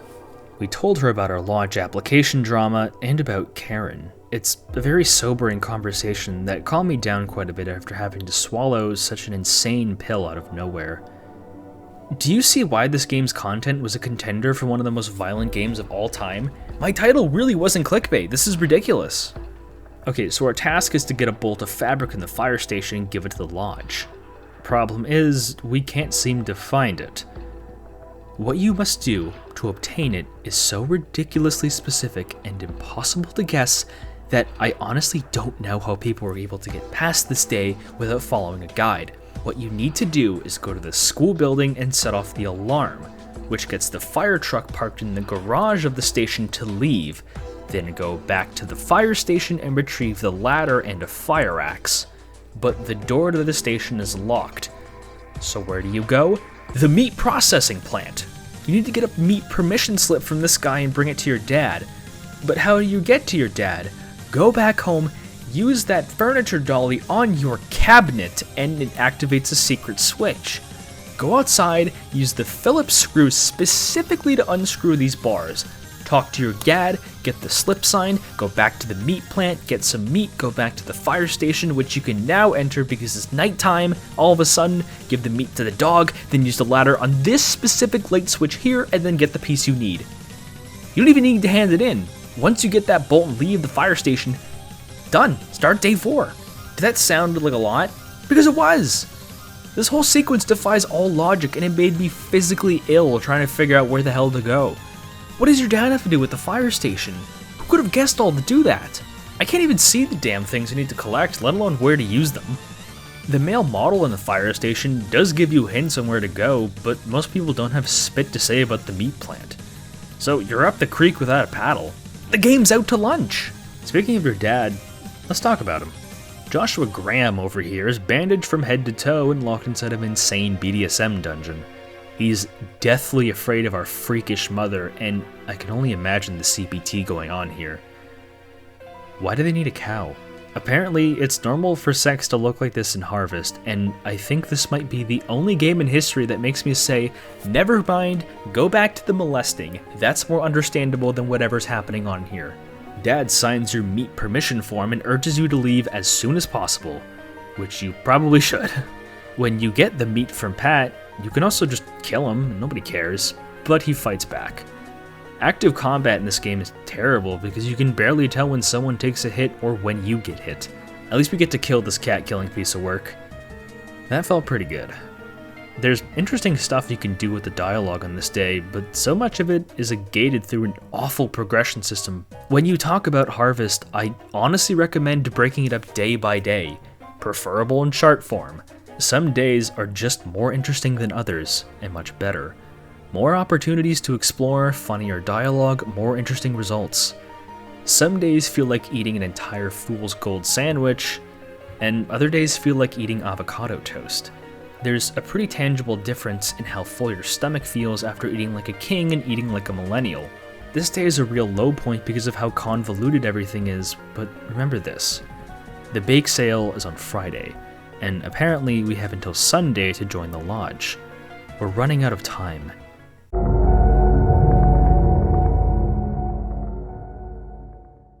routine has started to become monotonous, but perhaps in a good, immersive way. I can tell you firsthand that after graduating high school and still living with your parents, the routine you had for years can feel awful and claustrophobic when you think we should be ahead in life, or at least not stuck in the Midwest. Just give the paper to the kid. Mom is definitely peeved that we rescued Karen from Ralph, and she isn't happy that we're accusing our future father-in-law of being a pedophile. Oh yeah, the wedding. I kind of forgot that was happening because people stopped bringing it up. Steve, and us, the players, have been so focused on joining the lodge that we both kind of forgot to care about the wedding. Oops. Funny to know that Mom calls Ranger Ryder the moral high point of Harvest. You know, the guy who butchers random natives for entertainment. It's not a very subtle comment on how young people take way too much influence from whatever media they've been stuck in front of. If Harvester was made now, I think Hank would have probably been an iPad baby watching some YouTube pranks to pretend to shoot people for videos. Hank has another gruesome story to share with us. He tried to ask Karen how it felt to be buried alive, but she's apparently gone catatonic from the abuse. Not that Hank would care, mind you. We head over to Stephanie's house, where from this point on, you can just have sex with her as much as you want. The isolation of being stuck in a room is getting to her, and she begs Steve to plow her, which you can't choose not to do, but if you do, you get an FMV cutscene of them undressing, all while Ralph watches through a peephole and jerks off.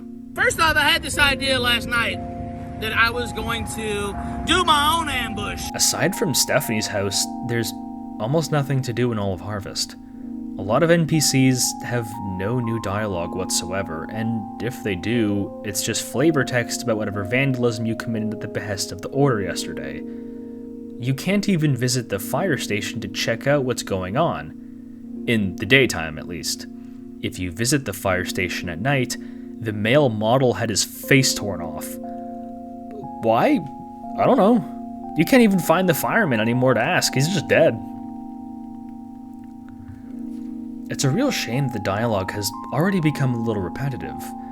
Not all of it must be for a clue or for something like advancing the story or character development, but there's still a clear division between people you want to talk to play the game versus people you talk to purely for entertainment, and it's become a lot more biased towards the humor from this point on. I understand that development of this game was rushed all over the place and things had to be cut, but it's not something I can just ignore. Going back to the lodge, we hand the scrap of fabric and we're told to break into the barber shop and steal that fancy pole the Italian barber has. In order to pull off the pole heist, we need to head to the barber shop at night and secure the door with the tape found in the general store, then use the fire axe. I think the tape helps to keep the glass from smashing to little shards and just big shards. I don't know, I haven't robbed many people. It's unintuitive because if you try and break the glass without the tape, it just teases you about being more professional about the break-in. Once you're inside, just remember to flick the light switch, then use the screwdriver to take the pole.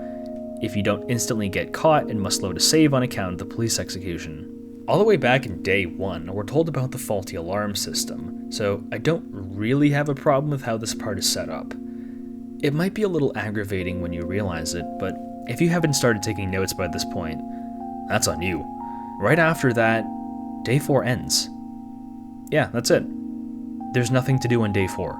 You're likely thinking, did they run out of steam? Did the developers just have no time to include anything interesting beyond this point? The answer is yes and no. We are in a pretty bad depression for interesting things to talk about, but there is a peak later on. We just have to thug it out for a bit.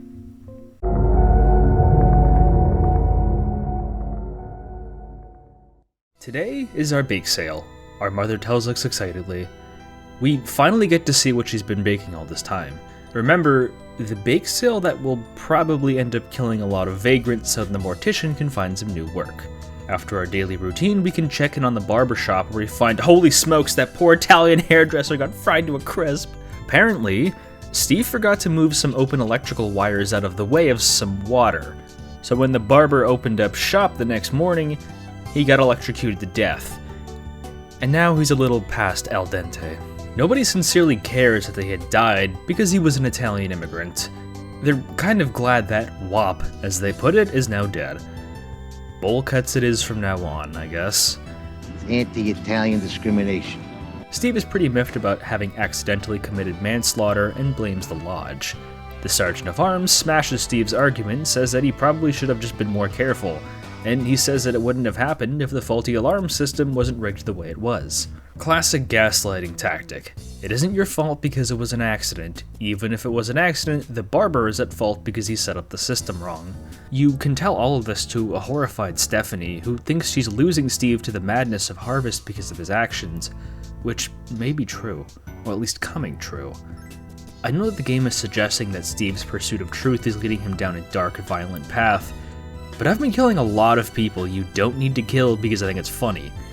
Killing people is surprisingly not important and doesn't come up very much.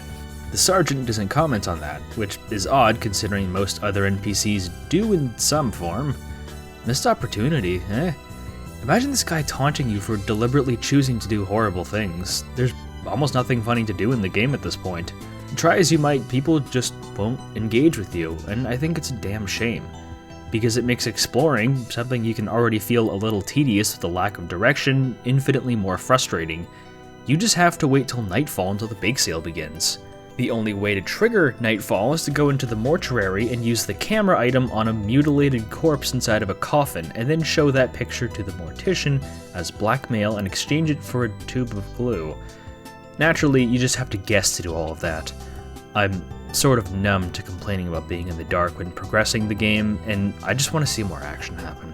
We get said action when night comes, and we attend the bake sale at the school. Several moms, who all speak in unison and sound exactly like our mother, tell us what a good thing it is to put bodies in the grave. We attend the bake sale for maybe 5 seconds when disaster strikes the TV station, because it's on fire. Postmaster Boyle is running from the scene with the gas tank we gave him. Why did we do this? Probably on the sheriff's orders, since he owns the TV station, or at least partially shared it with McKnight, regardless if I took off his head a couple days ago. That fire might end up saving our bacon, because our final initiation task is to set fire to Edna's diner. First her kid got molested, now he burned down her business. Brutal. Using the tape and axe trick again, we get inside. I really hope you have 20/20 vision, because our solution is right there.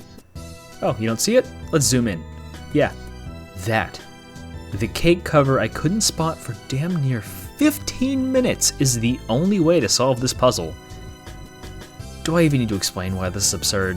Come on, guys. I know development was so troubled to the point where one of the main programmers wanted to punch Steve's actor in the face, but would it kill you not to enlarge in the item, or just have it sitting somewhere less obscured? All we need to do is use the glue Moyahan gave us and combine them with the lid to snuff out the fire alarm or smoke detector above. Using the matches we obtained from the cemetery, I really hope to grab those by the way, turn on the gas stove and use the matches on it, and now the building is on fire. After committing arson on the least deserving people in town, we'd head home. Overall, this day is considerably underwhelming, which is funny because we just set someone's business on fire. It's a shame how the game is structured, with a high starting point and end point, and a low middle point. You can think of the middle of this game as Harvester's Trial 3, or third case. It basically feels like trying to decipher Mikan's motive and explain how she moved locations so quickly without having to lose your mind. If you know what I'm talking about, then you know. I stopped making those charts because from this point on, figuring out where to go is easy, for the most part. The Lodge tells us exactly where to go, and we've been taught, perhaps unkindly, how to explore our environment and hold on to our items. Inconsistency is the biggest learning curve and snag we have to swallow, because sometimes puzzle solutions are clever and sometimes you're as blind as a bat, and sometimes people tell you where to go and sometimes you're on your own.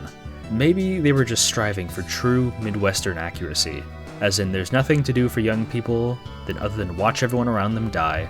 The bake sale may have been interrupted, but we still have the blood drive, and Sunday may be our last day to join the Lodge. Past that, who knows what's going to happen to Harvest? People are dropping like flies, and we might be next. This weekend may be our last.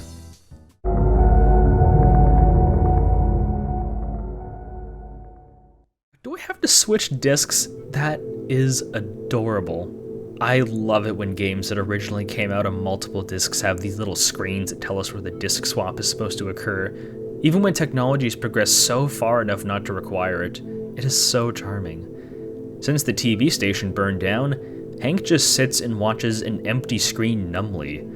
Mom has also gone pretty stir-crazy since the bake sale was a disaster. She tries to find comfort in her children by, oh my god, her eyes just popped out. All those bugs she ate in day one laid eggs in her skull, and now she's blind, and probably gonna have her gray matter feasted on. Steve is revolted, but knows that there's no chance to get her through to Mom to take her to a doctor. Not like there's a hospital in Harvest anyways. You know what? I'm tired of this paperboy. I'm killing his ass. Holy smokes, he's packing heat! Attacking this kid reveals he's got a goddamn Draco on him. He pulls it out on you. He tries to shoot you dead if you keep forgetting the paper. His blicky makes gunning innocent people down a lot more fun, I'll have to say. We know that the postmaster burnt down the TV station, but we can't really get answers out of him. The cops are no help too. Wait, Edna did what? I rush over to the diner to where we get to see a cutscene where Edna hung herself and her daughter. Since she can't provide for herself or her child, she feels that the only way is to escape is to die, and she takes her child with her. She doesn't know it yet, but it's your fault this happened. This cutscene is a superb example of dark comedy. The crying sheriff eating a pie and the sign losing power are both funny, but don't entirely detract from the reality that a business owner was pressured into death because of your arson attack. Look at the composition, it's very well composed. Afterwards, I head over to see the damage at the TV station, and look at that, Ranger Ryder turned into a ghoul. He survived the fire, but not without the damage, and is looking to split town. Fallout came out just a year after Harvester, actually. Wonder if Interplay played that game. The town feels so lonely now, but with a lot of people dead and kind of just reacting to the news. I actually don't mind this feeling on the 6th day compared to the 4th and 5th. The 6th day reminds me a lot of the section of Persona 3 where everyone is kind of just depressed and miserable because they knew if they're gonna die if Nyx isn't stopped. It's very sobering. It at least feels like the result of your actions where people are kind of depressed and lonely in the 6th part, whereas 4 and 5 was just kind of awkward and middling. Returning to Ralph's house, we can finally talk to the family about the recent fires. You can actually confess to being behind it to Mrs. Potsdam, which will instantly land you a game over. If you confess to Stephanie, she's pretty pissed off and wants you to knock off joining the lodge. 3 people are now dead because of Steve's actions, or inactions in some cases. Even if none of them are intentional, he has blood on his hands. Not counting any of the NPCs we killed for fun, mind you. This isn't Postal 2, you are forced to get these people killed every single time. The people telling you to do all this ensure that it isn't your fault by gaslighting you, but the equally delusional townspeople think otherwise. Steve has to repress it all and pretend his actions aren't entirely his own, that blame and responsibility can be shirked or at least placed in the hands of fate to avoid punishment or consequences, or just plain feeling bad about it. The only thing we have left to do is go to the lodge, where the Sergeant of Arms tells us to wait for an invitation, and that we will know what the signs are. Wandering aimlessly, we return home, where our mom tells us something horrible has happened to Stephanie, but won't tell us what. We run back to her house, where Ralph is freaking out.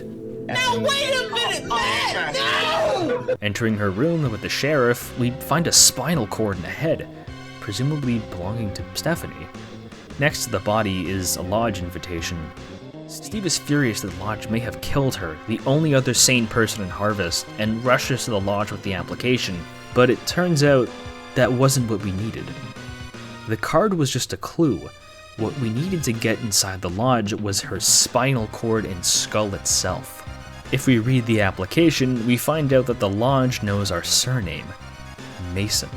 With this, there is no doubt that the lodge doesn't know the truth of what happened to Steve and Stephanie. What you need to do is walk to the cemetery and use the ladder on the Potsdam family crypt. You know, the thing that no one's ever talked about before hiding in the last screen of the cemetery location. Break the glass with the weapon and hop inside to find— oh my god, what is that? Some kind of rabid dog wants us dead, so we better equip one of our many weapons and cut that thing apart. What's up with this place? A guard dog inside of a crypt. A crypt that kinda looks like a location in Planescape Torment for that matter. Inside the coffin is the spinal cord and skull, which we pocket. After getting this far, and having done so much, pocketing a human skull and spine is no big deal for Steve Mason. Fun fact, you can show people the spine and skull you carry around for some interesting results. If you show it to Miss Potsdam, Stephanie's mother, she calls you a dumbass, and you get to see what the blood drive actually looks like.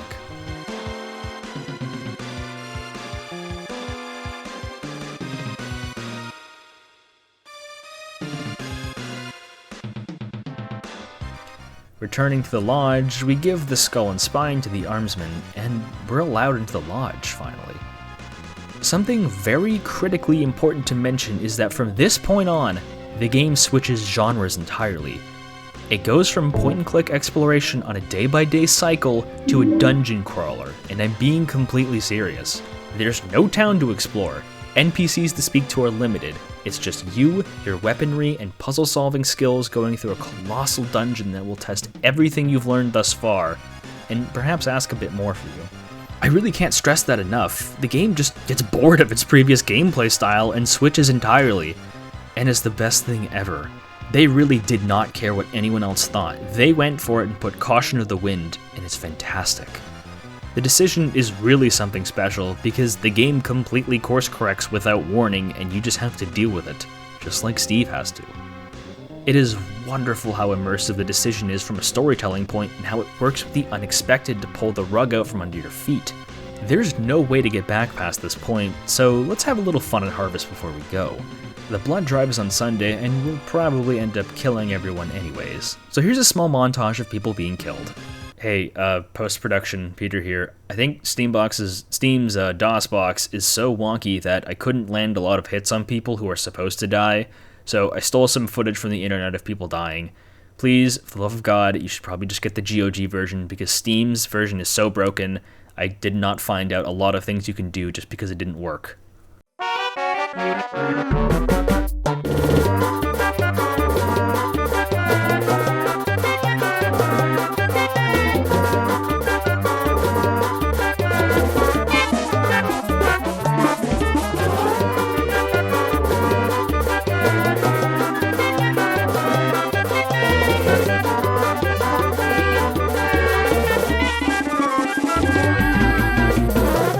Fun fact, did you know this game has cheat codes? There's an option in the menu for cheat codes, but entering them there doesn't work. Just typing them normally in the overworld does work, however, and you'll hear a shotgun sound notifying it worked. With passwords, you can give yourself all the obtainable items for whatever day you're on, get max health, even teleport to different levels of the lodge early. I've put all the codes on screen. Most of them are named after infamous serial killers like Manson or true crime cases like the Son of Sam. Very disturbing stuff, and not exactly a subtle clue for the potential fate of Steve. Through this, we can find that a lot of things that take multiple days can be done instantly. If you killed the paperboy in day 1, you can get the broom closet key early and the bat. There is a shocking amount of experimentation you can get away with either by killing someone early or just knowing where to go prior. I would argue Harvester is even more fun on a second playthrough just for this reason. It eliminates the guessing game of where to go and focused so much more on a condensed, much more enjoyable experience. I recommend you play through this section of the game at least twice because we won't get anything like it when we enter the lodge. Before we're admitted, we're stripped of all of our items. Sorry, I lied about the tampons being important. And gives you this, the Harvester Blade. A blade resembling the symbol found all over town. Am I dumb for only now realizing it's supposed to look like the letter H? We're told one last thing. Stephanie may not actually be dead, and we can find our answers on the second floor of the lodge. Without anything holding us back now, and not so much as a goodbye to our family and community, we enter the lodge to escape the blood drive and figure out the truth. But you've been watching this video for a while now. Thank you if you have, by the way. Depending on your skill level, this part can either be the last third of the game or its second half. I think we need a little breather to put us at ease. Part 2 of the Harvester video will start right after this break.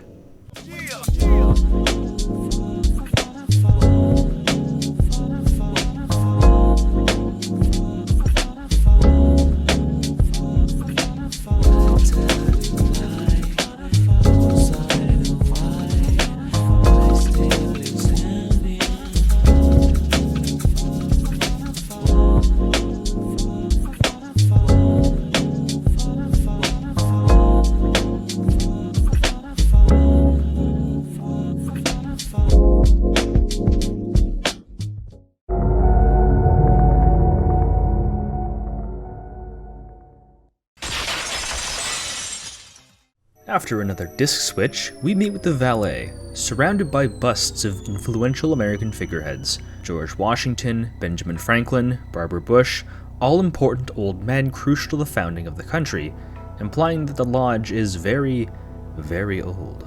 The valet calls you an exterminator, here to eliminate all the pests inside the building. Subtle. He tells you to have a strong stomach for what is ahead, and I extend that warning to everyone watching. You fall into a trap door, and the dungeon crawling can truly begin.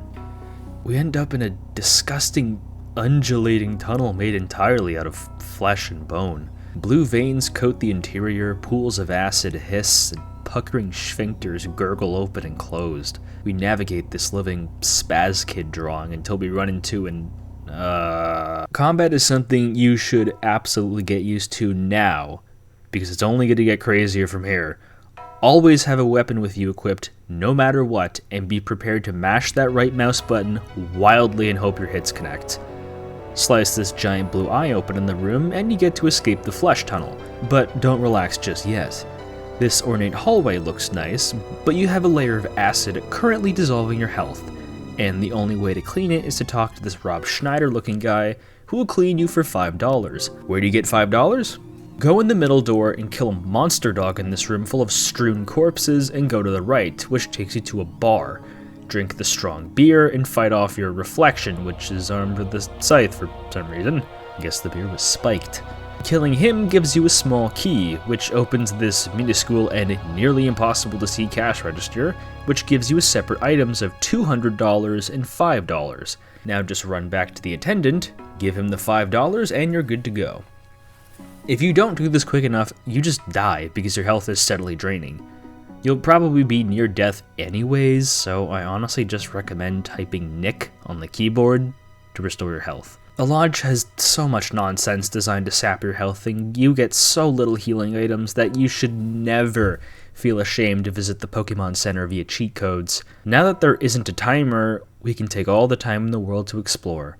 The door on the right leads to a calming study filled with books written by Third Reich authors, mounted busts of mutant animals watching over you with their four-eyed malice. If we take a left in the dining hall area, we meet a chef who complains about us killing a lot of people, because he needs to make meals out of them for the high-ranking members. We need to take a leg and torso flesh parts, as well as the sandwich on the counter, which can heal our health. Yes, there are ways to heal your health naturally, and the sandwich is one way. The medicine you found in Stephanie's house heals you if you interact with it. You don't really get into a lot of mandatory fights, so I don't blame you for thinking this is a bit of an impromptu tutorial. If you kill the butcher, we can get his butcher's knife.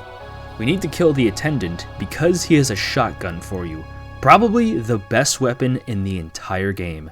Range is king in combat, and this does a load of damage from very far away, so the only drawback is the limited ammunition. Before you leave, adjust the cloak on the rack here to this spot here, and we can enter a secret dungeon to pick up more shotgun shells and the scythe, the best melee weapon in the game. The only weapons you will need to use in the entire game past this point is the scythe, the shotgun for some tougher enemies, and maybe one more weapon later. Press the switch on the wall and unlock the door to continue and prepare for a tough fight against whatever the hell that is. Interact with the gumball machine to heal your health and collect the pool stick and baseball bat weapons for fun, but don't actually use them. See these bubbles in the swamp water here?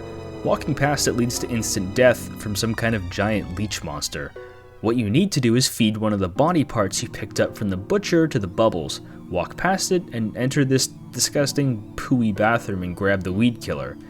Go back and feed the other body part to the bubbles again, or you will die again. Then go all the way back to the bar, and enter the door on the right and use the weed killer on this giant man-eating plant. Oh yeah, monsters are extraordinarily commonplace in the lodge. Remember how weird it was when that starved dog was in the Potsdam crypt? Steve doesn't even flinch when seeing giant plants, skeletal monsters, whatever the hell the flesh monster was. To be honest, I should be shocked and maybe a little confused why there are suddenly creatures and beasts all around me, but being exposed to the human monsters in Harvest makes me kind of appreciate the animalistic, fantastical monsters you don't have to grapple with slaughtering. Believe me, a skeleton monster is the least weird part of being here. Open the fountain gate and engage in the stupidest, most frustrating and illogical puzzle in the entire game. What you need to do is find a key to open the door, and you need to spot it inside the water of the fountain. Can you see it? Look closely. There it is. It's right by your shoulder. I spent damn near 30 minutes looking for this bullshit key. Did they even playtest this part? I was ripping my hair out when I finally found it. Even when you do have it, I honestly don't know where the keyhole was. I just randomly clicked over this wall until it decided to open up for no discernible reason. Rip out the Sam Squanch's guts and then climb the rope to level 2 of the lodge. We find ourselves in an art exhibit shepherded by someone who looks like Lex Friedman. He has a lot to say about the nature of art, specifically about how art made intentionally to disturb and shock someone is necessary for people to appreciate art meant to please and inspire. The most extreme works are the hardest to dismiss, is a brilliant line that encapsulates the entire game. He isn't wrong either. People often don't give disturbing works recognition or analysis because of their topics or subject matter, which presents bias people have against controversial pieces of art. This is not lost on the man telling you this because he understands the desire to destroy something that makes you ask questions you might not be comfortable with, calling it a valid form of expression for such art. That statement comes to life when you realize the only way to progress is to cut him down. The art exhibit has become a living, breathing metaphor for Harvest itself. When something grotesque and demented is presented, there often exists a barrier preventing people from engaging with it because of the natural human instinct to be repulsed by depictions of violence, social taboos, and everything Harvest immerses itself in. Topics like child abuse and sexual depravity are comedic and in your face in this game, but still have statements to say about society and how people deal with it. People ignore pederasty, violence is entertainment to small children. These are still things alive today. There's a reason why this game takes place in the 50s. It's mocking the often idealized view of American society by presenting contemporary problems, showing how rotten to the core America was even back then. The Colonel says it best. There are no safeguards. This is the 50s. This brief section of the game becomes something of a self-fulfilling prophecy for Harvester. People didn't look deep into it because of the disgusting nature of its artistic expression and wrote it off. The developers were aware of this and put their thoughts into the game, regardless of the game's success, which was none. That move was beyond gutsy. It's a step above bold. It's damn near self-harming, and I have to admire it. We're allowed to stroll through the art gallery, looking at incredibly minimalistic paintings and sculptures. We don't get to see any of them up close, just Steve's reactions. Some statues are repulsive, erotic, intimidating. We aren't given a good view of any of them, so the ambience of the scene fills your mind, allowing you to come to your own conclusions. Previously, the music was tertiary at best, but when you're given a lot more freedom to explore in the lodge, the soundtrack comes to life with astounding sounds. The soundtrack was composed by Zorch Productions, an indie music group somewhere in Northern Europe. They don't have a lot of media presence apart from Harvester, but let it be known that their work is not underappreciated. I feel like a lot of the lodge's environments are what the kids today would call liminal. Many of these places feel sort of familiar or comfortable, but they're sparsely populated and not trustworthy. Everything just looks off in a genuine way, not from the artistic intent, but simply how the game looks because of its rushed and development chaotic cycle. It's something that can't really be replicated through effort, and I haven't seen another game that does it like Harvester does. These clay dolls, or robots, whatever they're supposed to be, roam these halls and you must take care of them. One of them holds a key, which lets you leave the exhibit for a lounge that's tough to navigate because of the incredibly awkward perspective. The whole game kind of looks uncomfortable and strange because the draw distance is all messed up and basically nothing is proportioned correctly. It might look uncanny to some, but it's charming to me. Except this place. Having to click the center of the screen and not fully understand that you're moving in a circle is a huge pain in the ass. One of these doors leads to a room where you can challenge a chess master, who is played by one of the artists of the game, Timothy Higgins, to a game of chess. I think you can play chess with him, but Steam DOSBox freaked out so bad that I pressed something, which made the chess master angry, so he sent the giant king chess piece after me, and I hit it once and it died, but the chess master got an axe to the face. That was entirely accidental and I had no idea what was going on because it was too damn fast. You must examine his disgusting split open head to receive the key. Why this key was in his brain, I don't know. I actually had to censor this for YouTube because it's so detailed for no reason. You'll come to notice that there are many ways to progress without killing people, but killing them is usually the quicker, more convenient option. We meet a janitor down a set of double doors, who you really need to take out with your shotgun, because he has his own gun that can melt you quickly. He drops a nail gun, which isn't very good because it doesn't deal a lot of damage, but we're really strapped for range weapons, and there is a place or two to use this. Use the Chestmaster key on this door and oh god, blast that clown to hell and back! Then pick up his chainsaw. A melee weapon that runs on gas. QB? I don't know how to say it. And another key. Love his death animation too. This entire room is a creepy child's birthday party I don't want to be a part of.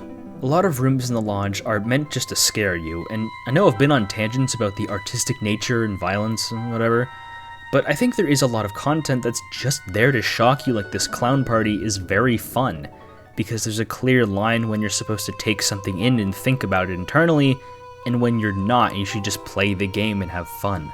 A lot of video games that try and have a deeper meaning kind of forget to be video games and let you have fun, so it ends up being something of a walking simulator, or they use game mechanics obnoxiously to convey its stupid story, which Harvester doesn't seem to do. I'm very impressed by how easily you can switch from thinking about a topic deeply to slicing crazy clowns in half without being whipped in the face by its rapidly changing tone. There is a little side quest of sorts where you can talk to this librarian who isn't a member because women can't join the lodge but just manages books. She wants a book from a Mr. Kane, but it honestly isn't worth it and her clues are dead obvious, so I would just say ignore it. That Kane figure you have to deal with is sort of implied to be Kane from the Bible, but it's pretty underwhelming. Yes, Kane being alive in the 50s is underwhelming. Harvester is a pretty crazy game, guys.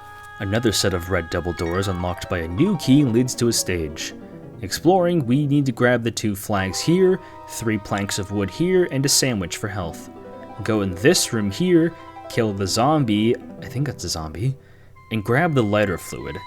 Click on these absurdly tiny masks and operate them, have their faces like this, and a secret door opens. I went over that pretty rapid fire, but if you aren't following a guide for the lodge, good luck.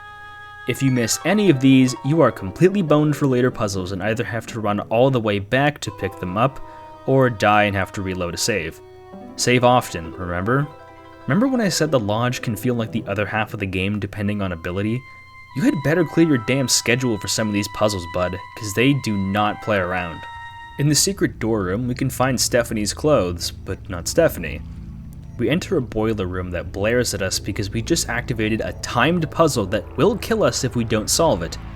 No, we can't see the timer, because there is no timer. You just gotta do it quickly. I guess it was too hard to program, Sparky? Oh, please. Grab the wrench on the ground, grab 3 pipe pieces, spin the valve to stop the steam.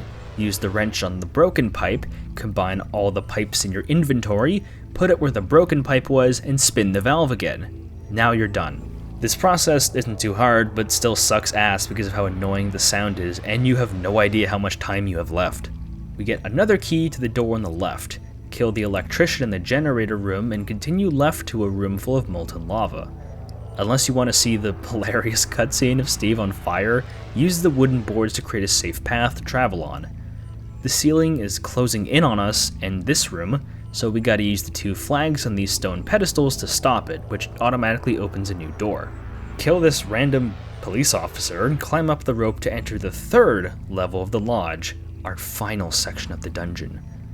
Really glad I'm done with level 2 because past the art exhibit and clown room, the puzzles were a huge pain in the ass.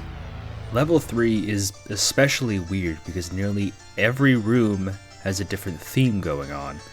We can listen to the host of each room and do what they want, or just kill everyone inside, effectively refuting their argument. The first room has an enormous fat midget downing a bunch of burgers.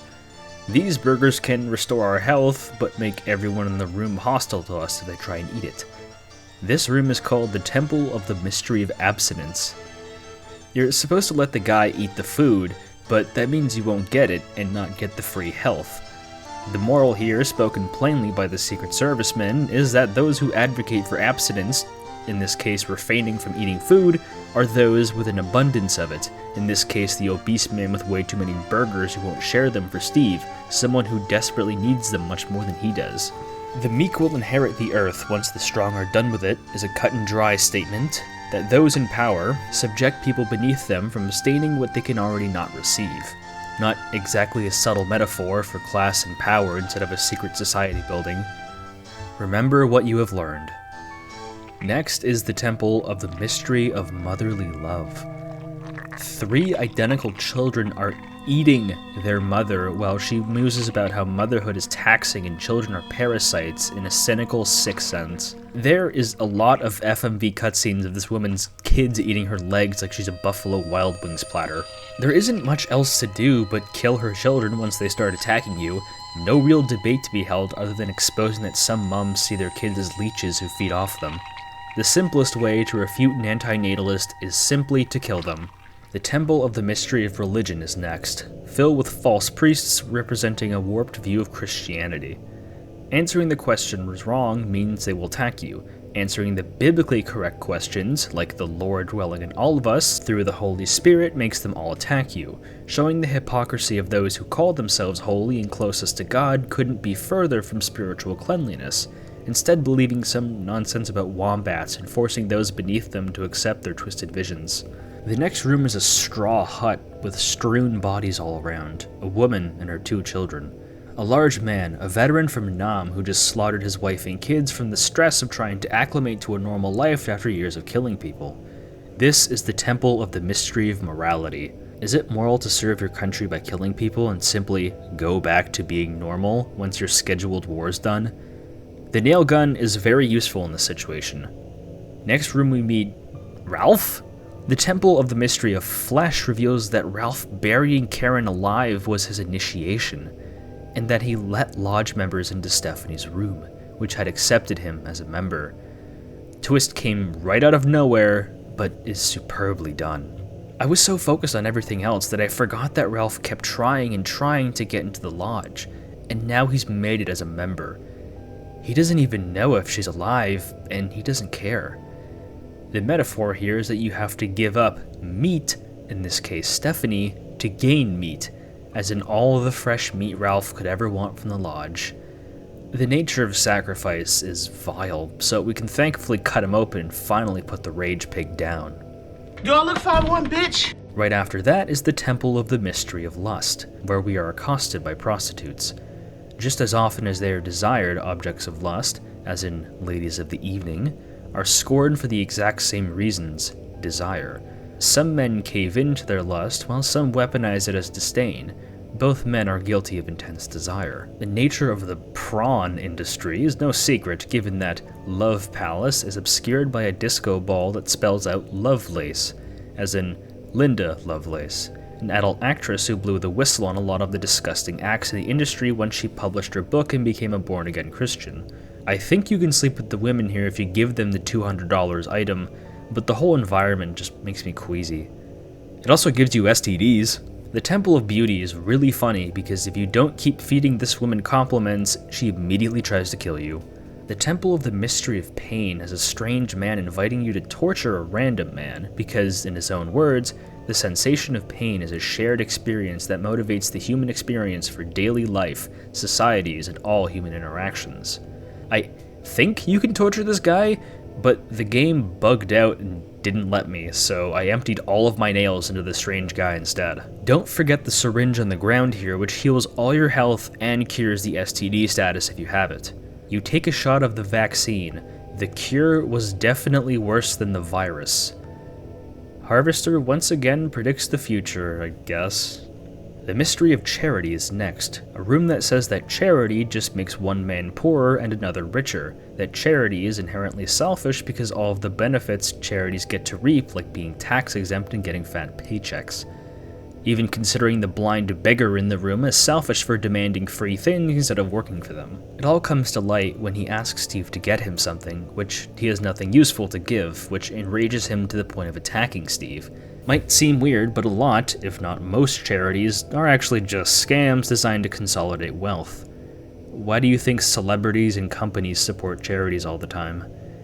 People just see the words non-profit and think it's true.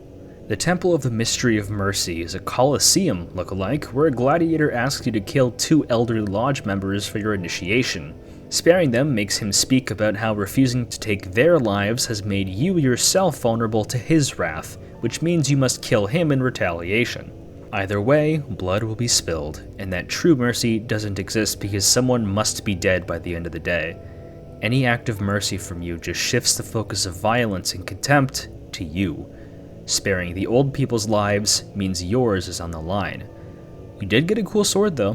Please save your game by this point. The next room is horrible. This room is supremely.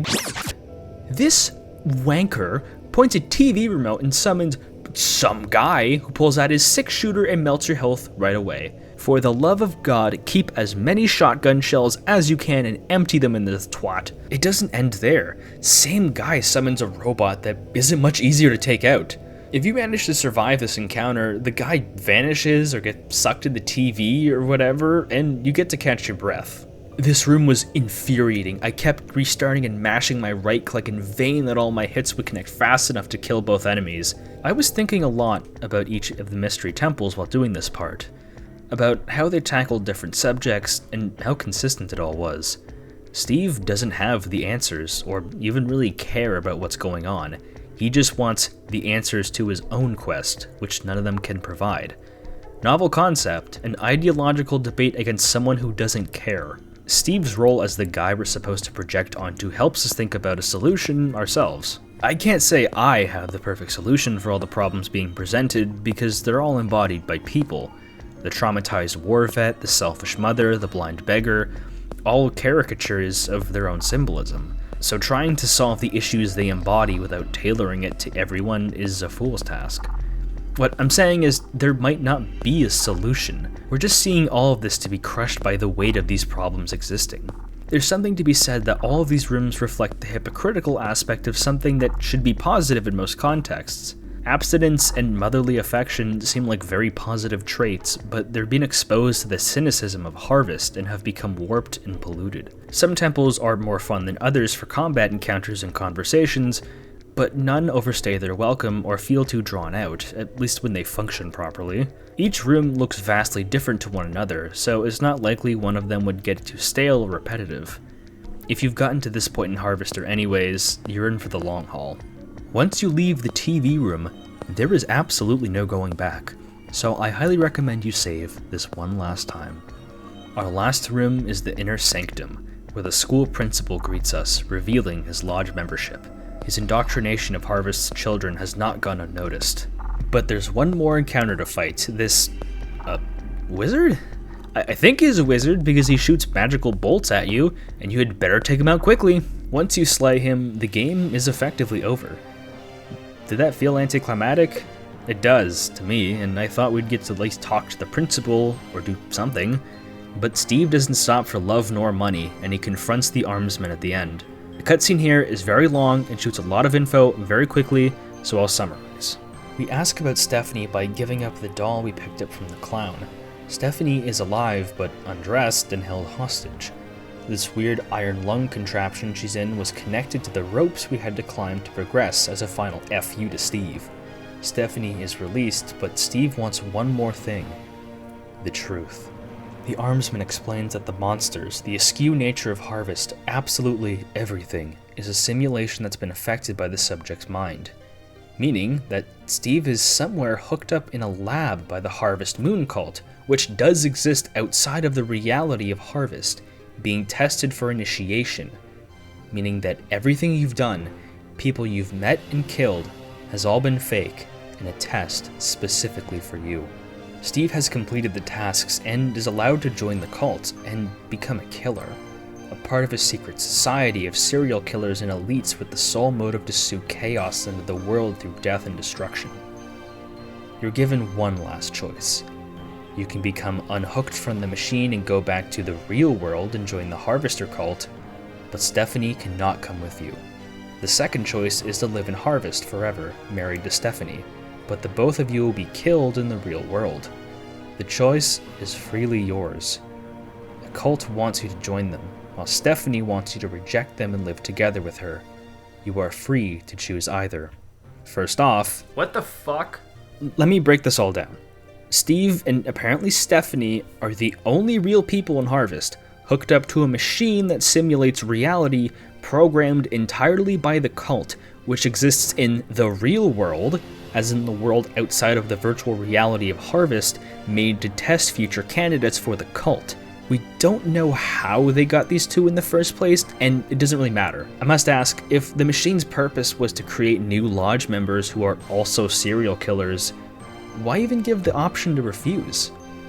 I know the question flies in the face of the entire game, but if you're going to do a virtual reality twist, I highly recommend you at least make it more consistent with the game. But somehow, this twist worked better in Harvester than in Danganronpa 2.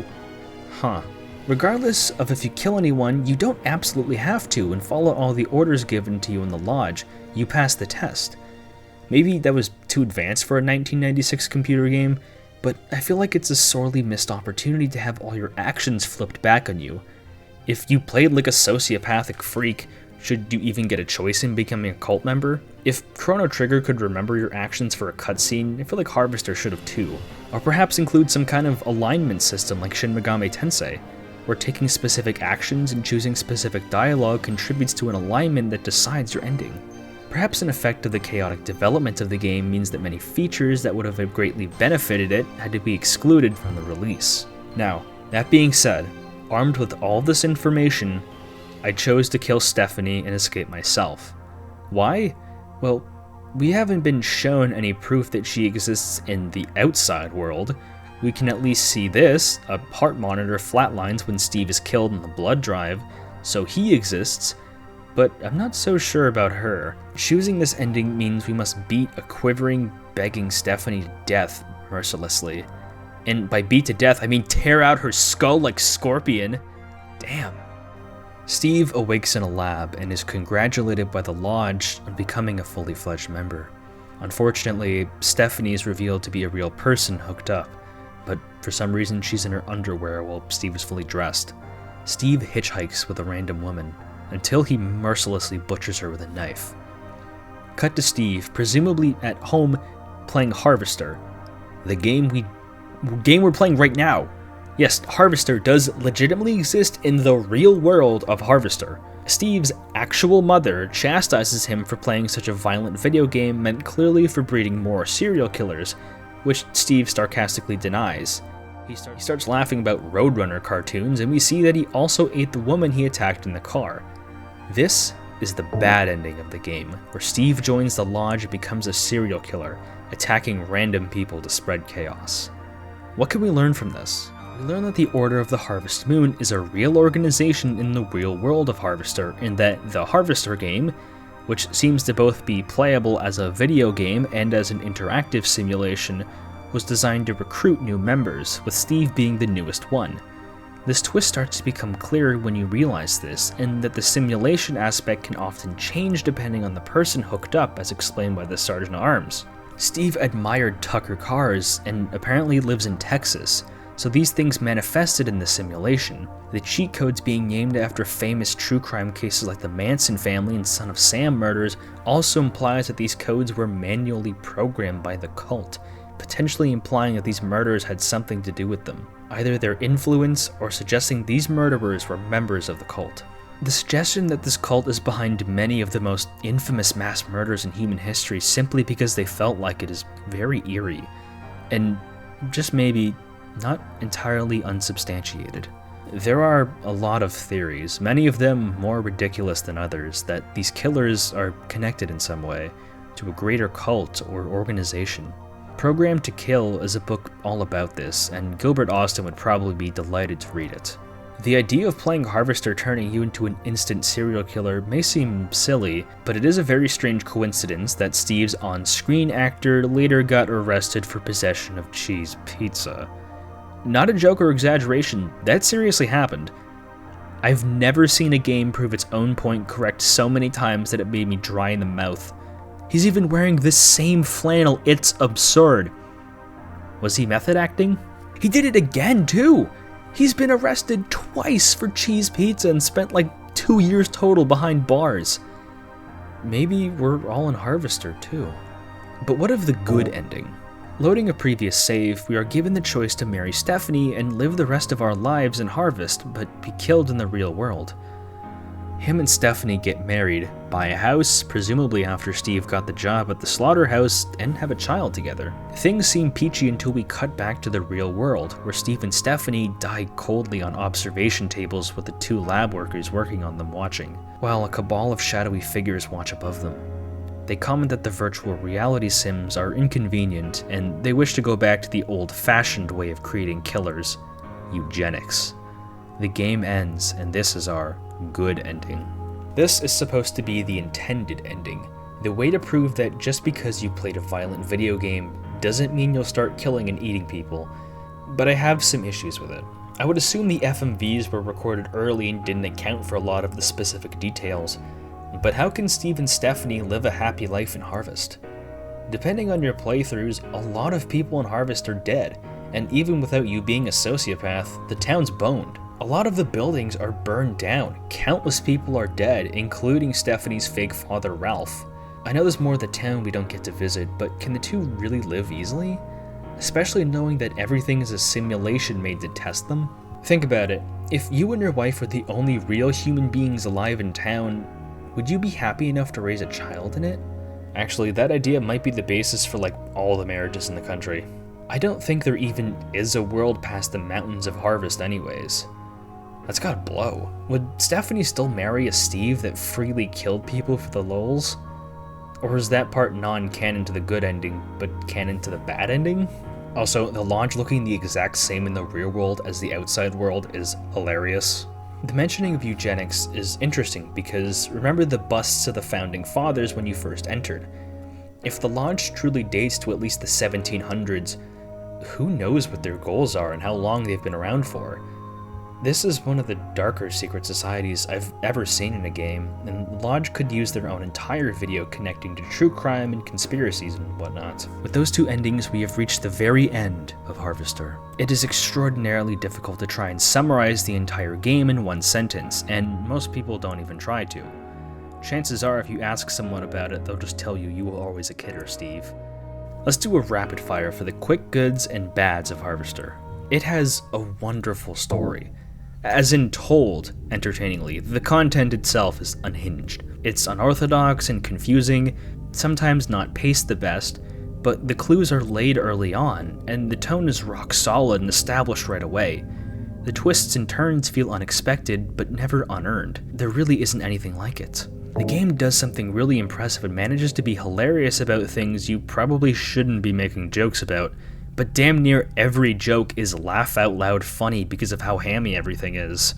The performances from the on-screen actors work so well because everyone is so silly in delivering their lines that the quality of the acting sorta doesn't really matter.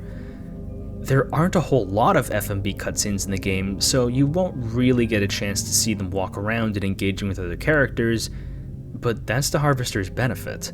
Some may say it's janky and clumsy, but I say it's entertaining and witty. Harvester balances phenomenally well in having a deep purpose and also being a video game. It didn't pull an Undertale and make a really tedious game where storytelling comes first and playing a game feels like anal torture. Even if the combat is bad, there aren't huge swaths of gameplay that are solely conversations or just combat. Even when one is clearly the focus in the moment, the other is never thrown out.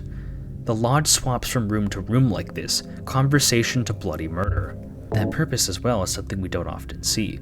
It might be unorthodox to critique the usage of violence in media and also use it as a selling point, but the entire point of the game, referring to the in-universe version of Harvester, was to program serial killers, while the version of Harvester we have was meant to critique the very idea the evil cult wanted to use it for. There are so many ways to progress at your own pace. You can go through day by day to collect items in their intended path, or just kill people and skip it early. You don't even need to do that whole permission slip nonsense at the butcher's place if you just kill Pat and take the meat off the counter and give it to the dog. There are endless examples of ways to obtain items early on and getting around to doing an arduous task that I simply couldn't show for the sake of time. The dialogue is out of this world. Such a unique blend of old-timey slang and delightfully strange speaking patterns and mannerisms. Everyone sounds distinct and the actors speak nothing like each other. Aside from the shocking violence, the writing is what people remember the most. Even the description for background items is superb. This game was a nigh uncompromised vision from its developers, and especially from Gilbert Austin. Nothing quite lines up with it because it was made in its own league without showing many inspirations. Except for Twin Peaks, this game is basically just Twin Peaks. But it's far from perfect. Combat is a huge pain in the dick and results in frequent rage quitting from me. It's so finicky and uncoordinated, only made worse that it's on DOSBox. There's a huge variety of weapons, but some are so much more useful than others that experimenting with them just isn't worth your time. There are no reasons not to just use the scythe when you get it all the time and balancing out firearms for tougher enemies. Not that you would know which ones are tougher by the random nature of each encounter. There isn't any way to tell who will deal more damage than what, not from your neighbors to the monsters in the game. The animations are often too quick, and you only know when someone has a gun when they shoot you dead without expecting it.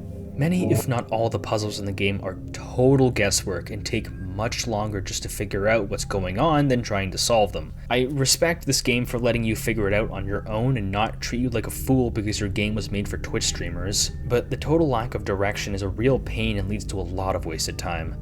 The fountain puzzle especially makes me regret not throwing myself at a moving car when I was 5. I'm aware the game's full vision was at least a little cut for time and budget, which is normal in the world of game development, but it's still a shame. It's animated strangely, proportioned strangely, it kind of looks like you're looking at a game through a funhouse mirror the entire time, and not intentionally. I also honestly wasn't a fan of the good ending. It feels like some pages of the script were kind of missing, and I really wish it counted for how we treated Harvest and her people. Stephanie as well really felt two-dimensional. Being confined to her room and later confined to the lodge means she's entirely static, but I wish we could have gotten more out of her perspective and see her change and develop alongside Steve during different segments of the game. Like having the two argue about Steve's actions while he's about to do them, like burning down Edna's diner. Even with these flaws, the game managed to have an incredibly dedicated and powerful cult following that has single-handedly kept this game alive. If Night Dive hadn't released the game on modern platforms like Steam, GOG, and Zoom, it would have been left up to fans sharing the game files around like it's Toho. Kind of surprised it never got a physical PC release later, but Monkey's Paw would determine beef from artificial scalper company like Limited Run. I have no better example to show how dedicated people are to Harvester than to showcase Lodge Level 4, a channel solely dedicated to discussions around the game. The guy running it straight up has a copy of the original script, containing oodles of details that never made it into the game. I didn't know that France enjoyed the game so much, or that it has a somewhat larger fan base in Russia due to an insane unofficial translation, or that it was bundled together with The Seventh Guest in France. There is absolutely no better place to find out hidden details than Lodge Level 4. The video covering the original 94 script is truly fascinating. Even when the game hasn't been relevant since its release, even if it wasn't popular when it came out, its small fanbase keeps pumping it alive, and I'm more than proud to consider myself a part of it. Even with all the game's flaws, I still thoroughly enjoyed my time with Harvester. It makes me sad that such a unique and convention-defying, artful video game wasn't recognized and led to its developers flunking out. I don't know where Gilbert Austin went, or the rest of the team, but I can only hope for good things for everyone involved. Personally, I would love to see Austin's return to video games. This video was initially planned to be around 30 minutes, maybe an hour, but something compelled me to document my entire playing process experience because it had such a tremendous effect on me. I simply felt that my analysis would not be complete if I didn't go over the game with a fine comb, which is why it is the preposterous length it is now. My previous upload, the Mario ROM hack, took maybe an hour to complete 100% if you knew what you were doing. Harvester took me around 8 hours of playing casually, and that didn't cover everything. There are still oodles of details I probably didn't know or just didn't cover because even with this video's length, I had to cut it off somewhere. Oh, this is just a 2-hour plot summary. Shut up! The entire point of the game is to play it from start to end. How else am I going to show that without showing you that from start to end? Go watch Super Eye Patch Wolf if you want a giant nothing burger. And then, Steve starts doing something interesting. He starts crying. There was simply no way I would be getting any sleep if I wasn't able to include absolutely everything I had to say about its topics, gameplay, everything. Even now, I'll probably play the game later and notice something I missed and will probably add in the comments section later. Some people are concerned the shocking content in Harvester would be simply too much for this modern age, but I don't think that's the case. I mean, the game was re-released on modern PCs in 2014, and no one really cared. It was banned in a lot of countries when it first came out, but most non-fun countries like Germany banned things anyways.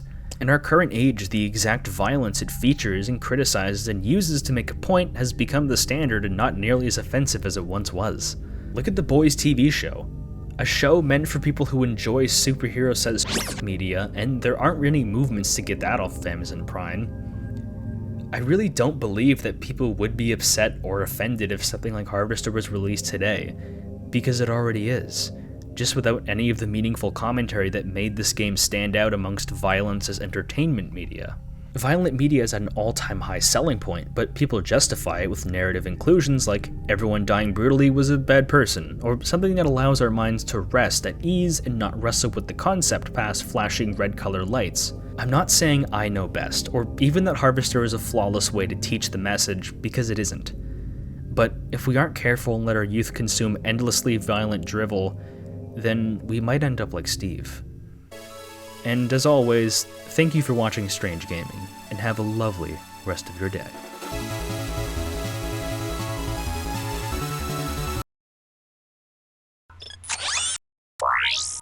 It's me, Mario! Hello!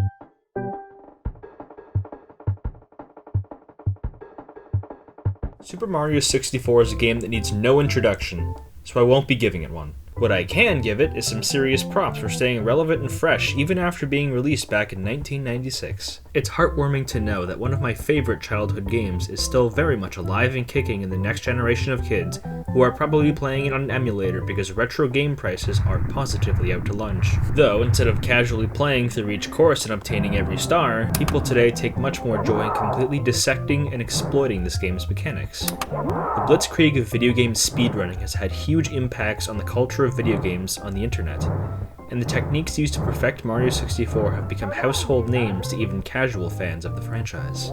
Kids of the late 90s and early 2000s grew up very attached to the internet, so naturally such an impactful childhood game would be incorporated into countless facets of newfangled digital expression, perhaps none more pronounced than the rise of digital horror. Mario 64 has taken on a new identity, not as a foundational three-dimensional video game, but as the host for countless discussions for lost content, corporate conspiracies, and much more. The game was naturally a magnet for playground or spread urban rumors and hoaxes since the very beginning, which naturally led to some rumors becoming more and more developed as people began to understand the source code of the game. Some of these rumors turned out to be truthful, while others dipped their toes into the more fantastical side of speculation and custom content. With the mainstream appeal of creepypastas and other internet horror avenues like analog horror and lost media discussions, it's no surprise Mario 64 became such a popular choice. Long gone are the days of haunted games, and instead we are greeted with discussions of bizarre topics like the Wario apparition, and every copy of the game being personalized through highly intelligent AI that changes game assets for each card of the game's specific owners, which has led people to creating their own assets and models for the game, as an active contribution to the core central idea of Mario 64's esoteric discussions. Entire alternate reality games, usually taking the form of video series, showcase stories of troubled development from the perspectives of fictitious developers trying to perfect the personalization AI. There are far too many examples and branching topics and series for me to list concisely, so I'll leave additional research to you, the loyal viewer. There is much to be said about the macabre nature and content featured in many of these series and posts, but if one were to look closely, they all share the same idea. There's an unconscious, foundational monomyth that connects nearly every topic together. We don't know everything about Mario 64. From its strangely tumultuous development from its entanglement with the Nintendo 64 disk drive, Super Mario 64 in its finished commercial state feels retroactively unnerving and uncomfortable because perhaps our minds are so used to the sprawling worlds and detail of modern gaming, so the wide-open, empty levels feel that much more oppressive than intended on release. I must compare the feeling of the recent trend of people being frightened of GM construct while playing alone. The environments of Mario 64 feel uncanny because environments designed to house a lot of people, being devoid of said people, naturally makes the survival part of the brain that needs social connection inherently uncomfortable. From Peach's castle to shifting sandlands, it isn't uncommon to hear reports of many players feeling oh so lonely as they obtain the stars on the castle walls. Every other Mario game afterwards is populated with lots of faces, both friendly and foe. But Mario 64 has an abundance of empty, solitude space. Perhaps a quirk of the early Nintendo 64 architecture, or perhaps something more. And no other level embodies this cosmic, encroaching, suffocating loneliness than Wet Dry World. In the build-up to the stage, I've made some dastardly claims that this humble Stage 11 in one of the most famous video games of all time is a microcosm of 3D eeriness and potentially something even more sinister. I am going to detail every single aspect of this course I feel is necessary to gain a comprehensive understanding of this stage from top to bottom. I will be covering this level's design, aesthetics, music, stars, enemies, and every aspect in between. What you are about to hear is a complicated and completely exhaustive analysis that makes no promises on overanalyzing and straw-reaching. Every square inch will be held in my intensive scrutiny and watchful eye. The rabbit hole only deepens from here. Brace yourselves, ladies and gentlemen. We're about to dive in.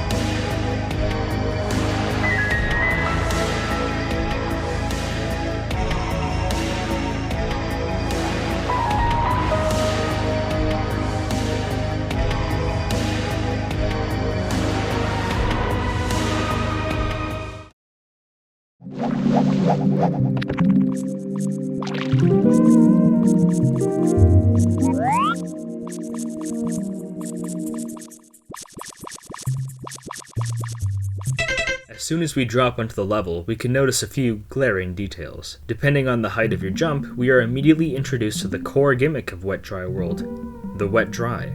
The water levels can either be drained or raised by interacting with these strange, multicolored anomalous crystals that appear nowhere else in-game.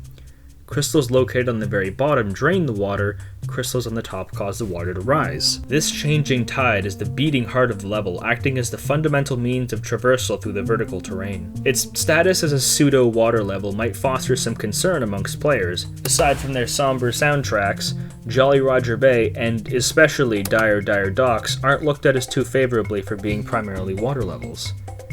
I'm unsure if this is a controversial opinion or not, but I quite enjoy swimming in this game. For the third dimension being as little understood as it was in gaming at the time, I admire how intuitive water traversal was in the game. I know many others see water as a way to dramatically slow down gameplay, effectively killing your pacing. Well, worry not, because this first star requires very little water interaction.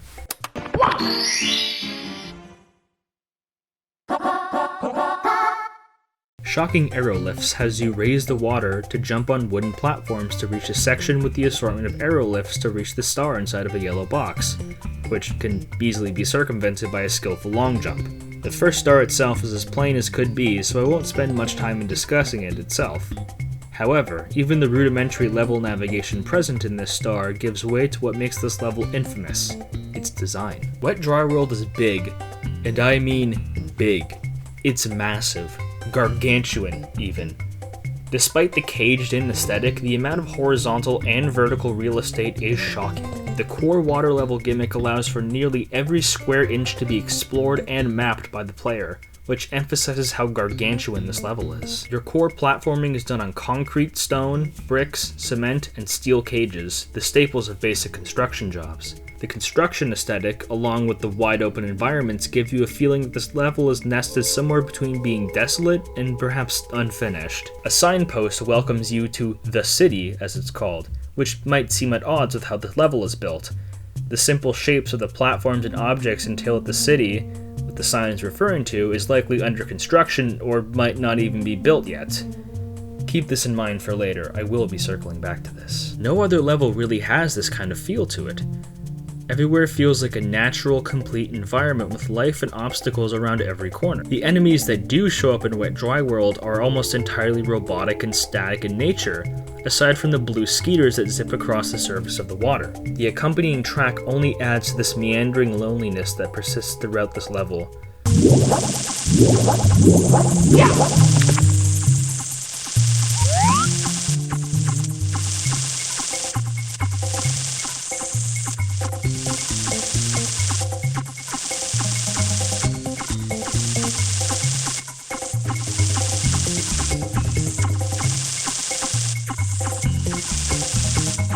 The track used in Hazy Maze Cave made sense and fit the claustrophobic and dangerous level design, while feeling queer and unsettling for somewhere so open and devoid of natural hazards like Wet Dry World. Devoid is an apt word for the entirety of this stage.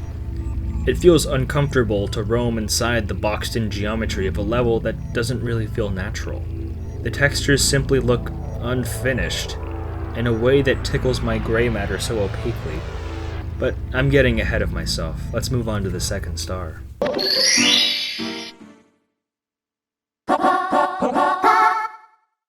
Top of the town requires you to raise the water to its maximum height to reach the highest point of the level. Aside from the menacing Chuckya and carefully walking across a narrow wooden beam, you can pretty easily obtain the second star without too much complaints.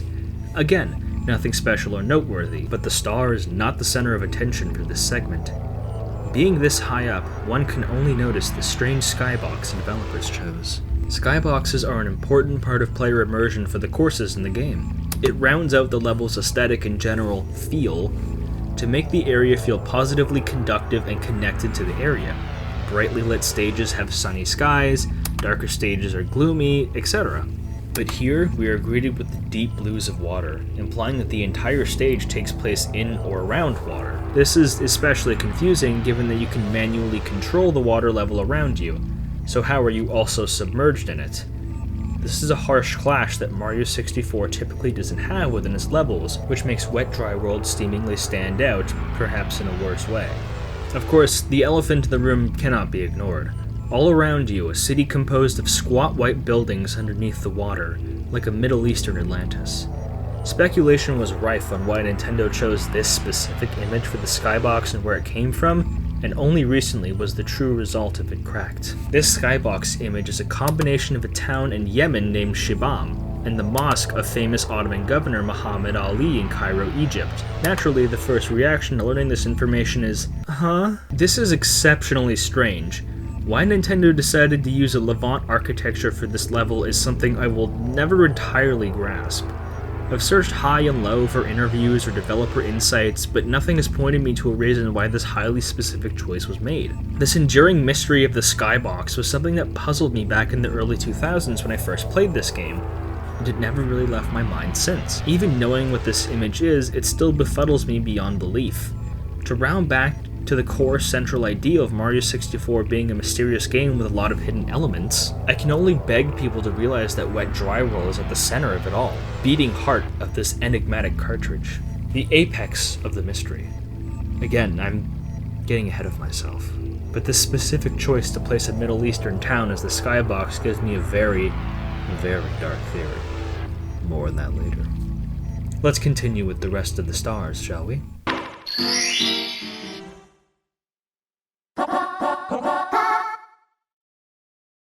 Secrets in the Shallows and Sky sucks. It just sucks. I hate to speak so poorly of the star, but this level is for the birds. Mario must travel across and punch several yellow blocks and shove large metal cubes around 5 times until the star spawns. The locations of each secret feel haphazardly random at best and actively frustrating at worst. The only benefit the star presents is an easy way to obtain the 100 coin star.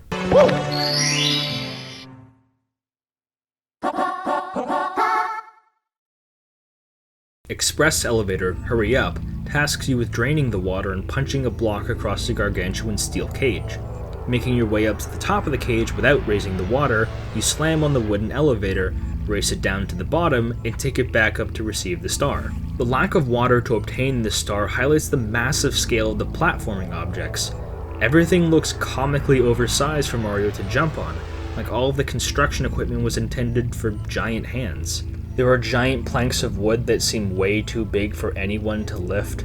The seeming staircase cuts are way too big for Mario to platform on. Everything just makes him feel small and by comparison. The last 2 stars are very simple and take place in the final area of the level, so I'll cover them together.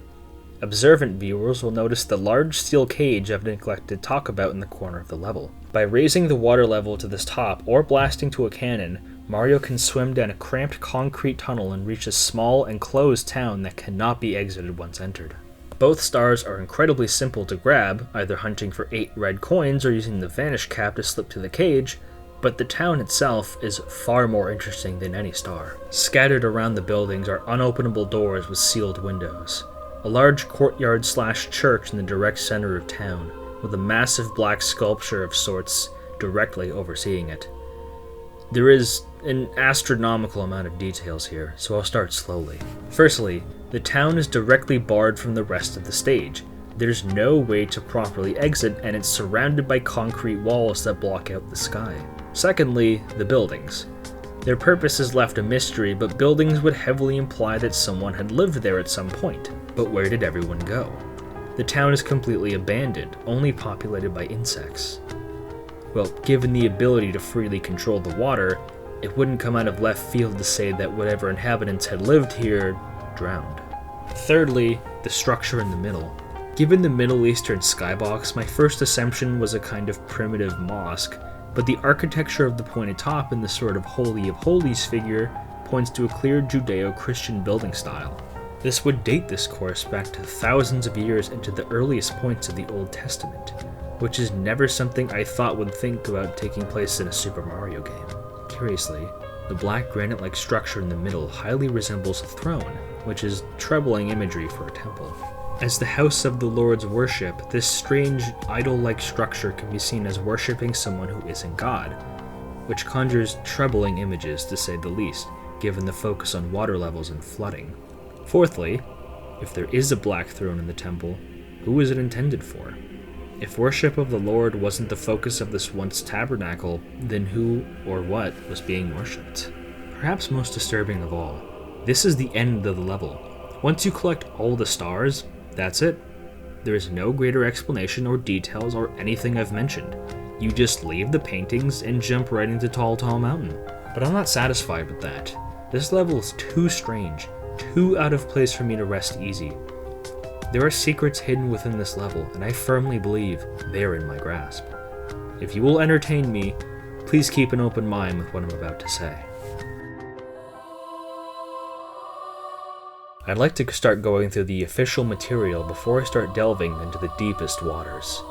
We're all familiar with the course name in English, but what about its native Japanese name, or other localized names? According to the Mario Wiki, Wet Dry World is a portmanteau pun of the words flooded and city in Japanese. This description of a sunken or lost city is repeated in Chinese, Korean, and German. Then there's Spain. So the original language and its closest sister languages describe the area as a lost or drowned city, which tracks with the underwater skybox and level theme. The question is, why was this city flooded? Natural disasters aren't something that commonly illustrated in Mario games. Why would a stage in Super Mario Bros. 64 be intentionally flooded? In the Old Testament, God the Father deems every single inhabitant of the world he had created wicked and immoral and decided to start from scratch by releasing a flood that wiped them all out, with the exception of a righteous man named Noah and his family, who later repopulated the earth. The story of Noah's Ark is one of the most famous moments of the most iconic piece of literature ever recorded. The nature of the flood and how it occurred is still widely debated among scholars and skeptics alike, but one common theory is that all the water was produced by a firmament that used to hang high above the earth. God simply let the firmament collapse and sweep the world clean. And the firmament is commonly depicted in Hebrew cosmology as a ring of water above the earth. Sound familiar? There are several reasons why I've landed on this theory. Firstly, the skybox's buildings being in very old countries that have existed in geographically relevant areas to the Bible, especially with the mosque from Egypt. The church or tabernacle or temple in the town highly insists upon itself, which all points to this being a very, very old biblical location. All of this was to say that whomever lived in this ruined, drowned city were once antediluvian sinners whom God wiped from the face of the earth, and Mario is walking on the roads these faceless, anonymous figures once walked on countless years ago. Man can commit sin in countless ways, but how sinful for the wet, dry world inhabitants, whoever they were. With this throne as my evidence, I accuse these previous inhabitants of the sin of worshipping alternative gods in the place of the one true God of Israel. Exodus 20, verse 5. Thou shalt not bow down thyself to them nor serve them, for I, the Lord thy God, am a jealous God, visiting the iniquity of the fathers upon the children unto the third and fourth generation of them that hate me. Placing any figure of worship before the Lord will bound to make him furious, so it is no surprise that this isolated group will be considered grave sinners and deemed worthy of being swept away. There's still one burning question at the heart of all this. Who or what was being worshipped? The black stone throne must have a purpose. I propose that this group of early Israelites were worshipping a giant, and I can prove it. It might trouble some to know that giants were very much a part of the Old Testament, if even a small part. The Nephilim are a seldomly spoken group of people who existed before the flood, who were described as the results of encounters between the sons of God and daughters of men. The daughters of men are fairly cut and dry as an analog for human women, but sons of God is a little bit more nebulous. Some say that describes angels, or demigods, or false gods from other religions, but all agree that their nature is more celestial than terrestrial. This is a very deep and esoteric topic that is well deserving of its own video, but I'll leave that territory for the professionals, like Mr. Mythos. What I can say is that Nephilim are often translated as giants. Worshipping a Nephilim makes more sense when you examine the level once again. All the giant construction materials and concrete structures become logical when you consider that they were built by giant hands. The huge throne would also greatly befit someone of that size. The normal-sized buildings would imply that regularly sized people lived there, likely in both worship and fear of the Nephilim who resided there. Given how many thousands of years ago this was, all the bones and remains of the inhabitants were likely picked apart by bottom feeders and drifted out into open sea. This might also explain why the town was sealed off from the rest of the area. The trees in the very corner of town imply that agriculture and vegetation were part of the enclosed life inside, so perhaps the giant sealed off his subjects, preventing them from escape. Let me take a step back and explain everything from top to bottom. This town was inhabited by ancient Israelites somewhere between Yemen and Egypt, who were worshipping a Nephilim in place of the Lord. The flood that God caused swept them both and the Nephilim off the face of the earth, and Mario is traversing their ruins countless years later to stop Bowser's rise from power. If that's all true, this paints a very strange, very disturbing picture of Wet Dry World. Like the negative emotional aura is the screams and cries of antediluvian sinners begging for forgiveness from Sheol, from a vengeful God who will give them none.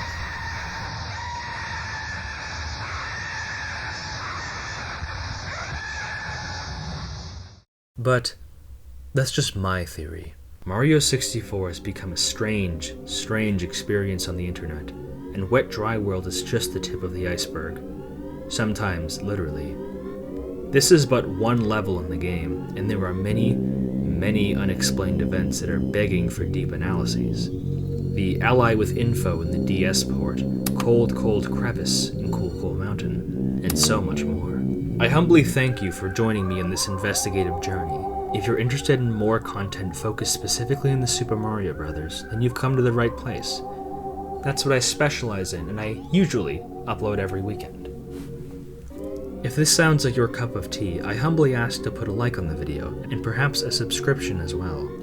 I am oh so close to 1,000 subscribers, and I plan something quite special if I reach that number. I don't have monetization enabled for my channel because I don't have enough engagement, but that isn't anyone's fault. But instead a frustrating quirk of the algorithm. So I ask of you, dear viewer, to spread this video to the high heavens. There really isn't a humble way to ask people to fund your YouTube channel because you don't want a regular job, but let me sweeten the deal by saying I fully intend to keep making videos for a long time entirely for free. But if I start to gain more popularity and begin to earn more from the channel, I can absolutely promise everyone that I fully intend on spending money to make this channel bigger and better, all for you. I might finally have enough money to afford a better microphone. What do you think about that? You think Wendigo would be interested in Mario 64? Hope so. I'd get pretty damn far if I got a shout out from him. Sorry, I'll stop shilling now and just start on the next project. Again, thank you so much. Have a wonderful rest of your day, everyone. Thank you for joining me.